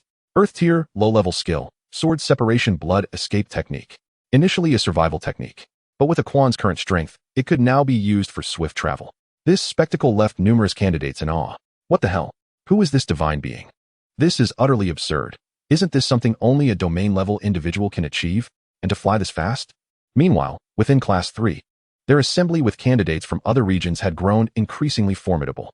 Yet, they were somewhat irritated. Are you kidding me? We Haven T even secured a single royal inheritance token. The token for the 5 Spirits King inheritance site is still missing the wood. Why can't we find it? At that moment, a beam of sword light tore through the heavens, descending from afar with a thunderous crash. Accompanied by a powerful gust, the resulting shockwave sent countless individuals flying. Cries of distress echoed. This overwhelming and fearsome energy wave caused the candidates and their spirit pets in the rear to change color in alarm, desperately trying to resist. Yet they were collectively thrust back a considerable distance. Many collided with trees and rocks, gasping in pain. Just from this wave, a significant number of candidates were eliminated. Everyone was dumbfounded. What was that? As the smoke cleared, a tall figure approached slowly. I am Zhao Jin from Jianna No. 1, inviting you all to your demise. Chapter 48, Tai E Separation Sword. Outside, the real Zhao Jin, witnessing this scene from the secret realm, nearly spat out a mouthful of old blood. Come on, act like a human, not only using a fake name, but also his. What did I ever do to you? You've already beaten me twice. Meanwhile, within the secret realm, some from Class 3 were left shaken, their expressions changing. No, this person isn't Zhao Jin. He was eliminated long ago. It's Su Ran, the strongest from Class 2. Conversely, others were incensed by Su Ran's words. Just you alone? How arrogant. Who cares who he is? Let us all attack together and take him down. 8 swords flew in unison. This candidate from High Bay, a genius featured in the news, was the first to unleash his spirit pet. Once reaching this level, the slow summoning of swords was no longer a drawback. He could instantly summon 8 sword lights, continuously. Coupled with the explosive sword style, he could even outlast typical Earth tier skills. However, the opponent's entrance was indeed exceptional. Yet, with so many of them and a plethora of strong individuals, why fear? Perhaps they could show him the might of their 8 swords flying together. Thinking this, he felt a surge of pride, considering himself a minor genius. Suddenly, his eyes widened in horror as he noticed the opponent's reaction was even swifter. Surrounding the sword pet, tangible golden sword lights swiftly manifested, quickly surpassing 8, then 12, 15, 20, and even 40, continuing to increase. In terror, he attempted to turn and flee. Quick! Escape! What happened to the 8 swords? In an instant, a deluge of golden sword lights erupted, shooting in all directions with reckless abandon. This vividly illustrated what it meant to be ruthless with few words. The terrifying explosions echoed continuously, leading to another round of screams. Numerous battle-class spirit pets were taken away by a single sword light. The onslaught continued unabated, incinerating everything in its path. Surrounding trees and rocks were pierced through. As for the candidates, large swathes vanished. What level of sword skill is this? My god, at least 70 sword lights. Our 7 swords flying together would shatter upon contact. No, the Earth tier top tier skill, Tai E Separation Sword, made its appearance. During the defense process, this skill had further evolved.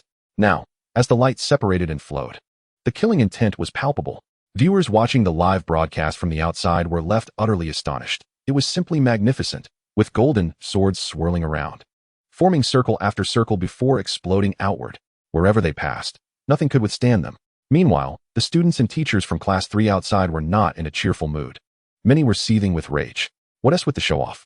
Dragon sword, Phoenix sword, hurry up and strike. Take him down. Just moments earlier, as the opponent charged down, the Phoenix sword, positioned too closely, was instantly taken out, leaving them unable to merge the two swords. Thus, the grand move, Dragon Phoenix Sword Dimension, was rendered useless. Damn. What about the Spirit Pet 4 sword drawing technique? The second wave is gone. It didn't even get drawn. What? Those in Class 3 felt as though the sky was collapsing, each one more dumbfounded than the last. What kind of joke is this? What are you all doing? How could you let him beat you like this? So careless. If it were me, it would never have happened. Damn it. Inevitably, they would come to understand what it meant to provoke the majesty of the third division. For those who dared would be decisively vanquished. The radiant light of the Long Rainbow. Yin Hao, the contractor of the Long Rainbow sword, witnessed his two spirit pets battling against the onslaught of golden light, revealing a scene of utter devastation as the once mighty team had dwindled to a mere handful. Particularly among the third division, scarcely a few remained. In that moment, his defenses shattered, leading him to roar in a fit of rage. Su Ran, how audacious you are to dare strike against us. Do you not fear the wrath of that esteemed figure? This is a slap in the face to the third division, and indeed, a blow to that esteemed one. Before he could finish, he too was pierced through, transforming into radiant light and vanishing. Su Ran cast a fleeting glance in that direction. Foolish. Self-righteous. The Long Rainbow sword, renowned in ancient times, was famously represented by one from the Ming dynasty. Although it reminded him of a particular animated series, unfortunately, as the episodes progressed, they became increasingly abstract, leading to its downfall. In any case, for Ah Quan's current strength, encountering a battle general was akin to confronting mere weeds. The Golden Authority immediately summoned the spirit beast, three-legged golden toad, to unleash its domain. Coins rained down within the domain, and he looked around, his fury surging at the grim situation. The opponent, being of the sword lineage, had an attack speed that was too swift. Other directions were left unguarded, allowing only a few of his comrades to be saved. Moreover, judging by this aura, it seemed to be no mere domain level, but significantly stronger than that of a battle general. Damn it. How could this Su Ran from the second division be so formidable? Did you not say that anyone from the third division could easily defeat him? What has become of that claim? The remaining few students from the third division were petrified with fear, encountering such a fearsome sword spirit, as powerful as a monster. They realized that even with their utmost efforts, victory was unattainable. The only one who could contend was Brother Jean Quan. Yet unexpectedly, Jean Quan's expression turned grave. My friend, you have nearly wiped out the third division. Perhaps it is time to cease hostilities. There is no need for further slaughter. The others beside him were incredulous. Brother Jean, why fear him? You are a domain-level Beast Tamer, and this scoundrel has eliminated so many of us. How can we let it slide? Brother Jean, let us assault him together. Witnessing his companions urging their spirit beasts to attack, Jean Quan felt a surge of blood rising within him. You simpletons, do you not comprehend how he appeared? That was the sword escape technique, and his position is outside the domain. This means if he wishes to flee, it will be exceedingly difficult to stop him. If he continues to harass us, it will be intolerable. However, these fools were his childhood friends, their families deeply entwined with his own. The die was cast, and he could not sit idly by any longer. Very well, let us engage. You can shelter within my domain to avoid being annihilated by him. Young man, if you have the ability, do not flee. Since we are now enemies, I trust you would not wish to see your classmates from the second division targeted next. Would you? Su Ran observed as the sword light shot forth, only to be completely dissolved upon entering the opponent's domain. Meanwhile, other sword lights deflected the incoming assaults. It seems you are determined to fight. A group must be unified. Let me send you off together. As he watched the sword spirit not retreating, but instead charging forward with a multitude of sword lights, Jean Quan felt an urge to laugh aloud. Without forming a domain, you remain mere ants. Can you not grasp such a simple truth? Moreover, his second spirit pet remained hidden in the rear, continuously showering coins. The specially forged gold coins mingled with the domain, enhancing its potency. At that moment, the golden sword light enveloped the area, surging forth with relentless ferocity, encircling the region. And through the resonance of power, a brand new domain was formed. An endless torrent of sword aura surged forward. The Tai sword domain. Under Jean Quan's astonished gaze, the two domains collided instantaneously, the resulting force causing a vast quantity of coins to evaporate. Many sword lights swiftly merged into 24 substantial ancient swords, intertwining in a mystical manner to become one. Tai returning to the Void Star Sword Array form.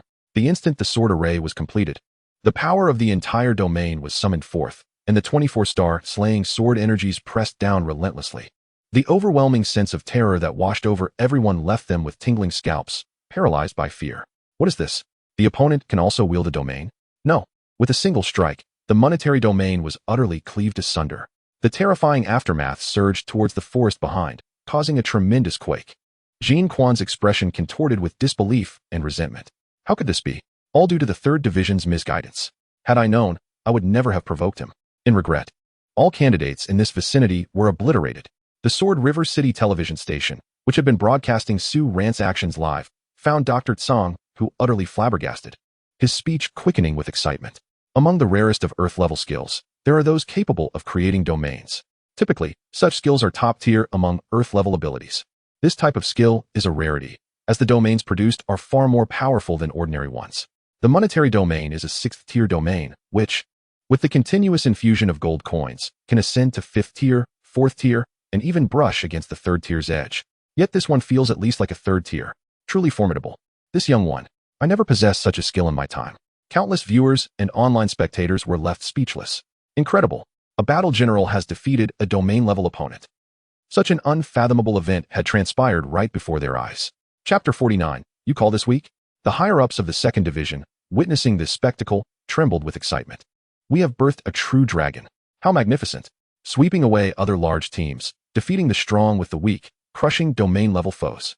If Jean Quan were to hear this, he would surely curse. Weak? You call this weak?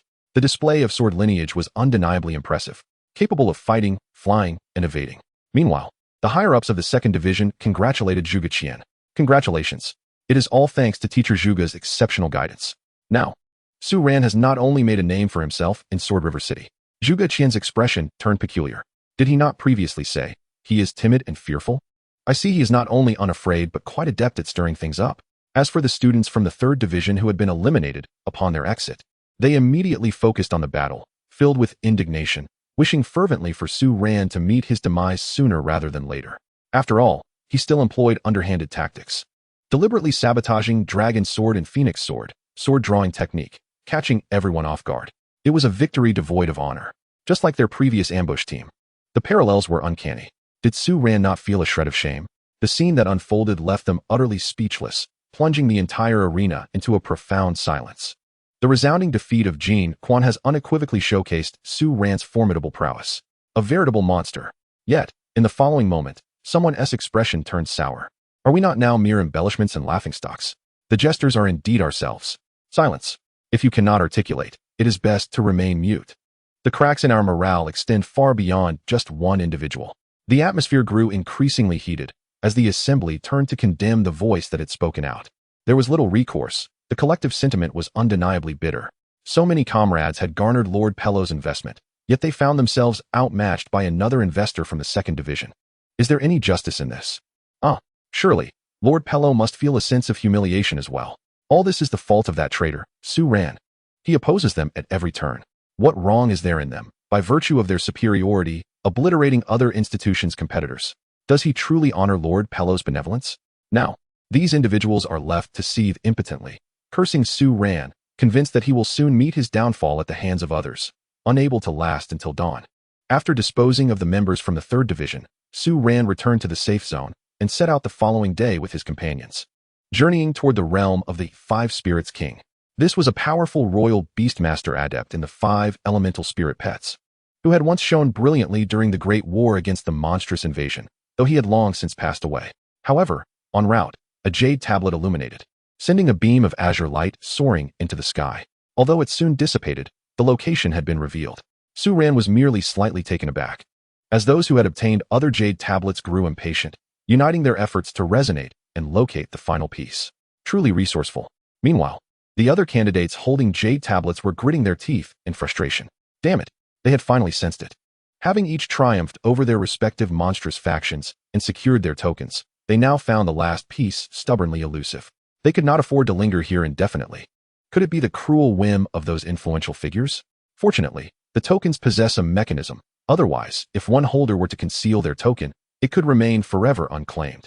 Given the commotion, it was evident that the opposing force was indeed approaching. Thus, there was some relief. Furthermore, their actions were not excessive, considering the time. It was nearly due, as the tokens would automatically reveal their whereabouts after a period, attracting candidates from all quarters to vie for them. This was a deliberate ploy by the Great Xia Alliance.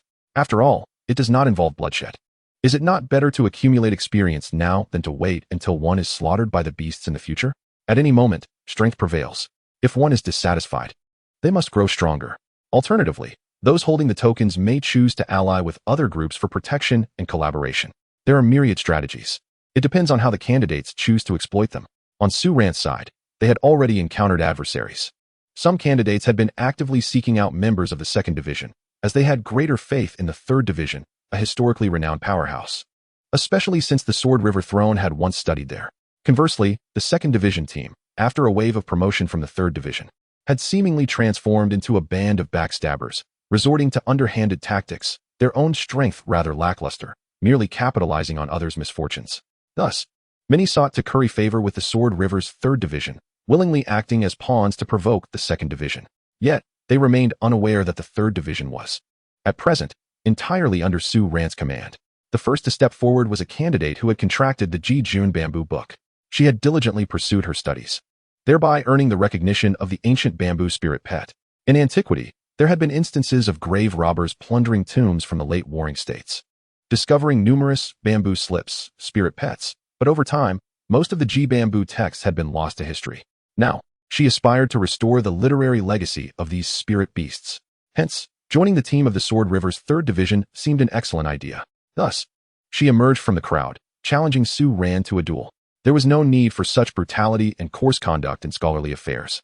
A comprehensive battle would only lead to unnecessary eliminations, depleting vital forces. After all, they were from the same region. Should you lose, simply approach the Third Division to apologize. And I believe they would forgive you, provided the main instigators are dealt with. However, in the next moment, she was struck down by a beam of sword light, obliterated alongside her spirit pet. Su Ran could hardly be bothered to glance back. Has she truly lost her wits in her studies? Meanwhile, the area where this candidate had been located was currently streaming live. The host was exhilarated. Did you see that? Our classmate Tian Yun seized the moment to enter. She boldly challenged the leader of the Second Division.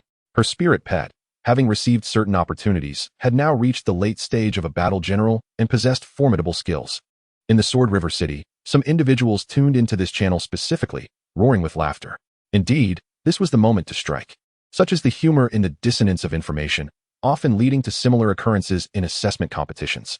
The second wave consisted of candidates who had contracted a foreign cowboy kid, wielding a revolver and renowned for their quick-draw skills.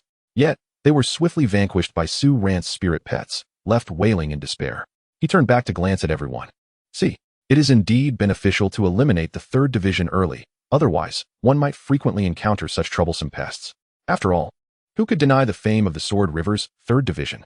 As for the First and Second Divisions, they could only cough awkwardly, perpetually overshadowed by the Third Division. As the team advanced to a flat area, a figure concealed among the bushes on a nearby hillside felt a surge of excitement. Here come the fools again. Let us see how you fare. This individual's spirit pet could continuously produce melon with thunder, burying it underground. In a standard arena match, this would not be his forte. But in a secret realm, he could unleash his full potential. A direct minefield. Just let it explode.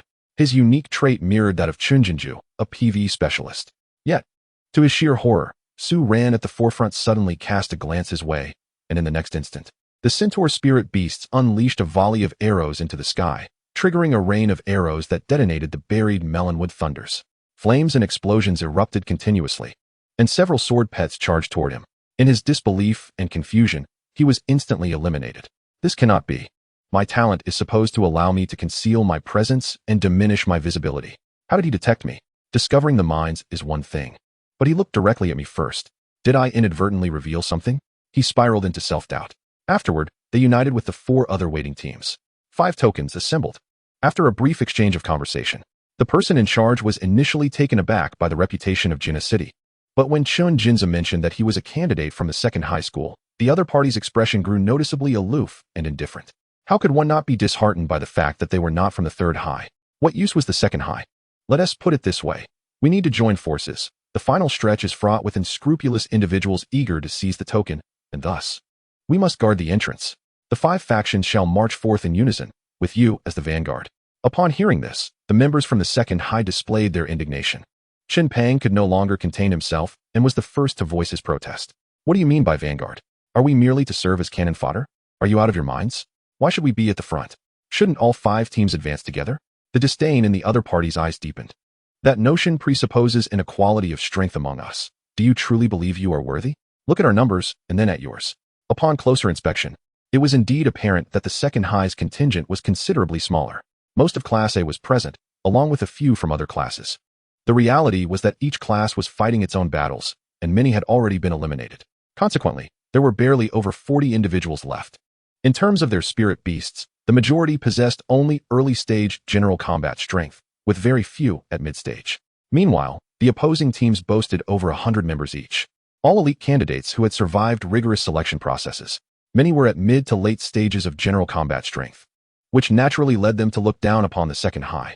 I advise you to heed this as an opportunity. Do not be ungrateful. Each ounce of our combat prowess is invaluable. One individual, with a sinister tone, remarked, with their capabilities, it's a waste to let them hold onto the token. We should seize it for ourselves. After all, this is a token of the royal inheritance.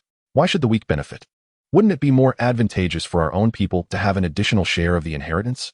The moment those words were uttered, many in the rear began to breathe heavily. The proposal was indeed tempting. After all, instead of allowing the weaker team to take it, why not act now? Who knows what kind of luck they had to acquire that token? Perhaps it was stolen. However, in the next instant, a golden light struck him and his spirit beast, sending them crashing away with a resounding impact, their screams fading into light as they disappeared. Su Ran spoke calmly. This token is the result of our collective effort. It is not something for your kind to ridicule. In an instant, the opposing party was engulfed in fury, tensions escalating on both sides. Those wanting to defend the earlier provocateur were swiftly taken away by Su Ran's sword spirit. With shields raised, the spirit beasts of Jinha's Second High prepared for confrontation. Do you wish for your entire team to perish? You dare strike first, truly believing that being a perfected general combatant grants you impunity? At this point, they began to realize the terrifying prowess of Su Ran's spirit beast, which was among the strongest within the realm of general combatants. Who would dare to step forward? To do so would be tantamount to handing oneself over. Did they truly believe such strength would allow them to act with impunity? They were in the presence of those far superior. Before long, other high-level teams, alerted by the commotion, arrived, led by several prodigies wielding domain-level spirit beasts. As their numbers swelled, the original group regained their confidence and became increasingly arrogant. Upon uncovering the specifics of the situation, one domain-level candidate with a grave-hair zombie spirit beast reprimanded them without reservation. Are you the ones who ambushed the Third High? How laughable. You don't even understand the meaning of unity. If you treat your own kind that way, it's no wonder you would attack us. You have only 2 choices. Hand over the token and leave promptly, or lose the token, which means your complete annihilation. The captain of the second team, Chu Qian, trembled with anger. Just as she was about to speak, she was halted by Su Ran, who was surveying the terrain. You all should retreat. Leave this place immediately. The expressions of everyone shifted dramatically. However, upon seeing the terrifying aura emanating from the domain-level spirit beasts ahead, they could only clench their fists in humiliation and say nothing. The opposing force was simply too powerful, and their numbers overwhelming. If they did not yield, it would lead to their demise. The secret realm assessment would come to an abrupt end, though the eliminated candidates could participate in subsequent competitions for advancement and receive some rewards. There was no comparison to the thrill of being in the secret realm, filled with resources and opportunities.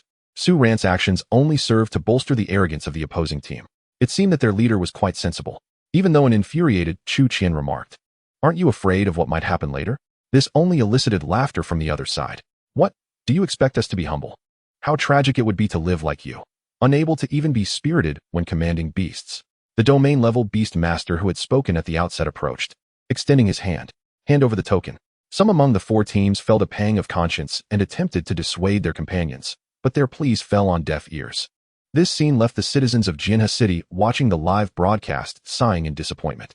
Ultimately, it was strength that spoke volumes. After all their efforts to obtain the royal token, they now had to relinquish it so soon. Even the candidates from the Third High, who had been active for so long, had not acquired such a precious item, leaving everyone feeling dejected. In stark contrast, the Third High reveled in their misfortune. Look at Su Ran. Retribution has come swiftly. Serves you right. You think you can touch the royal inheritance? Once Su Ran confirmed that his classmates had retreated a considerable distance, he paid no mind to the man and instead turned to his spirit beast, the Tai riding dragon sword. Aquan, take care of them. The approaching male was taken aback, as if he had heard the most ludicrous joke. Huh? You think you can contend with us? Before he could finish his sentence, a terrifying sensation of burning engulfed the air, the temperature around them skyrocketing, casting a shadow over the ground that darkened the very earth. He looked up in shock, his face paling. Panic-stricken voices erupted from behind. Expletives filled the air. What the hell is happening? Could it be that person over there is responsible? How can something so outrageous even exist? Good heavens. Many candidates and spirit beasts turned to flee, unable to resist glancing back at the sky with fear and horror, wishing they had more legs to run faster. As a colossal flaming meteor descended with a thunderous roar, in an instant, even the horizon was scorched red. The forest ignited rapidly under the intense heat, moisture evaporating as everything in the arid environment spontaneously ignited. This was overwhelming destruction, a truly apocalyptic force. Even those with domain-level spirit beasts found their defenses shattered. Their faces turned ashen. No, it cannot be. We must act swiftly to prevent it. If it falls, the impact is unimaginable. Utilize the domains. One after another, spherical domains manifested upon the ground. Subsequently, a terrifying collision resounded, shaking the earth violently, the resulting shockwave unleashing an unparalleled tempest and heatwave, relentlessly ravaging the surface. The domains, upon first contact, were all obliterated. Chapter 51. Arrogance requires ability. Countless individuals cried out in despair, faint echoes of phrases such as "We were wrong. Stop, please." Barely discernible amidst the cacophony of explosive sounds. The surging shock continued to expand, leaving the students of Class 2, who had fled a considerable distance, utterly dumbfounded. The sound of swallowed breaths filling the air. Even at this distance, a wave of scorching wind swept past. Chen Pang's voice trembled. No wonder they urged us to leave. It turns out Su Ran had such a formidable card hidden away. Had we been on site, we might have met the same fate as those poor souls. Gazing at the ground in the distance, obscured by smoke, now transformed into bubbling magma, wreaking havoc in the inferno, Chun Jinju and the others felt their hearts racing. It was truly terrifying. Chu Qian was particularly exhilarated, her face flushed with excitement. Hooray, those fools are gone. From this day forth, she would be Su Ran's devoted fan. This was simply astounding. Su Zi felt a profound shock as she smiled wryly, reflecting on her own life, which had spanned 2 lifetimes. Feeling as if she had merely existed in the air. How could the gap between humans be so vast? Wait a moment. It seems that Su Ran is also a grade skipping student. She fell silent. Alas, what a failure I am. Meanwhile, Su Ran stood atop a high slope. From the moment the meteor descended, he had instructed Aquan to meld with him using the sword blood escape technique, leaving this area behind. In terms of elemental affinity, his comprehension of fire had always progressed at an accelerated pace compared to metal. The earlier insights into the laws hinted at this. Initially, the skills for refining and synthesis were associated with the shield, Kunwu sword shield, and the metal, Tai light-splitting sword. Fire had its corresponding skill as well. And that secret realm was abundant in both fire and metal, refining gold within fire, forging one's self amid adversity. However, the destructive power of fire was immense, which is why Su Ran had refrained from employing this move until now, keeping it as a trump card. This was a top-tier Earth-level skill, Heavenly Fire Meteor. Moreover, this skill seemed on the verge of further evolution. However, Su Ran had instructed Aquan to first comprehend other elements, currently delving into Earth. Previously, Master Pello had inquired why he had added Earth to his repertoire. The Earth was intended to enhance this technique. Metal represented sharpness, brilliance, and penetration. Fire denoted destructive force and explosive power. As for Earth, it provided substantial weight. Should he delve deeper, he could explore the direction of gravity. Thus, Su Ran calmly gazed ahead. Is it truly the case that youth is synonymous with arrogance? Indeed, that statement holds merit. But let us not forget, arrogance requires capability. At present, it seems you possess neither. In his hand, 3 jade tokens materialized, colored red, brown, and gold. Initially, Su Ran paid little heed to the vanguard. Historically, figures like Liu Bei began with meager strength and sought refuge with other powers. Upon learning of his lack of background, they promptly sent him to the front lines. Such was the norm. However, this was not a matter of seeking refuge. The opposing party remained aloof and condescending, which inadvertently simplified matters for Su Ran. He and Aquan vanished once more, heading to another location, where a group had fled. At this moment, several men and women were fleeing in terror, led by a voluptuous beauty who, despite her figure, was merely a novice. She wiped the sweat from her brow, glancing back in horror at the inferno behind them. Fortunately, her companion was an ancient species Velocisaurus. Although its name translates to swift lizard, it excelled in speed, augmented further by the wind-based domain, and its innate talent enhanced its velocity. Thus, upon sensing danger, she hastily led a few others to flee. However, upon witnessing the golden light descend, the familiar figure reappeared before them, causing all to turn pale with fear, their bodies trembling uncontrollably. She urgently cried out, "Do not attack. We surrender. For the sake of our earlier pleas on your behalf, spare us. We have no desire to seize your tokens. It is merely that those individuals were exceedingly domineering and refused to listen to us. We implore you, allow us to do anything." Suran smiled. "Then, let us set off together." He had certainly taken note of the preceding scene. If they had maintained a decent attitude, he would not have resorted to indiscriminate slaughter. After all, he was not a benevolent soul. The woman was bewildered, and those behind her displayed expressions of sheer terror. They had misspoken. He was not a villain. The group collectively sighed in relief, exclaiming, "Finally, you eased our fears. Please do not frighten us." Thus, this team merged with Class 2. The leader was named Lu Jing. She possessed a companion beast, a Spinosaurus. Their group hailed from a region that had initiated an ancient gene restoration project, successfully reviving some ancient dinosaurs from fossils in modern times. Interestingly, only women of fiery temperament could typically bond with Spinosaurus. At this moment, Chen Shui curiously inquired, "Sister Lu Jing, we heard that in your region, people ride iron-eating beasts to work and school. How fortunate you are. I also heard there are two types, one that is cute and the other that is combat-oriented. In ancient legends, there seems to be a tale of someone who mistakenly took the wrong one out, leading to a catastrophic defeat in battle. Meanwhile, outside, the moment the meteor appeared, the outside world erupted in fervor. There was indeed a twist. Su Ran from Class 2 was extraordinarily powerful. Over in Class 3, they felt as if they had been struck by a meteor as well. Damn it, is there no end to this? Why do you have so many techniques? Subsequently, faced with those attempting to seize the tokens, Su Ran effortlessly raised the meteor, unleashing a vast area of devastation, shattering the resolve of countless candidates. After all, the reason it was a trump card was that it had never been employed before. Now that it was revealed, there was no need for concealment. The first time it was used had already taken several domain-level opponents and hundreds of candidates. That was quite remarkable. However, various formidable adversaries emerged, such as an individual riding a gigantic cockroach, continuously releasing smaller cockroaches to swarm the ground, causing many to turn green with disgust. The sight was enough to induce nausea, and the opponent laughed boisterously. "Su Ran, I heard you possess at least 4 tokens. Having so many is of no use. How about this? Do me a favor. I want the Earth token. As long as you produce it, I shall immediately evacuate these cockroaches and join your ranks as your ally. In doing so, should any unwitting souls approach, they will face my wrath. What on earth are you doing?" 3 colossal meteors descended, ruthlessly sweeping the ground time and again, one of which struck him directly, causing him to evaporate on the spot. Su Ran shook his head at this. "You want to be given face? Such audacity. The token I secured through my own strength. Why should I share it with you?" Truly, the antics of a jester. Ultimately, everyone successfully entered the realm of inheritance. The guiding beast of the legacy, the Qinglu Yulu, sprang forth. "Welcome to the secret realm of the 5 Spirits King." The division into 5 jade pendants is not merely a nod to the 5 elements, but serves as a reminder that unity is the key to overcoming all adversity. My master, the 5 Spirits King, once received considerable assistance from numerous friends. Wait, why are there only 2 groups of you? How come I sense that 4 pendants are all on you? It was astonished. What just transpired? Was there infighting? Other teams are this incompetent? Forget it. Since it has already occurred, I shall not pursue the matter further.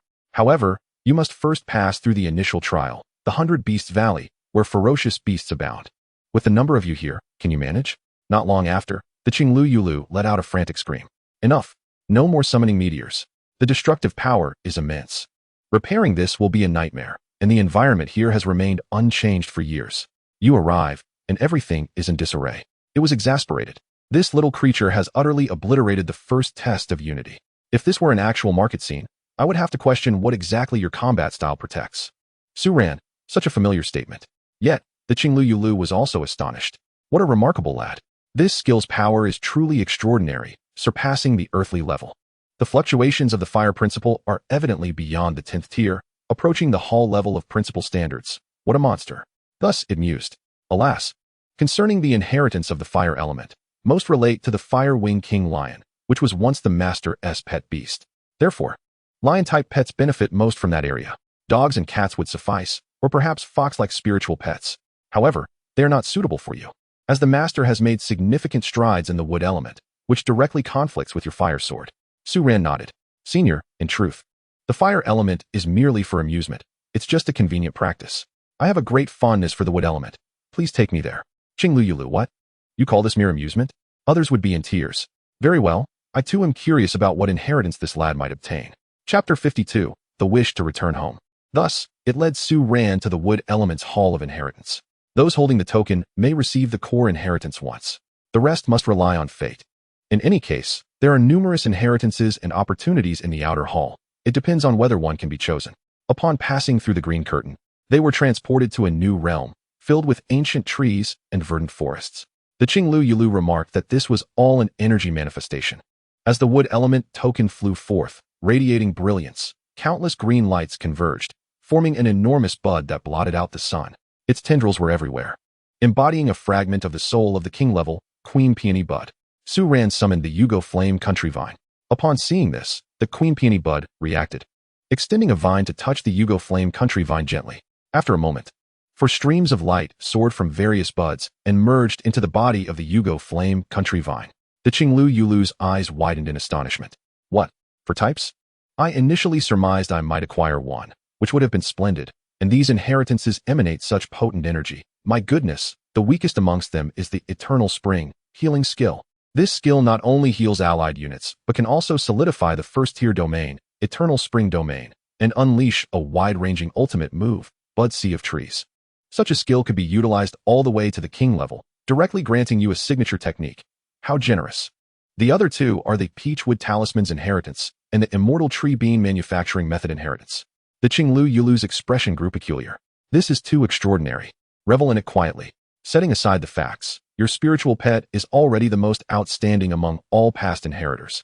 Su Ran blinked. Senior, what do you mean by setting aside the facts? The Qinglu Yulu, with a hint of schadenfreude, elucidated. Firstly, within the Alliance's National Promotion Assessment secret realm, most inheritances are secret techniques and cultivation methods.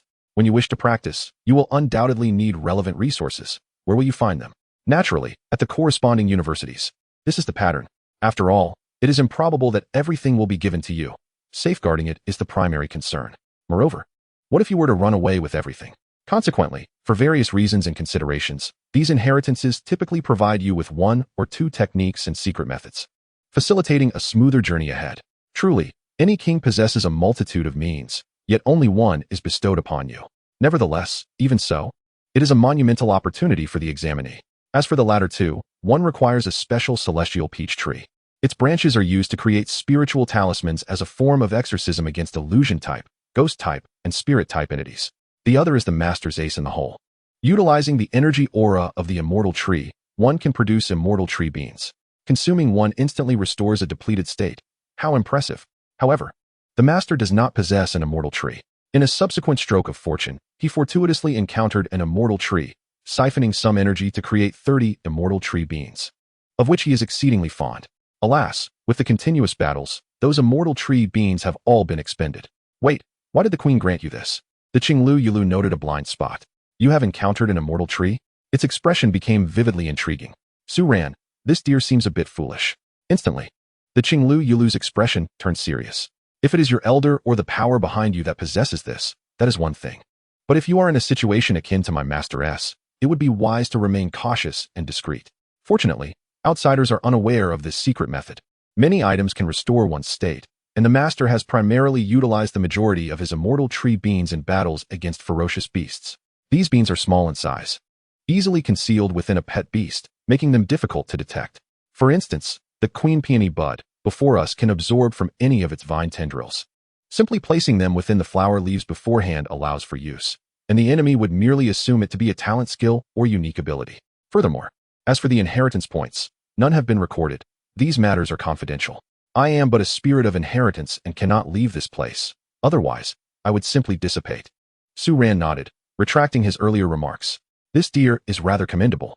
At this moment, the Empress of the Blooming Buds released yet another fragile, small flower bud. Through the covenant with the vines of the Yugo Flame Kingdom, Su Ran heard the voice of an elderly woman. Please, inter my broken body in my homeland. I long to return home. After so many years of warfare, I have accompanied my master for far too long. I do not regret this journey. but I also feel deeply sorry for them. A scene surged forth. It was the story of the former Spirit King, who had wandered abroad and inadvertently stumbled into a secret realm where he encountered a diminutive blooming bud. The Blooming Bud clan was originally reclusive. Yet this young bud insisted on accompanying the Spirit King, thus escaping alongside him. At that time, the bud felt proud, believing itself to be unlike its timid kin. However, it later realized that its ability to venture out was, without doubt, sanctioned by its mother. Regrettably, it had never seen its mother again after that day. Nor could it find its clan or the secret realm. If it were they, perhaps there would still be hope. Yet, the absence did not matter much. The lingering emotion was one of profound apology. Meanwhile, many of the forests here were rapidly withering and aging, having lost their source of energy. The Qinglu Yulu could evidently discern the cause, but it could only remain silent in sorrow. This, after all, was merely a wish to return home. Su Ran carefully stored the broken flower bud within his spatial realm, then departed the area with the tongue. There remained some residual energy left by the Empress of the blooming buds, which could still maintain a semblance of function, yet the legacy associated with it had irrevocably vanished. Su Ran then made his way to the Pillars of Law, with the wooden emblem in hand. Within these secret realms, there were numerous points of inheritance, and many treasures were placed here to facilitate comprehension of the laws, allowing aspirant spirit pets to rapidly enhance their prowess. Unfortunately, all were bound by restrictions, rendering them immovable. Next, a tongue needed to progress in the laws. In this regard, it was far behind a Quan. For now, Su Ran intended to elevate a tongue to the domain level first.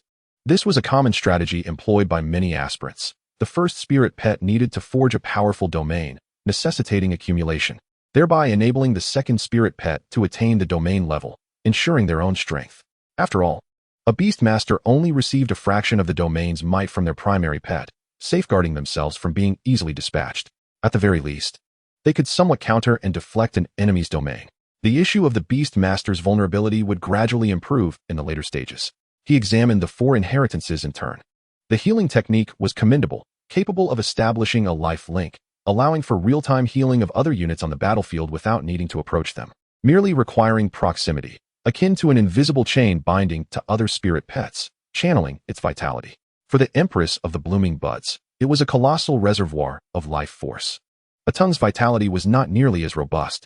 However, it could utilize the group of vine-armored soldiers as primary actors, endowing them with a healing function. The ultimate move, Sea of Budding Trees, felt somewhat familiar to Su Ran, and he found it appealing. This skill could only be employed at the domain level and was particularly energy-intensive. A trump card of sorts. At last, a tongue had a significant move to showcase. Both Eternal Spring and Sea of Budding Trees were multi-stage advanced skills, ultimately capable of reaching the king level. As for the latter two, well, the Peachwood Talisman could be crafted now, while the Immortal Tree Bean was much more troublesome to produce, requiring at least a domain-level starting point. Although he lacked an immortal tree, he did possess a sapling of a divine tree. He would give it a try later. It was indeed a versatile item. Su Ran fell into contemplation. Was the Immortal Tree merely a name for spirit plants that had reached a certain level of growth, or did spirit beasts also possess this level? After all, the Bodhi tree was not a spirit pet. These wondrous terrestrial plants resembled the innate spiritual roots seen in the immortal cultivation novels of yore, so exceptional that they struggled to take form. In this realm, they could hardly become spirit pets and instead were regarded as treasures. If they could, what would happen to other spirit pets? This could be seen as a kind of balance in the unseen. Never mind. Leveling up came first. Su Ran made a brief stop at the Earth System's Inheritance Hall, acquiring a skill inheritance, which was more conventional. The Wood System was a special case. This Earth System skill was a gravity technique, capable of creating a gravitational pit to crush enemies. Su Ran pondered earnestly. This skill has great potential for expansion. I look forward to asking others, do you wish to be torn apart by gravity? A Quan. What does that mean? This inheritance site had served its purpose for Su Ran. The next step was to amass laws. He thus distributed the remaining 2 emblems to his teammates, Gold and Fire, both of which were unsuitable for him, as they pertained to specific spirit beasts. Consequently, everyone began to fervently develop their abilities. There were indeed numerous opportunities here. After all, the past Spirit King encountered more than just a handful of spirit beasts. For instance, Su Zi's Heidonking acquired a notable inheritance, leading to its evolution into an increasingly majestic bird, able to summon fierce winds with the flap of its wings. Similarly, Chen Shui's snow-treading steed reached the advanced stage of a battle general. Following her, Chen Jinzu's sweat-blood half-human horse also ascended to the advanced stage. All were flourishing. However, The most astonishing development occurred at the Pillars of Law, where an endless aura of spring permeated the air, causing a surge of verdant life force that was invigorating.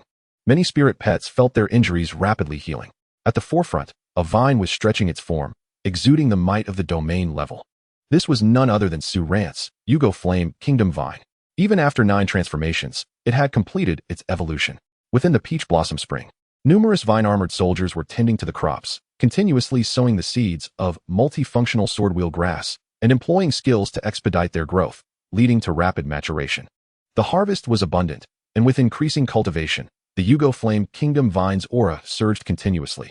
First transformation, second transformation, third transformation, fourth transformation, while simultaneously comprehending the laws of this realm, deepening its mastery, thus culminating in this remarkable scene. Suddenly, the greenery and life force vanished, transforming the area into a terrifying sea of magma and flames. The initial effect was from Eternal Spring Domain. Beyond healing, it could absorb surrounding energy, continuously accumulating until it abruptly transmuted into this state of molten lava, thereby enhancing its power further. This manifested as the Ember Fire Domain. The combination of 2 first-tier domains rivaled the might of a super first-tier domain. Su Ran was quite satisfied with this outcome. Atung's primary advantage, however, did not lie in this. It was a master of cultivation, not a combat specialist. According to his master, most top-tier domains were first-tier, as was the one he condensed in his time. The superlative grade is exceedingly rare, indeed exceptional. Regardless, one must consider the source. Presently, it has reached the pinnacle of 10 layers each in the realms of metal, fire, earth, water, and wood. A feat accomplished through the inheritance of the 5-Spirit King and the infusion of numerous magic swords, culminating in this ultimate outcome. Following this, the focus will shift to the realms of ice, lightning, light, and darkness. As the saying goes, wood begets wind, and metal begets thunder. Hence, the latter two must be fire giving rise to light, and earth giving rise to darkness. Logically, lightning should also have a connection to wood. It embodies not only destruction but also the revival of all things, symbolizing growth.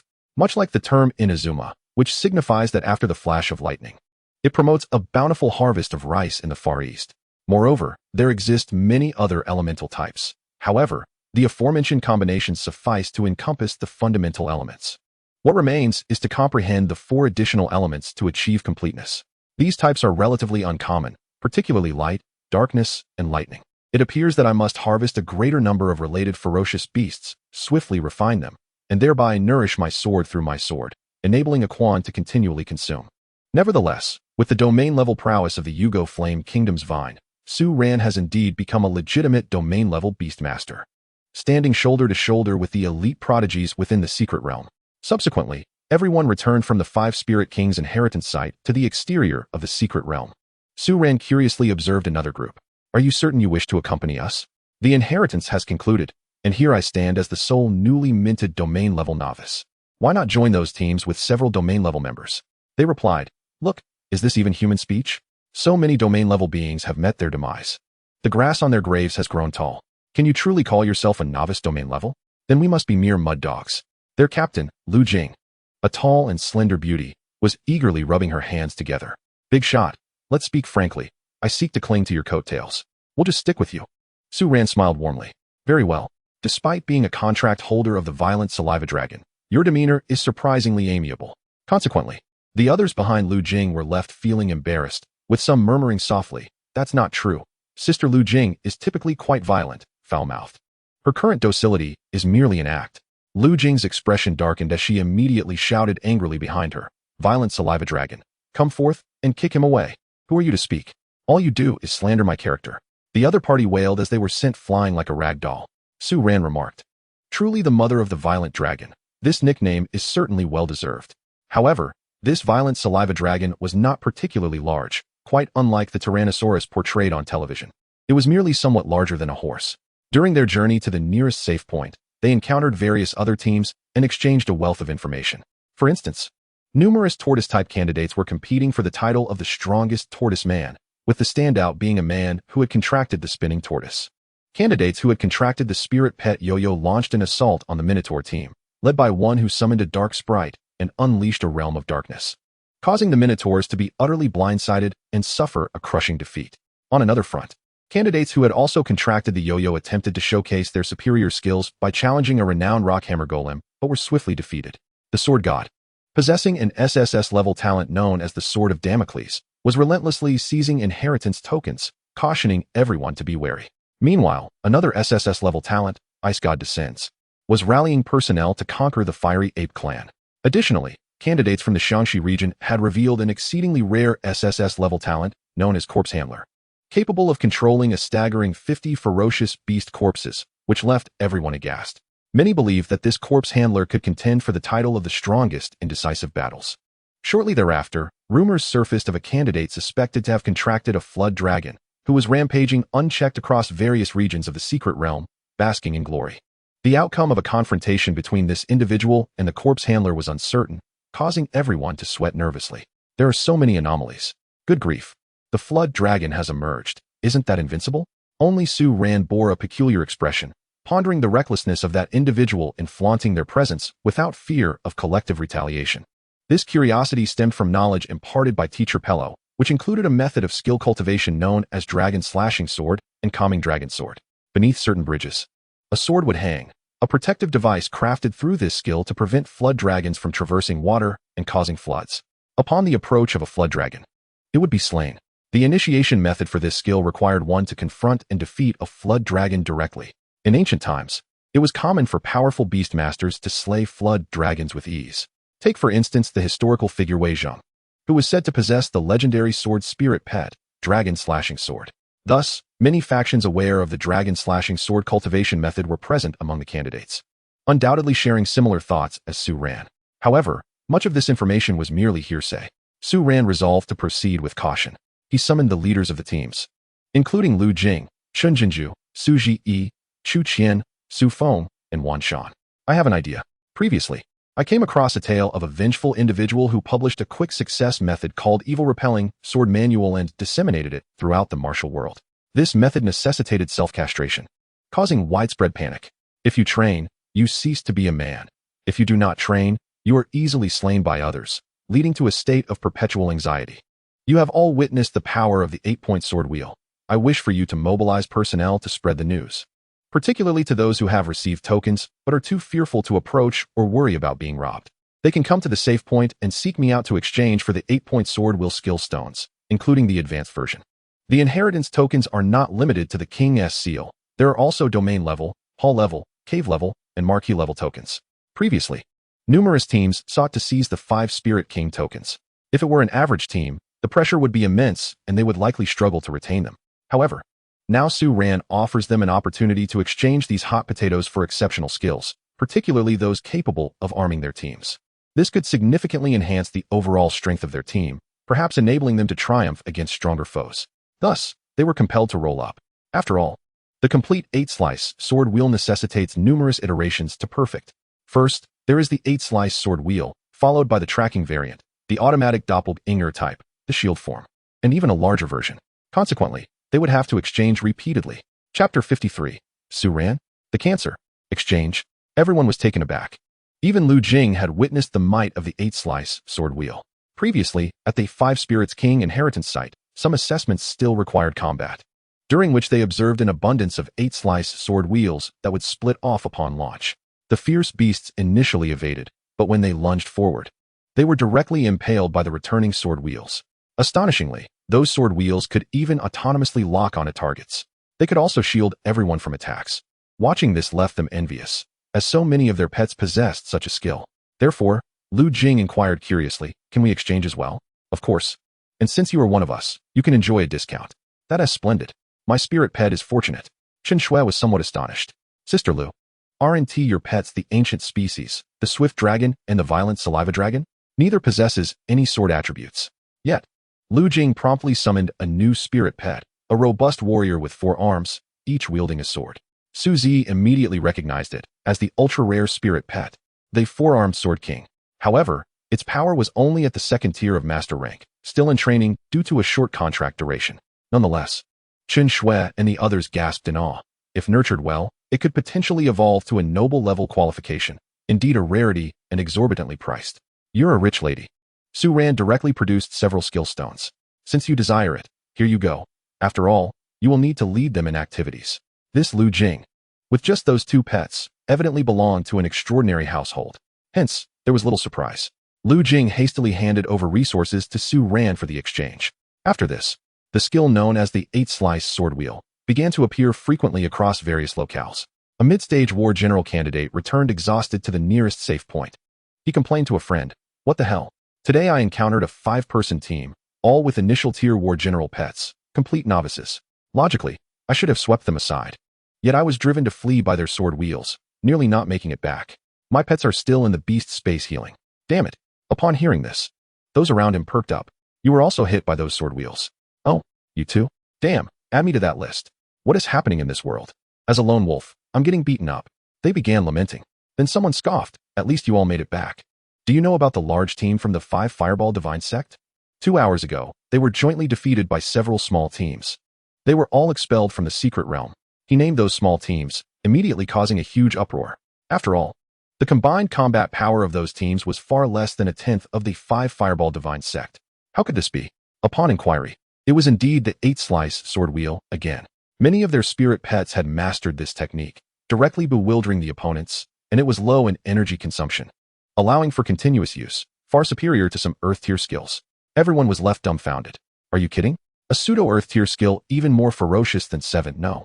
Then, 8 swords flying together, and it's proliferating wildly. What the hell? This is absurd. They were astounded. After all, how many people could even execute 8 swords flying together? In this vicinity, only a singular talent was noted. Yet, now with this situation, they felt a chill run down their spines. What would they do next?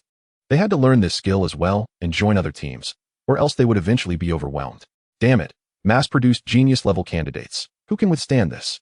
With enough random punches, any master could be defeated. What kind of experience did the person who disseminated this skill undergo to retaliate against society? What had they done to offend him? However, some candidates were left bewildered. Wait, I don't have a sword-type spirit pet. What should I do? Tough luck. What? I refuse to accept this. Why is it that whether it's 7 swords flying together or 8 swords, they're all sword types? Now with the 8-slice sword wheel being sword type 2, this system is excessively favored. It's utterly unfair. One candidate across from him frowned. Where's the unfairness? Nonsense.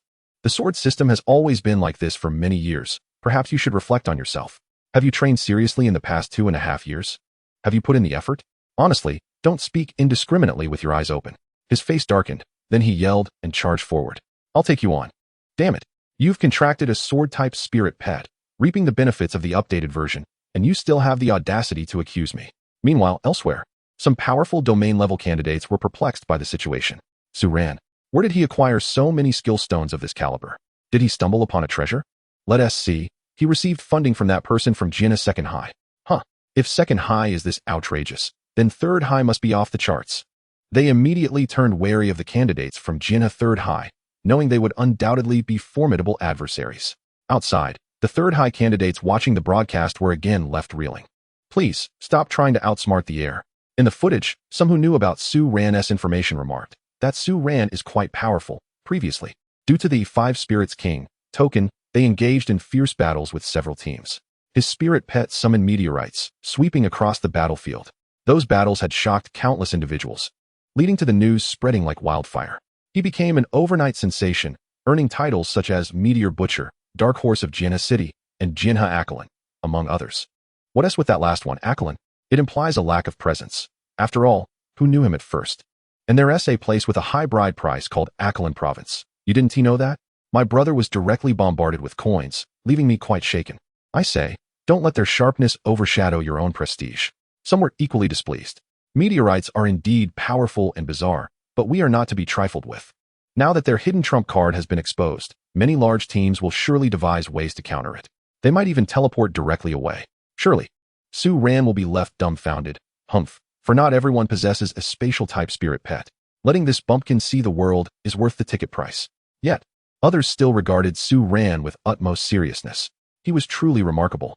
As the number of creatures adept at the 8-division sword wheels proliferated, the upper echelons of these grand teams grew increasingly agitated, for more and more mid-sized teams began to eye them with a predatory gaze, seeking to challenge their dominion. Previously, those individuals had scarcely dared to compete with the elite, opting instead to keep their distance. Yet now, their audacity had swelled, and they stealthily began to close the gap. Reports of skirmishes from various locales began to surface, elevating their blood pressure. Damn, many were on the brink of collapse. Su Ran, You will not meet a good end. A pure scourge. Even in my dreams, I find the blankets filled with 8 division sword wheels. I'm going mad. Achu. Who is it that is secretly praising my handsomeness? At this moment, Su Ran was contentedly sorting through the heirloom artifacts laid out before him. After all, the sword will skill stones were free. He possessed an abundance already. He had even taken the liberty to stockpile a plethora of seeds in advance. Furthermore, he had acquired numerous other treasures, exchanging for anything of value, be it the remains of formidable beasts or rare, precious materials, as well as various artifacts capable of enhancing his spirit beasts, all utilized. He scrutinized the heirloom items. The domain-level inheritance crystal could enable a creature skilled in the long spear to learn the low-level earth-tier skill, extreme domination spear, with 4 learning opportunities remaining. Should he have Fei Zhang learn it? Why not? After all, having more skills is never a burden.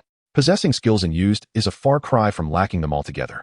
The hall-level inheritance, Iron Blade Lotus Seed, grants a chance for a gold-type creature to forge the 3rd-tier skill, Dominant Blade, Thousand Edges, upon breakthrough while seated.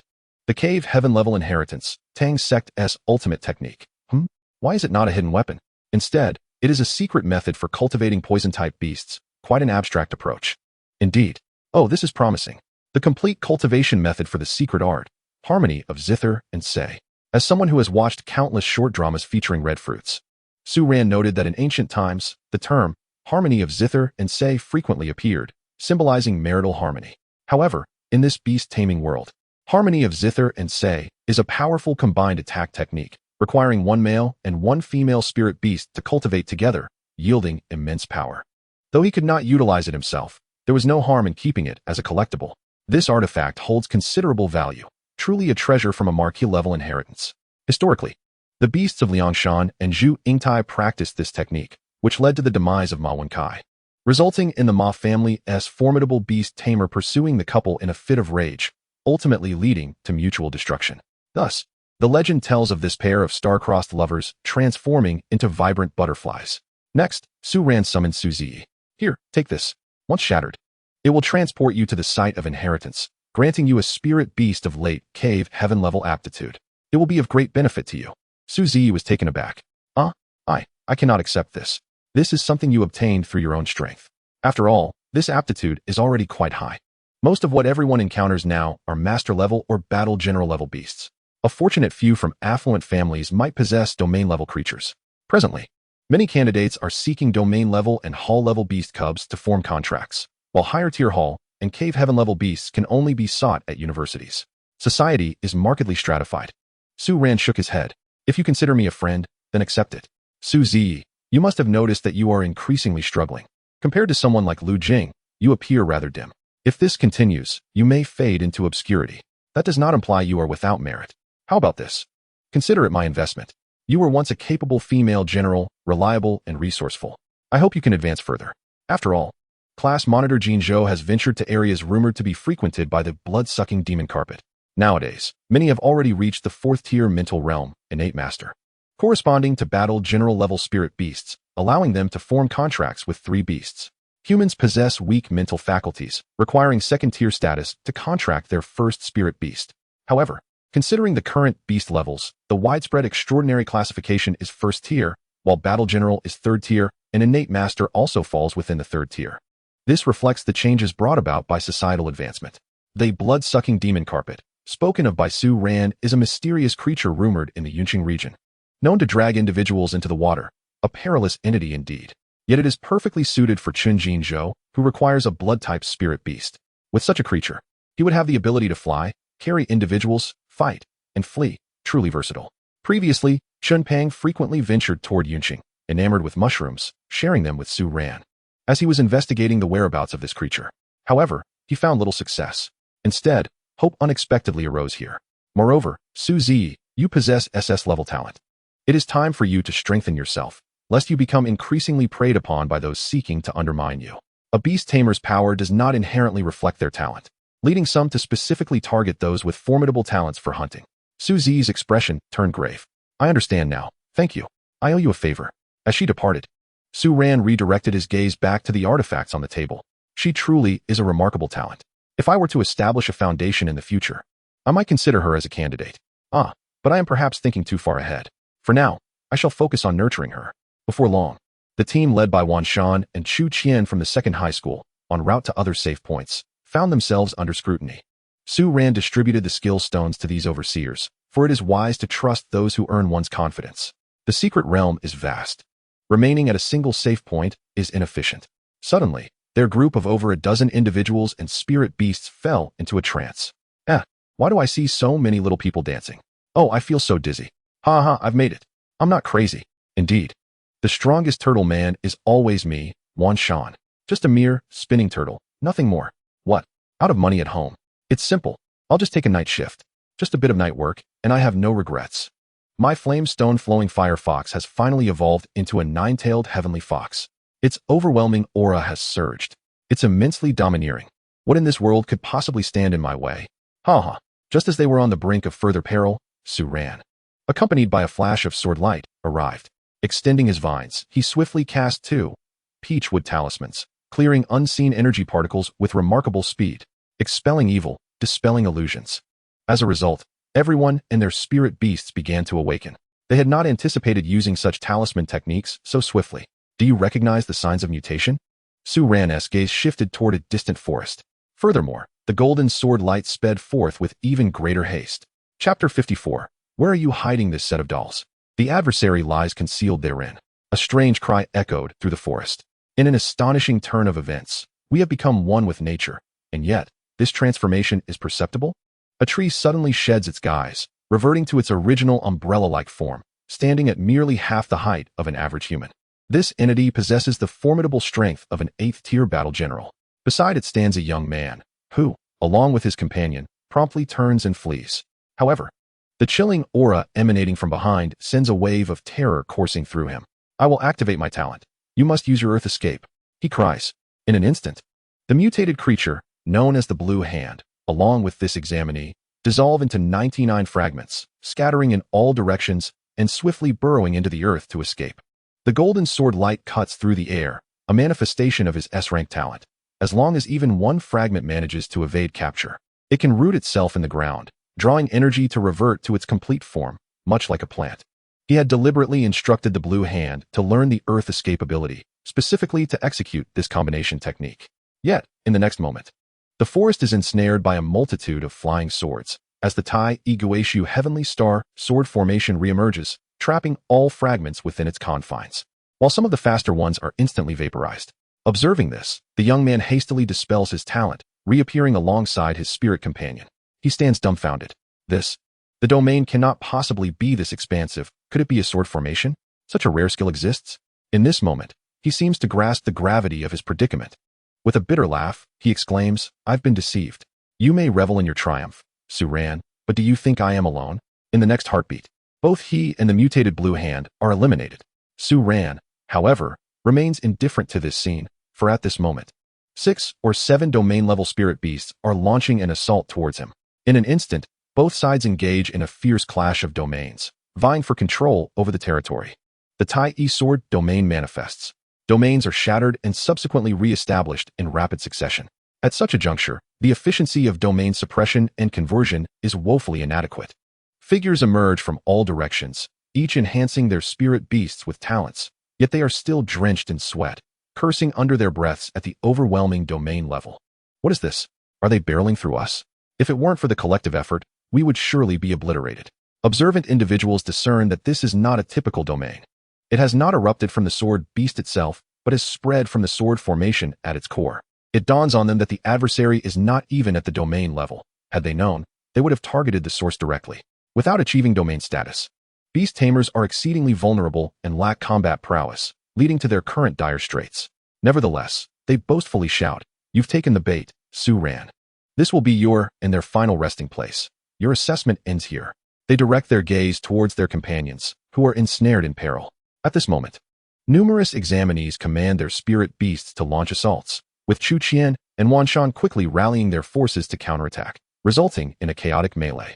With you amidst us, you can no longer hurl meteorites our way, can you? Ha! Unless you intend to annihilate your own. The speaker wears a triumphant smirk, a classic display of overt scheming. Now, regardless of the side, Su Ran's faction faces an absolute numerical disadvantage, yet he remains resolute. I think you should be more concerned about yourselves. I have no need to intervene there. Their shock is palpable. What do you mean? Meanwhile, on Wan Shan and Chu Qian's front, they find themselves surrounded by 50 or 60 opponents, with a multitude of spirit beasts charging forth at their command. Chu Qian's expression darkens. How dare they underestimate our mere dozen? However, upon closer inspection, she realizes that there are hardly any sword-type spirit beasts among them. Ah, I see. Wan Shan wipes his brow. What are they thinking? This number could easily suppress us from afar with their skills, yet they charge in like this? Foolish. They fear Su Ran's meteorites. Although this could be deemed a stroke of misfortune turned fortune, anxiety still grips their hearts. If this continues, annihilation is merely a matter of time. Just then, Chu Qian feels a gentle tap on her shoulder. Turning around, she is met by Su Ran's spirit companion, the Wugo Flame Country Vine, which extends a tendril. In the next moment, 30 vine-armored soldiers materialize, armed with blades in one hand and shields in the other. They crash into the battlefield, ensnaring the charging centaurs with their wooden horse entanglement, trapping them within a wooden prison. Simply binding their legs causes them to tumble over. As the battle shifts from range to close quarters, Chu Qian, Wan Shan, and their allies are filled with elation. Their spirits soaring like they've been invigorated by a surge of adrenaline. They have witnessed the prowess of the vine-armored soldiers before, but for the attackers, bewilderment reigns. What is the source of these battle general-level soldiers? Suddenly, the battle power on both sides begins to level out. The leader, filled with rage and shame, scoffs. They are merely summoned creatures clad in wild vines. Eliminate them all. Yet, some eyes gleam with realization. Vines. I have a plan. Use fire. Everyone, unleash the flames. Increasingly, the enemy reacts, laughing. What is weak against fire? They're merely inviting a beating. What follows astounds them. Amidst the flames, these vine-armored soldiers display remarkable agility, darting through the inferno and launching attacks without showing any signs of being scorched. In fact, some of the soldiers seem to thrive on the flames, their condition improving. Their faces pale in shock. What the hell? These creatures are both wood and fire elemental. However, this is not the most disconcerting part. Some centaurs, witnessing their comrades suffer, quickly retreat to shoot arrows, only to find their attacks thwarted by the vine-armored soldiers' shields. Numerous skills strike the shields without effect. The most outrageous part occurs when, after finally shattering a shield, their attacks against the vine-armored soldiers yield no results. Their bodies are as resilient as metal. Wait, is that a metallic sheen? They appear impervious to damage, absorbing a barrage of elemental skills. In reality, this is an intermediate earth-level skill, metal reinforcement, which enhances their bodies by absorbing various metals, clearly indicating the initial molten iron vine talent that they too can wield. Moreover, the enhancement effect is consistently present, akin to a passive ability. After a desperate attempt to unleash their skills, the enemies finally achieve some measure of success, allowing them to breathe a sigh of relief as they direct their wood-type spirit beasts to utilize light energy concentration to restore their condition. Yet, the injured vine-armored soldiers adopt the same stance, drawing in sunlight, causing their energies to stabilize rapidly. The adversary has breached our defenses directly. Goodness gracious. Is this light energy aggregation? Not only can it withstand assaults, but it also possesses the ability to regenerate health. What an utterly vexing contraption. It combines the fortitude of a tank with the swiftness of a lightly armored unit, moving with remarkable agility. At this juncture, several vine-armored soldiers raise their shields, releasing a barrage of fireball projectiles accompanied by the advanced skill, Fireball Explosion, leaving the enemies in a state of disarray. How absurd. You wood-type soldiers have resorted to igniting flames merely to counter the wood-type beasts of our foes. Some enemies, thoroughly disgusted, felt their scalp tingling with irritation, stifling their frustration. They shouted to their comrades, urging them to direct their beasts to attack those from the Second Academy. Do not engage in a futile standoff with these summoned creatures.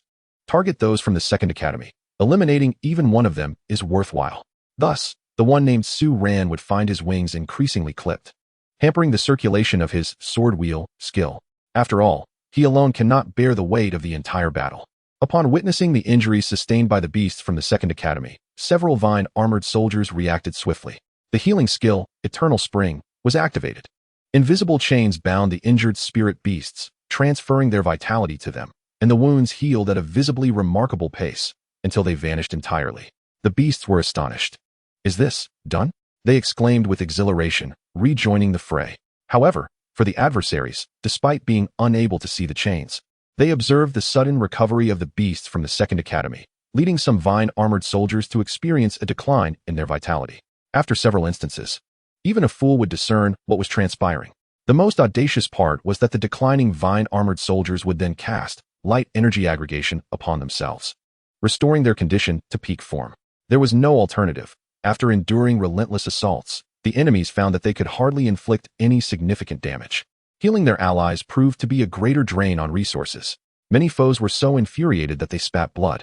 Are you all just playing games here? Meanwhile, the battle scene in Jinnah City was being broadcast live. The intensity of the confrontation had led to a rapid increase in viewership, attracting spectators from distant locales. They beheld a breathtaking spectacle. On the enemy's side, formidable domain-level beasts emerged, 2 of them, to be precise.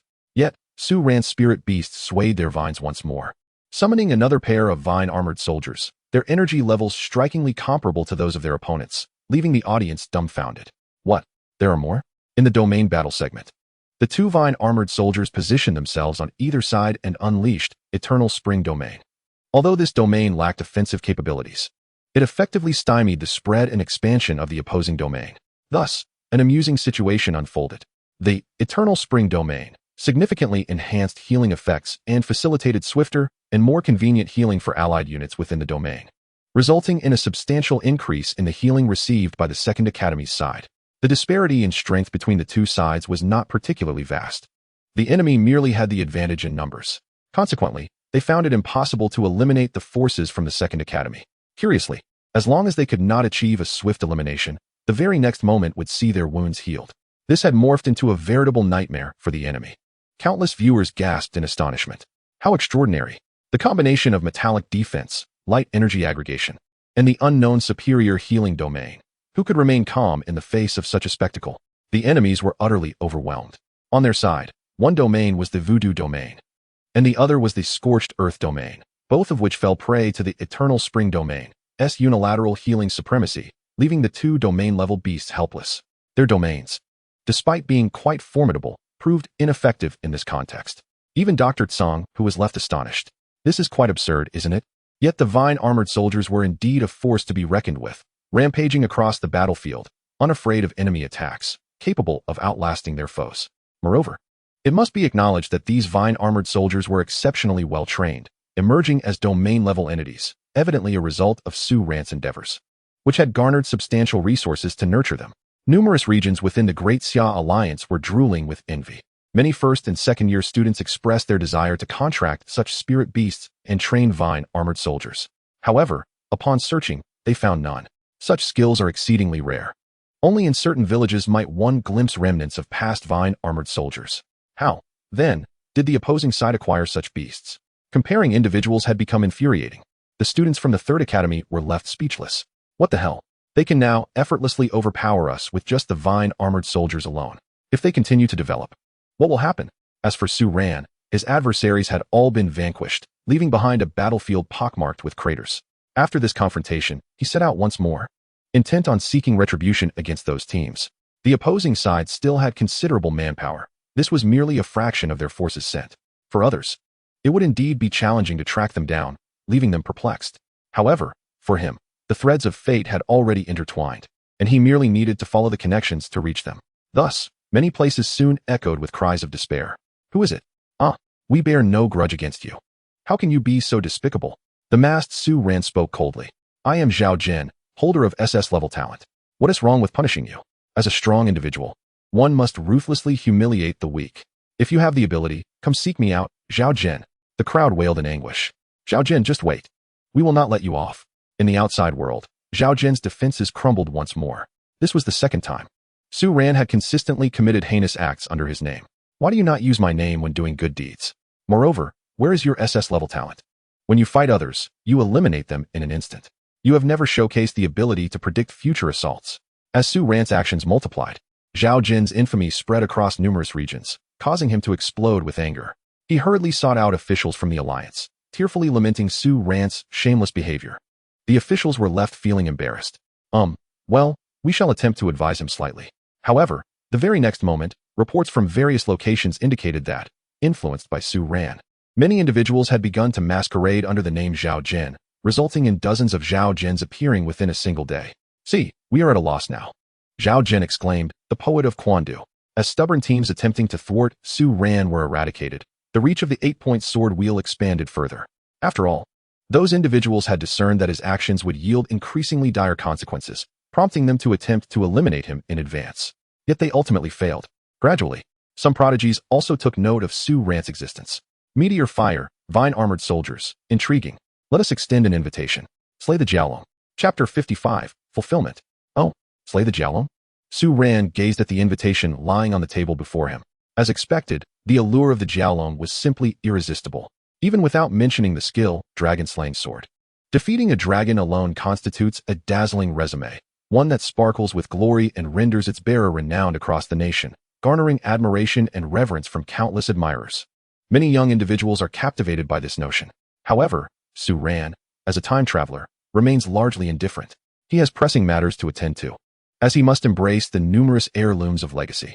Meanwhile, the candidate possessing the SSS-level talent, Sword of Damocles, was unexpectedly vanquished by another SSS-level talent. The opponent's unique ability allows them to grow stronger in battle, becoming increasingly valiant with each conflict, earning them the title of War God. The world is indeed vast, and talents are abundant. After all, this is a national examination. Other regions are equally teeming with formidable challengers, and the so-called Dragon Menace is merely a localized phenomenon. In other areas, myriad powerful candidates engage in relentless combat. The individual with the Sword of Damocles ventured too far, crossing into another district, only to meet with misfortune. Su Ran's attention is drawn to the Peach Blossom Spring, where the Bodhi tree has now blossomed into a young tree, a testament to the abundant resources lavished upon it. This entity possesses a remarkable capacity for absorption, particularly favoring wood-type resources of considerable quality. Consequently, anything subpar has been bestowed upon the vine-armored soldiers, who express their bewilderment. Master, are we to consume refuse? Nonetheless, this arrangement has allowed the Bodhi tree and the two gold-devouring beasts to flourish in abundance. The benefits are substantial, as the aura emanating from the Bodhi tree has grown richer and more sacred, providing significant advantages to other plants. With even the heavenly peach trees embarking on their own advancements. At this moment, Aquan is engrossed, voraciously consuming a demonic sword, relentlessly devouring it. Moments later, the sword shatters into motes of light and dissipates, only for a second sword to immediately take its place, surrounded by an array of treasures for contemplation: water, earth, light, darkness, and thunder, all acquired from the legacies. Engaging in feasting while grasping insights, both pursuits are harmoniously fulfilled, aided by the Bodhi tree's innate ability to accelerate comprehension. After all, the Bodhi tree symbolizes enlightenment and wisdom. Therefore, Su Ran has been urging Aquan to intensify his training, utilizing the eightfold sword wheel to scour resources, prioritizing Aquan's complete mastery as the utmost essential task. Thus, he now relies solely on the vine-armored soldiers, while the flying general also engages in training. Suddenly, an arrow strikes a certain peach tree, causing its branches and leaves to tremble violently. Su Ran's expression darkens as he glances toward the distant centaur, the flying general, who realizes the trouble he has caused and promptly kneels with his hands over his head, exclaiming, "Oh no, I apologize. I shall be more cautious next time. When I have the chance, I will take you for a galloping ride." The Peach Blossom Spring is still too small. The flying general eagerly nods, grateful for the master's leniency, declaring, "You truly are the best. When the time comes, I shall carry you, soaring through the skies." Shifting his gaze to a towering oak tree nearby, which stands tall and proud. Su Ran recognizes it as the first bounty of a king-level legacy, the gift of the Oak King. This entity still lives, having traveled through various nations, absorbing diverse beast mastery cultures. The oak tree is revered and adored by many nations, and in some, it is even regarded as a national symbol. The Oak Guardian is also a renowned spiritual companion. The Oak King possesses a fondness for planting oak trees, gathering a multitude of varieties, and can endow wood-type beasts that consume its fruits with extraordinary abilities, making him quite famous in the realm of wood-type beast masters. Within this legacy, a fragment of the Oak King's divine consciousness has gifted Su Ran the sapling of the Moonlight Barbarian Bear Oak Tree. When consumed by a humanoid wood-type beast, it can transform into the Moonlight Barbarian Bear, thus providing an additional combat form. The Moonlight Barbarian Bear is a rare and formidable beast dwelling deep within the forests. The fact that a sapling has been gifted implies that if nurtured continuously, it will yield fruits indefinitely. Such generosity is indeed remarkable. Consequently, the balanced vine-armored soldiers can now charge forward with even greater might. Presently, the Moonlight Barbarian Bear Oak Tree has borne 5 fruits, each larger than a fist. Should the Oak King witness this, he would surely be astonished, exclaiming, "How long has it been since I gifted you? And you have nurtured it to this extent? What a tremendous expenditure of resources." The uniqueness of this tree lies in its inability to advance. It reaches maturity in its complete form, and the effects of its fruits grant the ability to transform into a bear, distinguishing it from ordinary plants, thus enabling rapid maturation. Soon, the 5 fruits gradually approach ripeness, prompting a tongue to begin the harvest. Successfully harvested Moonlight Barbarian Bear Acorn, obtaining the skill stone Dana's Guardian Bear. Su Ran assesses the stone. Special skill stone, Dana's Guardian Bear. Requires possession of a Moonlight Barbarian Bear form to utilize. This allows for the original form to undergo an upgrade and metamorphosis, becoming the ancient battle beast that once safeguarded the Celtic paradise. Under the moonlight, it can unleash an even mightier form, dramatically increasing its size and combat prowess. This revelation leaves Su Ran with an enigmatic glint in his eyes. Wow, the harvest capacity is truly delightful, directly yielding an upgraded version. Moreover, the terminology is comprehensible to him. Dana is evidently a reference to the Danaid race from Celtic mythology. In that lore, certain mystical realms are referred to as paradises, magical realms, otherworlds, or underworlds. They all essentially convey the same meaning. In a game he once played in his past life, a purple-haired old woman wielding a gun was known as the master of that magical realm. A beast capable of guarding a paradise must possess formidable combat abilities. It's worth a try.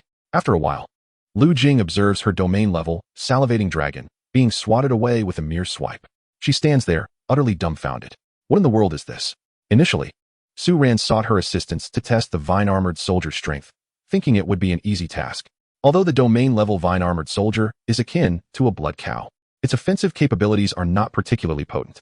Yet, this vine-armored soldier suddenly transformed into a majestic and colossal vine-armored battle bear, adorned with lush leaves and tendrils, radiating enchanting glimmers of light, and crowned with golden embellishments that accentuate its nobility and imposing presence, instilling awe without uttering a word. Its aesthetic appeal is extraordinarily high. She finds herself entranced. Wait, was it not a vine-armored soldier just now? As the salivating dragon charges forward, it is instantly launched away, ensnared by golden tendrils and flung aside, leaving Lu Jing in a state of bewilderment. What?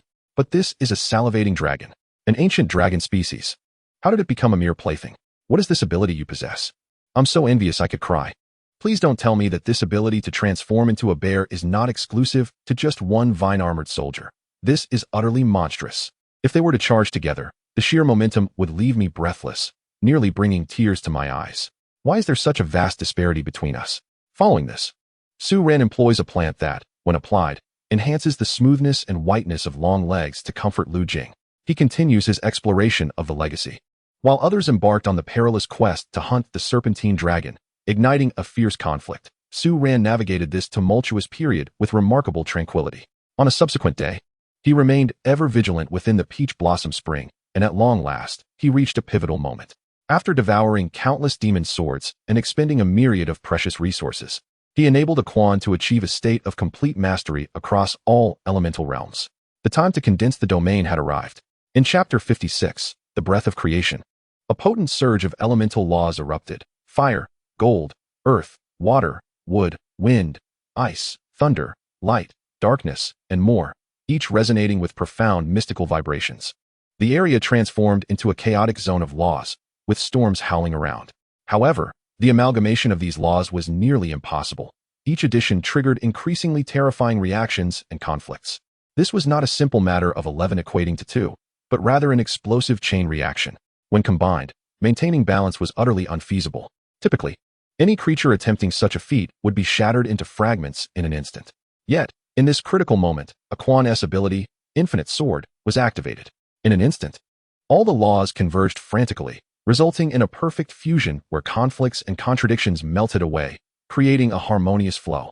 Radiance flickered, producing a resonance among the various elemental laws, which began to dissipate as they merged into a singular entity. Gradually, a brand new hue emerged. At this moment, a thunderous clap reverberated through the skies, shaking the very foundations of the earth. Across the globe, people were left bewildered by the occurrence, gripped by fear. Only a select few powerful beast masters seemed to comprehend the gravity of the situation. For instance, those at the rank of Marquis or King were visibly shaken. Who had conjured such an earth-shattering phenomenon? They needed to be found. This was utterly confounding. Initially, the joint examination had been proceeding smoothly, only for this shocking turn of events to unfold. Who could have orchestrated such a spectacle without leaving a trace? How could one possibly investigate this? Meanwhile, for Su Ran, The hue he witnessed was an indescribable color, one that predated the very dawn of creation, emanating from the void that existed before existence itself. Surrounding Aquan were the domains birthed from this energy. At this juncture, Aquan's information had also transformed, now boasting an additional domain, Tai E Dragon Sword. Attributes: Chaos, Sword, Dragon. Qualification: Initial stage of Marquee level. Domain: Chaos Sword Domain. The Chaos Sword Domain, a convergence of the 5 elements, evolving yin and yang, recreating the world through earth, water, wind, and fire. It could both replicate the heavens and the earth and obliterate all existence, returning everything to the void. In but a fleeting moment, maintaining this domain nearly drained Aquan of all its power, as the realm was too elevated. Yet through their pact, Su-Ran sensed within Aquan's sword body the emergence of a brand new, enigmatic space, teeming with a multitude of grayish auras that remained immobile, their weight overwhelming. Eventually, through Aquan's continuous differentiation and shedding, a faint trace of an aura emerged. Su-Ran beheld its name, Breath of Creation. This was an entity he had never encountered before. Yet, despite its rarity, the energy remained excessively heavy and sophisticated, rendering it unusable. What exactly had he unearthed? It seemed further research would be necessary. The commotion also startled Pello, who mused about the multitude of creatures in the world. How he wished his disciples could achieve such greatness. Yet, his thoughts soon shifted to other concerns as he glanced in a particular direction, prompting his wife beside him to shake her head. Still worried about your new disciple? She queried. No, he requires no concern from me. I have no idea how much he conceals, let alone those examinees. My worry lies with Jian, who is utterly engrossed in researching mechanical beast companions. My investment ledger indicates he won't achieve Marquee level for quite some time. My dear, you know that transitioning from the cave realm to Marquee level requires not only progress in the laws, but, most critically, a portion of Breath of Creation. 4. At that juncture, one must utterly shatter the cave realm, assimilating all its power into oneself, thus gaining strength that far surpasses the past. At that point, a mere kick or punch could unleash unparalleled power, shattering the earth, piercing mountains, and effortlessly invoking the flow of the laws, creating terrifying disturbances. Hence, the esteemed status of Marquee level. The breakthrough process is fraught with peril. However, after utilizing the Breath of Creation, one can merge with the shattered cave realm, thus avoiding harm and asserting dominance, enabling the collection and unification of its essence. In ordinary breakthroughs, a misstep could lead to disabilities, or worse, death, such as the costly price for unrivaled power. Pello's wife sighed upon hearing this. But the Breath of Creation is a wondrous energy birthed in the distant past, occasionally found in vast secret realms. However, as time progresses, it has become increasingly scarce. The first portion we acquired was a reward from the school, and the second came from our family. Generally, there is another method, the beast battlefields. It is a mystical place that periodically generates some Breath of Creation, igniting fierce competition and bloodshed between humanity and ferocious beast clans. Yet, both sides have established an understanding, deliberately designating regions of varying levels, prohibiting high-tier combatants from entry. However, the opportunities for advancement are limited, and Jian, he is too absorbed in mechanics to venture there. She shot a disapproving glance at Pello. Weren't you the one who obtained quite a bit initially, only to sell it all? Pello fell silent. What could I do? Ascending to the throne is exceedingly challenging, and I am still burdened with debt. I can only rely on my other disciples. Meanwhile, Su-Ran lamented, what a worthless Breath of Creation, utterly unusable. I recognize its value, yet it is a treasure I can only gaze upon, which is profoundly frustrating. It is far better to utilize the domain. In his chamber, he experimented, commanding the demon's sword to launch an attack. As a fragment of his domain was unleashed, the assault was effortlessly consumed. This was one of the paramount advantages of domain level. The beast masters shared in a portion of the domain's might. Such benefits were exclusive to the first rank. Moreover, Su-Ran discovered that he could split the domain, utilizing elemental domains such as fire or gold. This significantly reduced energy expenditure. However, this was of little concern.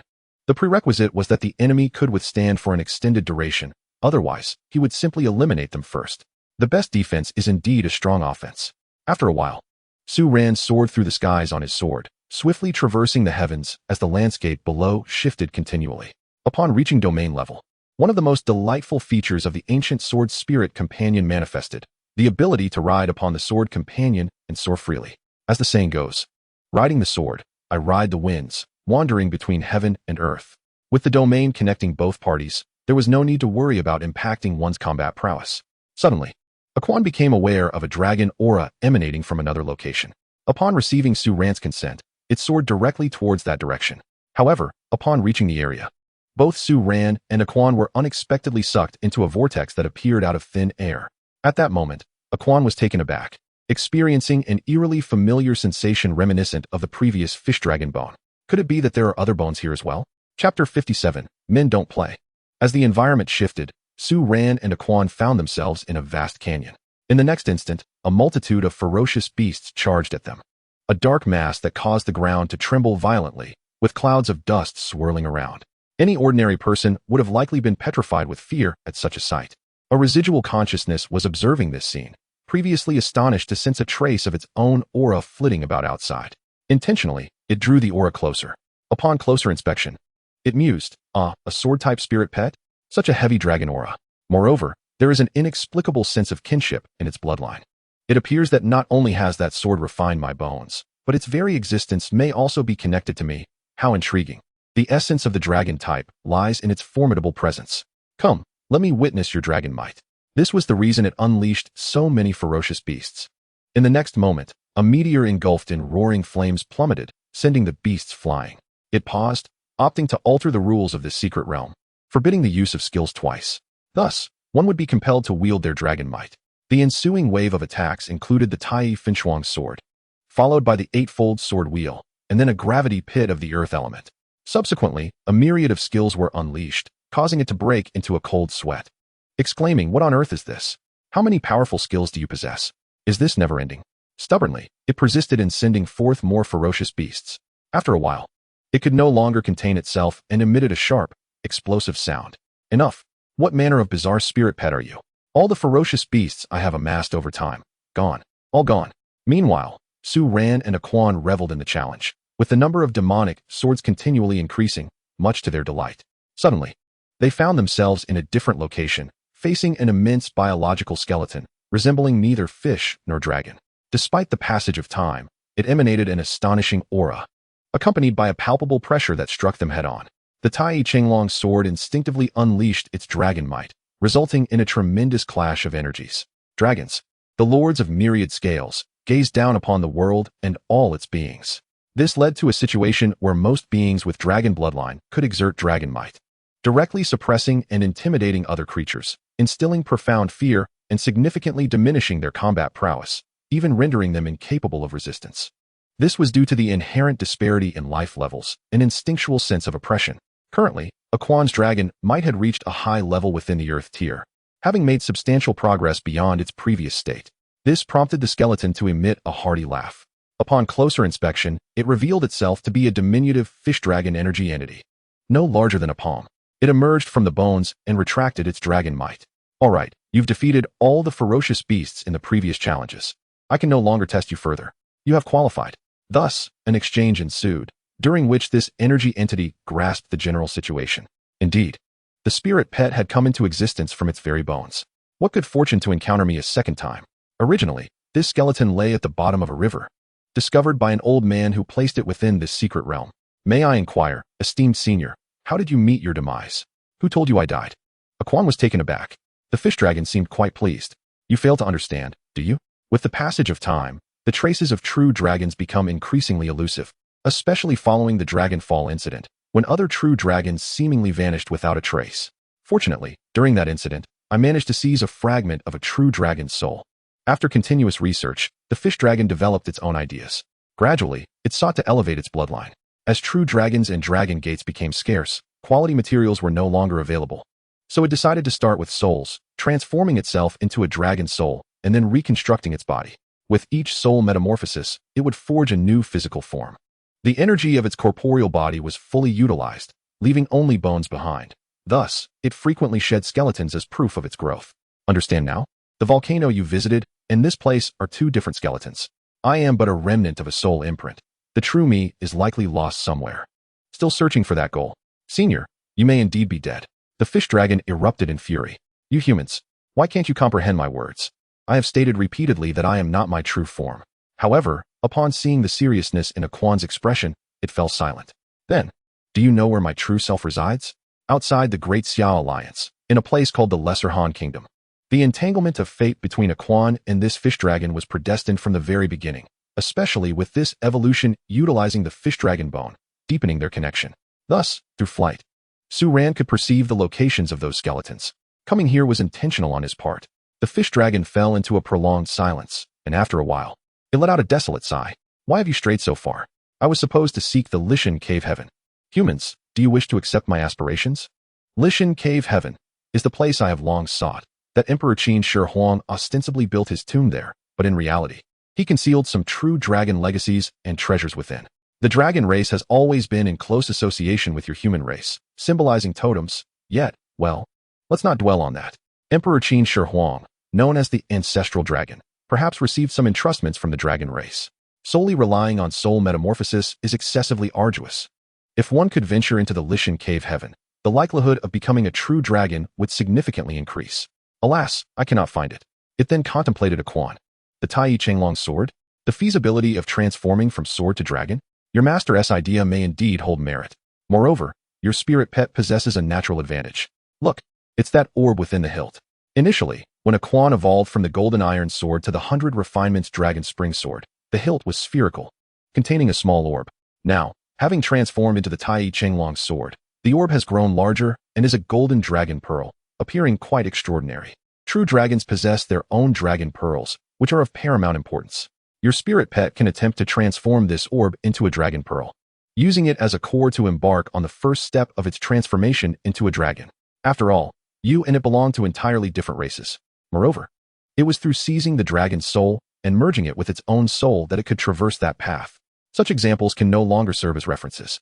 Su Ran nodded in agreement. In fact, Teacher Pei Luo expressed a similar sentiment. Thus, during the evolutionary process, this particular aspect was deliberately preserved. The fish dragon recalled something.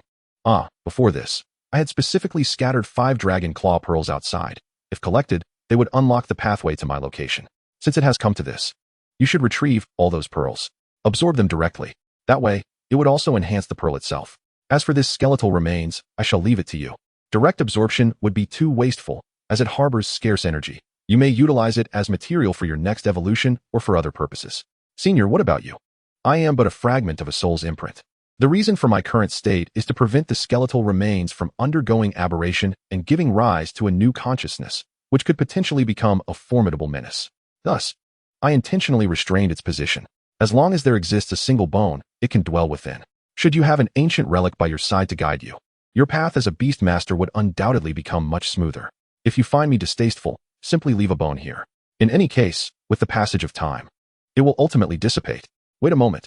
If my true form were to perish, would each skeletal fragment not possess a soul imprint? If all were to merge, might the condition improve? Human, could you assist me? Take me away. I suddenly find that living is quite delightful. Just do not cast me into the Beast Master's space. That contraption of yours can only accommodate pet beasts, and I would be ejected. Su Ran couldn't suppress a smile. The fish dragon's demeanor was rather cheerful. And my voice is quite pleasant, is it not?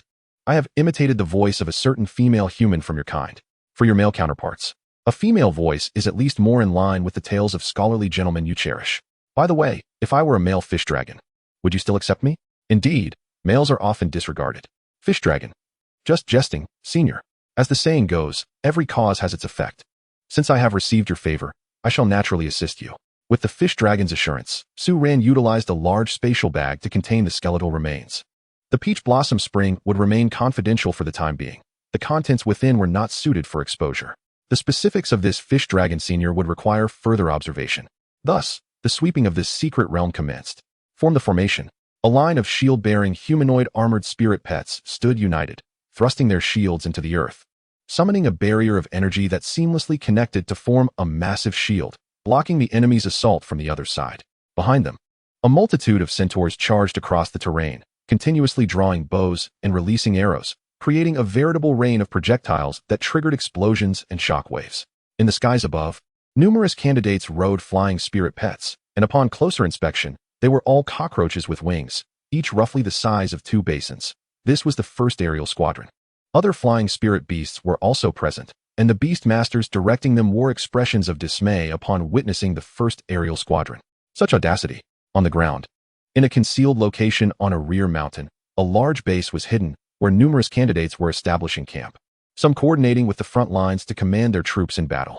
This was the conflict between the Slayer of the Flood Dragon Union and the Flood Dragon. The candidate who had contracted the Flood Dragon had garnered many followers, resulting in an all-out clash upon the onset of battle, an incessant exchange of fierce blows. Observing the scene through the mirror of vegetation conjured by the spirit pets, a vivid depiction of the battle unfolded.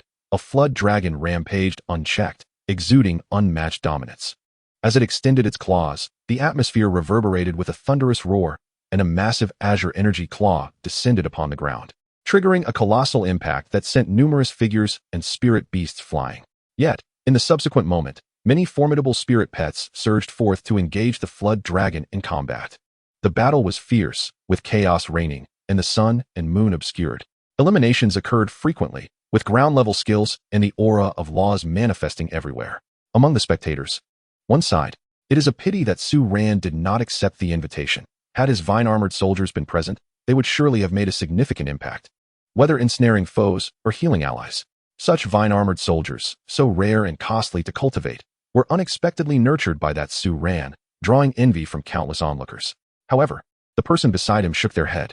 Let us not harbor too many illusions. He simply did not come.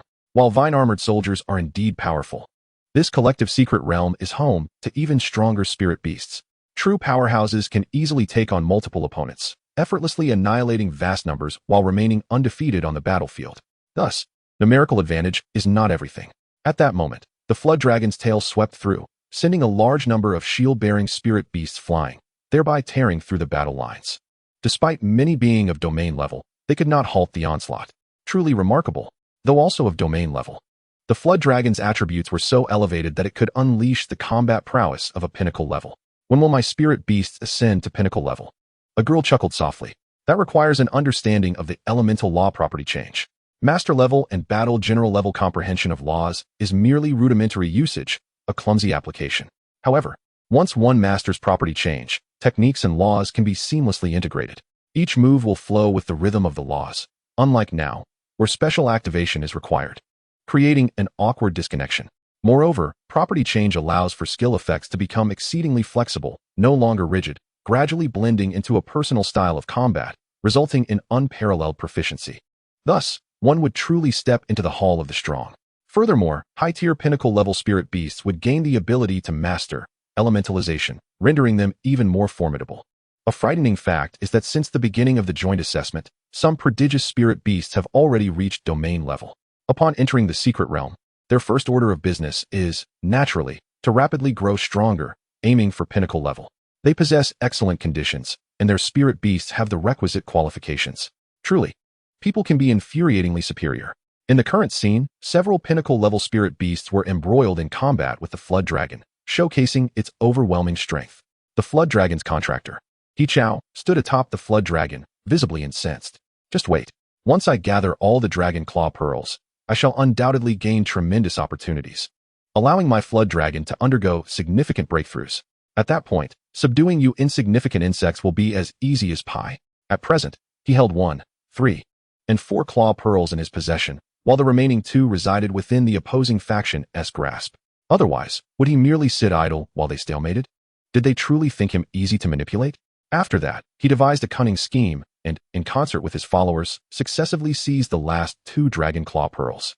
Amidst the astonished and furious gazes of others, he burst into laughter, and both he and the dragon vanished from sight. Chapter 58, The Dragon. With a sudden whirl of chaos, his vision soon cleared. At that moment, He Chao stood upon the dragon, gazing down, when he fortuitously encountered the departing Su Ran. The fish dragon was the first to react, expressing surprise. He Chao also recognized the individual before him. You, Su Ran, the one notorious for flaunting the 8-fold swordwheel skill. What brings you here? Was an entry only permitted upon gathering all the Dragon Claw Pearls? He had presumed himself to be the first, only to discover someone had outpaced him. Initially taken aback, He Chao's expression turned to one of frustration, feeling inexplicably wronged. However, recalling that he had forged a contract with the dragon, he quickly composed himself, adopting an air of superiority. Very well, relinquish your gains from this secret realm. In return, I may consider offering you an opportunity to follow me. This is something countless others outside covet. As long as you remain by my side, you will have the chance to battle alongside true prodigies, thus becoming the focal point in the eyes of the national audience and esteemed academies. Oh, and do present all your skill stones as well. They will serve to bolster our team. The fish dragon thought to itself, this human lacks composure. In response to the haughty and condescending He-Chao, Su Ran merely retorted with 2 words, fool. He-Chao's face flushed crimson. How bold! You dare! Yet before he could finish, Su Ran's Tai Chenglong's sword cleaved through the air, imbued with the essence of a domain, a particular application of it. However, He-Chao dismissed it contemptuously. A mere domain level, what could it possibly do to him? Yet, fear and horror flickered in the eyes of the dragon first. It instinctively sought to shield its master. But in an instant, both the dragon and He-Chao were obliterated by a single strike, vanishing completely from that place, leaving only some items scattered about. Outside the secret realm, onlookers stared blankly at the teachers in front of them. What just happened? After a prolonged silence, He-Chao's wail of despair echoed. This is impossible. Who on earth is that guy? I painstakingly gathered the dragon claw pearls. The teachers and staff were equally dumbfounded. The one who possessed a dragon, He-Chao, had been eliminated? What a jest! What on earth transpired? Meanwhile, Su Ran observed as the fish dragon gaped in astonishment, intending to suggest transporting He-Chao away, for it seemed that, given the circumstances, he was not a match. However, upon further inspection, it was evident that the situation was far more dire than anticipated. What a monster! What kind of sword was that? It surpassed all expectations. Su Ran remained unfazed. Did they truly believe that the chaotic sword domain, which had consumed so much time and resources to cultivate, was mere child's play? After all, the space within Aquan's body distinctly resembled a small chaos. Thus, Su Ran advanced to collect the spatial bags, reveling in the joy of looting. The fish dragon hastily flew over, perching on Su Ran's shoulder. I want to see. Let me see what you've got. After a thorough examination, they discovered a substantial amount of resources within, though, compared to the treasures amassed through this sword wheel, skill stones, it was rather mediocre. However, Su Ran stumbled upon a legacy of the medical king. Ah, if only those 2 siblings were here, this would suit them perfectly. Additionally, he found an ancient mechanisms, wood kite manufacturing technique, a remarkable creation from the legacy of ancient machinery, attributed to Master Lu Ban. It could not only fly swiftly for reconnaissance, but also unleash hidden weapons. Yet, a mere glance at the vast amount of information and requirements was overwhelming, dishearteningly intricate. Far beyond what an average person could learn, it demanded extensive time to grasp. The entry threshold was exceedingly high, and one would also need to procure special wood for crafting. Su Ran recalled a particular peach tree of his. It was not beyond his capability to learn. In due time, he could equip it with Tang Sect's hidden weapons, such as the rainstorm. And, alas, why was that Tang Sect legacy filled with poison? It would transform into a miniature poison-dispensing drone. Su Ran contemplated with a wicked grin. Following that were various other items related to legacies. Suddenly, the fish dragon's eyes sparkled. It spotted a certain soil. Oh, this is red soil of the 5 fertile lands. Excellent for cultivating crops, enhancing yields, especially for peach trees. After all, there is an old adage. The soil of the 5 fertile lands yields the best peaches. The other 4 types of soil, respectively, were green, white, yellow, and black, named similarly. Unfortunately, you do not possess a peach tree. Su Ran promptly stored it away. Not bad. An increase in yield, such a beneficial effect is certainly desirable. After all, having an elder at home is akin to possessing a treasure. Ultimately, his discerning eye was merely an A-level talent, which did not provide comprehensive insights, especially when encountering higher-level items, which remained beyond his grasp until his strength increased. Previously, the Bodhi tree had shown itself willingly. The blood longevity peach tree had been severely damaged. Upon reflecting on this, Su Ran retrieved the mysterious seed from the peach blossom spring, still gifted by Master Pelu, which he had yet to discern.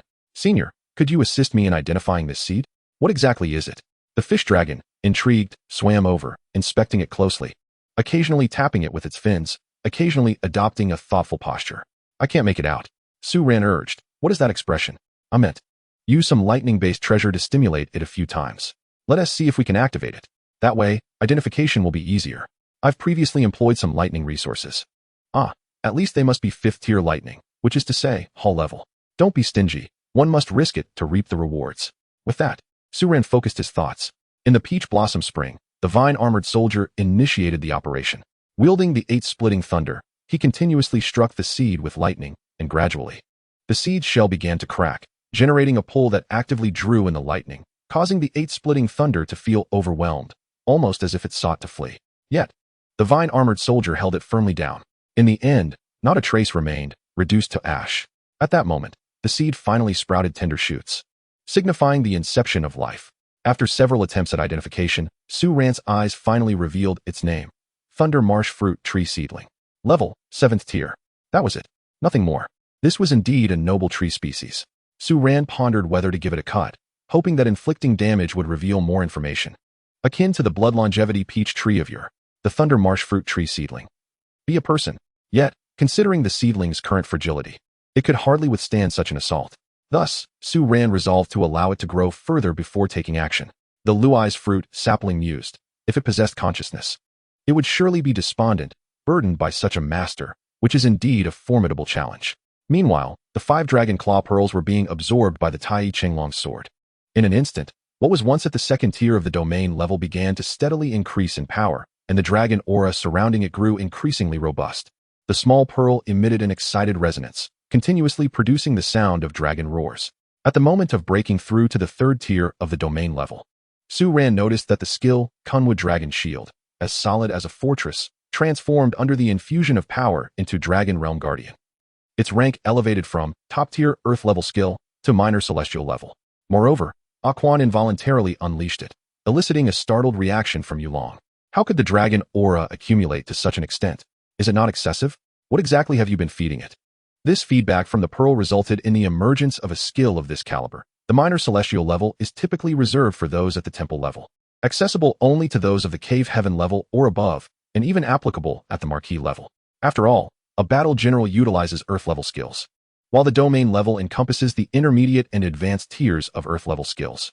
Only upon achieving a deeper comprehension of the laws can one qualify to learn minor Celestial level skills. Yet, this spirit pet, Humph, its situation resembles that of a fierce beast's inherent talent, thus cleverly possessing a skill of this specification ahead of time. Enjoy it, human. Your defenses have become utterly outrageous. Once your strength reaches further heights, you will be free to wreak havoc. Yet, Su Ran declined.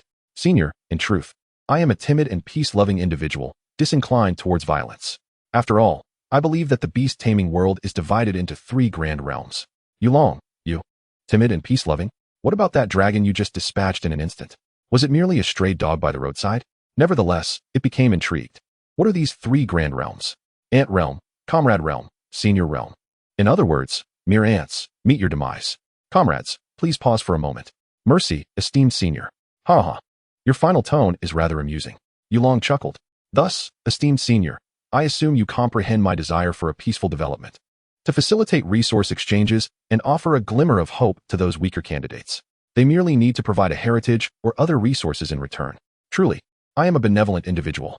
Upon this reflection, Su Ran almost became moved by his own altruism, entirely oblivious to the countless factions cursing him as a madman. A veritable disruptor of secret realms.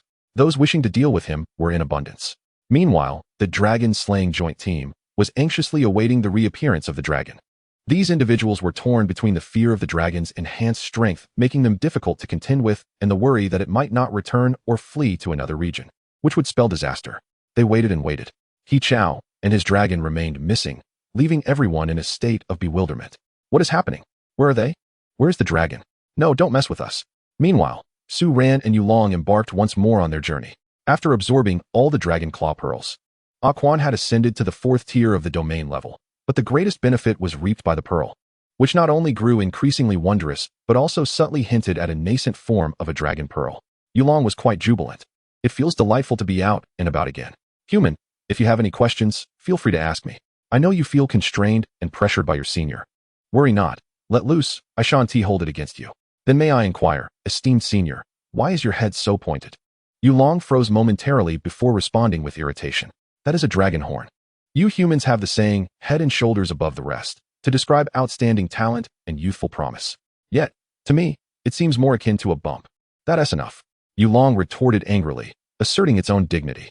Perhaps after that, its form began to change even further, and it was its soul that transformed first. The physical aspect was secondary. What an audacious human. Meanwhile, on another front, Lu Jing faced the demand for the Sword King inheritance. That is not something you can meddle with. The waters run too deep, and you cannot grasp it. Had you surrendered it sooner, we might have let you go. Delay further, and you shall incur our wrath. Heh. Lu Jing responded with a cold smirk. Don't jest. Even if I were to give it to you, Lu Yunxiang would still turn against me. Furthermore, even if I falter among my comrades with sword-type spirit pets, I could still gift it to Su Ran. Why should I bestow it upon you? Opposite her stood a group of individuals, and in the center was a seemingly pitiful girl, her eyes reddening upon hearing these words. Sister, how dare you speak?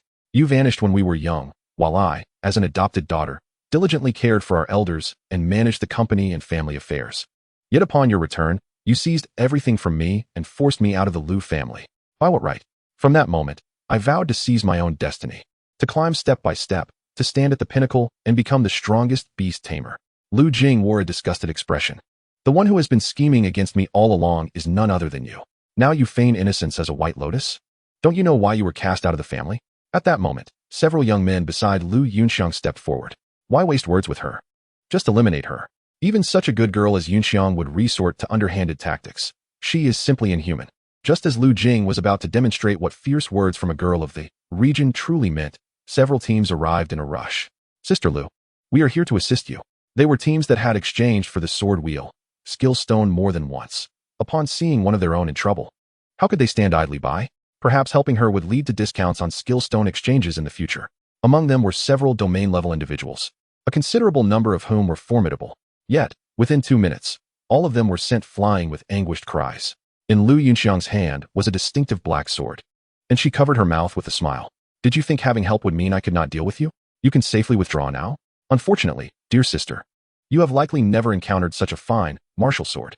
Its rank is 5th tier temple level, meaning each strike carries temple level might, even if the number of uses is limited. After using it once, a crack appeared on the blade. Overuse will shatter it completely. However, it is more than sufficient to deal with you. This item is exceedingly precious. Only someone like a Lu who cherishes me would gift me one. One of the young men beside her wore a smug expression. Lu Jing inwardly cursed. You pathetic sycophant. Yet she was quickly losing strength. Both she and her spirit pet had been adversely affected by the explosion and could only struggle to stand. Lu Yunxiang's voice rang out once more. Oh, right. As for that Su Ran you mentioned, what about the vine-armored soldiers? One strike from the martial sword will render him utterly compliant.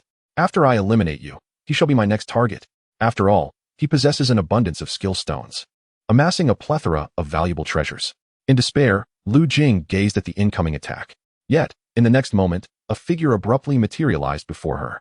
A golden barrier was established, with violent impacts and fiery explosions clashing and spreading, yet the person within the barrier remained unscathed, and Su Ran's voice resonated. Chapter 59, Make me compliant? Oh, compliant? I shall see how you intend to make me so. The remaining individuals were taken aback. Su Ran. Lu Jing was both astonished and elated, yet deeply concerned.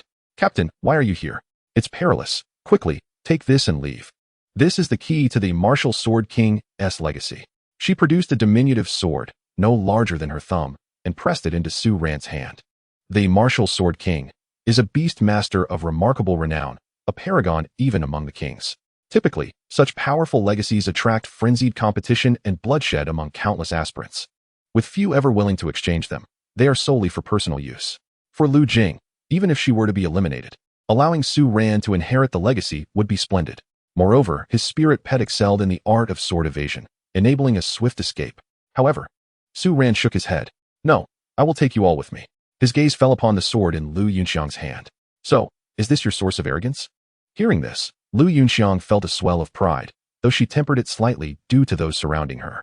I am not the arrogant one. That has always been my sister. But today, even the King of Heaven cannot save you. If you have the capability, bring forth your martial sword. Otherwise, do you dare to defy me, who wields the power of the martial sword? The sycophant Lu scoffed in disdain. He possessed only a single sword himself. Such an item holds overwhelming power within this secret realm, rendering it exceedingly rare, especially as the assessment draws near, where one might be trampled in the frenzy. Suddenly, his eyes widened in disbelief, as if he had witnessed an inconceivable sight. He hastily rubbed his eyes, and a chilling sensation surged from his feet to the crown of his head. His companions exhibited similar reactions, their pupils dilating in shock. Before Su Ran, 6 floating swords materialized, 3 on each side, radiating astonishing energy fluctuations. Unfathomable. Duel with me? Lu Yunxiang recoiled in terror, stumbling backward. Impossible. What kind of absurdity is this? She screamed repeatedly. Fake. You shan't intimidate us. I will obliterate you. Boom. With a sweeping motion, the 6 swords before Su Ran unleashed terrifying energy beams, resulting in a cataclysmic explosion that stirred a colossal tempest. Lu Yunxiang retaliated with her own strike, but it shattered upon impact, utterly incapable of withstanding such an onslaught. Her face contorted in horror. It is real. The anguished cries of her companions were drowned amidst the cacophony of the explosion, leaving nothing but flames reaching for the heavens. Su Ran shook his head. Fool, to think one would dare flaunt a martial sword before me. You have crossed the line. Lu Jing and the remaining survivors were left slack-jawed, utterly stupefied. What transpired? Why are there so many martial swords? Logically, a secret realm legacy should not bestow such items, as it would easily disrupt balance. At most, one would receive a secret technique for better development. This is more than outrageous. Yet, Su Ran possesses 6? As the tumult subsided, Su Ran's mental energy stirred, summoning a damaged martial sword from a distance into his grasp. He examined it, and quickly discerned its condition. It could still be utilized approximately 5 more times. Su Ran intended to return the key to the Martial Sword King's legacy to Lu Jing, but she firmly declined. Captain, I believe my strength is insufficient. I fear I won't perform well in the assessment left by the Martial Sword King. You should take it instead. Moreover, you saved me. This gratitude weighs heavily, and I cannot accept it back. Why not? Captain, you continue to support me in the future. I merely wish to cling to your coattails. Thus, Su Ran ceased his insistence. Very well then, take this martial sword. It serves me little purpose. After all, I possess an abundance of magic swords. It was the first time he had seen someone daring enough to wield a limited-use martial sword so brazenly. Truly audacious. He had aimed to remain discreet, hardly utilizing his magic swords, considering the scrutiny of those around him. The martial sword, however, was rather monotonous, lacking finesse. It shattered upon excessive use. Meanwhile, other examination teams, offering no lament for those fallen, converged upon the scene, drawn by the allure of the Martial Sword King's legacy. Despite the substantial chaos, Su Ran's earlier actions had frightened many away, yet they did not explain to the newcomers. Rather, they hastened their pace. Gradually, exam candidates shouted, "The Martial Sword King's legacy is here. Quickly, seize it and eliminate them all. Kill." Hasaji. In the next moment, a multitude of vine-armored soldiers emerged, charging in all directions to confront these spirit beasts. In an instant, the already chaotic battlefield erupted into cacophonous cries of battle, explosions, and the rumble of energy, sending beads of cold sweat cascading down the candidates. Damn, so many domain-level vine-armored soldiers. It's utterly unnerving. These creatures are incredibly resilient, and they move swiftly, making them a nightmarish foe, epitomizing the characteristics of the wood element. Vitality, constrict, regenerate. Yet, some sword-type beast masters held firm confidence in their spirit beasts. After all, the sword element excels in offense and breaching defenses. Their lethality is formidable. They had long heard of the unparalleled defense of the vine-armored soldiers, and today they would truly witness it. The moment had arrived for notoriety. If they could decisively overcome Su Ran's vine-armored soldiers, it would surely cause a sensation in this area. Don't interfere. Let my spirit beast go first. I shall lead the charge. Count me in too. However, upon employing their local tier skills against the vine-armored soldiers, they merely left a white mark upon their bodies. Many were left dumbfounded, their minds buzzing, questioning their very existence. This was a domain-level skill, yet how could this be?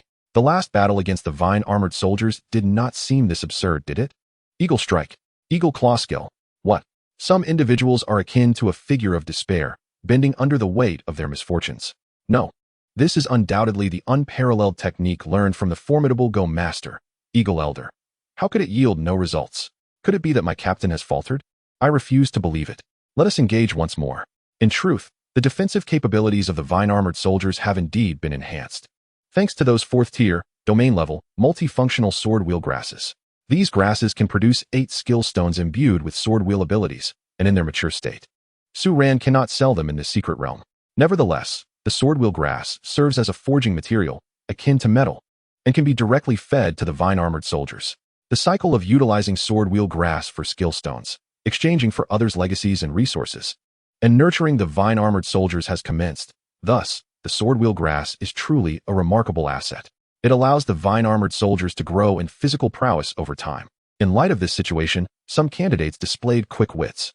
The vine-armored soldiers excelled in every aspect, save for their mediocre offensive capabilities. Everyone, obstruct these vine-armored soldiers and let some battle beasts charge directly at the core. Capture the leader first. Chapter 60 reveals that some brothers are indeed present. Lu Jing and her companions were taken aback, preparing to consolidate their defensive line and retreat, striving to protect Su Ran and his vine spirit pets. At that moment, several vine-armored soldiers transformed into majestic vine-armored battle bears, letting out a thunderous roar that sent numerous battle beasts flying with a wave of unmatched sonic force. The earth trembled, dust soaring into the air as they charged into the enemy formation, instantly disrupting their cooperation and forcing them to fight individually. These vine-armored battle bears were overwhelmingly powerful. Their vines capable of extending to strike, and their inherent strength was immense. Their skills had also evolved, granting them an independent skill set. With a single sweep, they could devastate a wide area. The sheer might of these creatures left the incoming candidates pale with fear, hastening their battle beasts to retreat. Flee quickly. What kind of skill is this? They can transform into bears. I had never heard that vine-armored soldiers could do such things. They exclaimed in astonishment. What kind of brute force is this?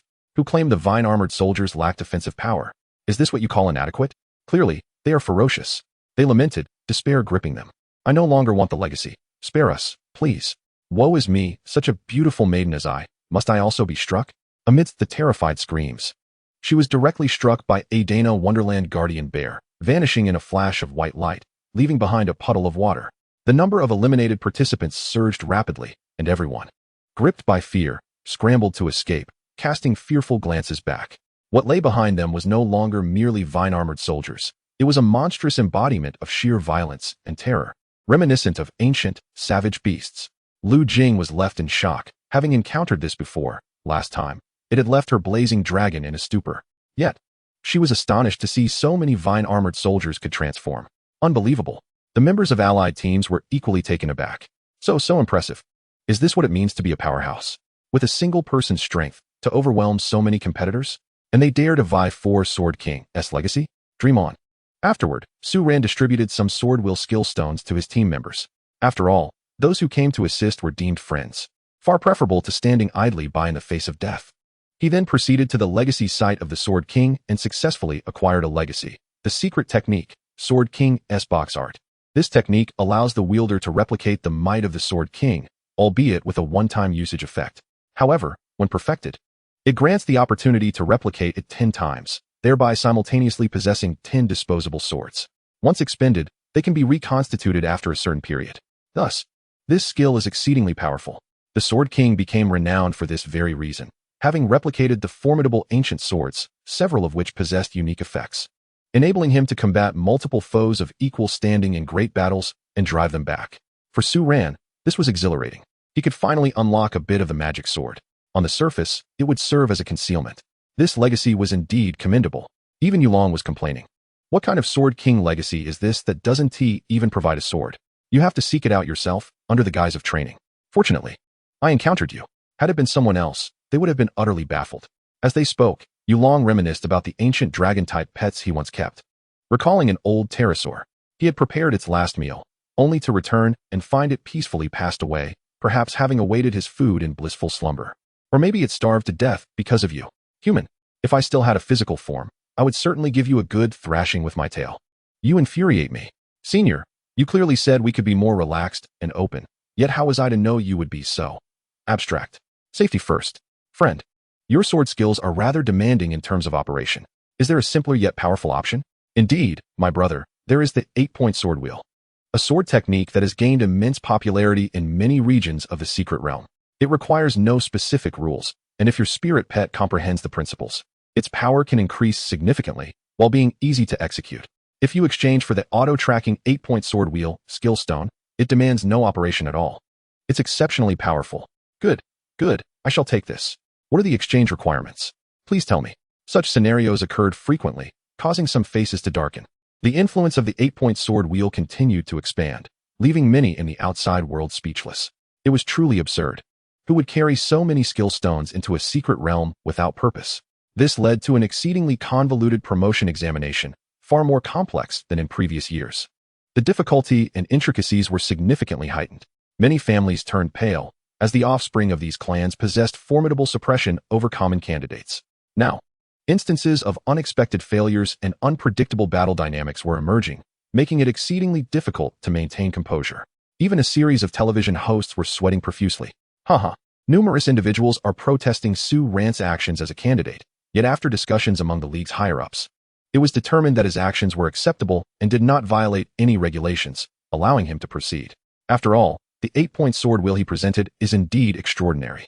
Capable of offense, defense, duplication, and expansion, all while consuming minimal energy. Any foolish force would hesitate to disregard it. Consequently, many high-ranking military officials expressed their delight, commending him for providing the public with more opportunities. As for those who might feel discomfort, that was of little concern. Occasionally breaking rigid norms at the lower tiers is a positive development. It is indeed necessary for a more vibrant atmosphere. Almost all universities are now eagerly vying for Su Ran, determined to recruit him to their institutions. He is a true genius. With just his eightfold sword wheel, he has managed to create significant waves in the secret realm, ensuring that his scores will undoubtedly rank among the elite. Currently, numerous recruitment officers are embroiled in heated disputes. They assert, "We at Modi University will take Su Ran. Do you not understand the essence of being at the forefront of development, aligning with international standards, and vigorously advancing beast mastery? In terms of strength, we are second to none. Ah, you are quite arrogant." Neither of our two universities in Gujing has yet made a statement. They argue that since Su Ran's skill is intricately connected with the eightfold sword wheel, which has transformed the conventional sword techniques, he should come to Dasha Academy. Furthermore, there are concerns about Modi University's past misdeeds. One fears that if Su Ran joins them, they might exploit the excuse of youth and sacrifice to demand he relinquish his royal and noble legacies. Preposterous. You vile old man, cease your slander against our integrity. Who would covet such trifles? In a moment, the room erupted into chaos once more. The only one remaining impassive was the representative from Shinnong University, who remained silent. Meanwhile, at Su Ran's side, a sudden commotion arose. Chapter 61, The Essence. Su Zi returned, her face pale with urgency. This is bad. Something has happened. Su Feng, carrying several skill stones, was en route to another major area's safe point when all the skill stones were stolen. The thief was none other than the notorious phantom thief, Miao Shoukong. What? Gasps erupted from the crowd. Besides Su Zi, a timid girl quickly apologized. I am sorry. This incident is our negligence. Her name was Ganting, hailing from the Jinghe City region.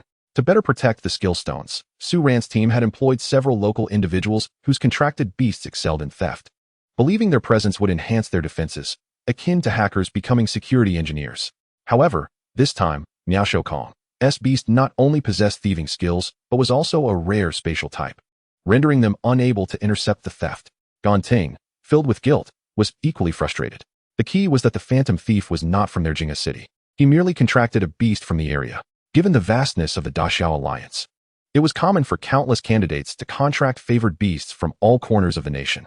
Chen Shui and Chen Pang turned pale. A spatial type? This is quite troublesome. What shall we do? Chen Jinzhao felt a surge of frustration. In this case, we can only issue a bounty for him. We must prepare ourselves for the possibility that we may never retrieve those skill stones. This is indeed a significant loss. Before everyone's eyes, Su Ran summoned forth a centaur. Feijian. With a powerful leap, he mounted its back. I will retrieve them.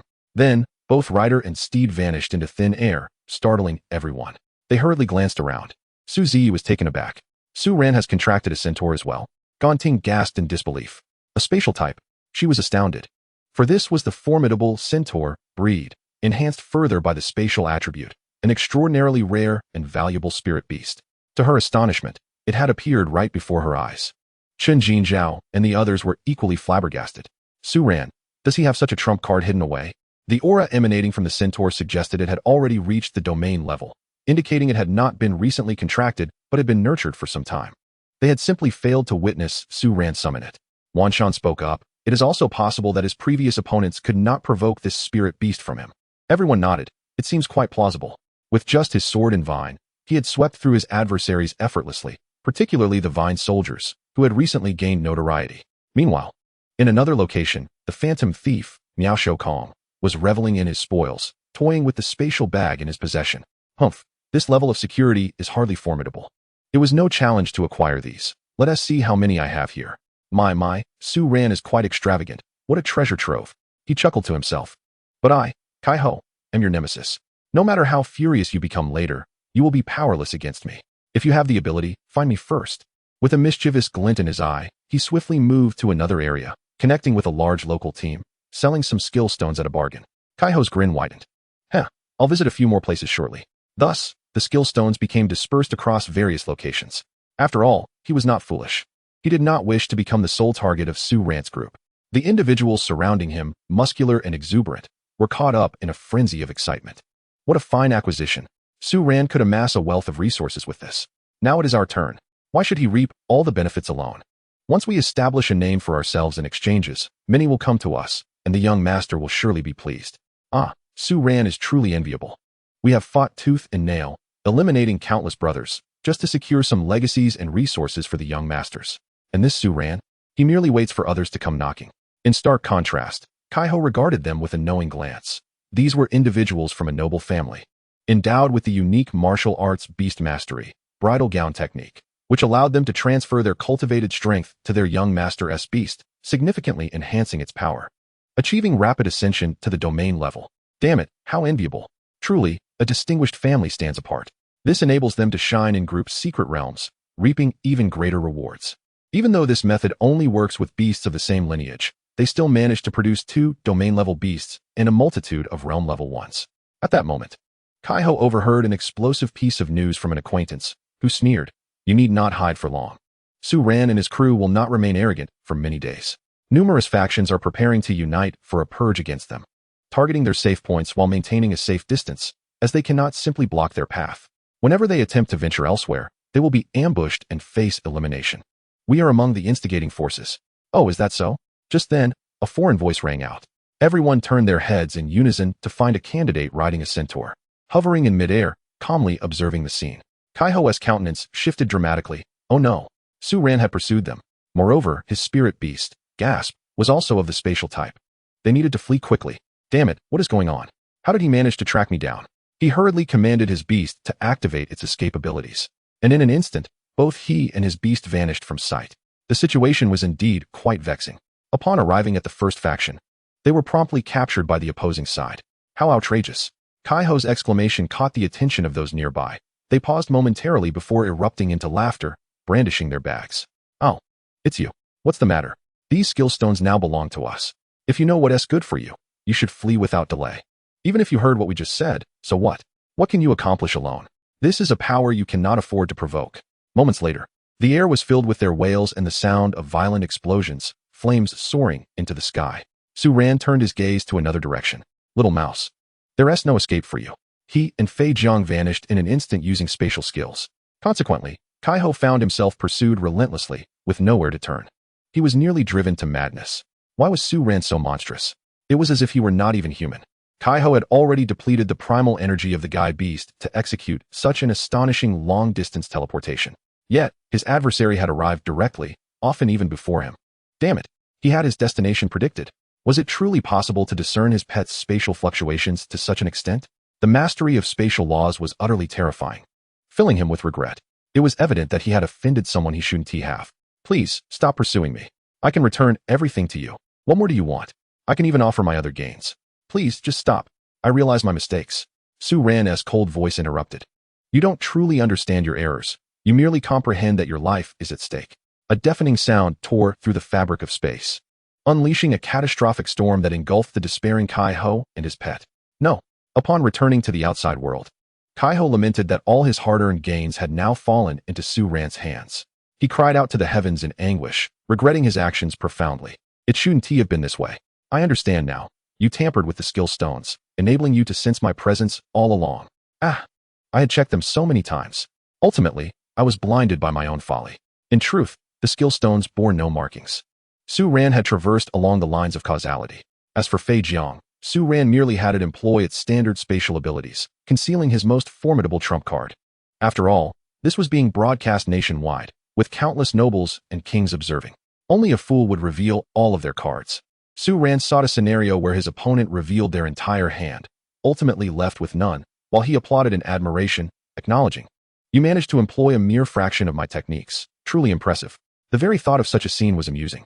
After the faction possessing the profound skill, bridal attire, was annihilated, public outrage erupted. They had numerous allies, and Su Ran was deemed excessively audacious. However, before they could react, Su Ran initiated his attack. They were left incredulous and enraged. What audacity! Previously, they had merely regarded him as a capering monkey, yet now he had become so brazen, utterly lawless and foolish. It had long been suggested to eliminate such troublemakers, those who spread the 8-point sword wheel. What of that thief, Mysterious Hands? Why has there been no word from him? Could it be that Su Ran has dealt with him? Remarkable. And with his sword pet, he moves freely. If we are to target him, we must involve the centaurs. I shall seek Brother Shui. He possesses the family secret technique, 3 arrows to the heavenly mountain. That is among the pinnacle of archery skills, perfectly suited for a sword pet. Meanwhile, in Shui's tent, he was entertaining friends from afar. Oh, you want me to deal with someone? Whom do you speak of? Given our past camaraderie, I can assist. However, upon hearing the name, his expression shifted. Who? Isn't that the one who, like me, has contracted with a space centaur? Clearing his throat, he added, this individual and I share somewhat of a connection. Thus, I shall refrain from involvement. The inviter was left perplexed and bewildered. Why? Yet, no matter the inquiries, Shui maintained his silence, skillfully evading the question, leaving them utterly bemused. What was the situation? Did that Su Ran possess a remarkable background? What is there to fear? The possession of so many skill stones alone indicates he is no ordinary individual, but at this juncture, who among us lacks an extraordinary background? If we join forces to eliminate him, what can others say? Even if Shui does not assist, we will find other allies. Regarding these discussions, Shui could, even in his absence, surmise a few things. He also intercepted another friend, one who possessed the SSS level talent, War God, capable of growing stronger through battle. Reflecting on this, he remarked, Brother Shui, your benevolence knows no bounds. Initially, I wished to witness the prowess of that Su Ran. After all, you know I relish a good fight and love to challenge formidable foes. The stronger they are, the more exhilarated I become. Throughout this journey, the number of candidates I have defeated is countless. Very well, I shall let it slide for your sake. That Su Ran should consider himself fortunate. Simultaneously, Su Ran engaged in relentless battles with various factions. During this period, even the matter of exchanges was temporarily halted due to the overwhelming commotion. They fought their way from south to north, with countless individuals being eliminated along the way. The intensity of the conflict escalated, earning widespread respect for Su Ran, who, as a true man, refrained from sending his teammates into battle, relying solely on his own strength to confront so many candidates and beasts.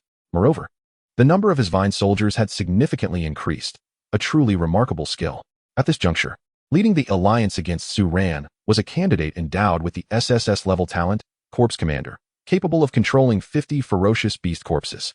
Su Ran, you, with your A-level talent, have contended with us to this extent. You may take pride in that. However, as a source of chaos, you must be eradicated. Your actions have caused too much turmoil. Because of you, the world is shrouded in smoke and ruin. You are the cancer among this generation of candidates. I, representing the eliminated, vow to bring you to justice. This spirited figure, Zhang Shi, looked down upon Su Ran, proclaiming a righteous judgment. Elevated to this position, his ferocious beast corpses had undergone a complete transformation, a feat accomplished by those factions. It is essential to understand that ordinary ferocious beasts and those endowed with exceptional skills are worlds apart. And he had amassed so many skillful beast corpses, each equivalent to a dozen or more of their kind. Many were even Hall-level beings, representing an epic enhancement. He could hardly fathom in his wildest dreams that he would engage in such a prosperous battle. It was simply absurdly amusing that He Chao and his dragon, now completely disregarded, were of no concern to him. He had foolishly believed that He Chao would prove to be a formidable rival. Yet what was this? Reality had demonstrated that the talent of the corpse driver was eternally divine. However, he soon furrowed his brow. Why did Su Ran exhibit such excitement in his gaze? Had he lost his mind? Shouldn't he be acutely aware of the impending calamity, filled with dread and trepidation? To be able to stir up trouble for such an extended period, he truly possessed remarkable talent. Yet, he paled in comparison to himself, destined to remain merely a supporting character, a mere flicker of light. In response, Su Ran smiled. Quite impressive, indeed, to dare to present himself before me. You show initiative. Chapter 62, Water Monkey. Presenting? Zhang Shi found it utterly ludicrous. Was this person out of his mind? Did he not realize the current circumstances? In the midst of the confrontation, a multitude of vine-armored soldiers and various companion beasts were engaged in battle, among them the fearsome corpses he commanded, which had also joined the fray. Some unleashed gray beams, transforming the unfortunate vine soldiers hit into donkeys. Even if they could still attack, their damage was negligible. This ancient beast possessed a power known as Zhao Su Shu, often turning humans into sheep, donkeys, pigs, and other creatures, subsequently taking them away to prevent their escape. A truly nefarious skill. Many similar tales had circulated in the past, all attributed to these fiends, who could even don human clothing, creating an eerie and terrifying visage. Beside him stood a 3-meter-long ferocious tiger, which summoned several evil spirits to fight alongside it. This was the zombie spirit technique. It could transform the slain into servants, limited to 5 at a time, prompting this malevolent tiger to constantly select and replace its minions. At that moment, a white figure soared into the sky, akin to a knight, with fiery energy wings sprouting from its back. transforming into a cascade of luminous energy that rained down upon the ground, causing explosions to erupt everywhere. Wings unfurled. This was the fearsome beast, Winged Rider. Some vine soldiers found themselves ensnared as a paw emerged from a splash of water, clutching their legs, causing them to gurgle and disappear into the depths. The legendary beast, Water Monkey. Outside, Dr. Zhonghu's eyes widened in astonishment. What was happening? On the battlefield, a phantom-like creature, the swift-footed rabbit, was able to knock over several vine soldiers with ease, though the damage inflicted was minimal, allowing the vine soldiers to rise immediately. However, their movements were frequently interrupted and sent flying. Simultaneously, the dominant water snake created waves, drawing many vine soldiers into its tumultuous embrace, while other beasts coordinated with it. Among them was a peculiar winged creature known as the winning fish, rare in its appearances, yet when it did emerge, it would incite great floods and calamity. Its power combined with that of the water snake, resulting in overwhelming might. It was evident that numerous beast corpses were of the water type. Thus, they thrived in their element, their power significantly amplified. This was the water-themed team that Zhangxi had meticulously crafted. Among them, some beast corpses unleashed their might, swapping positions with a vine soldier, sending the unfortunate soldier into the enemy's rear, where it was mercilessly besieged, utterly helpless to retaliate. This was the spatial exchange technique. Calmly, a massive ape extended its hand, a powerful suction drawing 4 or 5 vine soldiers from afar, while other beasts bombarded them with attacks, resulting in a cacophony of explosions. A plethora of formidable beast abilities emerged. Zhangxi could hardly contain his pride. Beside him, an extraordinarily large yellow cat wielded a shield, a manifestation of the carapace shield crab ability, capable of transforming itself into an impenetrable barrier, while this feline beast, an absolute tank, could withstand any assault. Not only that, it possessed 9 lives. Each time it was slain, it would revive at full health, and any attacks directed at him would automatically transfer to the plump orange cat, serving as an unparalleled guardian. Even though these vine soldiers were robust, what could they do? They were still suppressed by his legion of beast corpses. Under Zhang Shi's self-satisfied gaze, some dazzling birds unleashed sonic attacks, capable of rendering their targets incapacitated, yet in the next moment, the vine soldiers showed no signs of being affected, and his expression darkened. This was a grave miscalculation. These soldiers were not living beings at all. They were merely vines. Damn it. Next, he needed to summon some gorgons, as they could petrify enemies, ensuring that whatever they were, it would be effective. Just look at the overwhelming advantage he held. How could the dragon riders lose? Anyone who dared to approach would be laid low. Meanwhile, Su Ran contemplated the necessity of refraining from deploying high-damage techniques to avoid obliterating these beast corpses. In that case, Ateng, utilize your newly mastered technique. Zhangxi was about to mock. Su Ran, you're all bark and no bite. What are you even at that moment? The ground across the battlefield erupted with a profusion of vines, the earth trembling violently, debris flying as, under the astonished gazes of the candidates, they rapidly grew and expanded, transforming into a multitude of intertwining towering trees, adorned with numerous flower buds. Some vines ensnared many enemy companion beasts and beast corpses, binding them securely. A few candidates, initially startled by the tremendous commotion, quickly regained their composure, their ire igniting. They were not to be cowed. What were mere vines? The ice saber-toothed tiger need not fear. Unleash its skills to obliterate them and rescue the other companion beasts. Now is the time for you to shine. However, the expression of the person beside him turned ashen. They bellowed in fury, fool. Don't let it go. You don't even recognize this move? What on earth have you been doing? Others cautioned, whatever you do, do not allow those vines to ensnare you. If you are captured, you must compel your companion beasts to resist fiercely. Otherwise, the deeper you go, the more impossible it becomes to struggle. Some were left bewildered, yet many others were gripped with fear, their pupils dilating as realization dawned. Good heavens! This move was none other than the renowned skill of the Wood Elemental King's pet, the Flowerbud Tree Sea Realm. Wasn't he it? What a joke! This spirit beast had actually inherited such a technique? They were filled with dread, akin to ants on a hot pan, desperate to flee. For once those vines ensnared the enemy, they would continuously sap their strength, ultimately causing the flower buds to bloom, releasing a powder that would lull all into a deep slumber. At that point, they would be at the mercy of their foes. Even Zhang Shi's expression shifted drastically. This was dire. Don't touch my beast corpses. Amidst his furious and agitated gaze, numerous ferocious beasts were bound, initially resisting but gradually growing weaker and more feeble, ultimately being dragged away to vanish within the thicket.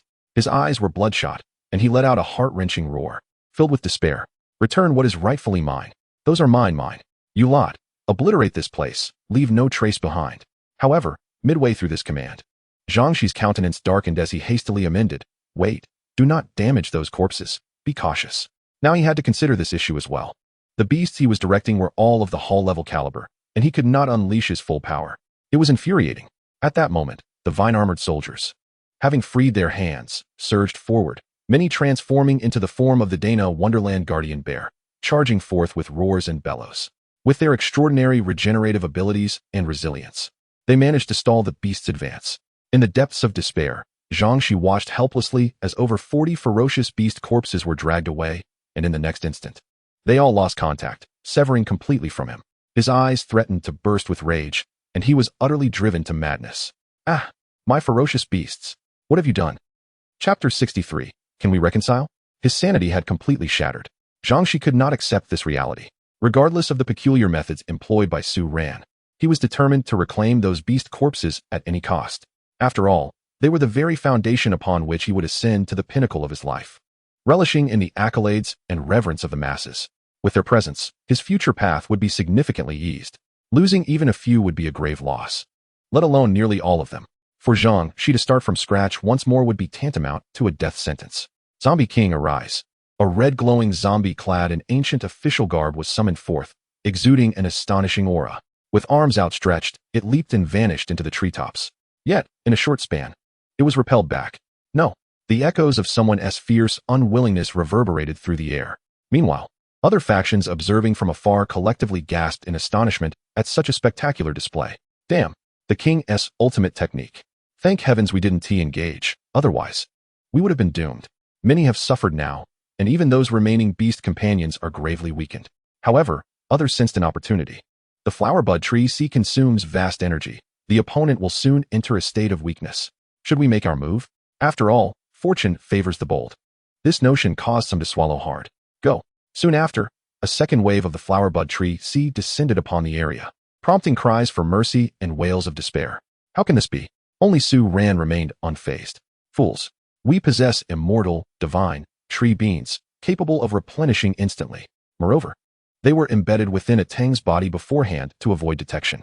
Even at the moment of their creation, they become concealed divine items, completely undetectable, merely perceived as ordinary beings. Yet, Su Ran remained vigilant. Su Ran, are you intent on destroying me? Zhangxi's voice grew increasingly desolate. Initially elated at the arrival of reinforcements, he was dismayed to discover that these individuals were nothing more than silver bullets, all show and no substance. Yet now, an idea struck him. Return those ferocious beast corpses to me, and I swear, I shall never oppose you again. He turned to leave. So, can we reconcile? His eyes brimmed with desperation. To this, Su Ran was taken aback. At this moment, you cannot be serious? I preferred your earlier defiant demeanor. Farewell. No, brother, father, I beg you. Zhangxi's pleas were swallowed by the chaos of explosions. Su Ran shook his head. Return them? Do not even think about it. The moment those ferocious beast corpses were pulled into the eternal sword prison, they were instantly refined into demonic swords, entirely severing their ties to you. Then, Su Ran's gaze shifted to the fleeing personnel. The hunt was on. Yet, these factions proved formidable, as soon after, someone unleashed a powerful martial sword, shattering the flower bud tree. Given the current low levels of everyone involved, even the King's secret techniques could not unleash their full potential, resulting in a significant imbalance. Those on high ground proclaimed, Su Ran, today you shall be subdued here. Fear not, we will not eliminate you, but rather use you as a cautionary example. To kill the chicken to scare the monkey.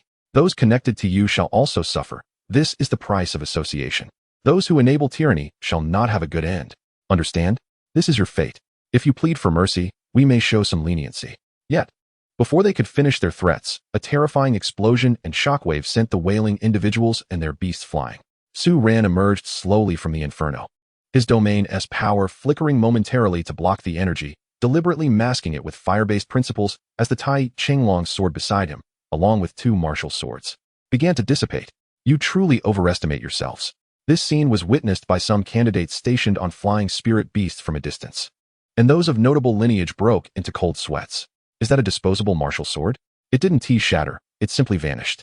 Coupled with the previous martial sword king incident, it became apparent that Su Ran had acquired the crucial inheritance from the martial sword king. Had that esteemed figure truly passed such power to him? Had he lost his mind? The outside world erupted in uproar. Even some kings were taken aback. Martial Sword King, what are you up to? This is merely a young man's advancement assessment. We expected to provide them with some abilities and advantages to ease their path as beast masters, not to truly impart a lethal secret technique. And to grant him such a powerful martial sword for engraving and condensing, this disrupts the balance too much. In response to these accusations, the Martial Sword King retorted without hesitation. What do you mean? I didn't give him a single martial sword. He earned it through his own merit. Huh, I've helped him immensely. Surely he will wish to become my disciple out of gratitude. Don't you dare compete with me, or I shall unleash my wrath. And with an A-grade talent, I doubt you would covet him. Thus, who could compete with me? A king-level beastmaster? Some formidable individuals cursed inwardly. Although he possessed an A-grade talent, his performance was exceptional. What do you mean we wouldn't want him? You scoundrel. If you have the ability, compete fairly. On Shui's side, he and his friend with the SSS grade talent, War God, were engaged in hunting ferocious beasts, and considerable time had passed. Brother Shui, I trust that the fated Su Ran is currently ensnared in dire straits. Such tribulations are indeed formidable. Shui is at a loss for words regarding this matter. Su Ran, you truly possess a knack for stirring up trouble. Upon receiving the intelligence, both were rendered speechless and astounded. What does it mean that Su Ran has not only mastered the king's ultimate technique, the Sea of Budding Trees, but also employed the renowned skill of the Sword King, the Sword Box technique, amidst a siege, obliterating numerous hall-level entities? It is said that this has already attained the might of a high-tier hall level. Are the legacies he possesses truly this exceptional? Particularly with each remarkable feat that emerges. Shui can only wipe his brow in relief, thinking, thankfully, he did not partake. Otherwise, would they not have faced the same calamity? It is truly inconceivable that even the heirs of the royal families have been vanquished. This is indeed astonishing. Do Yuan now feels a twinge of trepidation, regretting his earlier desire to challenge Su Ran. Fortuitously, he heeded Brother Shui's counsel. Otherwise, he would have been utterly defeated. Yes, the SSS level talent, War God, is undeniably powerful. It enhances the capabilities of summoned beasts as combat ensues. However, when confronted with overwhelming attacks from the outset, one can be swiftly eliminated. This is the greatest flaw of such a talent. Chapter 64, Shinong University. Following this, during the counter-assault initiated by Su Ran, he utilized a centaur beast of the spatial type, which astonished many onlookers. Though he employed certain disguises, some keen-eyed experts discerned that this was a descendant of the Sky Horse King. Spatial centaurs are not exclusive to the Sky Horse King, yet certain skills are indeed emblematic. Moreover, considering the timeline, Shui has already nurtured his own spatial centaur. Another contractor should also make an appearance. Hence, it is indeed a match. However, this individual has remained shrouded in ambiguity until now. At last, the truth is unveiled. But who, pray tell, is the force backing Su Ran, capable of securing the Sky Horse King's willing assent? In response, curious royal family members and beast masters have inundated the Sky Horse King with inquiries, yet he remains tight-lipped. Despite this, many have begun to harbor a vague conjecture. The Sword King, on the other hand, appears somewhat pallid. Alas, yet, this sword box technique has been imparted. There is no cause for regret. Youngster, I hope you can perpetuate this technique. Although it may not reach the zenith of my prime, at the very least, a fraction of its glory should be attainable, no? Thus, the ensuing chaos gradually subsided after Su Ran obliterated the last remaining team. Those eliminated were merely conspirators plotting against him. Consequently, others fell silent, daring not to brazenly discuss the matter of reprisal any longer. Logically, one would anticipate that those who recklessly disseminate the eightfold sword wheel, skill stones would eventually face dire consequences. Yet Su Ran has established his formidable reputation through his prowess, compelling others to tacitly accept the chaos. After all, it is preferable to endure this turmoil than to face elimination. Thus, Su Ran returned. Only the fish dragon felt that the excitement was lacking. Alas, why have you ceased your onslaught? Continue.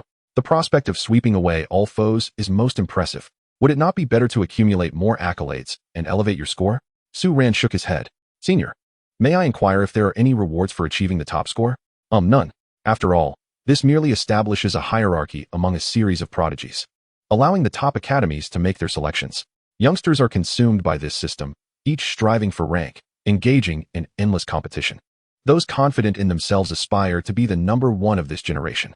The stir I have caused is already substantial. Excess leads to detriment. If this continues, I shall become a towering tree in the forest, susceptible to the wind's wrath. After all, I have long since chosen my school. There is no necessity to continue battling. I can comfortably await the influx of resources until the assessments conclude. The disparities among young candidates are vast. Presently, among the 10 individuals possessing Hall-level spirit beasts, 9 hail from distinguished lineages. Indeed, controlling beasts is no trivial pursuit. Commoners must strive at the master and battle general levels. Only a select few reach the domain level. Furthermore, many employ cunning methods. For instance, the previously mentioned martial arts secret, bridal gown technique, which entails crafting garments for others. Once one imparts their mastery, their realm becomes stagnant, irrespective of any subsequent recovery. This is merely a tactic to elevate a few, allowing them to seize a series of legacies. Most spirit beasts subsequently remain at that level. Other situations are similarly dismal, characterized by depletion and hastiness. This leads to the emergence of Hall-level entities in the joint assessments, which should have been purely domain-level confrontations, artificially inflated by their presence. Ordinary candidates must enter universities to obtain domain or Hall-level qualifications for their spirit beasts, and only if they attend reputable institutions. In less esteemed schools, one merely passes the days. Entering as an extraordinary late-stage master, graduating with battle general status is already commendable. The chasm between individuals is wider than that between dogs. Thus, Su Ran's prior actions have already affronted many signs of noble families, inciting considerable animosity. Moving forward, he must adopt a more measured approach, as he is inherently a timid individual. Moreover, most of his primary adversaries have been nearly eradicated. During this time, Su Ran has lamented the scarcity of resources here. For instance, those trees and spirit plants are all under strict prohibitions, rendering them impossible to excavate. One can only harvest their fruits. My heart bleeds. The fish dragon, however, does not share this sentiment. It clicks its tongue, proclaiming, "Isn't this splendid?" The Great Xia Alliance considers sustainable development. As time progresses, the fruits borne by these precious trees will only improve in quality. Overall, this is advantageous for generations to come. After all, let me tell you, some individuals possess upgraded beast spaces. If left unchecked, would they not turn into marauding bandits? Such unscrupulous individuals. They wish to hoard everything in their spaces. When I previously ventured to some treasure-laden locales, they were discovered by such people beforehand, leaving me with naught. Why does heaven not smite these wretches? May they meet a most unfortunate end. They are the shameless thieves of this world. Su Ran retorted, "Whom are you cursing?" Consequently, as one approaches the central area, the skirmishes grow increasingly intense, as it is the stage for royal families and disciples of thrones. Su Ran harbors no interest in this. He is merely an ordinary beast master, content to engage in exchange transactions. After this, the joint promotion examination reached its conclusion. Everyone hurried to their respective regional teleportation arrays, returning to their original starting points, thereafter awaiting their acceptance letters from the respective academies. They could choose their desired institutions based on their preferences. As a result, upon emerging, Su Ran and the others were suddenly besieged by numerous recruitment teachers, startling everyone. These teachers' eyes sparkled with excitement. Even if they could not secure Su Ran, the others were still promising candidates. With proper nurturing, they could all develop into exceptional talents. Yet, Su Ran, in particular, caught the attention of several teachers from top-tier academies. In an instant, they extended enthusiastic invitations and flattery. "Su Ran, come to our Daxia Academy. It is our solemn duty to revive the glory of the sword department." "You, stand aside. Does the sword department even require revival?" "Su Ran, I believe it would be best for you to join us at Guhua University, where we shall undoubtedly offer you the finest treatment, even if your talent is merely A-level." "Huh, why not consider our Jing University instead? Here, I present to you our proposed contract." At that moment, the formidable figure of the Oak King from Shinnong University unexpectedly appeared, causing the teachers present to narrow their eyes in astonishment. What is happening? Why has a king-level figure from Shinnong University graced us with their presence? This is rather significant. Yet, this was not the end.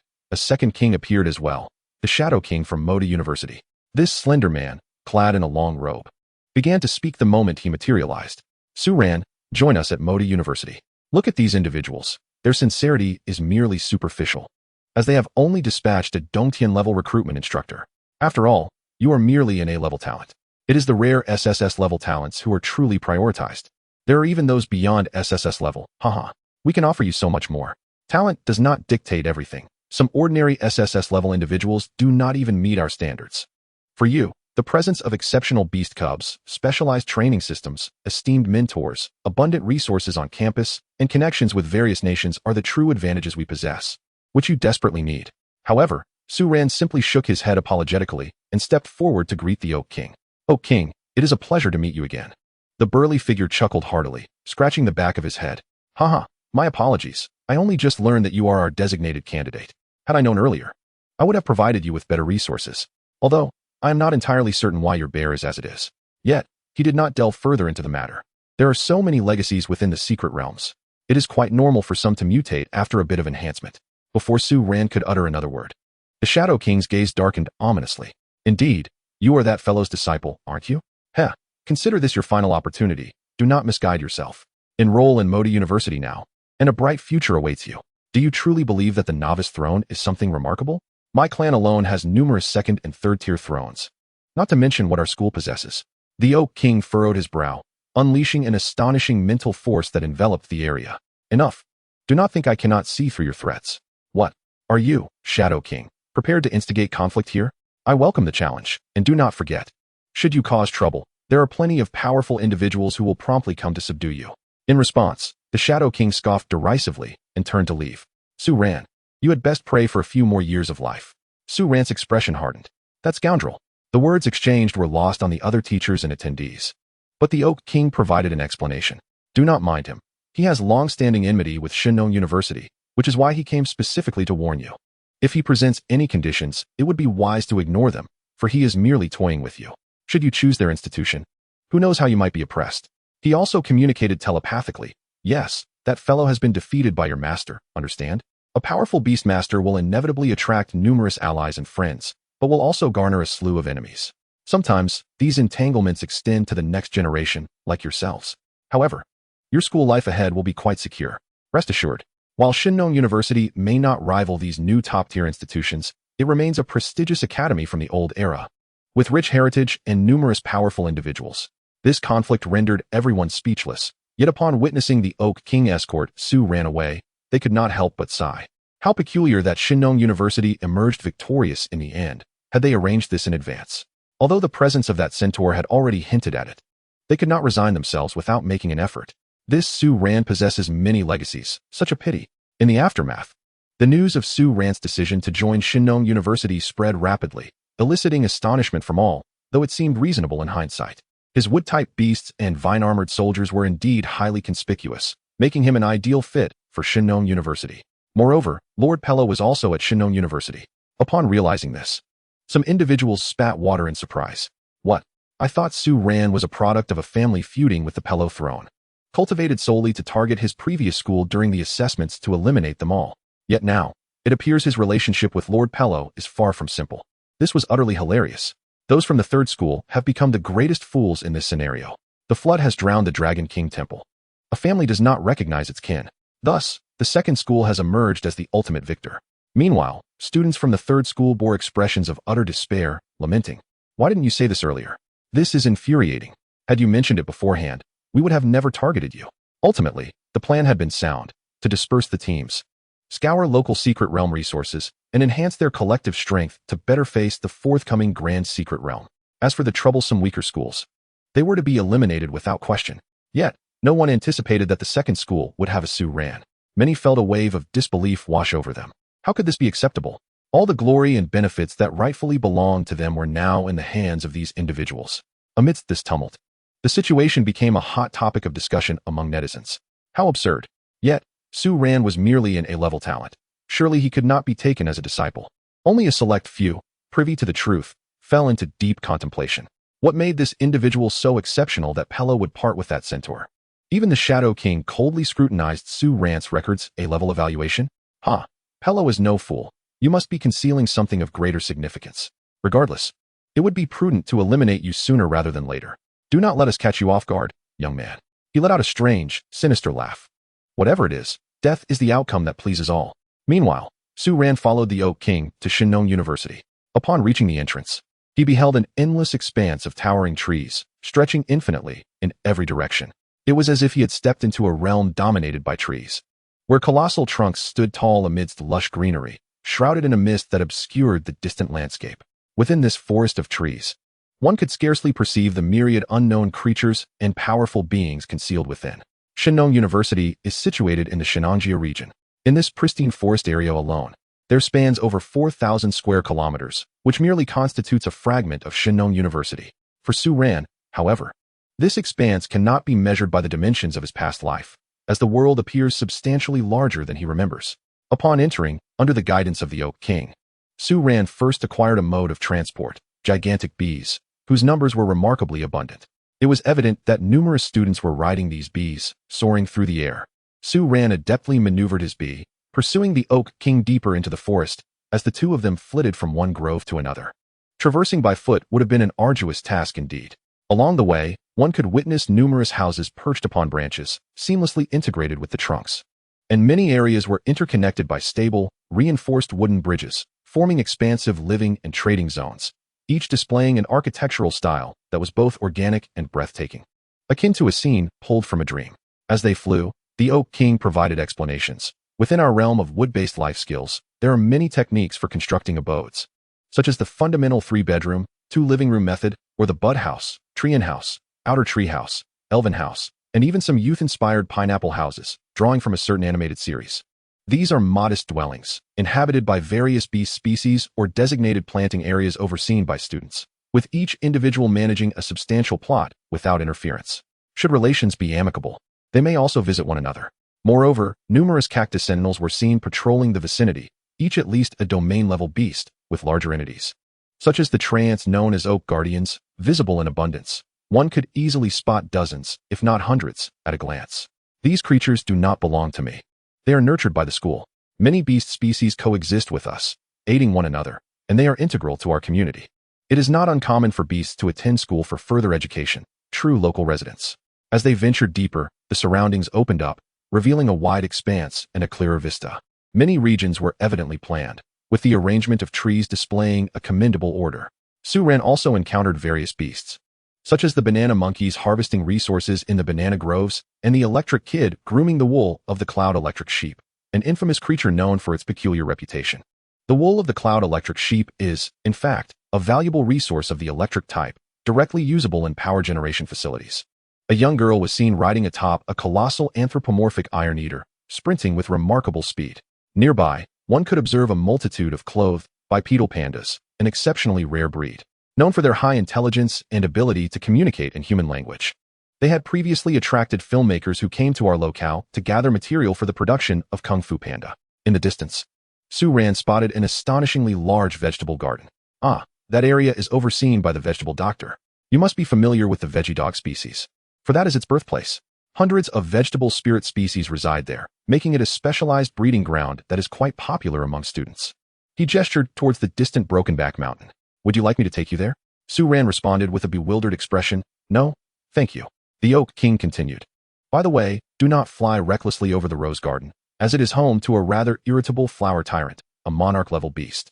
Entering its territory could lead to a rather painful encounter, though it is unlikely to be lethal. Outside, Su Ran noticed a plethora of largemouth flower spirits, capable of movement, astonishingly abundant and nearly encircling the area. A kaleidoscope of peculiar beasts appeared, dazzling the eyes. Rest assured, Shinong University is not so antiquated. We embrace modernity. Look to your right front. Do you see the multitude of plush dolls soaring through the air? Those are the sunny dolls from Cherry Blossom Country, capable of transforming rainy weather into sunshine and drying the air, particularly in excessively humid rainforest regions. Over there, he pointed, are the Western Pumpkin Demons, responsible for cultivating unique pumpkin crops. They possess formidable combat capabilities, capable of summoning hellfire, and have given rise to numerous domain-level individuals. Su Ran observed the scene, indeed reminiscent of Halloween festivities. Next, we should attend to your enrollment procedures. However, we will soon pass through the territory of the Spider Lady, where we might stop to extend our greetings. She is a monarch-level beast tamer, with a plethora of spider species as her companions, the most common among them. The spirit silk spider is responsible for producing high-quality silk used in fabric, making nearly all the clothing at Shinong University the product of their lineage. You can collect your school uniform here. It is quite comfortable, offers excellent protection, and possesses a myriad of other benefits. Yet, at that moment,